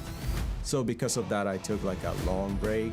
But at the end of the day, stuff happens, and with my level and my consistency, I knew that I would be able to qualify again and just show the world what I'm made of. I'm gonna win Worlds this year. Getting that final achievement would solidify me as, I mean, I don't want to say it like this, but as one of the GOATs. What's my favorite? My favorite's the one that's got jet black hair. He's extremely fast. Limitless. So cute. She has a 12-octave vocal range. Can be calm. Powerful. Estilo como yo. 닮기도 한 것 같아갖고. He would improvise on the spot. Just always finds a way to make it funny. We both have very fast moves. And can change the world using its mind. Jigglypuff is my favorite. Jigglypuff. Jigglypuff. Every single time you met a new Pokemon, it felt like you met a new part of yourself. He likes to sleep. Just like me. 뭔가 여러 모습으로 변할 수 있는 모습도. Sí, tiene muchas formas de superar a sus oponentes. Como mischievous, por Dios, su love language. Sa loyauté, sa rapidité. She uses her voice to protect herself. It's homey, you know? Totally. That's why I love it. My favorite is Eevee. Mi favorito es Siga. Arcanine. Gengar. Jigglypuff. Luxray. So, what's your favorite?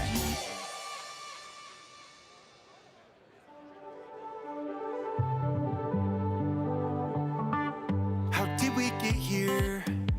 So far from home on the untread path, but we're not alone. We got each other, so we got a lot. And now the moment's come to finally take our shot. Oh, look how far we've come. Look how far we've come. We're so much closer now to the battles we've won. Oh, look how far we've come. Look how far we've come. There's still a ways to go, but look how far we've come.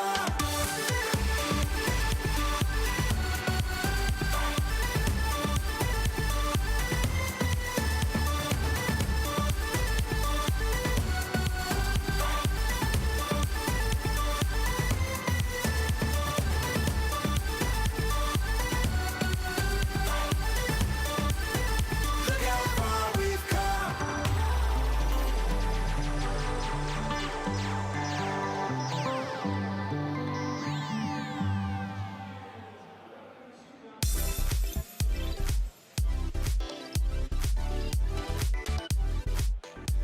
Welcome back, everyone, to the 2026 Indianapolis Regional Championships alongside Stephanie, Kristine, Chris Reisner joining you. We have seen so much action-packed matches along the way. And coming up next, we have another great one in store for you. It's going to be Gordontheflash taking on Uzoukwe and Gordon the Flash, a couple of fan favorite trainers, like a little bit of underdogs. They both made some top cuts in the past, but still looking for like that championship title, and they could get that here today. This is winners finals for Group G. Uzo, I would say, is a fan favorite to those who know. He's from the Chicago area, does not compete very frequently. He's only competed once this season. It was early on in the season in Milwaukee, and that's normally around the region he stays. Midwest is best. If you know, you know. And Uzo, he's one of those trainers, if he's going to qualify for the World Championships, it's probably going to have to be with an automatic invite because he doesn't compete very frequently at all. So this could be a chance for him to reach that destination for the World Championships. And it starts with this match here against Gordon here in winners finals of Group G. Gordon bringing the Shadow, Dusknoir, and a Medicham, which is a Pokemon, a little bit of a blast from the past. We saw it come back a little bit more recently with Psycho Cut, Ice Punch, and Dynamic Punch, but haven't seen it a ton lately. Medicham can be a very flexible pick, I think, in this meta. Some teams don't really have a hard check for it, but that's not the case, I would say, with Uzo's team because he has that Grumpig, which really walls off the energy quite well, while also threatening the super effective Shadow Ball damage. But we do see a Dusknoir from Gordon the Flash. We saw Dusknoir earlier wreak some havoc, and I would say once again, it looks pretty solid against Uzo's team. The main counters would probably be the Feraligatr and the Diggersby, but you still have dynamic punch coverage to threaten the Diggersby as well. Yeah, that is certainly a matchup that Grumpig does not want to see unless Grumpig can land a sneaky Shadow Ball. All of that fast attack pressure from the Dusknoir would be really rough on one of the more interesting picks on Uzo's team. But here we have this starting matchup, the shiny Feraligatr. This is exactly where it wants to be, being able to deal super effective Shadow Claw damage onto the Medicham. And these trainers gonna play out the lead matchup. This is gonna favor the Feraligatr because the Feraligatr has a higher attack stat. So as these Pokemon both pace two charge attacks, the Feraligatr will be able to fire off that second charge attack first. So dynamic punch coming through. Feraligatr with a decision to make. Do you just throw immediately if you're Uzo, or do you keep farming? He is going to throw immediately, and it's caught on the Licky. Yeah, but getting a little bit of chip damage onto this Licky, that's not the worst case scenario here. Does a lot of good neutral damage. Feraligatr paces just so quickly, and Uzo actually building up a little bit of energy, so he's only a couple Shadow Claws off of another Hydro Cannon. Saving some energy on Feraligatr could be useful in potentially reaching a Hydro Cannon in the end game. And right now just swaps the Diggersby into the Licky. A relatively neutral matchup. Diggersby does have the advantage in terms of resisting the fast attack damage, so it's slightly favored, I would say, in this matchup. But Licky is just so spammy with these body slams, it's actually a closer matchup than you would think. And these two bulky normal type Pokemon are going to continue to duke it out. We've got Scorching Sands coming in from the Licky. Uzo still has a fully healthy Shadow Fortress in the back. We see the quick swap in from Medicham going for the Ice Punch. Actually pulls a shield from Uzoukwe. GordonTheFlash baits the Ice Punch, gets the Protect Shield, and I think he was second-guessing his decision there to bait. Maybe he felt like it was too risky, or maybe he didn't intend to throw that charge attack. But you see him now let the Medicham go, takes the Fire Punch. Still a lot of health, though, so how do you deal with this Diggersby? It's almost at half HP DeFi, and he has two Pokemon that don't really want to see it, but he comes in with the Tinkaton. He does, and we have the Scorching Sands. This is what Diggersby is here for that ground type coverage, pulling that Protect Shield from Gordon. He's got one more, and this Digger against the Diggersby is definitely where you're gonna wanna be pulling the shields. That is the most threatening, super effective damage left in the game. Everything the Diggersby is throwing at this Tinkaton is super effective. Trying to land desperately that Gigaton Hammer to knock it out, but Uzo is not having it. He's gonna invest in the Diggersby. Another Scorching Sands unleashed. This is also a chance for a debuff. Doesn't get it there as Tinkaton trying to get to another Gigaton Hammer, and oh, it is caught onto the Feraligatr. Uzoukwe is on fire. Gordon going for a complete undercharge, but that move is so powerful, it does not matter. That is going to knock out. Now Gordon is stuck thinking, I've got Tinkaton. Tinkaton's very healthy, but how am I going to deal with that Diggersby in the back? It's got energy and some health left on it. I think Uzo was already in a favorable spot, but that catch may have made this insurmountable. Gigaton Hammer coming through, going to connect onto the Fortress despite being resisted. This does about 50% health, and now in comes the Licky. A nice combo play to threaten the knockout here of the Fortress. It barely hangs on, but I think Uzo might be able to clean this up on the back of the Diggersby. So we've got the first Fire Punch loaded. He's almost at a second Fire Punch, but against the Tinkaton, you're gonna wanna use the Scorching Sands. It's so healthy still. Let's take a look. Diggersby throwing the Scorching Sands. No shields left hide behind, so this is gonna land. Scorching Sands connects, barely hanging on is the Tinkaton. Bulldoze coming through, but I'm not sure Bulldoze is enough. It's not a very powerful attack. Diggersby is so bulky, hangs on, Mudshot goes through, and Uzo takes game number one. What a game. Masterful play from Uzoukwe. Like you mentioned, he was already in a favorable position, and then that catch just locked it up for him. Incredible plays. Can Gordon swing this back around? It was a close game there in the end. It looked like at some point that the Tinkaton may have been missing some fairy winds. So I think Gordon is addressing that with the judges, and we may have a review impending. But overall, a very close game. I felt like catching that Gigaton Hammer from Uzo, what a highlight reel play that really put him in a commanding position. But there was a little bit of missed fairy wind action, it seemed, on the Tinkaton. So I think they're going to take a look at this and determine if that was enough to impact the result of the game. All right, so again, we will be giving you that information. We'll be giving you some updates as we continue through. I want to focus in because we didn't see a lot of those, like a little bit more signature picks because we've been talking all day. I think Alpha Phoebe also called it out when he was at the desk. The signature picks, that's what's winning it for these trainers. That's what's really setting them apart. It's the Shadow Dusknoir on the side of Gordon, and then for Uzoukwe, I would say probably the Grumpig is the more interesting, but that's not even like that off meta, I would say. Right, two of the more standard teams. We didn't see the Dusknoir, and shout out to our production team getting a look at where, so you can kind of tell, right, this Tinkaton being a little bit desynced with the Diggersby. So I think what Gordon is saying is because of some slight stuttering on the Tinkaton, he doesn't feel like that catch should have actually happened. So the judges may have to look very closely here, right? Count the amount of fairy winds versus the amount of mud shots and determine if they feel like this should have happened. So we can try our best here to take a look at this. And 1-to-1, and then you see 2-to-1, slow motion, 3.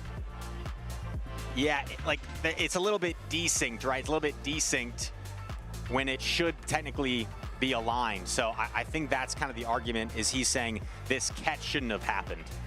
And that is what our judges are going to be taking a very close look at. But as you mentioned, he was already in a favorable position before that catch even happened. Like, Uzoukwe had this almost wrapped up.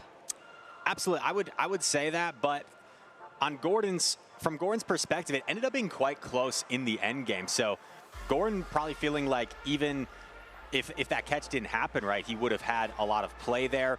And I think we're also seeing the power of Gigaton Hammer and Tinkaton, because what you assume is like a hard counter matchup against the Diggersby, Gigaton Hammer just straight up 2 shots a Diggersby. So it's actually not as bad as you would think as the Tinkaton.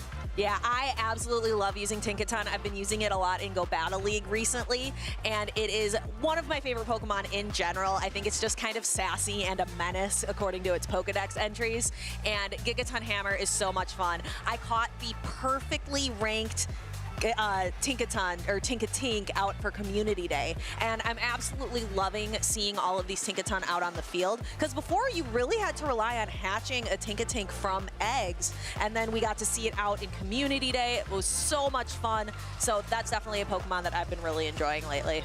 In the right position, it's so bulky, but also has that hard hitting damage output. We talk about that signature attack and how it mimics that of Precipice Blades on Groudon, of Origin Pulse on Kyogre, but we have it in a Great League Pokemon form. I'm always a fan of Pokemon with those signature attacks. It's a cool thing, you know, to have your signature move that makes you unique. Yeah, and that is so much fun in PvP. So again, just if you are tuning in now, our judges are taking a look at this match under review. There was a bit of lag, and Gordon is thinking that that catch on the Feraligatr should not have occurred. We can take a look and see that replay here on stream.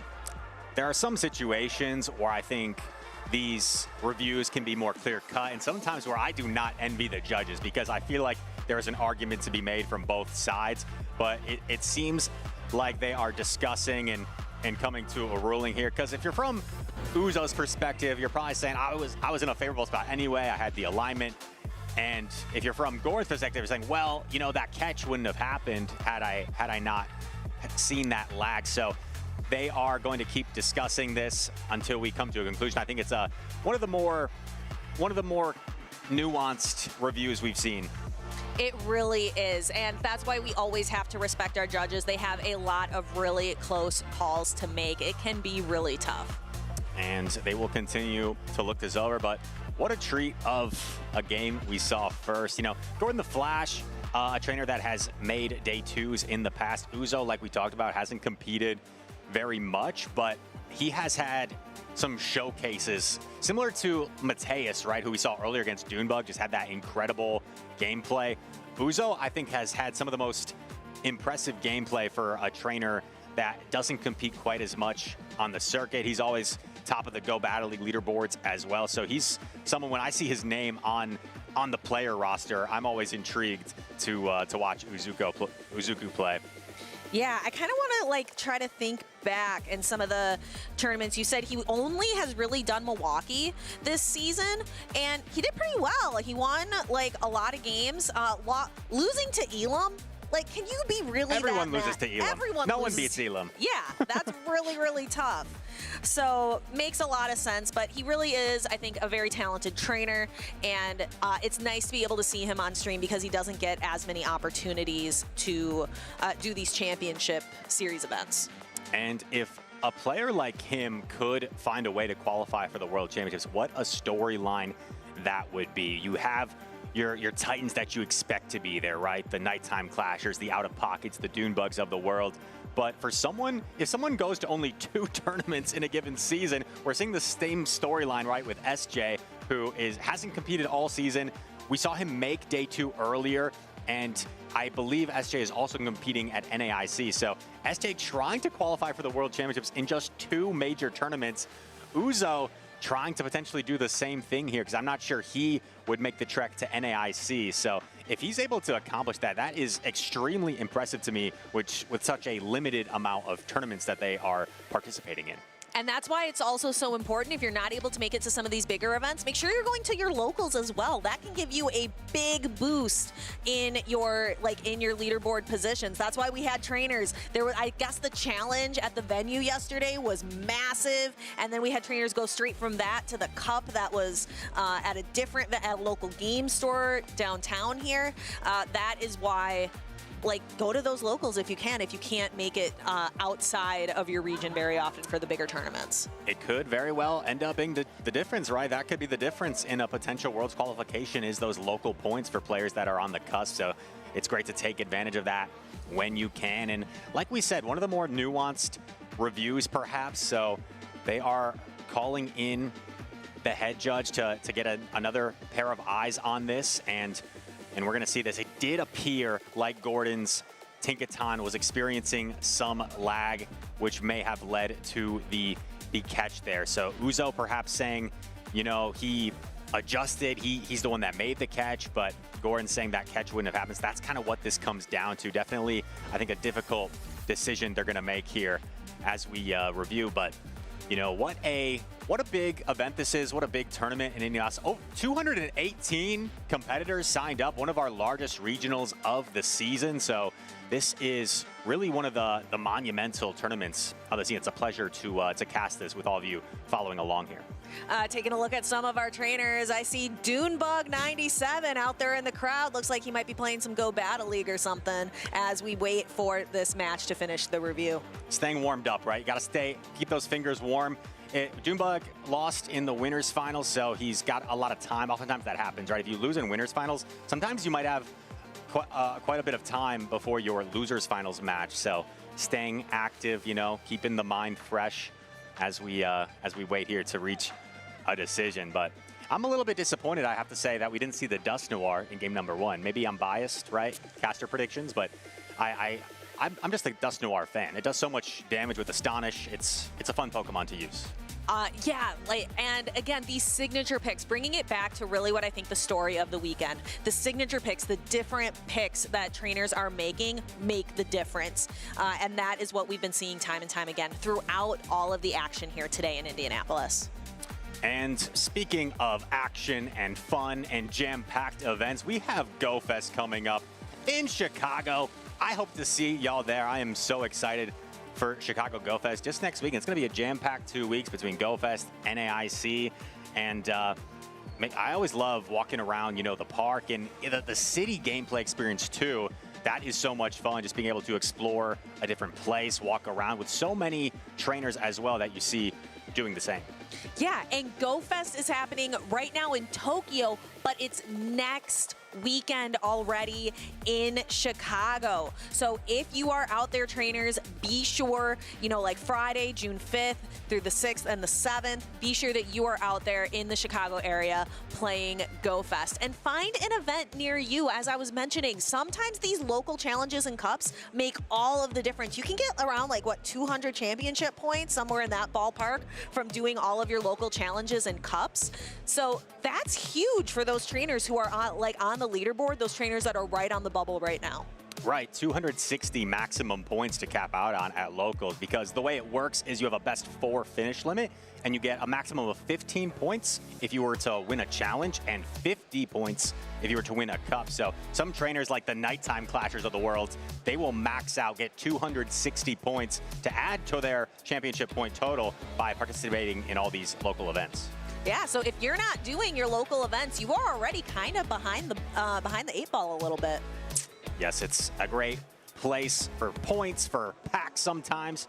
At the Cup yesterday, they were handing out some prize packs, right, just for participation, even if you know, Rise here didn't perform all that well. But we are making some progress here on this review, and these trainers will.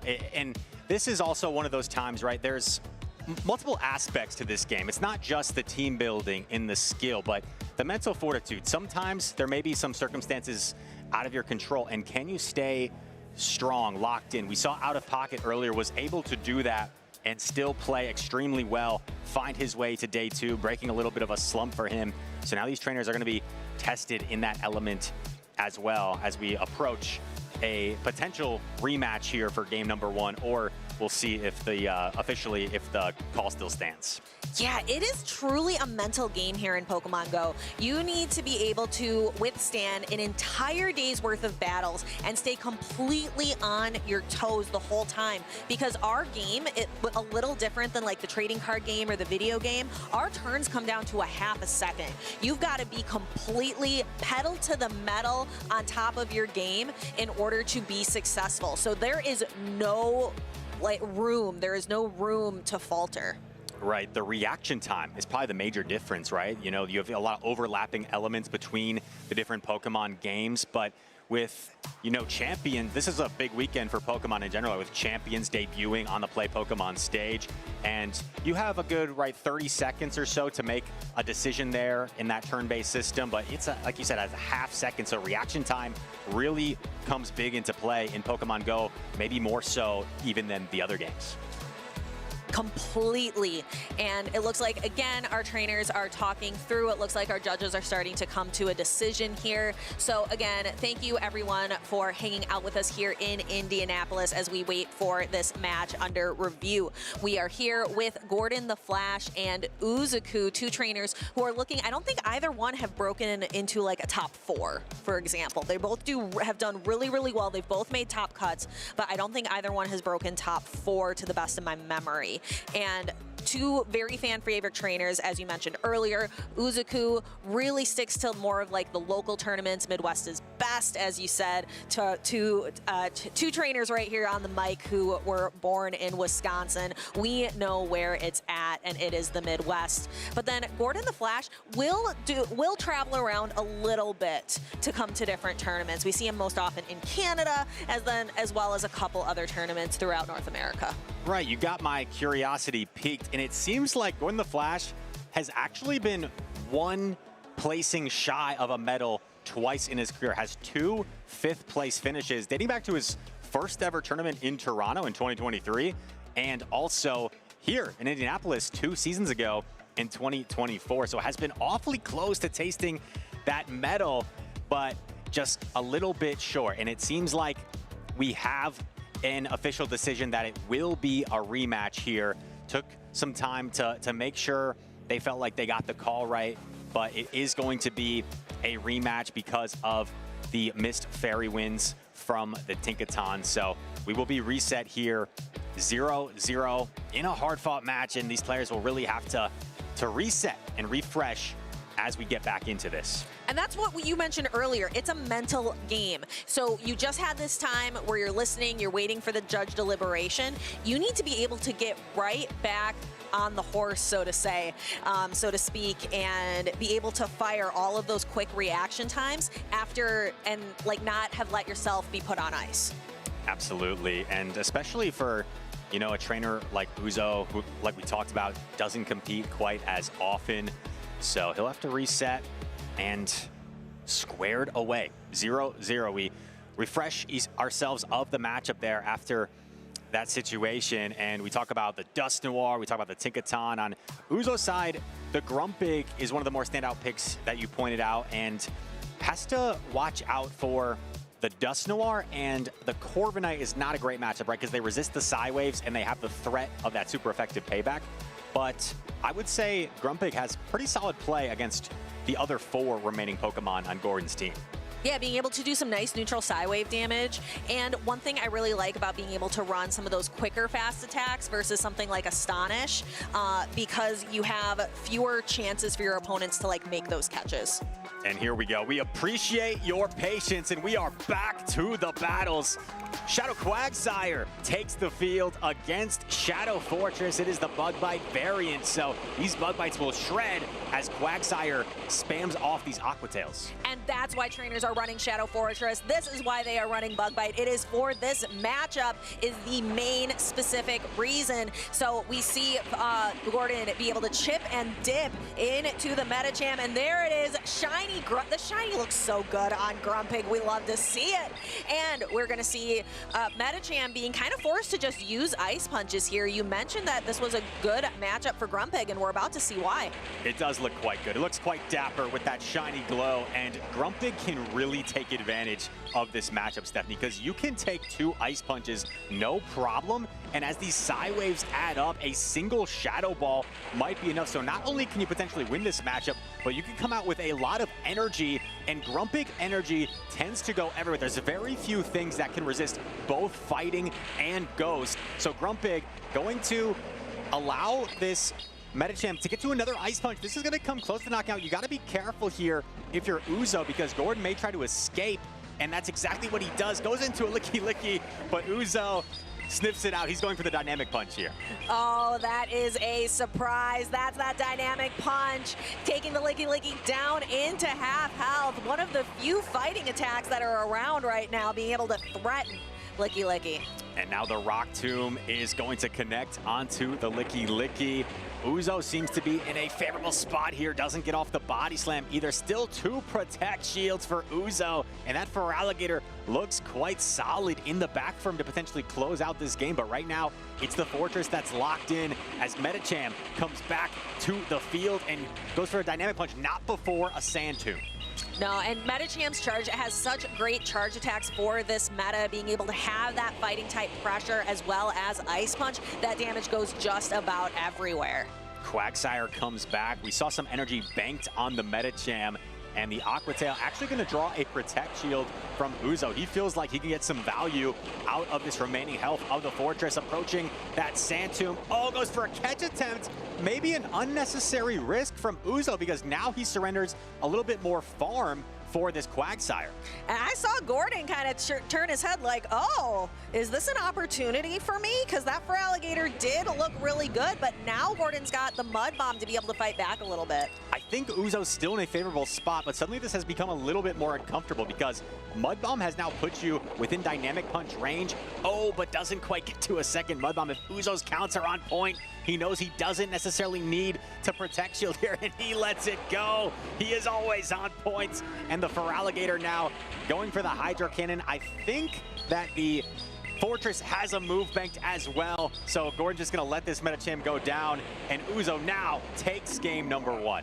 So Uzo showing that he has the mental fortitude, he has the Fortress as well to be able to continue through this matchup. That is 1 win for Uzoukwe. 1 more win and he secures himself a spot in day number 2. Again, this is winners finals for Group G. The man who hardly comes to any tournaments, only one other one this season.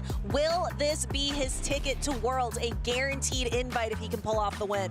Was able to just maintain an advantage, it seemed, a stranglehold on that game throughout. It seemed like he was always in the driver's seat. He did have that one, perhaps, slip up. It seemed like he was almost going for a flex with that catch attempt. That wasn't really necessary, and it gave Gordon a little bit more energy, but it still didn't really cost him in the end. Stephanie, you made a good point earlier when you talk about how sometimes one-turn fast attacks can be more useful than the longer duration fast attacks. And one thing I noticed about Uzo's team is he has 3 Pokemon that all have one-turn fast attacks with that Grumpig, the Altaria, the Fortress. The other Pokemon are 2-turn fast attacks, so he's a lot of Pokemon that can maneuver a little quicker, right? They're a little simpler to use with those shorter turn durations. And here we go. Lock it. Game number 2, 1 game advantage to Uzo, and we see, once again, Medicham into Feraligatr. This is a great lead for Uzo. You can see those Shadow Claws. There is very little that can melt a Medicham down, but Ghost-type damage is one of those things, and we're going to start seeing that power of Hydro Cannon, even though this is a regular Feraligatr, not a Shadow like we've seen in the past. Hydro Cannon packs a punch no matter what. Last time we saw this lead scenario, Gordon elected to catch on the second Hydro. This time he just swaps earlier, and this Licky is going to lure out the Grumpig. However, Gordon already peeled a Protect Shield from that Feraligatr with the Dynamic Punch. So Licky up a Protect Shield here may actually have the ability to flip this matchup, because Shadow Ball would do a lot of damage to this Grumpig. And I think you're gonna get your wish, Rise. There is a Dusknoir in the back for Gordon. I know you want to see a little bit of that gameplay, but it really wanted to see this Grumpig. That's its best matchup. So I'm wondering how much play it's gonna have into Uzo's backline. Uzo electing to let the Grumpig go down, and both of his remaining Pokemon don't really love the Licky because you can't comfortably, I guess maybe you can Bug Bite down, but you have to take 1 Shadow Ball in the process, and he is going to utilize the Protect Shield. But Gordon's Dusknoir that's lurking here is not a good matchup for the Fortress of Uzo, resisting those Bug Bites. We're trying to get to another Shadow Ball. Oh, tried to bank the Shadow Ball, but doesn't get it off. And here comes Dusknoir, is actually going to tank this Rock Tomb. Let's see how much damage this does. This is a Shadow Dusknoir eating damage from a Shadow Fortress. Takes it down to half health, and now it is stuck with this debuff until Gordon opts to swap it out. When this matchup is played out in the lead, it is so dominant for the Dusknoir, but with so much energy on the Fortress, it completely neutralizes the Dusknoir, and Gordon is going to at least be able to clear his debuffs, but the problem is the Shadow Punch is not going to be enough to knock out here, so you have to take so much damage. Goes for the Dynamic Punch, and now the Bug Bites, albeit resisted, I don't think Dusknoir is going to be able to get to another charge attack. No, Dynamic Punch knocks out, and there's the Fortress. Like, it's trying. Gordon was really trying for that Shadow Punch, but just could not make it. Uzoukwe making day 2 here in Indianapolis. Could this be his regional win? Congratulations for Uzo. Moving on to day 2 on the winner's side of the bracket. Gordon not out of it yet, but a great showing there between these 2 trainers. And when I took a sneak peek at the backlines there, I was concerned because Dusknoir actually dominates Fortress, Bug Bite Fortress, in that matchup one-on-one. But Uzo was able to get such an advantage on the Fortress with all that energy. He immediately got that Rock Tomb debuff. Suddenly, the Astonishes aren't doing as much, and the Fortress was just overwhelming in the end in combating the Pokemon from Gordon. Yes, and we talked a little bit about earlier how some trainers really show all of the Pokemon on their team. Not Uzo. He's stuck with the Feraligatr, the Grumpig, and the Shadow Fortress for this 2-0 victory. If it ain't broke, don't fix it, right? And Uzo was able to rely on some of the same picks there in the defeat of Gordon. Really nice gameplay with the Feraligatr, and you know, the leads didn't hurt as well. Getting Feraligatr on Medicham, you're just going to be able to dictate that matchup, so kind of forced Gordon in positions where he was the one that had to pivot out of the lead scenario, and that allowed Uzo to pick and choose where he wanted to align his Pokemon. And there we see Dust Noir just wanting to get to that next attack. The shadow bug bite damage just proving too powerful. So congratulations to Uzo. Had a really great game of mental strength there up on the stage, but now gets to relax, kick it back, enjoy this wonderful day out in Indianapolis, and wait for tomorrow, day number 2. Yeah, can take some time, maybe watch, enjoy some of the upcoming battles that we have. And Uzo along with SJ, right? 2 trainers that have, in SJ's scenario, hasn't competed all season. In Uzo's case scenario, competed in the 2nd regional of the season in Milwaukee. So it's been quite some time since then, but no rust at all. They're on to day 2 on the winner's side. Yeah, and Uzo trying to, like you said, like flex that one catch that maybe provided him a little bit of risk, just showing off, feeling completely confident up there on the stage. Uzo, so technical always with his gameplay. I feel like a really entertaining player. You know, sometimes there are certain players that you just can't wait to watch because they always have entertaining gameplay, and he is certainly one of those. So as we wrap that matchup up next, we have a matchup between FreezingSunn and mushromqween.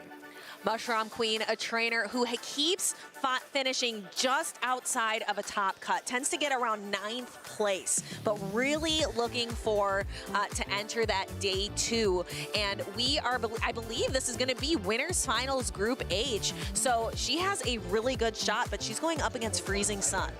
And I think sometimes trainers might have a sort of mental block, right? That can be a little bit of pressure when you're thinking, okay, I just need one more win to day number 2. It can get in your head a little bit, and maybe you make some uncharacteristic misplay. So sometimes it's about breaking through, reaching new heights, new barriers, new goals. We've seen it in the past with trainers who have been so talented. Once they capture their first regional title, they seem unstoppable. First, we saw it with Wadaj back in the day. Once he broke through and won Hartford, he just seemed to win everything after that. Same thing with ilqm last season, right? He finally broke through with his first regional win in Toronto, and he was basically unstoppable the rest of the season. So I think a lot of it is about once you can get over that hump, you have the confidence, and it really can take their gameplay to the next level.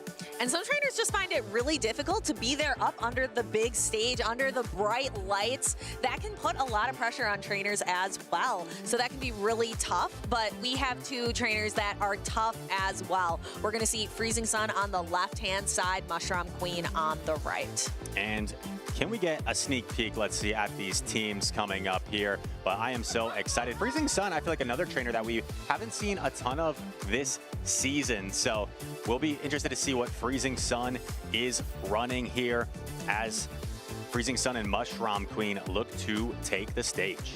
Yes, I think FreezingSunn has quite the interesting pick. Both trainers have something a little interesting. We've got the Emolga on the side of FreezingSunn. That's interesting. And then mushromqween, a couple things. The Poliwrath, the Shadow Sableye that we know is on the rise. But Abomasnow?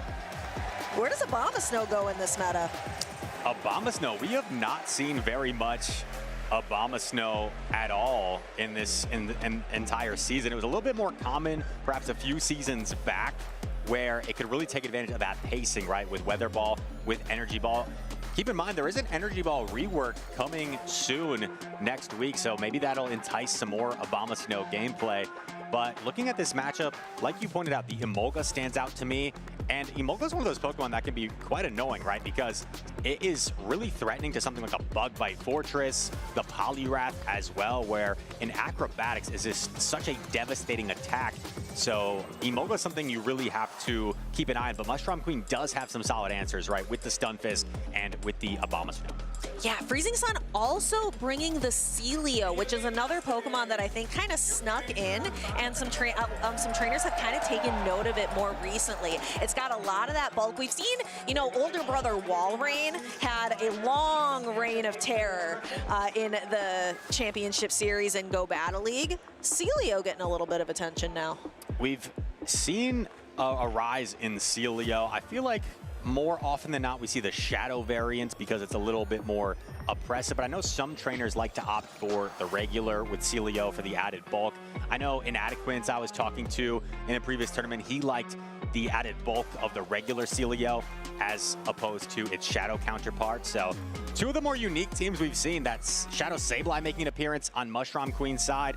And let's check the Poliwrath moveset, because I feel like Poliwrath has kind of a wild card moveset. It is on Mud Shot, this Poliwrath, with Dynamic Punch and Icy Wind.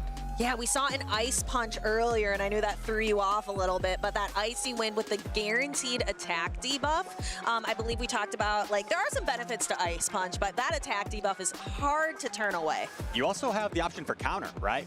Inadequence ran counter Poliwrath at the Prague Regional Championship all the way to a 3rd place medal. So Poliwrath, one of the more flexible Pokemon in terms of its large move pool. You could also run something like Scald. I don't know if we would see Scald, but Dynamic Punch, Icy Wind seems to be the most common moveset in terms of charge attacks, because you pace so efficiently with the Mud Shot, perfectly getting to Icy Wind and Dynamic Punch every 5 Mud Shots. It makes it a very reliable pacing for that Poliwrath. But how much space does that Poliwrath have room for? I think it looks pretty solid into something like the Quagsire, because then the Aqua Tail doesn't go anywhere. Looks pretty good into like Lickitung, Licky, Tinkaton. So I think it has a few places it could go. The Spheal definitely doesn't want to eat a Dynamic Punch either, or the Celio, I'm sorry.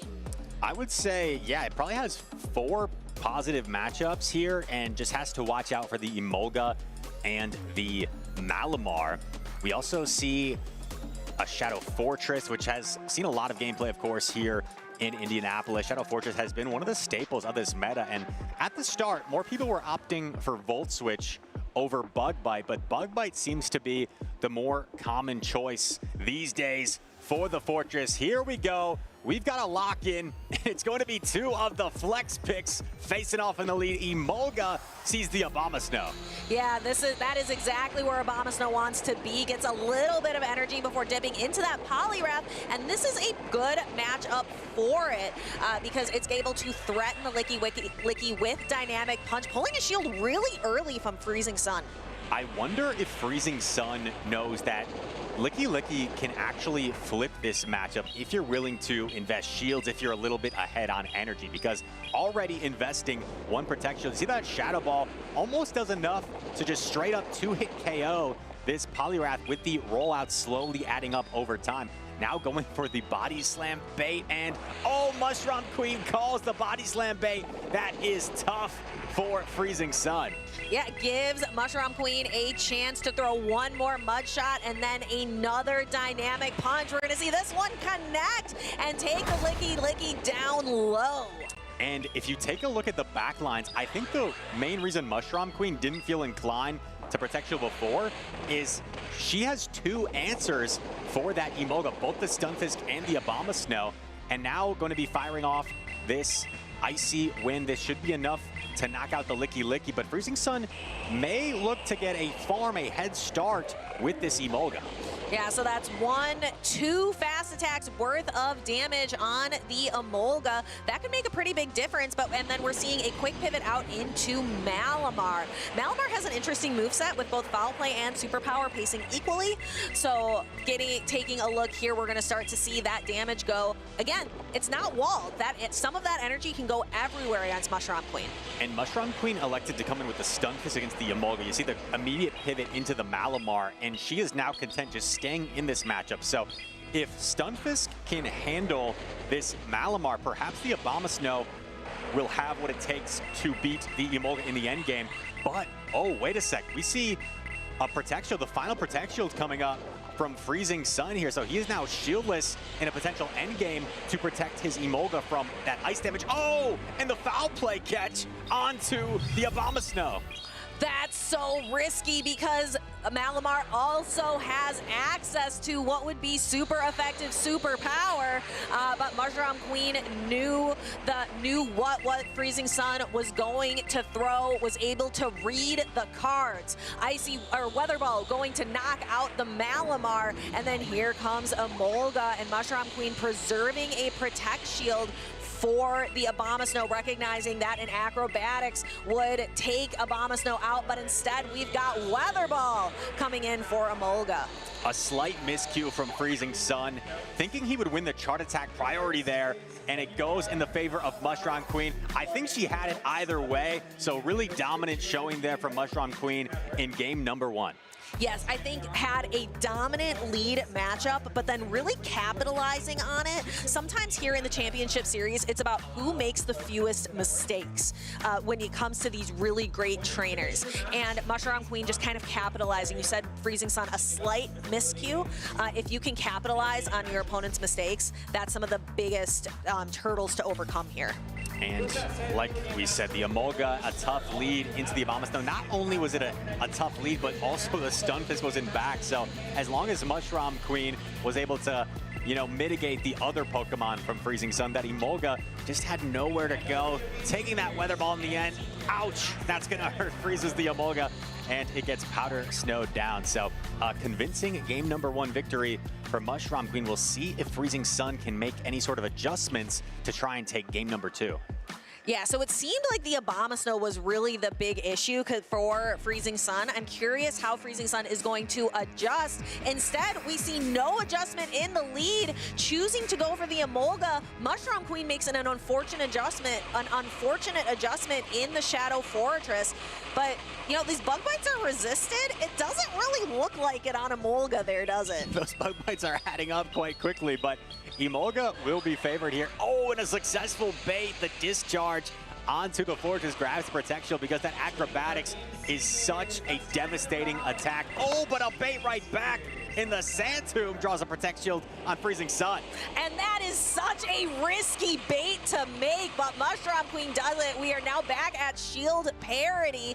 Here comes the acrobatics. Does she call it, or does she think it's another discharge? Correct shield on the acrobatics here. And then we get to, for Emolga is at the discharge, but Fortress gets to throw the Rock Tomb first. As Emolga approaches the acrobatics, do we see a catch? It would be really risky from mushromqween. Oh, doesn't go for it. The acrobatics will be enough to knock out this fortress here. So freezingsunn will take the lead, and all shields have already been committed in this game. And we're actually, we thought about pivoting, but just gonna, we gotta save a discharge and then pivot into the Licky met by the Poliwrath.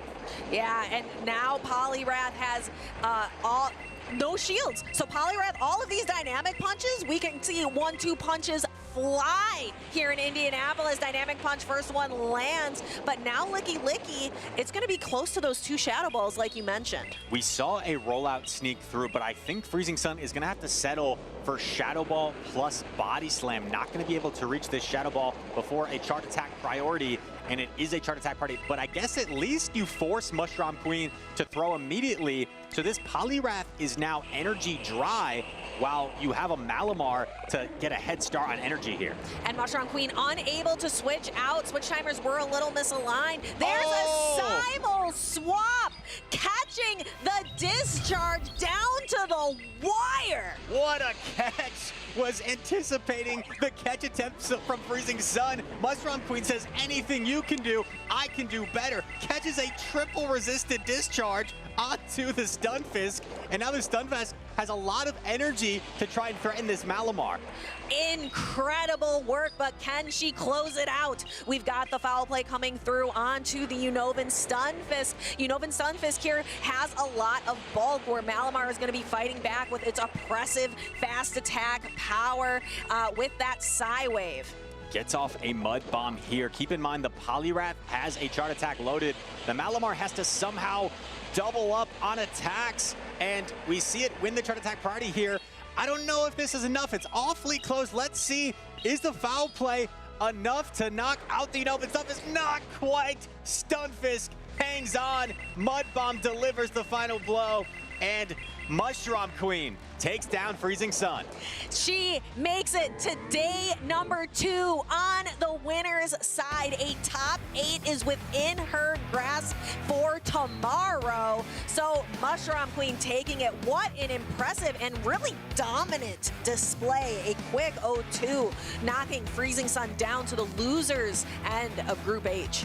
That was one of those uncomfortable matchups where it comes down to a lot of baits, a lot of, are you throwing the acrobatics or the discharge, use the Protect Shield here or not? So a very uncomfortable lead scenario. But the crazy, amazing play that mushromqween made was that catch of the discharge onto her stun disc, because she sensed that freezingsunn was going to go for the catch himself or the combo play and was just one step ahead. What an amazing play there that helped her secure that game. I was floored with that sand tomb bait. That is such a risky bait call, because if you get it wrong, that can steer the rest of the matchup. But she got the bait call correct. She did, and she got a lot of things correct throughout that match. That was some really nice gameplay. freezingsunn made it awfully close, but the correct shield decisions helped mushromqween deliver a victory there with a very spicy team. We didn't get to see the Shadow Sableye, but we saw the Poliwrath, we saw the Abomasnow, and both were vital in leading the charge to a victory. Poliwrath able to find that licky multiple games, and the Abomasnow in game 1 catching that Emolga helped mushromqween get the win. Yeah, we saw freezingsunn lead the Emolga in both games, and it was very clearly like a bad lead in the first game. And we thought in the second game, like, oh, Emolga on Shadow Fortress, that looks okay. But the bug bites added up so much against the Emolga, even though they were resisted.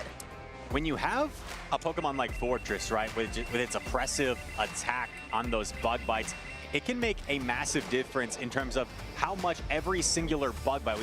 We were talking about the one-turn fast attacks, and whether those bug bites are doing 1 damage, 2 damage, 3 damage, if it's at what we call a break point against a Pokemon like an Emolga, it may be resisted damage, but it doesn't look like it at all, because those bug bites were adding up very quickly. And that's why trainers collect and choose specific Pokemon with specific attack, HP, and defense. When you're appraising your Pokemon in Pokemon Go and you're looking at those bars for attack, HP, and defense, if you find the right combination, you can bump up that breakpoint, like you said, and really change some of these matchups and take a trainer by surprise. What an incredible day it's been, and incredible matchups. mushromqween, congratulations to her, day number 2 winner's side. I know you said that was a goal for her, so I'm sure she is really happy. But we have 2 big names coming up next. It's going to be lylejeffsIII taking on Dapper. Dapper, a fan favorite of fellow co-caster Alpha Phoebe. So I know Nick is going to be really excited to see those the matches with Dapper and with Lyle. Lyle, a dominant trainer from Canada who is looking for a win here today. We saw him briefly in an interview with 2O Butters earlier on. Yes, Lyle has been one of the top trainers in our game for a long time. He had a season with multiple regional titles, and it comes down from Canada. You know, he said at one point he was kind of considering retirement. I never bought it 1 second. Lyle's still on top of his game, was one of the top finishing players at the World Championships last year.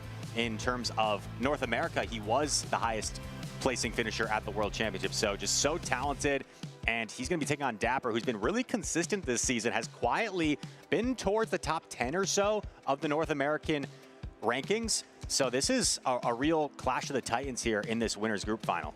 And both trainers are going to have those signature picks. That's what we keep seeing in these winter finals. Who can bring the interesting core breaker? With Lyle, we're going to see a Pangoro.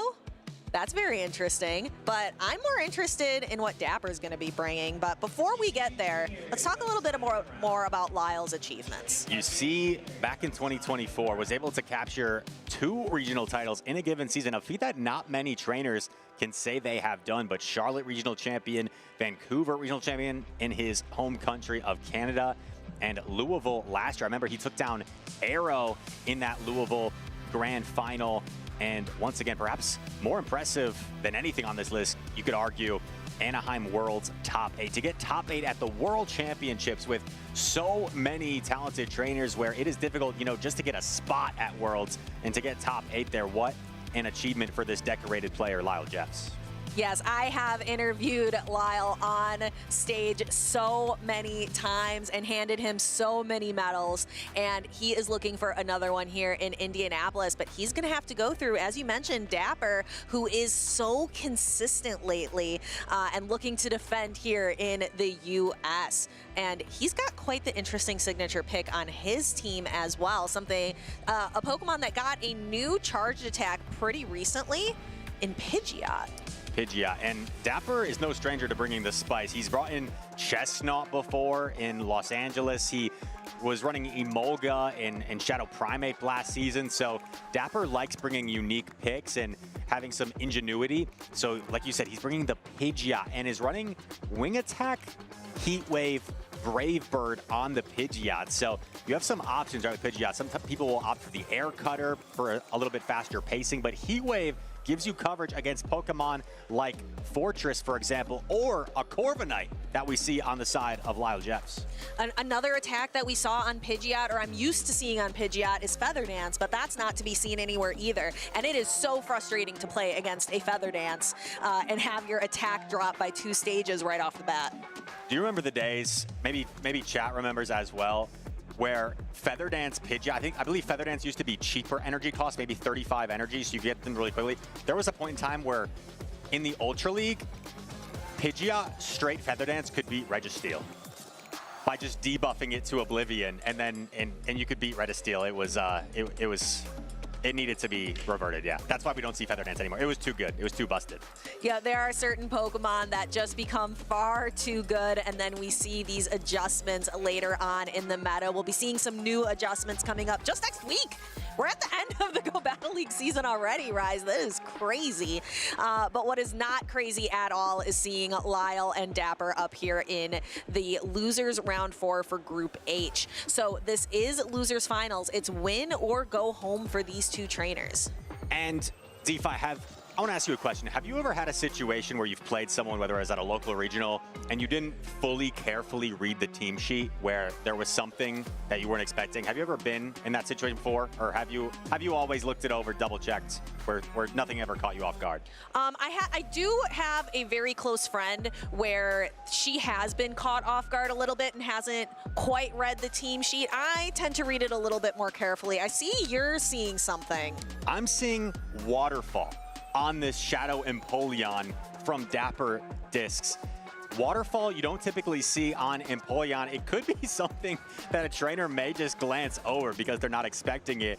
But Waterfall with some oppressive fast attack pressure from a Shadow Empoleon is something you don't typically see. So here we go. Looks like we have a lock-in. It's going to be the Empoleon mirror match. Let's keep an eye on Lyle. Is he expecting the Waterfall? Yes, he is. No flinches from Lyle. No flinches whatsoever, but you can see just how much. Look at the difference in their health bars. They're going to reach their charge attacks at the same time, but look at how much more damage those waterfalls are doing. They do add up very quickly as opposed to the double resisted metal sounds going the other way. As Lylejeffs, he's going to be investing a protection here. Dapper did not invest the Protect Shield from that first Hydro Cannon because the fast attacks are not doing much at all in this Empoleon mirror match. These 2 trainers, this is actually a rematch of the challenge that was right here in this venue yesterday. In the grand finals of the challenge, Dapper beat Lyle. Can Lyle turn this around? Dapper able to get off another Hydro Cannon. Oh, and it actually decides to catch the Hydro Cannon onto Fortress. I wonder if Dapper was hoping that one Bug Bite was enough to knock out the Empoleon there, because taking a Hydro Cannon onto Fortress is still going to be pretty painful. And Lyle making a decision, deciding to bring in that Corviknight and start chipping away with the sand attack pressure onto the Shadow Fortress. Because for this Fortress is the Shadow with Bug Bite. Bug Bite's not going to be as threatening to the Corviknight, and it's going to take that additional damage from those sand attacks. Gets off the Rock Tomb. I don't know if you can fully farm down here if you're Lyle, so gonna opt to throw the Air Cutter here. And there is a Quagsire, even undercharging the Air Cutter, wants to go for, oh, it still knocks out anyway. And now Dapper has a decision, and we see the attack buff for the Corviknight, just offsetting that Rock Tomb debuff it got moments ago. Yeah, that is the beauty of Air Cutter, having that chance at an attack buff. And we see all of that extra energy being able to go right for the payback into Pidgeot, taking it down to nearly half health. And this is interesting. We see Lyle does have the Stone Edge, and Aqua Tail is not quite enough from this range. Dapper opting to go for the heavy-hitting Brave. This is a massive decision for Lyle, and he does correctly shield the Brave Bird. Now those Aqua Tails might be enough, but we see Dapper choosing to clear the debuff right away and bring in the Empoleon instead. Doesn't feel like he can protect shield the Empoleon because, and actually gets to this Hydro Cannon. That was not a for sure situation in which Empoleon was going to get off that Hydro Cannon, and this could change the course of this game. Lyle does have a ton of energy here and goes directly for the Stone Edge. There's still a shield. Dapper has to make the call. Does he choose it? He does not! Through a Protect Shield, knocks the Pidgeot out. You could really see the emotion on Lyle's face when Dapper got to that next Hydro Cannon. He knew he had to put it all on the line with that Stone Edge to be able to secure a win. A 50-50 call in the end. You have to call the Aqua Tail bait to give yourself a chance. Even if he did call the Aqua Tail, I think the Corviknight was still around, right? So it might have been Lyle's game either way. But in the end, Dapper felt like he had to make the decision there that it was an Aqua Tail bait to give himself a chance. But Lyle read it correctly, went straight for the Stone Edge to deliver the knockout. And game number 1, advantage, LyleJeffs. And again, reeling from the loss yesterday in the challenge, Dapper was the victor yesterday here at the venue. Lyle looking to get some vengeance here with that Quagsire with Stone Edge. We've been seeing trainers all day opt for Mud Bomb instead to be able to have more pressure against some of these Steel-type Pokemon, but Lyle opting for Stone Edge, that's going to really help him. Dapper has 2 flying types on his team with both Altaria and Pidgeot. That Stone Edge is going to come in a lot of handy. And it's risky to bring them because a few picks we haven't mentioned, one of which is the Shadow Alolan Ninetales of Lyle, and there's a Pangoro as well, which could come into play. But here we go. Game number 2, we've got to lock in. It's Quagsire against the Pidgeot, this time in the lead scenario.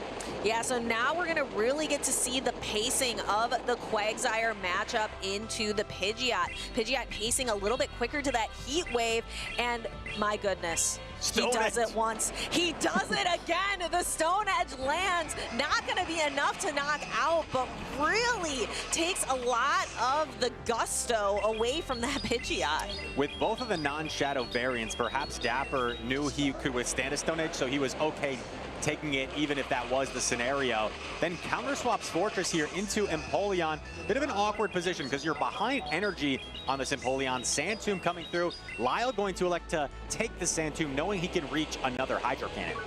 And there it is, going right for it as he reaches this next Hydro Cannon, going to be able to dispose of the Shadow Fortress, leaving Dapper really just with his own Shadow Empoleon. But this one is running Waterfall, so Lyle not able to get to another attack.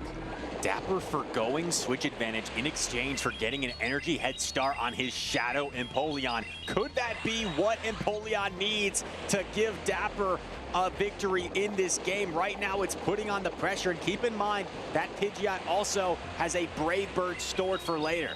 And that Brave Bird might find this Quagsire, or it might find the fully healthy Grumpig that Lyle has yet to reveal in the back. At what point does Dapper start using Protect Shields? Here he goes, uses the first one, still has another one, and Aqua Tail will draw that first Protect Shield. Already has a Hydro Cannon, but gonna opt for throwing on good timing, and throws after 2 waterfalls actually, just maximizing his damage before firing this off. And it's going to bounce off that Protect Shield from Lyle. Lyle's out of Protect Shields, so this Brave Bird is going to land and clear the field. But the problem is Brabird debuffs your defense significantly. So now the Grumpig may be able to get a farm down before the heat wave, and that happens. So now this is going to come down to whether this Empoleon's Hydro Cannon is going to be enough, plus the waterfalls. I think Grumpig hangs on, but will the waterfalls be enough? Ooh, this is so tough. Hydro Cannon lands. These waterfalls are going to be adding up. 1, 2, it's going to knock out in the next one, but Grumpig gets there first. It's that quick pacing, those quick fast attacks. You want 1 or 2 turns. That waterfall being a slower, heavier fast attack, that's rough. A crazy end game there. It seemed like Dapper immediately was saying something, and I was discussing something with the judges. So perhaps feels like there was something that occurred there. So we might see this go to a review. I personally didn't see it that time. So we'll see what exactly is being reviewed here. Maybe it'll get pointed out to us. But the trainers will discuss here momentarily. But a really close game. And, you know, we've seen both the strengths and the weaknesses, right, of the Shadow Empoleon. The ability to be so oppressive with that damage, but then you got Psywave down in the end by the Grumpig. Those Psywaves are actually really chunking the Steel type. Yeah, I'm still really interested. I would love to hear a little bit more from Dapper. Why the waterfall on the Empoleon? Like, what is the, like why make that choice? Like, what matchups are you looking to target? Okay, it seems like Dapper believes he may have lagged a turn on the Pidgeot here in the end game and would have otherwise reached the Heat Wave. So we're seeing him go reach for this Heat Wave, 2, 3, and oh, that is so difficult to tell. Even in slow motion, I'm not sure if, I guess the way we would figure this out is count the Psywaves, right? Technically 11 Psywaves is what's needed. Can we count Psywaves together? Let's see. We see the Pidgeot, it's gonna triple debuff itself, right? So its defense is lowered. 1, 2, 3, 4, 5. I might have missed some actually. 7, 8, 9. From what I'm seeing, obviously we're just looking at this in real time. I'm with you all. We're looking at this in real time. I don't necessarily think it would have got to the Heat Wave, but these judges are gonna take their time here and look at it a little bit closer. But just so you guys are aware of what is being reviewed, that's what's being reviewed, whether the Pidgeot should have got to the Heat Wave. And we appreciate our judges very hard at work this weekend here in Indianapolis. That is what they are here for, and we just really appreciate all the work our judges do. They do such hard work, and we could not run these tournaments without them. Appreciate the judges, appreciate the production team showing us that instant replay so quickly so we have an understanding of what exactly is being discussed here. So these trainers are going to look at that, and it can be really difficult as well when you're actually the one playing the battle in real time, because you may feel like you saw something that wasn't actually how it transpired. So these judges will make sure to look at this and get this call right. Just a callback to earlier again, the difference in our game in Pokemon Go versus the trading card game versus the video game is that you have a little bit more, you have so much less time in our game to make these decisions. Everything is just happening so quickly. We're slowing it real down. Can we count together? This is real slow now. Okay, so I think Pidgeot is only 4 wing attacks away. Oh, we're in super slow-mo. I wasn't ready for the super slow-mo. Yeah, I think the Pidgeot was only 4 wing attacks away. So when I originally said 11 Psywaves, I was going under the impression that the Pidgeot was dry. It's only 4 wing attacks away, so it would be 9 Psywaves, technically, that this Grumpig would need to knock out the Pidgeot if things were going correctly. I think with the first attempt at counting, that's what we saw, was 9 Psywaves. So we will stay tuned here, but that's what this game comes down to sometimes. You know, half a second, 1 Psywave in the end could have been the difference there, right, between that Hydro Cannon KOing or not. So, and it looks like after a quick review, and shout out to our judges for really expediting that review process. That was decided awfully quickly, but the trainers have now exchanged team sheets, so it looks like LylejeffsIII is moving on to day number 2. Congratulations to him. Yes, and this was losers side of the bracket. So this was losers round 4. Good catch, so yeah, thank you. Lyle able to continue his bracket run, and unfortunately that is the end of the road here for Dapper. But I really appreciated the Pidgeot choice with that Brave Bird, with that Heat Wave, showing us something a little bit different. I haven't seen Pidgeot in a minute in Open Great League. Right, and you have to appreciate Dapper always willing to bring the spice, and Lyle that time just stood in his way. So Lyle, like you said, moving on the loser side of the bracket, that'll be the end of the run here for Dapper. But, you know, Dapper's had such a great season. He has more than enough points to qualify for the World Championship. So looking forward to seeing how he does at NAIC coming up. I presume he'll be there. And Lyle Jeff still alive in this tournament. We'll see how far he can go on. And we didn't even get to see some of the more interesting picks on the side of Lyle. He's got the Shadow Alolan Ninetales we might get to see later. He's got a Pangoro, which is really an interesting choice, because they're especially a Pangoro in a meta that has Wigglytuff so prominent in the meta. Very interesting to see the Pangoro there. Pangoro can be really scary when you see it on the opposing side. It is so menacing with that close combat damage, and that dark typing can resist some ghosts. So maybe we'll see some Pangoro later on or a day 2, but for now, we're gonna send it to a break, and we're gonna hear from our co-caster Butters.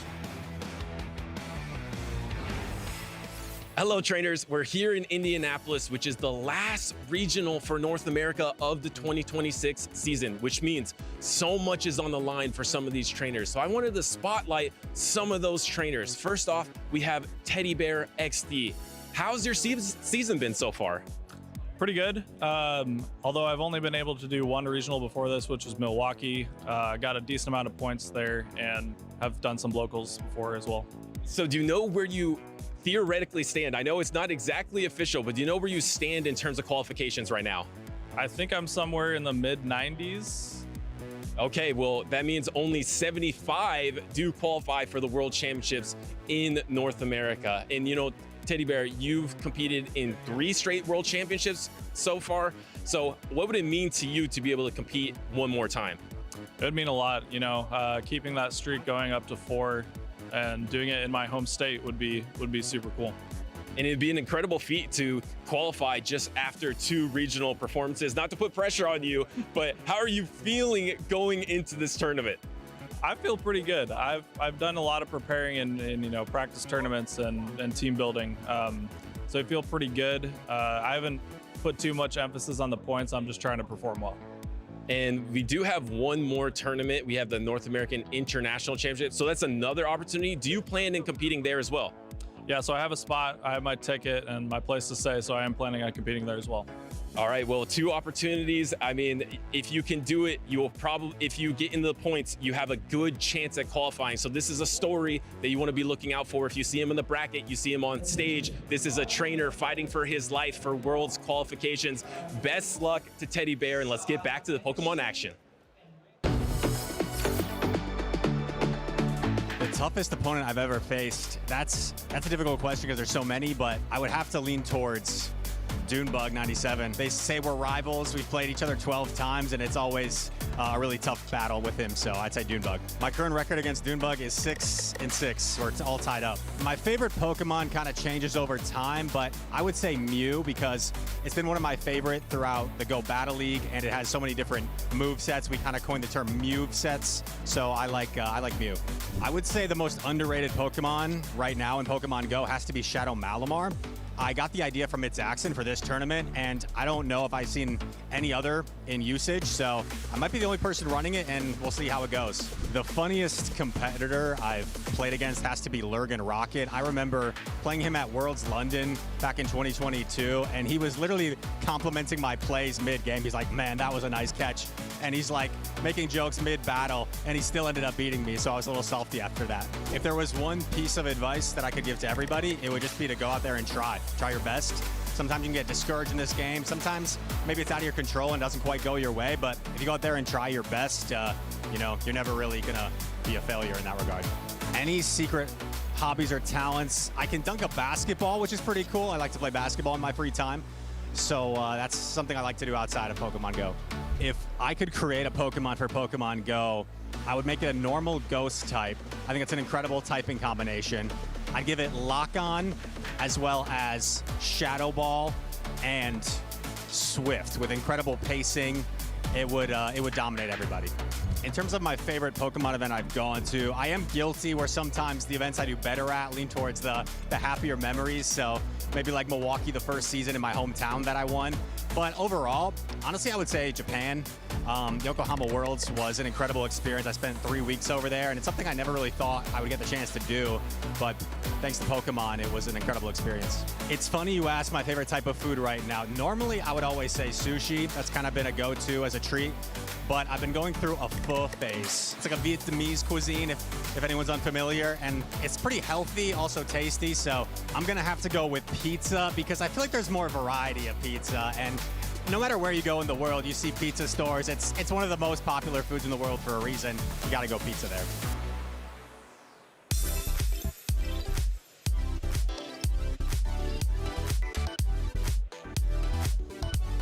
Welcome back, Pokemon trainers, to the 2026 Indianapolis Pokemon Championships. I'm AlphaPhoebe, joined at the desk by 2O Butters, and it's great to hear from one of our co-casters and top competitor Rise to occasions about what kind of food he likes to eat. Good choices. You can't go wrong. And I like how those options were something that you could get at a convention center, right? Like a hot dog, pizza, or cotton candy. So that's smart. You probably could get that here in Indianapolis. But for us, we have been going through the winner side. We got a lot of trainers that have secured day number 2 on that winner side, but we're on the loser side of the bracket now with these trainers having their tournament life on the line. Of course, it's a double elimination format for us in Pokemon Go. So if these trainers go down in these games, they will be eliminated from the tournament. But as you're gonna see, a lot of them are gonna be some either loser semis or losers finals coming up. So if they do secure that match victory, they will be moving on to day number 2. And these trainers have been here for a long time at this point. These trainers have been grinding through match after match. We're going to be going into losers round number 8 in Group A. So that means these trainers have been here since the very beginning. They had the earliest call time, and they are still fighting to try to get into day number 2. Well, we know because we've actually seen these two trainers already on stage, both of them, Mashed Potato and Phoenix Dark. We saw earlier on in the tournament, both of them, I believe, lost in the winners finals. So this, I believe, is a losers finals here. Yes, it is for group number A. And of course, I think Mashed Potato, this is his first tournament ever that I'm aware of. So to make it this far is incredible. I actually did get confirmation from him that it is his first tournament, while he very kindly traded me a rank 29 Aegislash for the Great League. Oh my goodness, I didn't know that's where you got that one. That's incredible. Just giving out amazing trades and bringing in W's for Mashed Potatoes so far in Indianapolis. He's going to be facing Phoenix Dark.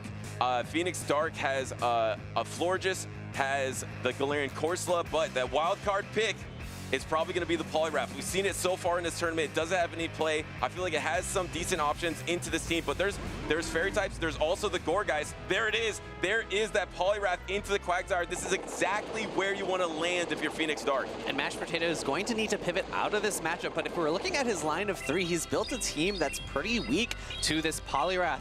Quagsire in the lead only has resisted options, gets a Icy Wind bait shielded, and he only can throw Aqua Tail or Stone Edge. Yeah, and the Icy Wind, and here comes that Stone Edge into 2 Protect Shields after you already got debuffed.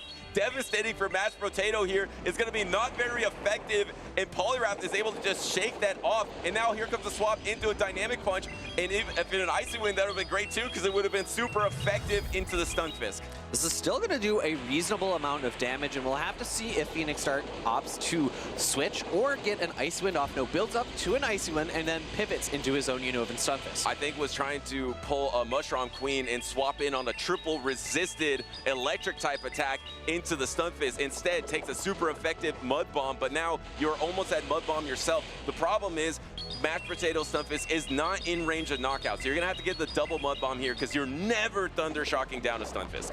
Mashed Potato is going to be reaching his own Mud Bomb shortly. However, I believe Phoenix Dark, because the Thunder Shock will sneak through during this charge attack, will slightly outpace to the next one.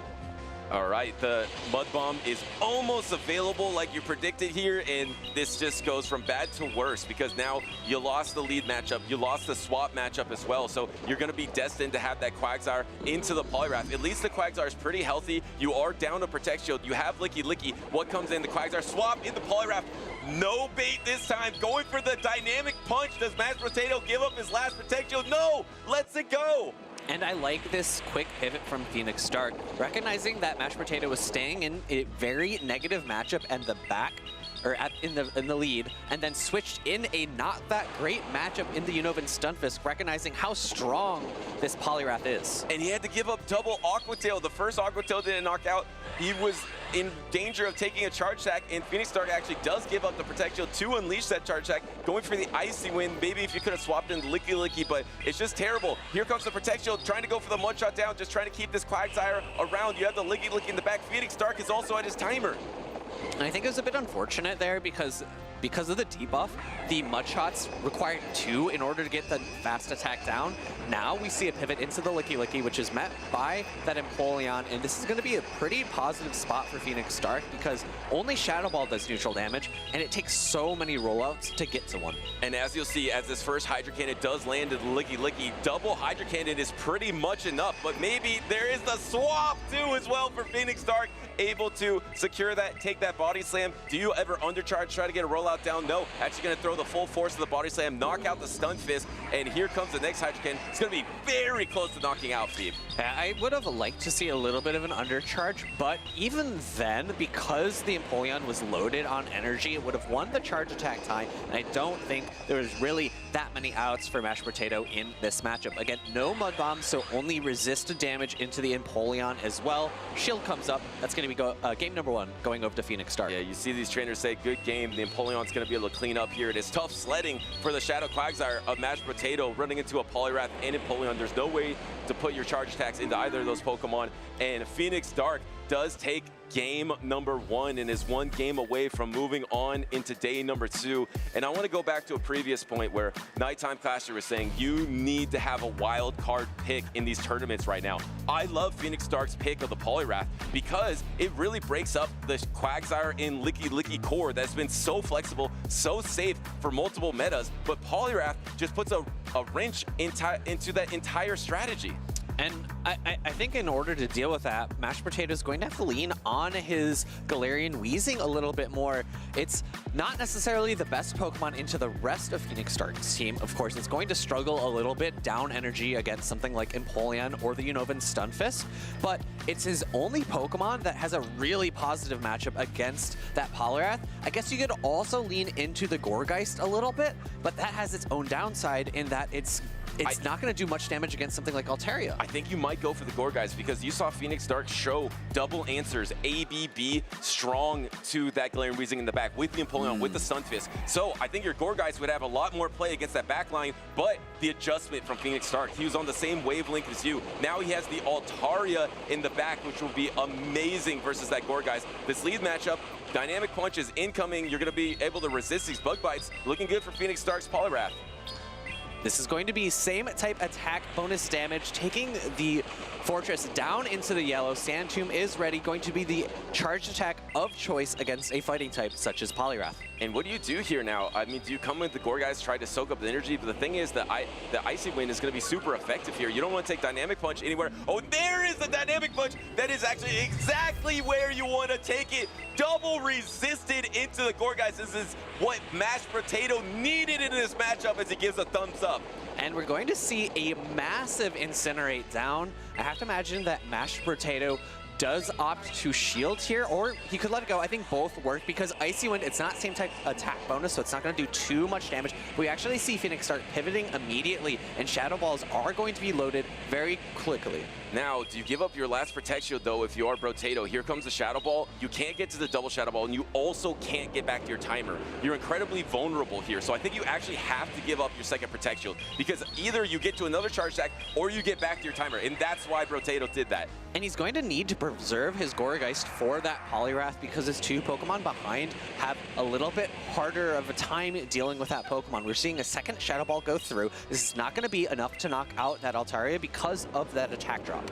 And the timer is up. Do try to swap here before the Sky Attack. Here comes the swap on the Fortress. You have Sand Tomb available. This is double resisted. Probably not enough to knock out the Altaria, but a Bug Bite or 2 might do the job. Yeah, I agree. I think it's going to be very close, but we actually see a pivot out into the Empoleon. This would be a massive farm down. However, I think a Sand Tomb is going to be reached, but Phoenix Star has the option to go for that Hydro Cannon first to prevent that defense drop from occurring. Phoenix Star swapped so fast, I didn't register if that Altaria did get to the Sky Attack. I don't know if he has the charge deck. If he does, that could be crucial in the backline. But obviously, this Empoleon has a 2 Protect Shield advantage. Could shred through this backline. You have the Licky in here, gonna be able to take double Hydro Cannon, but double Hydro Cannon plus Metal Sounds will be in range of knockout for Phoenix Dark. Mashed Potato is going to have to think about potentially baiting here in order to try to pull away both of the shields. I think he has a little bit of energy on that Gourgeist in the back, but not a ton. We see the first one. It's not actually a bait. It's going straight for the Shadow Ball. Shield goes up by Phoenix Dark. And how do you swap here? It's so clunky because you are the 3-turn fast attack. You need to try to swap on an attack into your Gourgeist. Here comes the Hydro Cannon. I think this might be the Hydro Cannon that knocks out Brotato from this battle for Licky and maybe the tournament. The Hydro Cannon does knock out the Licky. And there's just not enough gas in the tank for this Gourgeist. Drill Peck is going to be reached at the same time as a Shadow Ball, but there's a shield remaining on Phoenix Dark's side. That's going to be 2-0 in the losers finals. Phoenix Dark making his way into day number 2. A 3-ball flex for Phoenix Dark there as he advances on that loser side for day number 2. Well done from Phoenix Dark. I think the experience competing in previous tournaments, I think showed out here in this battle. But Brotato, your first ever tournament ever, getting it that far is incredible, but well done for Phoenix Dark. Yeah, losers finals in your group is a number of battles to have won in order to make it that far.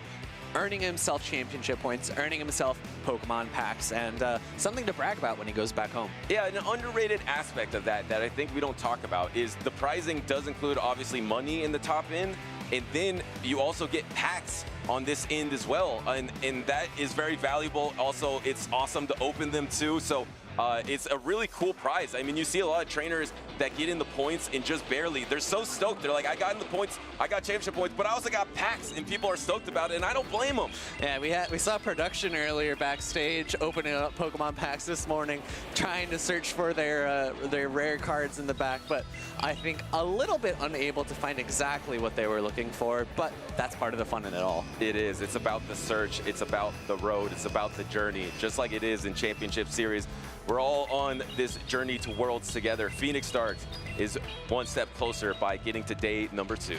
And what a fun team composition from these two trainers. I would have maybe preferred to see the Galarian Weezing to come because of it being his sort of more unique pick, his wild card, as we've been calling it. And I agree. After game number 1, it was super tough to bring because of the ABB strength that Phoenix Dark brought, but it might have paired a little bit better into the Altaria that ended up coming, but who's to say what your opponent's going to bring in game number 2? And that's why I mentioned I think the experience did matter there, because Phoenix Dark did a little bit of the rope-a-dope, did a little bit of, in basketball, called pulling the chair, where you show something like in the first game, you show that you're super strong to Weezing. You scare it off. You say, oh, I'm going to bring that Empoleon and Stunfisk in the back. You better not bring Weezing because it's going to be in a lot of trouble. And then you know that your opponent is like, okay, I only have 2 options. I have Weezing or Gourgeist. I don't want to bring Weezing in that. I'm going to bring Gourgeist. And then Phoenix Dark, with his experience, knows, okay, now I do the rope-a-dope, I pull the chair, I bring Altaria. And that's going to be the counter for the adjustment. And that's why Phoenix Dark was able to win that series 3-ball flex in game number 2. And even with the catch, the dynamic punch into the Gourgeist, it still wasn't enough. And I just want to say, Butters, it's so funny because at the last regional I commentated with Speedy, he was throwing basketball terms and memes at me, and they were just flying right over my head. So the rope-a-dope? Well, rope-a-dope is not basketball, but the pulling of the chair is where you're in basketball and you're defending someone. Imagine they're posting you up. They're going backwards, and then suddenly you're gone. You move, and then that person thinks you're back there, is leaning on you, and then maybe will fall, maybe lose the basketball. So it's like giving them, like, you're pushing them first. I see. Like when your back's against them. Yeah, exactly. You're pushing them first, like, I'm here, and then suddenly you're not there. And that's kind of what they did here with the strategy. Like, I'm showing counters. Oh wait, I'm actually switching my strategy altogether. All right, I got you now. Thanks for filling me in. Yeah, Appreciate no worries. that. All right, well, we are going to be getting our next battlers up on stage very shortly. As a reminder for those of you who might just be tuning in, we are on the loser side here in Indianapolis. So every single match that we see up on stage matters for these trainers. It is win or go home. Yeah, everything on the line in this junction of the season. I know we're focusing in on a lot because it matters so much. We're nearing the end of the road to world. So these trainers that are on the bubble, they have even more on the line. We just saw Lyle, and I believe it was a lower losers round. It was maybe losers round 4 or 5. Yeah. And usually we don't show that stuff as much, but it's like, it's actually means so much to Lyle, because if Lyle doesn't keep advancing, if he doesn't keep doing well, he won't make it to the World Championships. And remember, Lyle was the last remaining trainer from North America last World Championships. So I know a lot of people are rooting for Lyle. I know Lyle wants to be there. So a lot on the line for these trainers. And if you are trying to get some Pokemon that you'd like to bring to an event near you, you could potentially do that next weekend in Chicago, where we are having our 10th year. 1, 2, 3, 4, 5, 6, 7, 8, 9, 10 years of Pokemon Go. Chicago back in, or GoFest back in Chicago. Once again, the original place it once was. And Butters, are you going to be there? I'm not going to be there, but I'm going to be watching, and I hope you will too, because we have a very special broadcast. It's actually going to start at 9:45 Central Time, and it's going to go, I believe, until 4 or so. So you're going to get to see a lot of tips from trainers, maybe see what they've caught, maybe see around the Go Fest, see what's going on in Chicago. A lot to see on that broadcast. So I know I'm going to be watching that. And most importantly, also, there's going to be an awesome drop as well, where you can get some items for your global Go Fest that's going to be coming up down the road as well. Yeah, you don't have to be in Chicago to play. You can also find a local Go Fest near you, or potentially a local tournament, a challenge, or a cup. We've been talking a lot about them. They run up until NAIC. After NAIC, there's a bit of a break. So let me rephrase. There might be events near you after NAIC, but they wouldn't carry championship points. So if you are looking for championships points yourself, maybe you're trying to get to that 200-point level in order to earn that card you get from getting that many points. Ace Trainer, that's what it's called. If you get Ace Trainer, you can get a rare promotional card. Get that those championship points. I'm stumbling over my words. Nope. At locals near you. The thing is, Phoebe, it's important. That's why you're stumbling, because it's so important to get to these locals. Because not only can you get crucial championship points, I mentioned before, if you get if you max out on these points, you get around 200. That's 1/3 of the way for you to qualify for the World Championships in a lot of cases, right? And then also, this is where you get to test your might, you get to practice here. We see time and time again, some of these top trainers are also in local groups together. We see this happening in Europe, I believe in the Netherlands. We see this happening in Dallas, Texas. These trainers that keep fighting against each other over and over again, they then take it to the big stage and they keep succeeding. Also, great place to maybe trade some Dondozos or Aegislashes, which I know we're all trying to get right now. Yeah, and if your local is none other than Inadequence himself or none other than Arroh himself, you know, might as well show up, try to get some battles against the best of the best.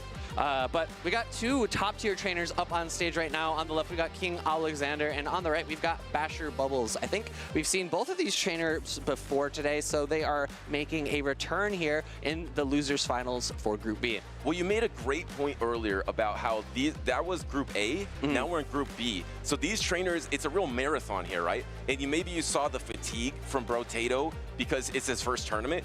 Maybe this goes a little bit more to the trainers with more experience, like Kingowlexander has a decent amount of championship series experience, because now, I mean, what are we looking at? Around 4:22 local time here in Indianapolis. These trainers have been battling since the morning, and now this marathon ends right here, and it all comes down to this. And our stream starts at 10 a.m., but the tournament actually starts at 9 a.m. They have, I think their earliest call time is 8:45 usually, get here a little bit ahead.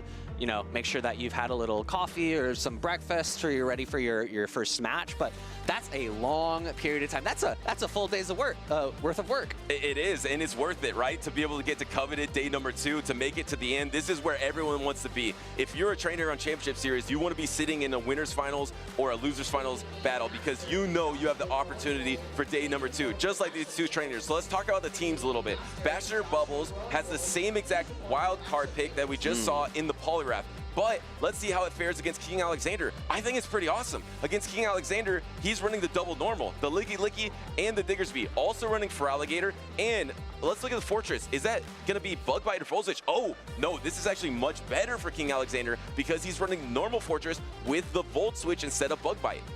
And I do want to call out one of the normal types. You called out Wigglytuff, right? It's not going to necessarily be an amazing matchup for Polyrath, but with the ability to get to numerous dynamic punches, you can start to threaten because that subnormal typing, it takes neutral damage from fighting type moves, and you're generating energy so quickly now with Mud Shot that you can get to 3 before you're threatened, and normal and ice type damage in those charge attacks from Wigglytuff are not going to be all that threatening. Yeah, and I actually said double normal. It's the triple. You just mentioned it. Oh, Diggersby too, right? You have the Diggersby, you have the Licky, and the Wigglytuff. So a lot of normals, a lot of fairies, because Basher has double fairy on his side, has the Togekiss, and he has the Tinkaton. Remember, we saw that as a wild card attack from S. James earlier, having the Dazzling Gleam. Let's take a peek at basherbubbles. He is running the Psyshock, which is a lot more typical. I mean, it's the standard attack.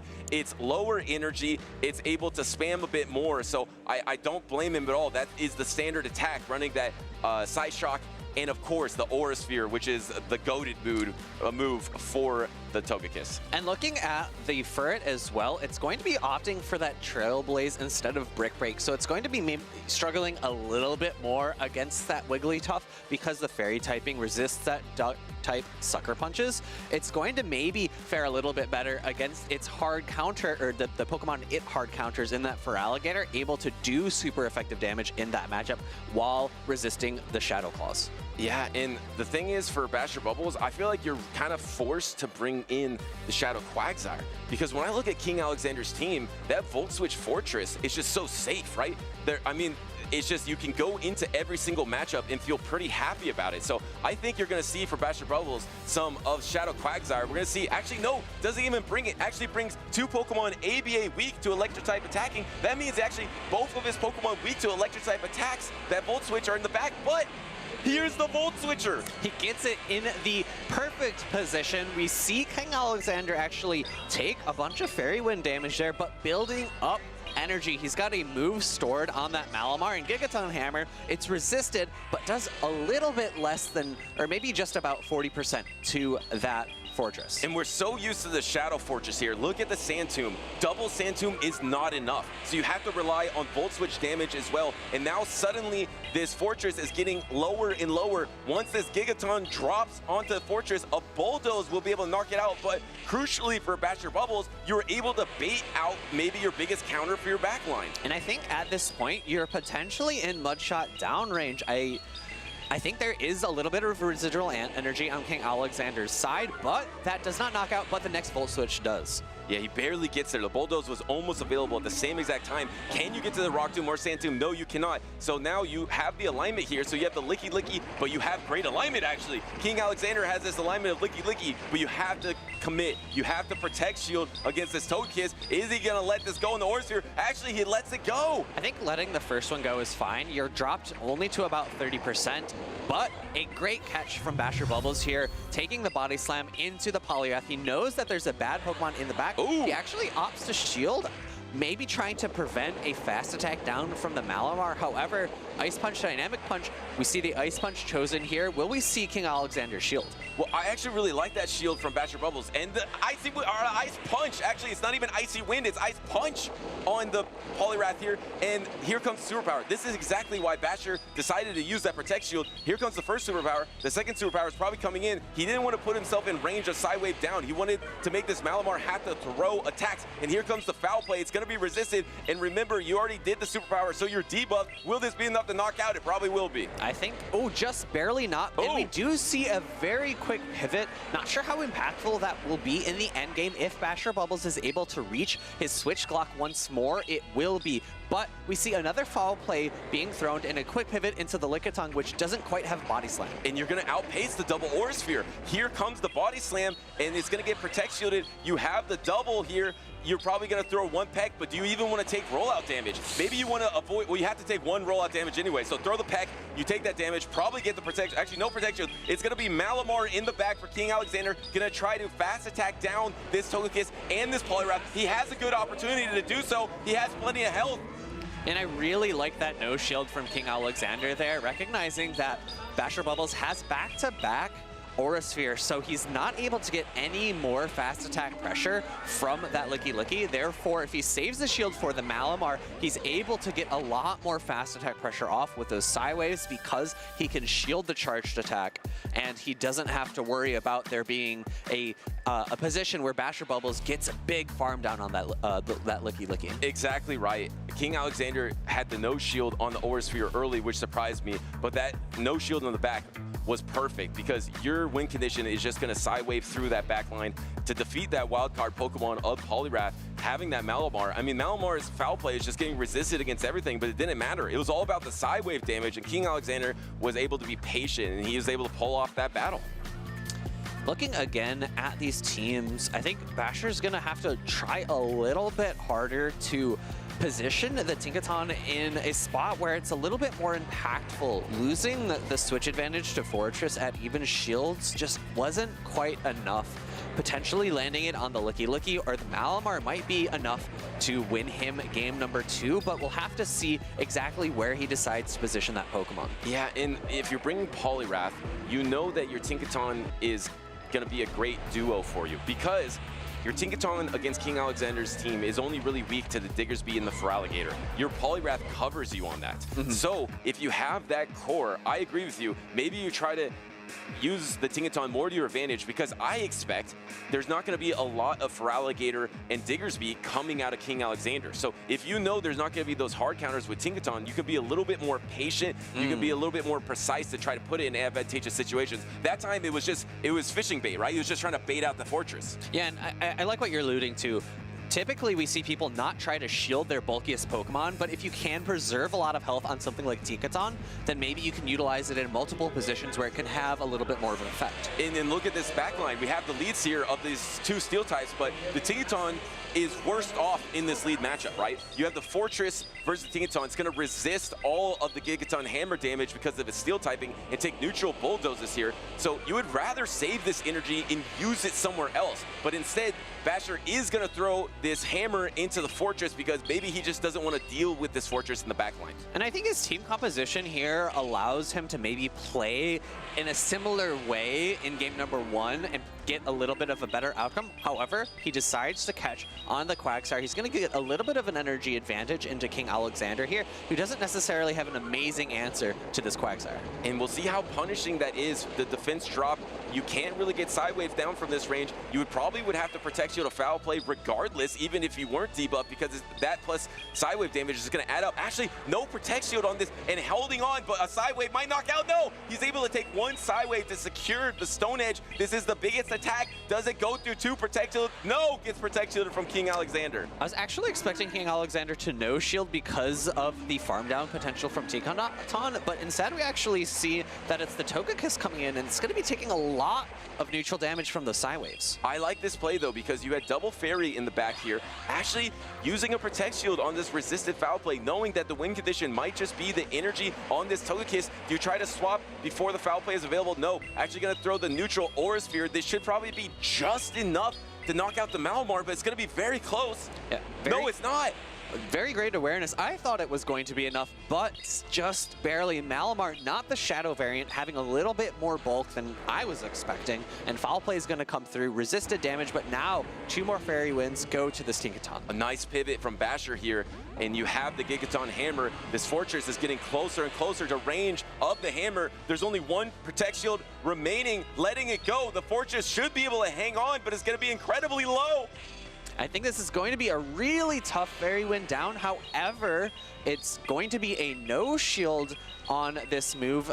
The Sand Tomb going to be doing super effective damage, but it's not the Shadow variant, and opting for a return Bulldoze. Well, if he has, how much energy does he have on the Togekiss? This would put the Licky in range of Aura Sphere. There's one protection remaining, so that means if Basher wants to win this battle, he needs double Aura Sphere. I don't think he can get there in time because the double Body Slam is almost available for King Alexander.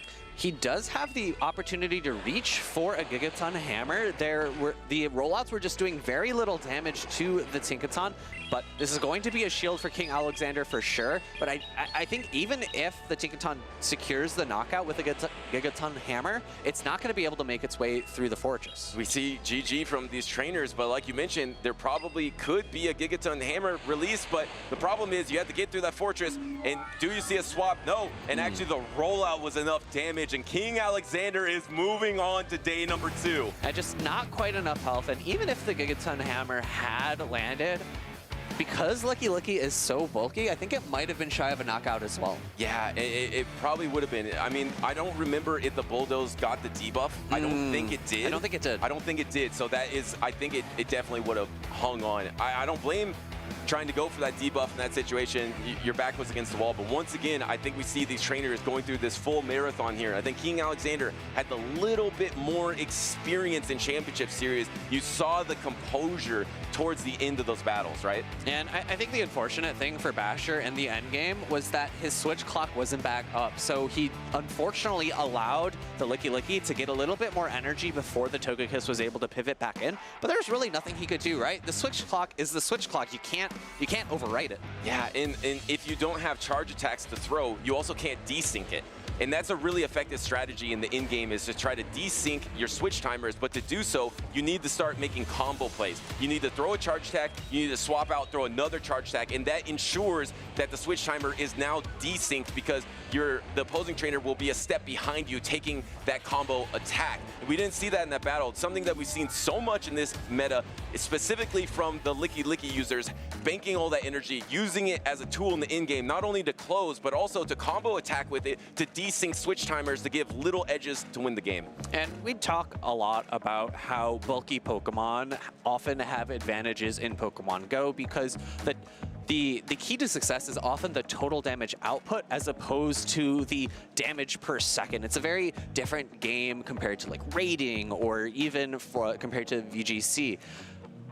An additional benefit in Pokemon Go that you have is that if you're able to survive an additional rotation of the switch clock, you can generate additional opportunities to win if you're able to pivot multiple times with a singular Pokemon. Yeah, and that's what it comes down to, right? I mean, that efficiency is so important in the in-game because there's such little margins that can separate you from trainers. And especially when you mentioned the bulky types, the meta Pokemon, the margins are even lower, right? It's in mirror matchups or in a group of 6 Pokemon on the battlefield that are all bulky.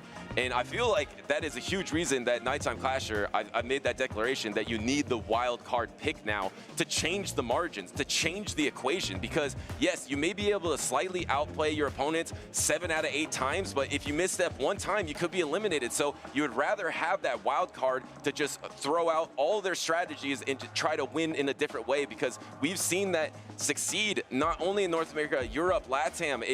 I feel like there's a recipe that is starting to come together towards the end of the season, leading up into the 2 biggest events of the year, NAIC and Worlds. And another position where those special unique picks can play an important role is when you have a Pokemon that completely core breaks a strong pairing that your opponent wants to see. We saw it earlier with that Chestnut breaking up the Licky plus Quagsire core, and if you're able to get your wildcard Pokemon such that that's a huge core breaker against a line of 3 that has 2 Pokemon that it core breaks, you're just in a extremely commanding position to win that game. Yeah, and we saw the strategy. It was from Firestar, actually. Firestar was kind of switching his strategy. We've seen in the past him use some more higher damage output Pokemon and maybe using shield advantage or energy advantage, but he actually changed his strategy a little bit. This tournament was maybe relying more on the alignment with the Jellicent because it's a little riskier in the back line. But that Jellicent Stunfisk core got completely core broken by that Chestnut.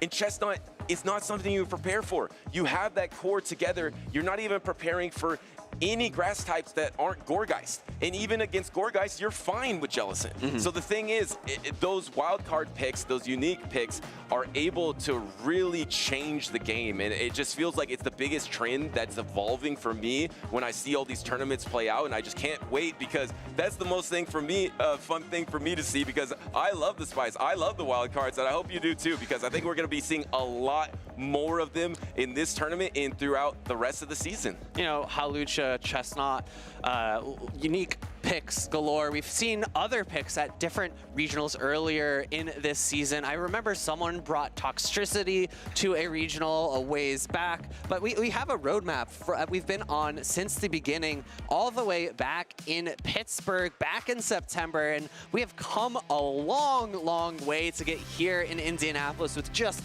2 more events for those in North America. We've got New Orleans and San Francisco. From Pittsburgh to this pit stop here in Indianapolis, we are now in our final lap in North America. There is that special event going on in Europe as well, but we do have the 2 biggest events of the season, NAIC and the World Championships. Let's look at what all these trainers have been fighting for this entire season, this entire roadmap.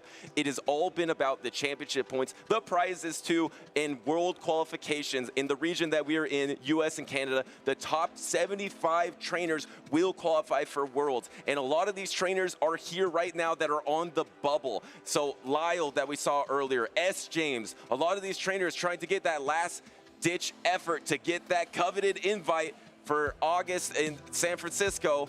It's all happening right now. In addition to those qualifications from the championship point leaderboard, you also have the direct invites from winning a regional or special championship, or from getting top 4 at an international. And remember, or also even top 4 at the previous Worlds. Oh, yes, true. As well. Yeah. So for those of you who are looking at the leaderboards and are on the bubble, don't forget that each of those direct invitations get knockdown invites. So it's not necessarily the top 75, it's the top 75 plus the number of direct invitations that are above that point. Yeah, and that's when we're talking about, oh, we think Phoebe is around 62 right now, or we think this trainer is around 75, we think they're around 58. We're guesstimating, because that is a huge factor with these trickle downs, where if you auto qualify, you are eliminated from that top 75. You've already made it there, so then there will be 75 more that will make it there. So it's actually going to be more than 75 trainers that are going to be representing North America and Canada this season at Worlds. Yeah, minus those 2 slots that went to a European and someone from Brazil. Oh, wait, that's a good point. I forget both of their names right now. you can go ahead and steal some auto invites from a particular region. That always leads up to some drama here. But more drama on stage, because we got Dunebug, and he's stuck here in the losers finals. He was telling me that he actually got core broken by a wild card. I think he said it was Shadow Dustnor. Shadow Dustnor caused a lot of problems for his team, and he said that he just lost the alignment and he had no chance. Can the Shadow Sableye from Force of Nader pose similar threats to his team? Potentially. I think the Shadow Dustnoir is going to have a little bit of a better matchup against the Shadow Altaria, because it has just a little bit more fast attack pressure, whereas Shadow Claw, and let's double check this. We have Foul Play and Drain Plunge, so you do not have super effective damage in your charge attacks either. And I want to go back to the previous team as well as Force of Nader's team. We've seen this now twice. We have Furret with Trailblaze, and I do want to call out that I think this is the correct choice for Indianapolis because of the number of Unova and Stunfisks we've seen, because having super effective damage into that matchup can propel you to have further advantages on after you take down that Pokemon.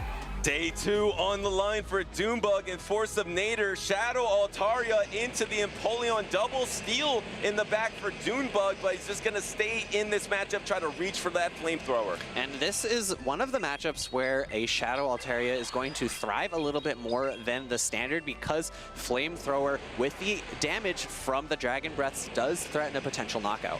Yeah, the 20% damage you get from Shadow Pokemon is just enough to put the dimensions differently in this matchup. The drill peck plus another drill peck will knock out the Altaria though. So do we see a swap, or is he just going to be happy to take a switch advantage? No, a late swap and a perfect swap from Doombug. And some trainers in this position might just throw the Hydro Cannon instead of the drill peck because it would have been maybe a little bit enough to knock out that Altaria. However, we're going to see the Ferret pivot in, take a Hydro Cannon, not threatened by this damage, and potentially reach for a Trailblaze. Remember, we saw Empoleon, I believe, second in usage in Europe, and now we see it here in the mirror between Forcenator and Doombug. Empoleon is probably an underrated Pokemon in this meta, and he does take another Protect Shield from this Ferret here, or sorry, was that the second Protect Shield of the game for Forcenator? That was the second, a bit of a miscount from Forcenator. The charge attack tie is going to be won by Empoleon. It has a sky-high attack stat. Swift going to come through. Doombug knows his counts, recognizes I can no shield. This is a resisted charged attack. And you see, once again, the experienced trainer just able to run a little bit faster towards the end of a race of a marathon. And Doombug is up 2 Protect Shields to nothing, has this Fortress, is going to land super effective Sand Attack, and has a firm grasp on this game. Yeah, with 2 Protect Shields, he's not going to be threatened by these Mud Bombs, and Thundershock just does not do enough damage to get a fast attack down into a Shadow Fortress. Ooh, interesting. I'm a little bit surprised to see a no shield here. I don't understand. There's not much health anywhere. Doombug has 2 Protect Shields remaining, but almost no health on any of his Pokemon. Did he bank like 1,000,000 energy somewhere that I lost track of? Doombug lets the Fortress go down. He does have a good amount of energy on the Altaria, but he's going to be taking a lot of damage from these Thundershocks. And he's going to go for the full farm down here, but remember, Forcenator does have another Pokemon to try to sack swap, so the Discharge will get the first Protect Shield of the game, but he does have that low health Ferret to try to soak up on these Flamethrowers, but he has the double Flamethrower pretty much here.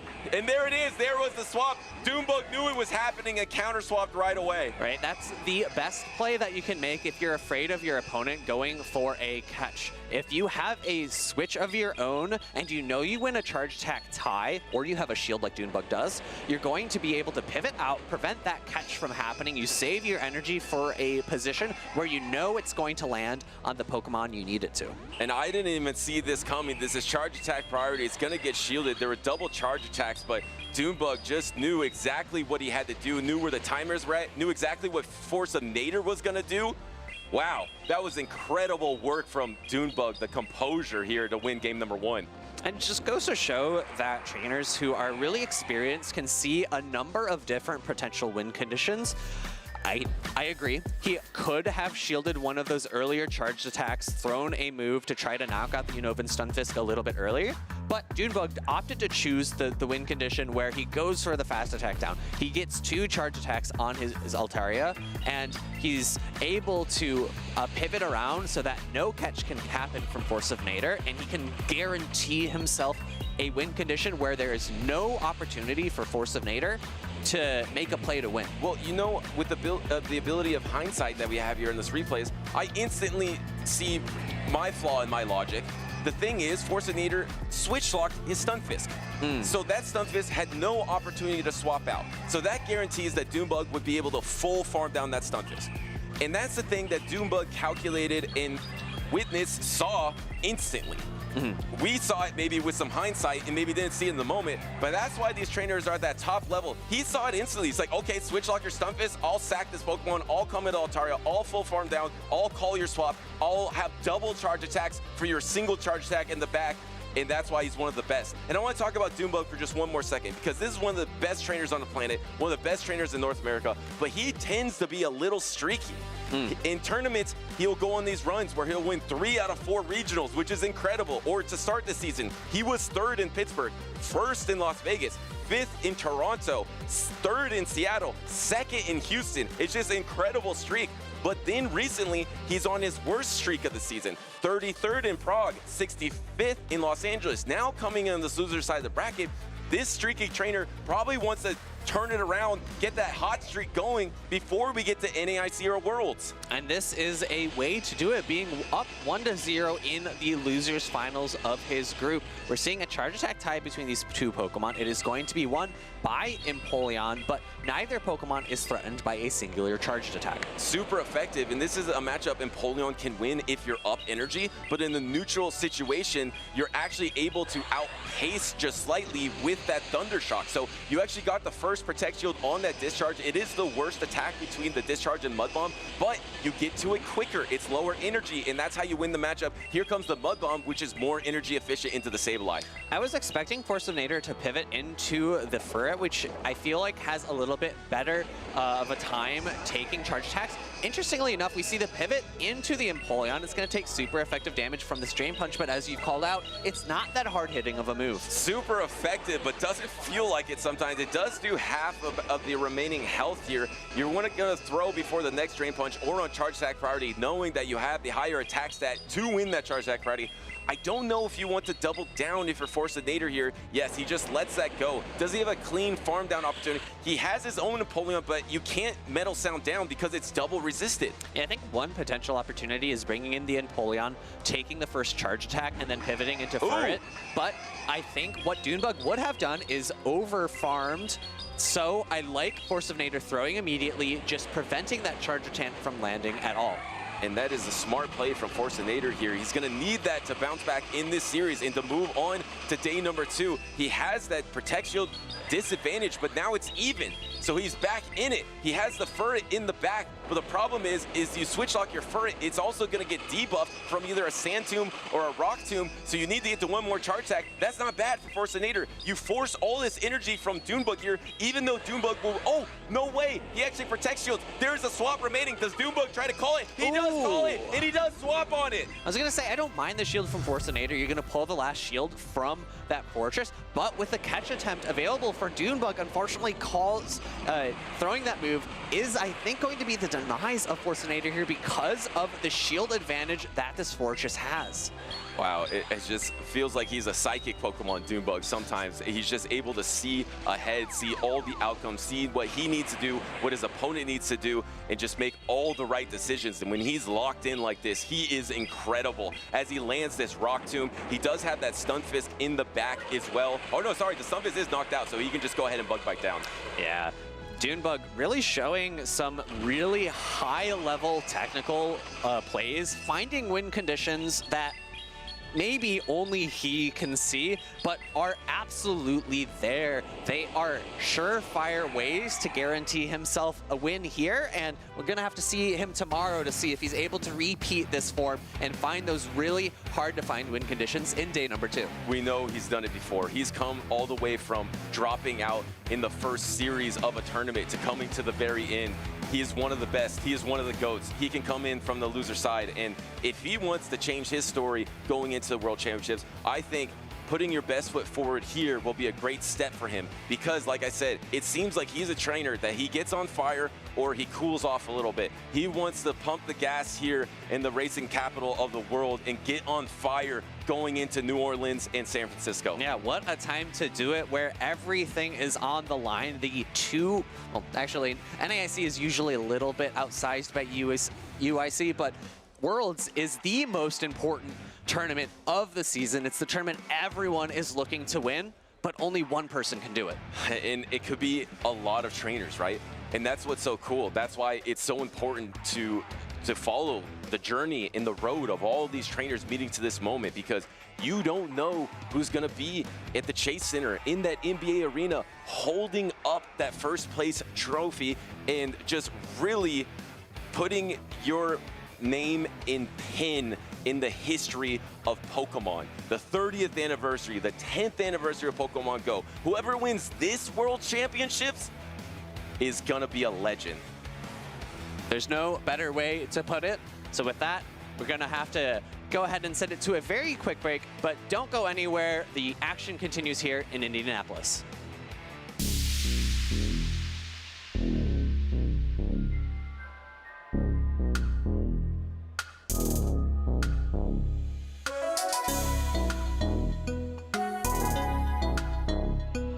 The journey to the top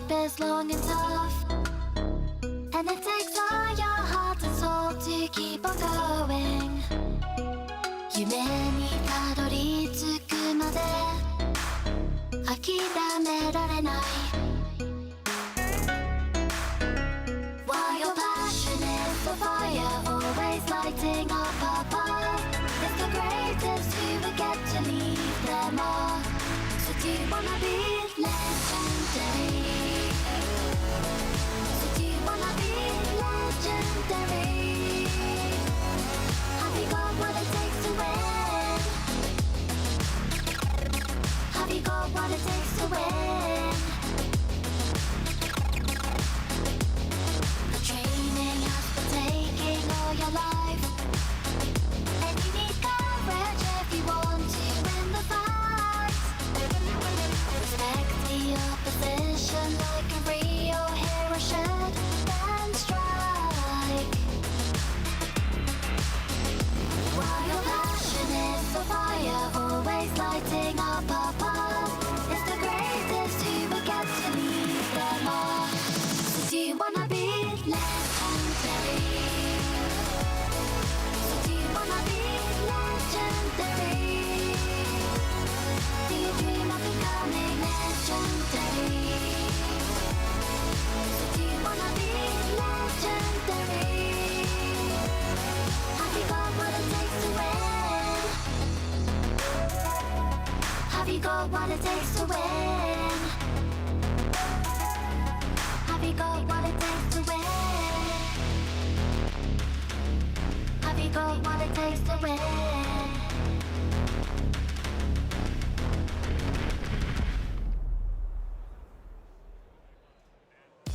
Hello, trainers. We're here at the Indianapolis Regionals, the last regional for the North America. All right, sorry, start over. Hello, trainers. We're here at the Indianapolis Regionals, the last regional of the North American season. So it's clutch time. For a lot of these trainers who are trying to qualify for the World Championships, it only comes down to this event or possibly the North American International Championships as well. I'm here with an awesome underdog story. I'm here with Smiley. So Smiley, tell me about how your season's been going so far in 2026. So far, it's not going great. We have done about 2 of the regionals.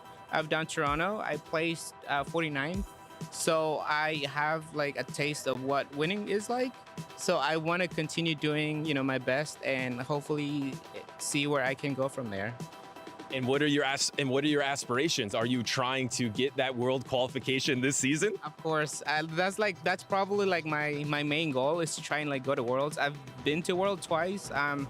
I'm sure everybody knows lylejeffsIII. I've always been like one of his biggest fans. So I've like followed them around, nitetimeclashet as well. Like I've seen them do like, great things over there. So I kind of want to follow into like their like steps and see where I can go. Awesome. And we know that you're competing here at the Indianapolis Regional, but will you be competing at the North American International Championships as well to give yourself an even better shot? Of course. I think that's going to be like my last like stretch and try and qualify and see what I can actually do. But yeah, like I'm excited. It's going to be my first one. I've never been to an NAIC before, so this will be my first one, and I'm excited to see what happens. Awesome. And we don't talk about this a ton, but just remember everyone out there that you got 49th, you said, at Toronto. Yeah. So that means Smiley got into the championship points. So if he can get in the championship points here in Indianapolis and at the North American International Championships, it's possible. You can do it off 3 events. You just need to have a good performance, maybe even get to day number 2. So we want to wish the best of luck to Smiley. And if you're out there watching, these are the underdog stories that have everything on the line. Not to give you too much pressure, Smiley, but to give everything on the line for these trainers, not only here, but at the Indianapolis or at the North American International Championships as well. Do you have any last words before I head out of here? No, it's just, let's just have some fun and keep playing some Pokemon. All right, well, best of luck to Smiley. Will he get his world qualification? You have to tune in to find out. Let's get back to the Pokemon action.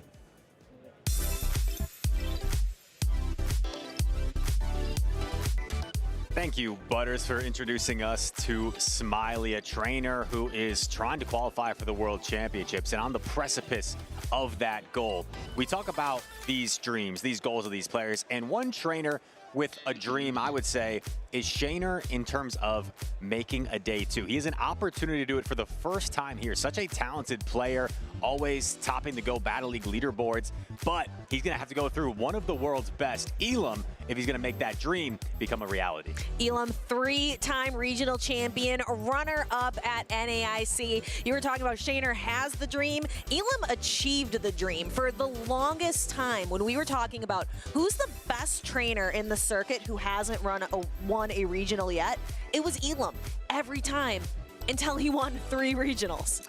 Last season, it's hard to, when you talk about the greatest seasons of all time, it's hard to argue against Marto Galde winning 4 tournaments in a single season. But I would say a close second would be ilqm. He won his first tournament in Toronto, his first career tournament win, I should say. And he continued his incredible consistency and success. He had an average placing of better than 3rd place last year with the amount of first, seconds, thirds that he racked up. Just incredible consistency. You rarely see this player make a mistake. I think he's just one of the most consistent players and always seems to be performing at the top level. But I'm going to throw back to earlier on in the day when Butters was doing kind of out in the crowd interviews. He tried to call ilqm into interview, and ilqm was like, no, I'm sad, I just took a loss. So clearly he made a mistake that wound him up into this loser's final. So he lost early in the day and had to kind of fight his way here into the loser's finals of Group D versus Shaner. Right, and I was actually talking to the trainer that defeated ilqm early, so he's had to make quite the loser's run here. But I saw the trainer that defeated ilqm, and he was like, Rise, it's my first ever tournament, and guess who I just played? Guess who I just beat? And he said he beat ilqm. He was so excited. Goes to show you what an achievement that is. But here we go. We're off and away. It's that shiny shadow Sableye from Shaner taking on the Empoleon of ilqm. And in the back, both trainers utilizing that really safe licky that we've seen throughout the tournament today. You can use it as a pivot Pokemon, and there's not a whole lot that can that are strong answers to it. Now, the Empoleon will typically win the chart attack priority, which could give ilqm the advantage here, but we saw Shaner put up that Protect Shield immediately this way. If he does elect to take this Hydro Cannon, it will do less damage, but it's still going to put Sableye quite low. So he's actually investing both Protect Shields extremely early in this game, hoping he can get a lot of value out of this boosted Sableye. That is a lot of resources to put into one Pokemon, so Shaner's got a lot of belief here in this Drain Punch Sableye. You can see how much that does a significant amount of damage. Super effective onto the Licky. Put 2 shields and then pivots out, actually, into his own Licky. Giving up those buffs, I think he was going for a Shadow Ball catch, but ilqm is just way too patient to let a play like that happen. And you have to think, maybe after those Drain Punch defense buffs, maybe your Sableye could have afforded to take a Shadow Ball, but now we enter the Licky mirror. ilqm with a shoddy Licky flexing on his side, but this Body Slam will connect, and you have to wonder if ilqm will look to pivot out or if he'll just keep on playing out this Licky mirror. I feel like I spoke it into existence, Chris. I said these Lickys are so safe on both sides. Both trainers ended up pivoting into it. Now we see ilqm dancing around and out of that matchup into a Shadow Altaria. No shields, a Shadow Ball, putting definitely some hurt onto this Flying Dragon Pokemon. And I think that will serve ilqm well. Now he commits the Protect Shield, so this is getting pretty interesting because there is a Chart Attack banked on the Sableye, and you also have the Empoleon. So Shaner going to make a combo play, draws the final Protect Shield against this Altaria. So there are no Protect Shields remaining on either side. ilqm, though, has a ton of energy on this Altaria and is going to try and sweep with it, but there's still a full Empoleon for Shaner. Yeah, and that Empoleon's going to be in a pretty solid position. That Altaria on the side of ilqm. Oh, it's almost at a Flamethrower. So Shaner not going to be able to quite reach an attack to be able to knock the Shadow Altaria out of the sky. Empoleon can hang on through this Flamethrower, but takes it down to about 1/3 of its health. ilqm going to allow the Altaria to get farmed out. Oh, it makes the combo play with the Body Slam. This is not going to be quite enough, though. If you're Shaner, I wonder if you can double up on Hydro Cannon to give yourself a chance here, and he does, but here's the problem. There is 2 Pokemon for Ilum. There's a very low Empoleon and a very low Altaria. You have to somehow knock out both of them here. Do you just throw immediately if you're Shaner? I'm not sure. He's also got that Licky in the back that can throw a couple rollouts perhaps as well. Looks like he did throw back to knock out the Altaria, and then he's pivoting into his own Licky, going into the Empoleon. It's a race, and Shaner wins the race with the body slam. Gets to the parting body slam to knock out the Empoleon. Such minimal health on all sides, and Shaner's gonna take game number 1. You know, it was funny, in that end game, both players were shaking their heads. I think both players did not like the situation they were in. They felt it was uncomfortable, but Shaner's the one that ends up winning.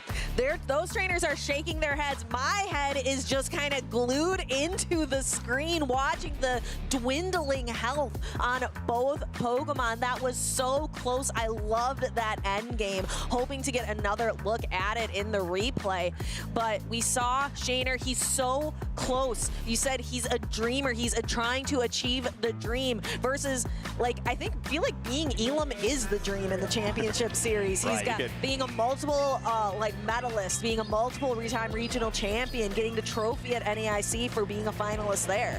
You could put that on the resume. Beating Ilum might be as impressive as winning a regional, and Shaner barely able to get the body slam off in the end. He says, GG. I think he was a little bit surprised. Wasn't sure if he would reach there. Maybe didn't realize he was 2 rollouts away.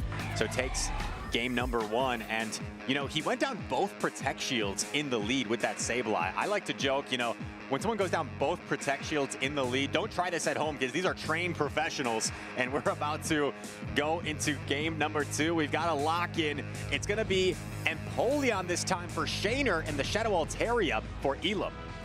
And that Empoleon is in a pretty good position to start off this game. It's going to outpace that Altaria it's going to outpace the Altaria to its charge attacks. But unfortunately for Empoleon, it looks like a bird. It's not a flying type. So Drill Peck does not benefit from that same type attack bonus. We'll see if Shaner elects to commit Protect Shields here against this Altaria. And I have to imagine if a Protect Shield comes into play here, Ilum may look to pivot, but no, just going to take this. In comes the opposing Empoleon, and Ilum going to take this, but this will allow Shaner to align his Sableye against this Empoleon, because your Licky wants to avoid Empoleon. You have the resisted rollout damage, and you get outpaced, so it's a pretty bad matchup for Licky. So he gets the Sableye in a more favorable position now against the Empoleon. Yeah, and we saw just how powerful that Shadow Sableye can be with Drain Punch once it gets a couple of Drain Punch boosts. So you can see Shaner trying to be patient, building up a little bit of fast attacks, building up some energy before throwing the Drain Punch that will be shielded by Ilum. Ilum's going to fire this off immediately. We may see another Protect Shield, once again doubling down on the Shiny Shadow Sableye. But what's different this time is this Empoleon is going to exit much healthier for Ilum, where it's going to be less easy to farm down in the end game. Maybe not even in Body Slam range quite yet. So here we go. Drain Punch going to connect as Shaner continues to boost his defense, and now is probably not in Shadow Ball range. But, oh, once again, gives it up. Gives up that boost and brings in his fully healthy Licky. Now his own Licky has such a significant health advantage, but that, as you mentioned, this time around, the Empoleon on the side of Ilum is leaving with enough health to be able to pivot, to be able to utilize it a little bit more in this endgame. Ilum just so patient. I think yet again, Shaner was trying to go for a Shadow Ball catch on his own Licky, but Ilum not falling for it. So much energy on the side of this Licky for Ilum. Altaria as well, still a decent amount of health lurking in the back. Yeah, and what you would want against the Altaria are these rollouts, but we're in a Licky face-off for the moment. Ilum throwing a body slam to try to bring the opposing Licky down low in health. They both go for the body slam. That is a cap tie, and Ilum's Licky wins it out. And a slight miscue from Shaner. I guess we hadn't seen a chart attack priority up until that point, despite all the body slams being thrown. So now Shaner comes in with the Sableye. I think we see the final Protect Shield. The only way Shaner can get out of this is maybe a catch onto the Empoleon. I think that's his one win condition. So throws a, gets that Drain Punch, gets that attack boost. I still think this Sky Attack is gonna put it in a knockout range. That Drain Punch not able to do quite enough. So no catch available for Shaner. Tries to Metal Sound down the Altaria, but cannot quite do it. Yeah, goes for the farm down here, perhaps the only play at that point, and ilum takes game 2 relatively comfortably. I think the turning point of that particular game was the moment where Shaner lost the chart attack priority against ilum's Licky, because he had almost 2 bodies, maybe he had 2 body slams and decided to throw at that point. If he had thrown one earlier, maybe you knock out that Licky and still have some health on your own to utilize. So perhaps that could have made things different for Shaner, but ilum found the way to win. And we're gonna get to see that again. We're also seeing a lot of Shaner. We see him double down on the Shadow Sableye, you mentioned it already, but then he switches out, sacrificing those buffs that he worked so hard to build up. Right, and I think against a lot of players, that play could have served him well, where you potentially catch a Shadow Ball on Licky, but ilum just too patient for that. I think ilum might almost be committing to, I know you're going to try and catch eventually, and I'm just not going to throw until you do that. So Shaner, one course of action I could see being a play is after you've double boosted yourself, you take a Shadow Ball, right? Versus later on, it's going to do more damage. So maybe you force that Licky to expend the Shadow Ball at some point versus clearing your own buffs that you've been buffing yourself with Drain Punch. We've seen Shaner really rely on that Shiny Shadow Sableye. Say that a few times fast, Shiny Shadow Sableye. But I wonder if we're going to start seeing some other Pokemon now that he's lost a game and we're back at decisive game number 3. He's relied on Licky, Empoleon, and Shadow Sableye all 3 games. Same with ilum. The Empoleon, the Shadow Altaria, and the Licky. So this game 3, that's a lot of times when we'll see trainers switch things up. ilum locked in extremely quickly here for game number 3. Shaner still thinking things over, and understandably so. This is a huge game. Win or go home. Game number 3 to get to day 2, and it's going to be yet again the same leads. Empoleon into the Shadow Altaria. And we're seeing a quick pivot. We're seeing the Togekiss now, but it is met with a hard answer with the Empoleon, but there's Aura Sphere. And you see ilum with a shake of that look at the camera. He was a little bit slow on the swap. I think ilum understands that now this Togekiss, because he was a little bit slow, may be able to reach 3 Aura Spheres in this matchup, flipping the switch advantage. And Shaner, recognizing it, he puts up the Protect Shield. You have to assume he'll go for the Aura Sphere, but this certainly doesn't mean that things are over, because ilum could always go for a catch attempt on that 3rd Aura Sphere. Yeah, you see ilum shaking his head, reading the body language of these trainers under these stage lights. We can see the Togekiss, it's getting to that Aura Sphere, so Shaner just needs to shield this. Will we see that catch from ilum? Protect Shields are already gone. They've all been used immediately, and the patience from Shaner to keep the Aura Sphere around, that is going to be huge for him. And now this Licky is going to try and get rid of this Altaria. However, it's a Shadow Altaria. I think double Sky Attack might be enough to knock out the Licky with the Dragon Breaths. And yeah, it does look like that. So if you're Shaner, you have to throw the Shadow Ball very quickly. This will put Altaria quite low and could set up some farm down potential. But ilum, his ability to knock out this Licky, I think will actually make things more awkward now for Shaner. Yeah, but Shaner's got that Empoleon in the back sitting perfectly healthy. ilum made a switch. He adjusted. There's a Wigglytuff back there now. So that Wigglytuff does not want to see this Empoleon. Shaner's revealed it. So now... Doesn't get off the parting Sky Attack there. That could have been some really valuable chip damage. And Shaner makes... doesn't, he tries to combo with the Aura Sphere, but now he doesn't get it off, and now he's gonna need 2 Hydro Cannons to knock out this opponent. He still doesn't know, right? He doesn't know that it's the Wigglytuff. So if Shaner takes too much damage, we could see a situation where Wigglytuff actually beats the Empoleon. So Shaner going, and there's a catch. So now will we see Shaner? He sits up, he's like, oh, it's Wigglytuff back there. I think Shaner's going through a roller coaster of emotions right now.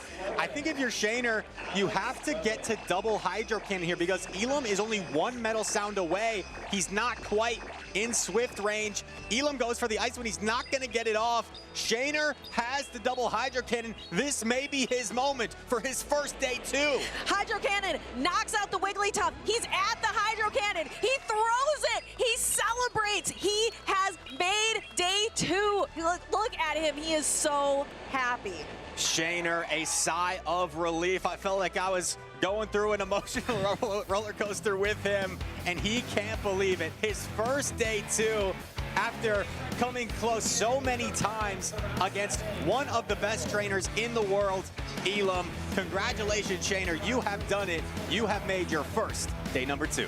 Congratulations to Shaner. Which do you think is more impressive, making day 2 or taking games defeating ilqm?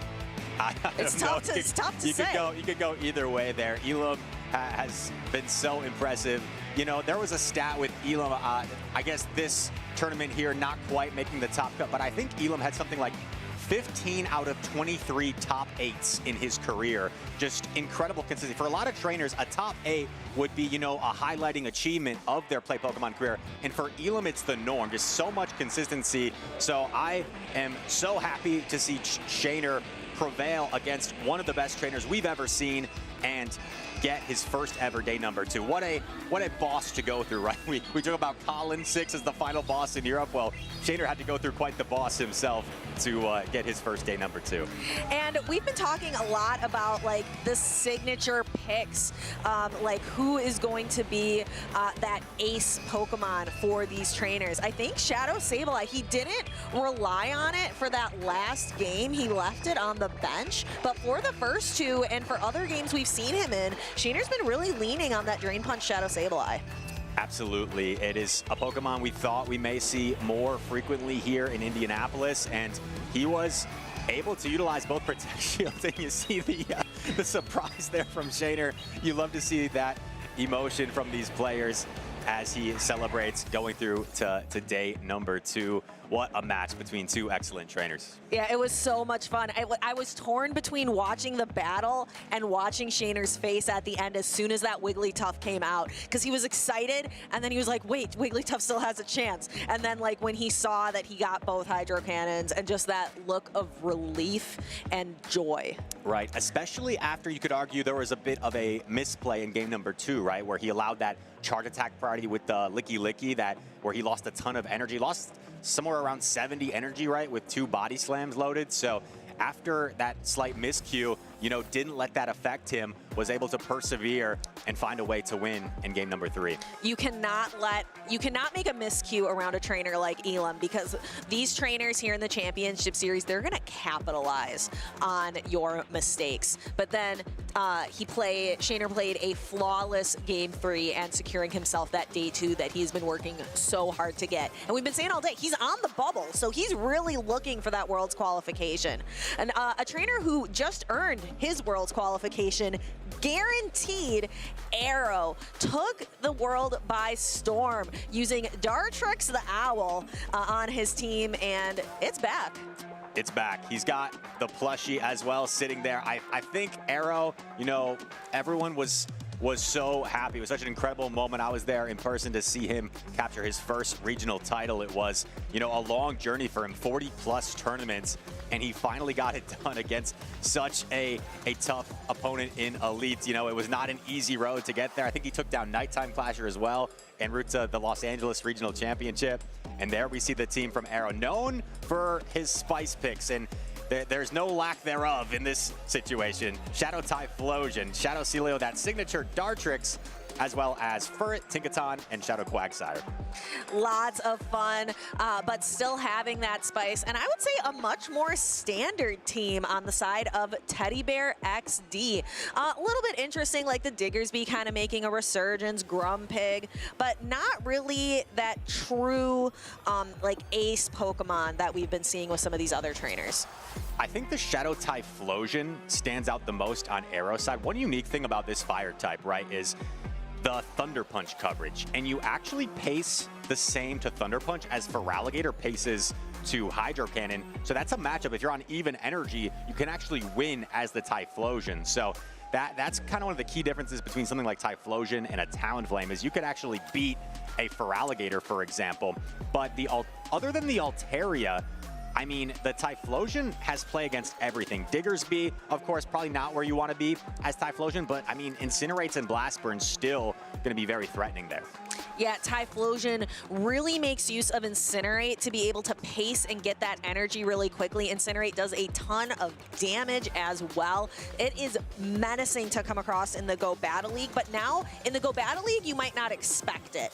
Here, Teddy Bear can plan around it. He can a little more utilize, make sure that he brings, and he might feel kind of forced to bring that Diggersby. He might feel forced to leave Fortress on the bench. And here we go. Game number 1, fighting for a spot in day number 2. It's going to be Grumpig into the Celio, and Arroh's going to immediately pivot into the Furret, running the Brick Break variant, which will give it a little bit more play here against Fortress, because you can hit for that neutral damage with the Brick Break while also debuffing the defense of the Fortress.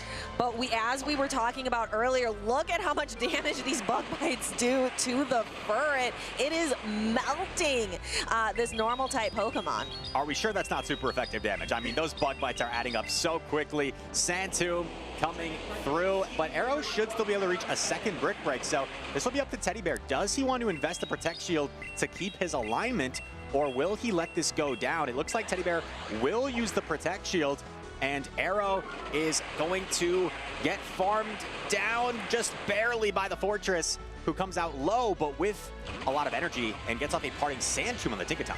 Yeah, I like that play a lot from Teddy Bear, because you don't really want to bring in Grumpig like to sack the Fortress. You don't want to bring in Grumpig. It doesn't want to take that damage, and the Feraligatr with the Shadow Claw, it would be too hard to farm down.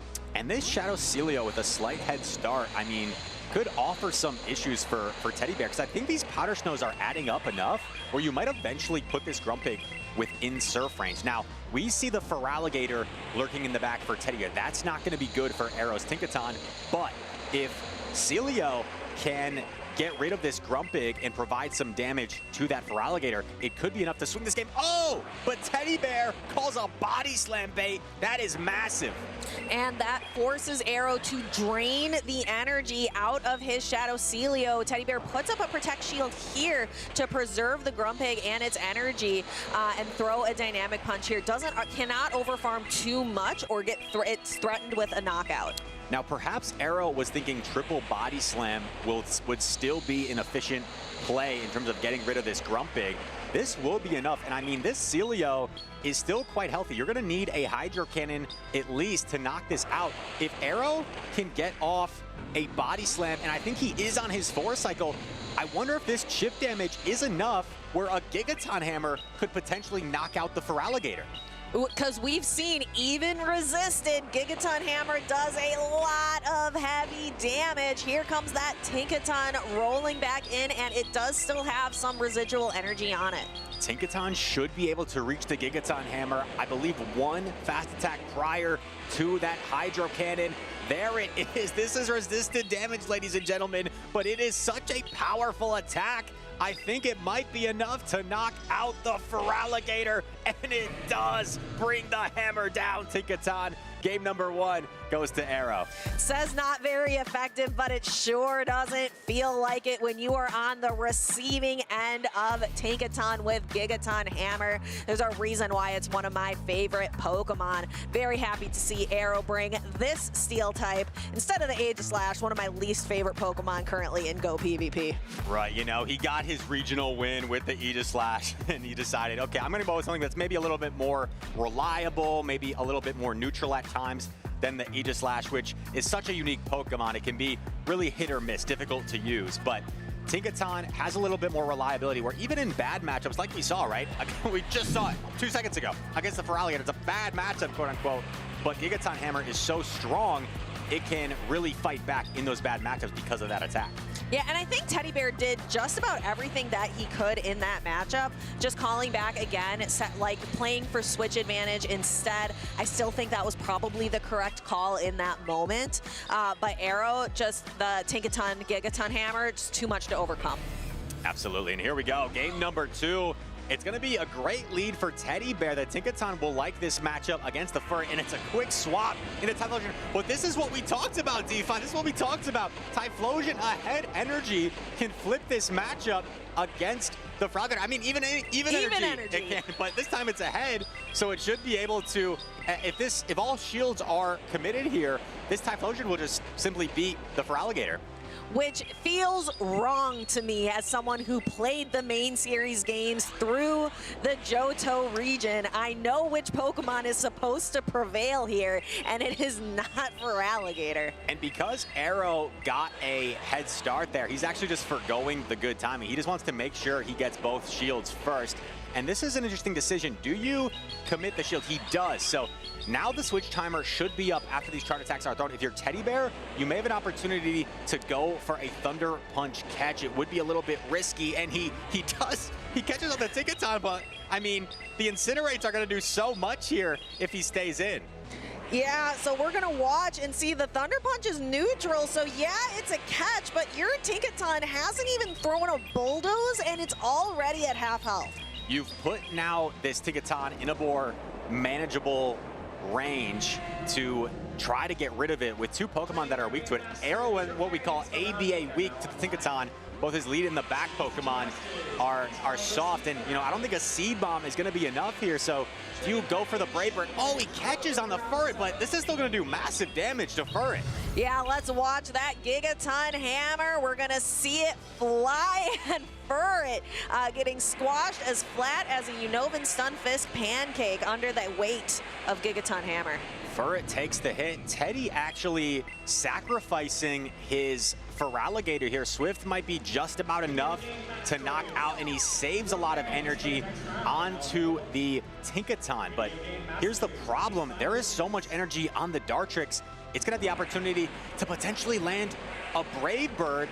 Oh, this is so interesting because you get a lot of chip damage off, but you can't really Brave Bird the Grumpig because then a Gigaton Hammer would just one-shot your Dartrix. Right, so there are some tricky mind games here. You can see, as you mentioned, the Dartrix has so much energy. You can see our trainers counting, kind of looking up, making some calls. The Shadow Ball is absorbed. These trainers used all their shields in that Feraligatr Typhlosion mid-game matchup. Seed Bomb might barely not be enough to knock out the Grumpig. We're going to see Teddy Bear swap in. There is the Brave Bird. This is going to knock out. Now, the only way Teddy can win this is if Grumpig gets to Dynamic Punch. Oh, but he's already doesn't think it's going to get there. Yeah, not going to get there. Arroh going to back-to-back day number 2s. Arroh with Dartrix the Owl. You said that Arroh was kind of ABA weak. Are you telling me that Arrow was using the trademarked Arrow battle alignment strategy? For Arrow, it's not just a style, it's a way of life. It's the ABA way of life that he likes to commit to, and he found a way to get it done right because he recognized, even if I'm ABA weak to the Tinkaton, he believed in the Typhlosion safe swap. There was no Altaria to greet it, and the Feraligatr proved not to be a counter to Shadow Typhlosion, where it put in too much work and allowed him to sweep in the endgame. So you've seen now Shadow Typhlosion. I mentioned too that Teddy could potentially try to plan around it. It's a little different than when you see it in the Go Battle League and you're just like, well, I guess I'm gonna top left now. There's nothing I can do. But Teddy not quite able to wrestle his way around that Shadow Typhlosion. And in the end game there, I was surprised for a moment because I thought maybe Teddy had a chance to reach that Dynamic Punch, but he knew better where it wasn't as close as I thought. So he kind of stopped tapping a little bit early as the Grumpig didn't get there. But really well played by Arroh. I mean, I knew at first, I think he was planning on running back a team almost exactly the same as his Los Angeles team, but after doing some practice and some play testing, made some adjustments, and the adjustments proving to be going well for him as he locks in a spot for day number 2. Congratulations to Arrow, but very well played by Teddy Bear. I'm not sure, he left that Diggersby on the bench the whole time. I'm not sure if he would have been better served to bring it in, but then you've got it up against something like the Dartrix. And the Dartrix, the runway was really cleared for it because the main thing it was worried about in the opposing team would be the Altaria, right? And Tinkaton and Celio are very hard checks, maybe discourage the Altaria from being brought. You know, some people would argue, Arroh would probably argue with me saying that Dartrix beats Altaria, and that is true. If you like land the Brave Bird, you can peck down, I think. But I feel like I would rather be the Altaria there. We can agree to disagree. But Arroh, once again, with his trusty Dartrix, getting the win. Trusty Dartrix and Trusted Arrow Battle Alignment Strategy, ABA. That is what that stands for. Don't let anybody tell you otherwise. Trainers, we are reaching the final lap here in Indianapolis for day number 1. We just have one more set of trainers left to talk about. And that is going to be the Torian and Firestar. They will be our last matchup of the day. Two very accomplished trainers who have multiple top cuts to their name. I know the Torian had a stretch a few seasons ago where he had multiple top cuts and maybe has been not quite as consistent in the top cut as of late, so I'm sure he's looking to get back there. And Firestar, of course, we know a very talented trainer in his own right, going to be trying to get back to another day 2. And these trainers, we can take a look. We've seen Firestar on stream already today. So we already know that he's bringing the Primate and Shadow, not Alolan, Kanto Ninetales on his team. Yes, and that Ninetales is a really interesting pick. I think when you're going up against that Shadow Ninetales with Ember, it generates energy so fastly. And if I take a look to the side, it looks like he is running Overheat. So that triple fire move set on the Ninetales, and the pacing is so fast. You get to that Overheat, if you start baiting Weather Ball, landing Overheat, that Ninetales can be devastating for the opposition. So we'll have to see how the Torian deals with it, because honestly, DeFi, looking at Torian's team, he's got one answer. He's got the Quagsire, which is a pretty good check to that Ninetales, but everything else is either neutral or, for example, the Fortress, the Steelix taking super effective damage from that Ninetales. Yeah, and I'm sure even Quagsire doesn't necessarily want to take the Overheat either. I'm sure that's still going to do quite a significant amount of damage if Firestar can land that powerful attack. These two trainers looking for that day 2 placement. We are in losers round 8. This is Group F, and it's win or go home for Firestar 73 or the Torian 22. Also opting for that Togetic. We saw Out of Pocket utilizing that Togetic earlier on today. The Torian has it with that Heat Wave Dazzling Gleam moveset. If you're wondering, the Primate on Firestar's side is opting for that Close Combat as opposed to Ice Punch or another choice of Charge Attack. So Close Combat, regular Primate as well for Firestar. And here we go. We've got to lock in. It's our last battle of the day, trainers. Last lap, and it's going to be the two fairy-type Pokemon, Wigglytuff taking on the Togetic. Wigglytuff, we've been talking all day. This is its last dance because Charm is about to get nerfed in the upcoming season that debuts next week. You can see Togetic outpacing very clearly here to its attacks. The Torian going for the Dazzling Gleam, heavy hitting, and Firestar puts up that Protect Shield, keeping his Wigglytuff healthy. Torian gets the Protect Shield, and you see a little bit of a head tilt there. Maybe was hoping that that Dazzling Gleam would connect, because now Firestar is opting to throw the Icy Wind, grabbing the Protect Shield and debuffing the attack of this Togekiss. So now a Dazzling Gleam will be less of a threat to this Wigglytuff, who looks to be kind of controlling this matchup. And if Firestar is able to win this matchup with a decent amount of health, well, Torian doesn't really have anything that can comfortably farm down the Wigglytuff. So this looks to be advantage Firestar early. And Firestar letting loose this Swift and actually allowing the Togetic to go down. Brings in the Quagsire. Firestar recognizing, oh, this is what you brought in to farm down the Wigglytuff. I'm going to save this in the back. I think my Wigglytuff might be useful for later. And this is clever from Firestar, saving that Wigglytuff, because now in comes the Sableye, which is going to be able to hopefully handle this Primate. And this is a huge decision right here. Close Combat, you are boosted. This is resisted damage, but it's such a devastating attack. Oh, this is gonna do so much. It just knocks out the Sableye. Oh my goodness, Firestar able to completely take the Sableye card off the table. Is gone. But somehow, this may not be over.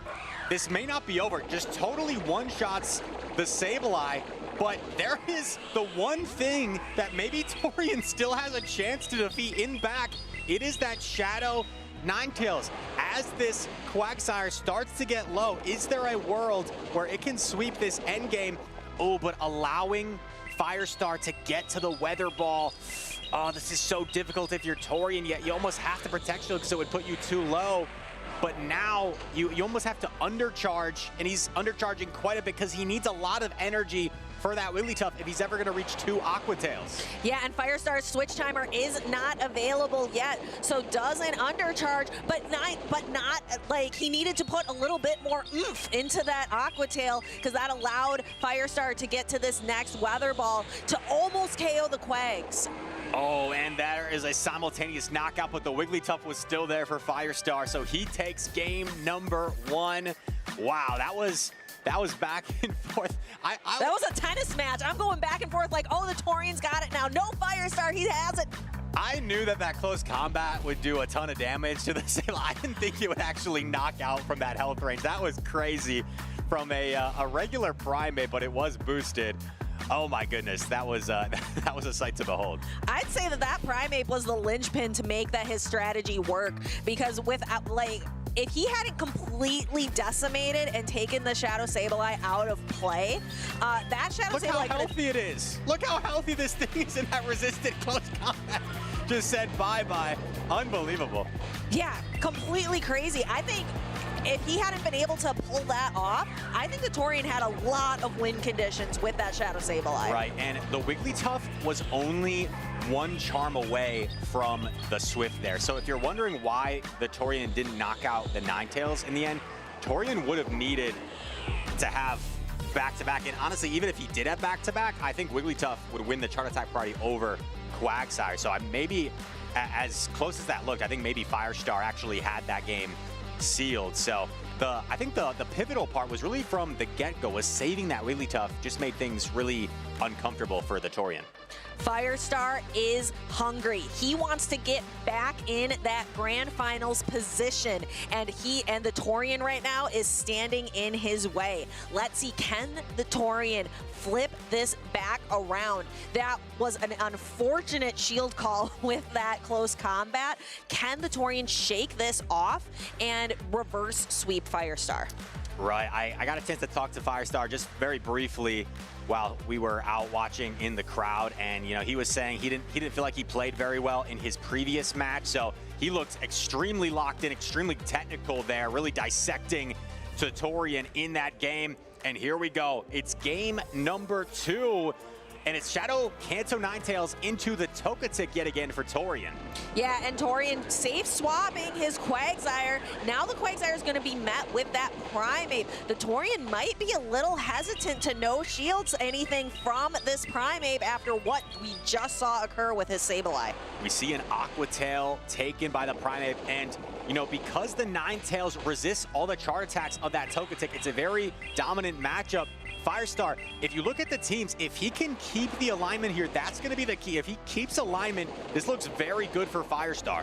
Firestar has all the energy in the world. The Torian doesn't shield the close combat. Boom! Close combat is diabolical. Knocks out the Quagsire and going to get some chip damage here with the Primate. It is now debuffed, so you will surrender a Fairy Wind down, but you don't mind that because you get so much utility out of this Primate, and this energy goes nowhere against the Ninetales. This Primate is such a workhorse for Firestar today, and the Ninetales is just so safe. And you see the trainers laughing. The Torian was hoping, okay, maybe my Sableye up a Protect Shield could have some sweet potential, but Wigglytuff standing in the way is gonna laugh at this Sableye as it continues to charm down without even breaking 50% health.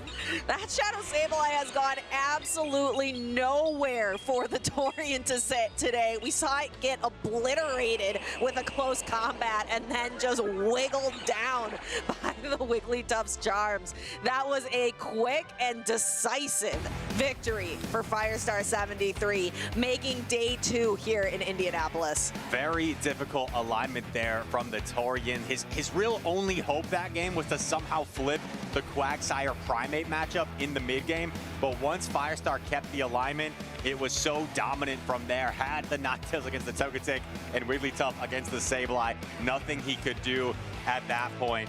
So these trainers, a great battle between the two. It's going to be Firestar moving on to day number 2 here in Indianapolis. Congratulations to Firestar, and close combat on Primate, doing all of the work here for Firestar in Indianapolis. I cannot believe he managed to do that twice. Primate, you know, sometimes I mentioned the mere thought of an Ice Punch Primate. I think Firestar's laughing at me. Haha, Ice Punch. I have close combat. See what this can do. And I tend to be on board with him. I think close combat offers you much more damage potential, right, and threat potential overall with Primate. So I do enjoy that moveset as well. And it showed why in these games here. I know, just a close combat sneaking its way through 2 protect shields there in this game. And this Primate even being able to get to that Rage Fist on low HP. Right. And there's the moment, the Torian just laughing. Right, Firestar just got so much utility out of that Primate, and you know, you see the posture in the trainers change, right? Once it's revealed that it's Wigglytuff against Sableye, like they go from locked in to, oh, this is over, and they both knew it. Firestar with a dominant performance there, going on once again, like we said, to day number 2. We sometimes say it's not over till it's over, but once it's Sableye on Wigglytuff, it's over.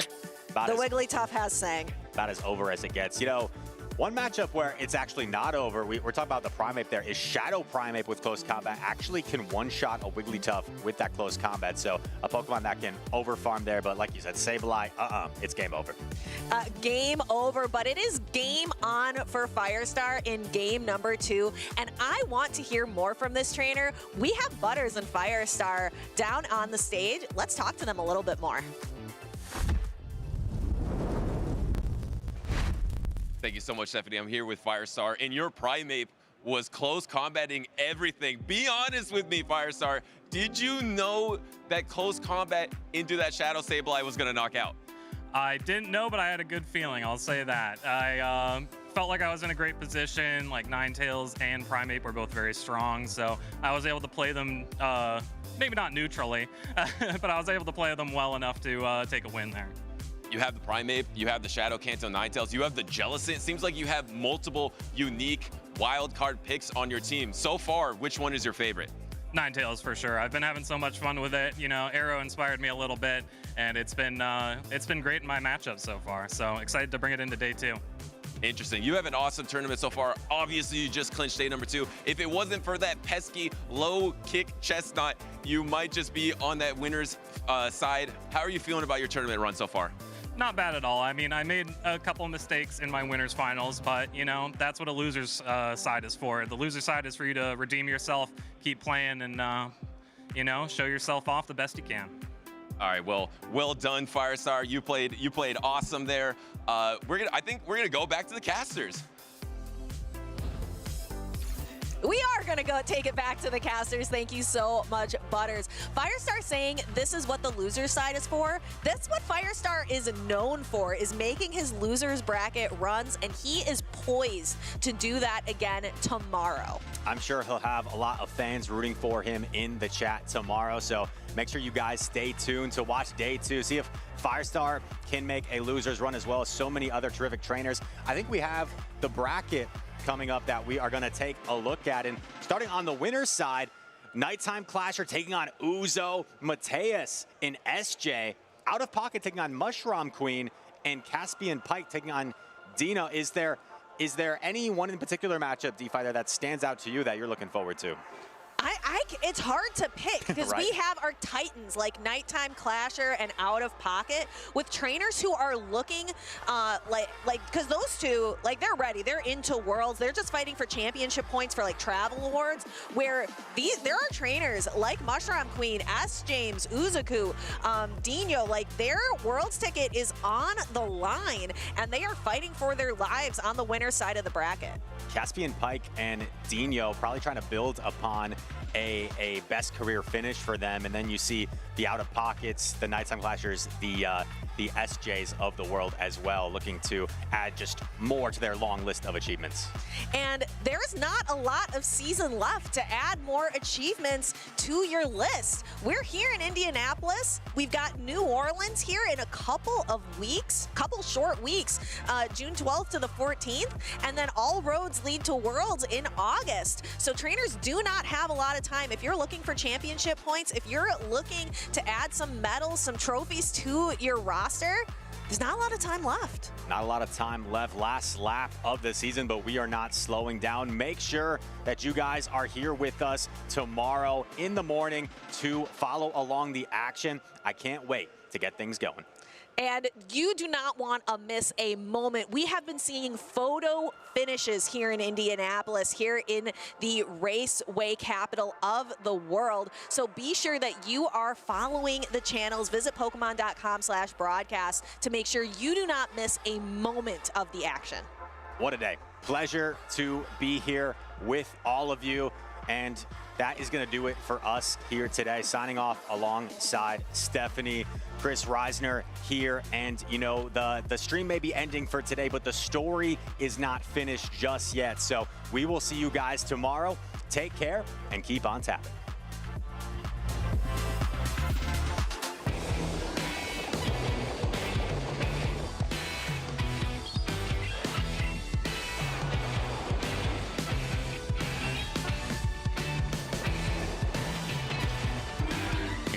Yeah, it was fun playing you.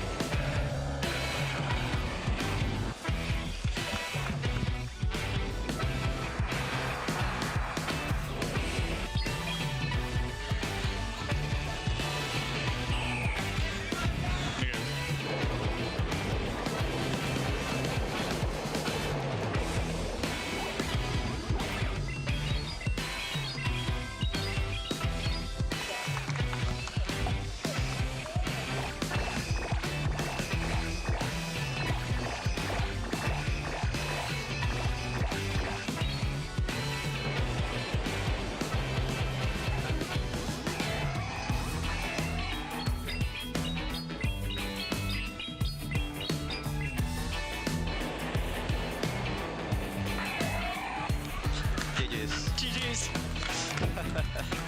I should have not brought that. GG's, man.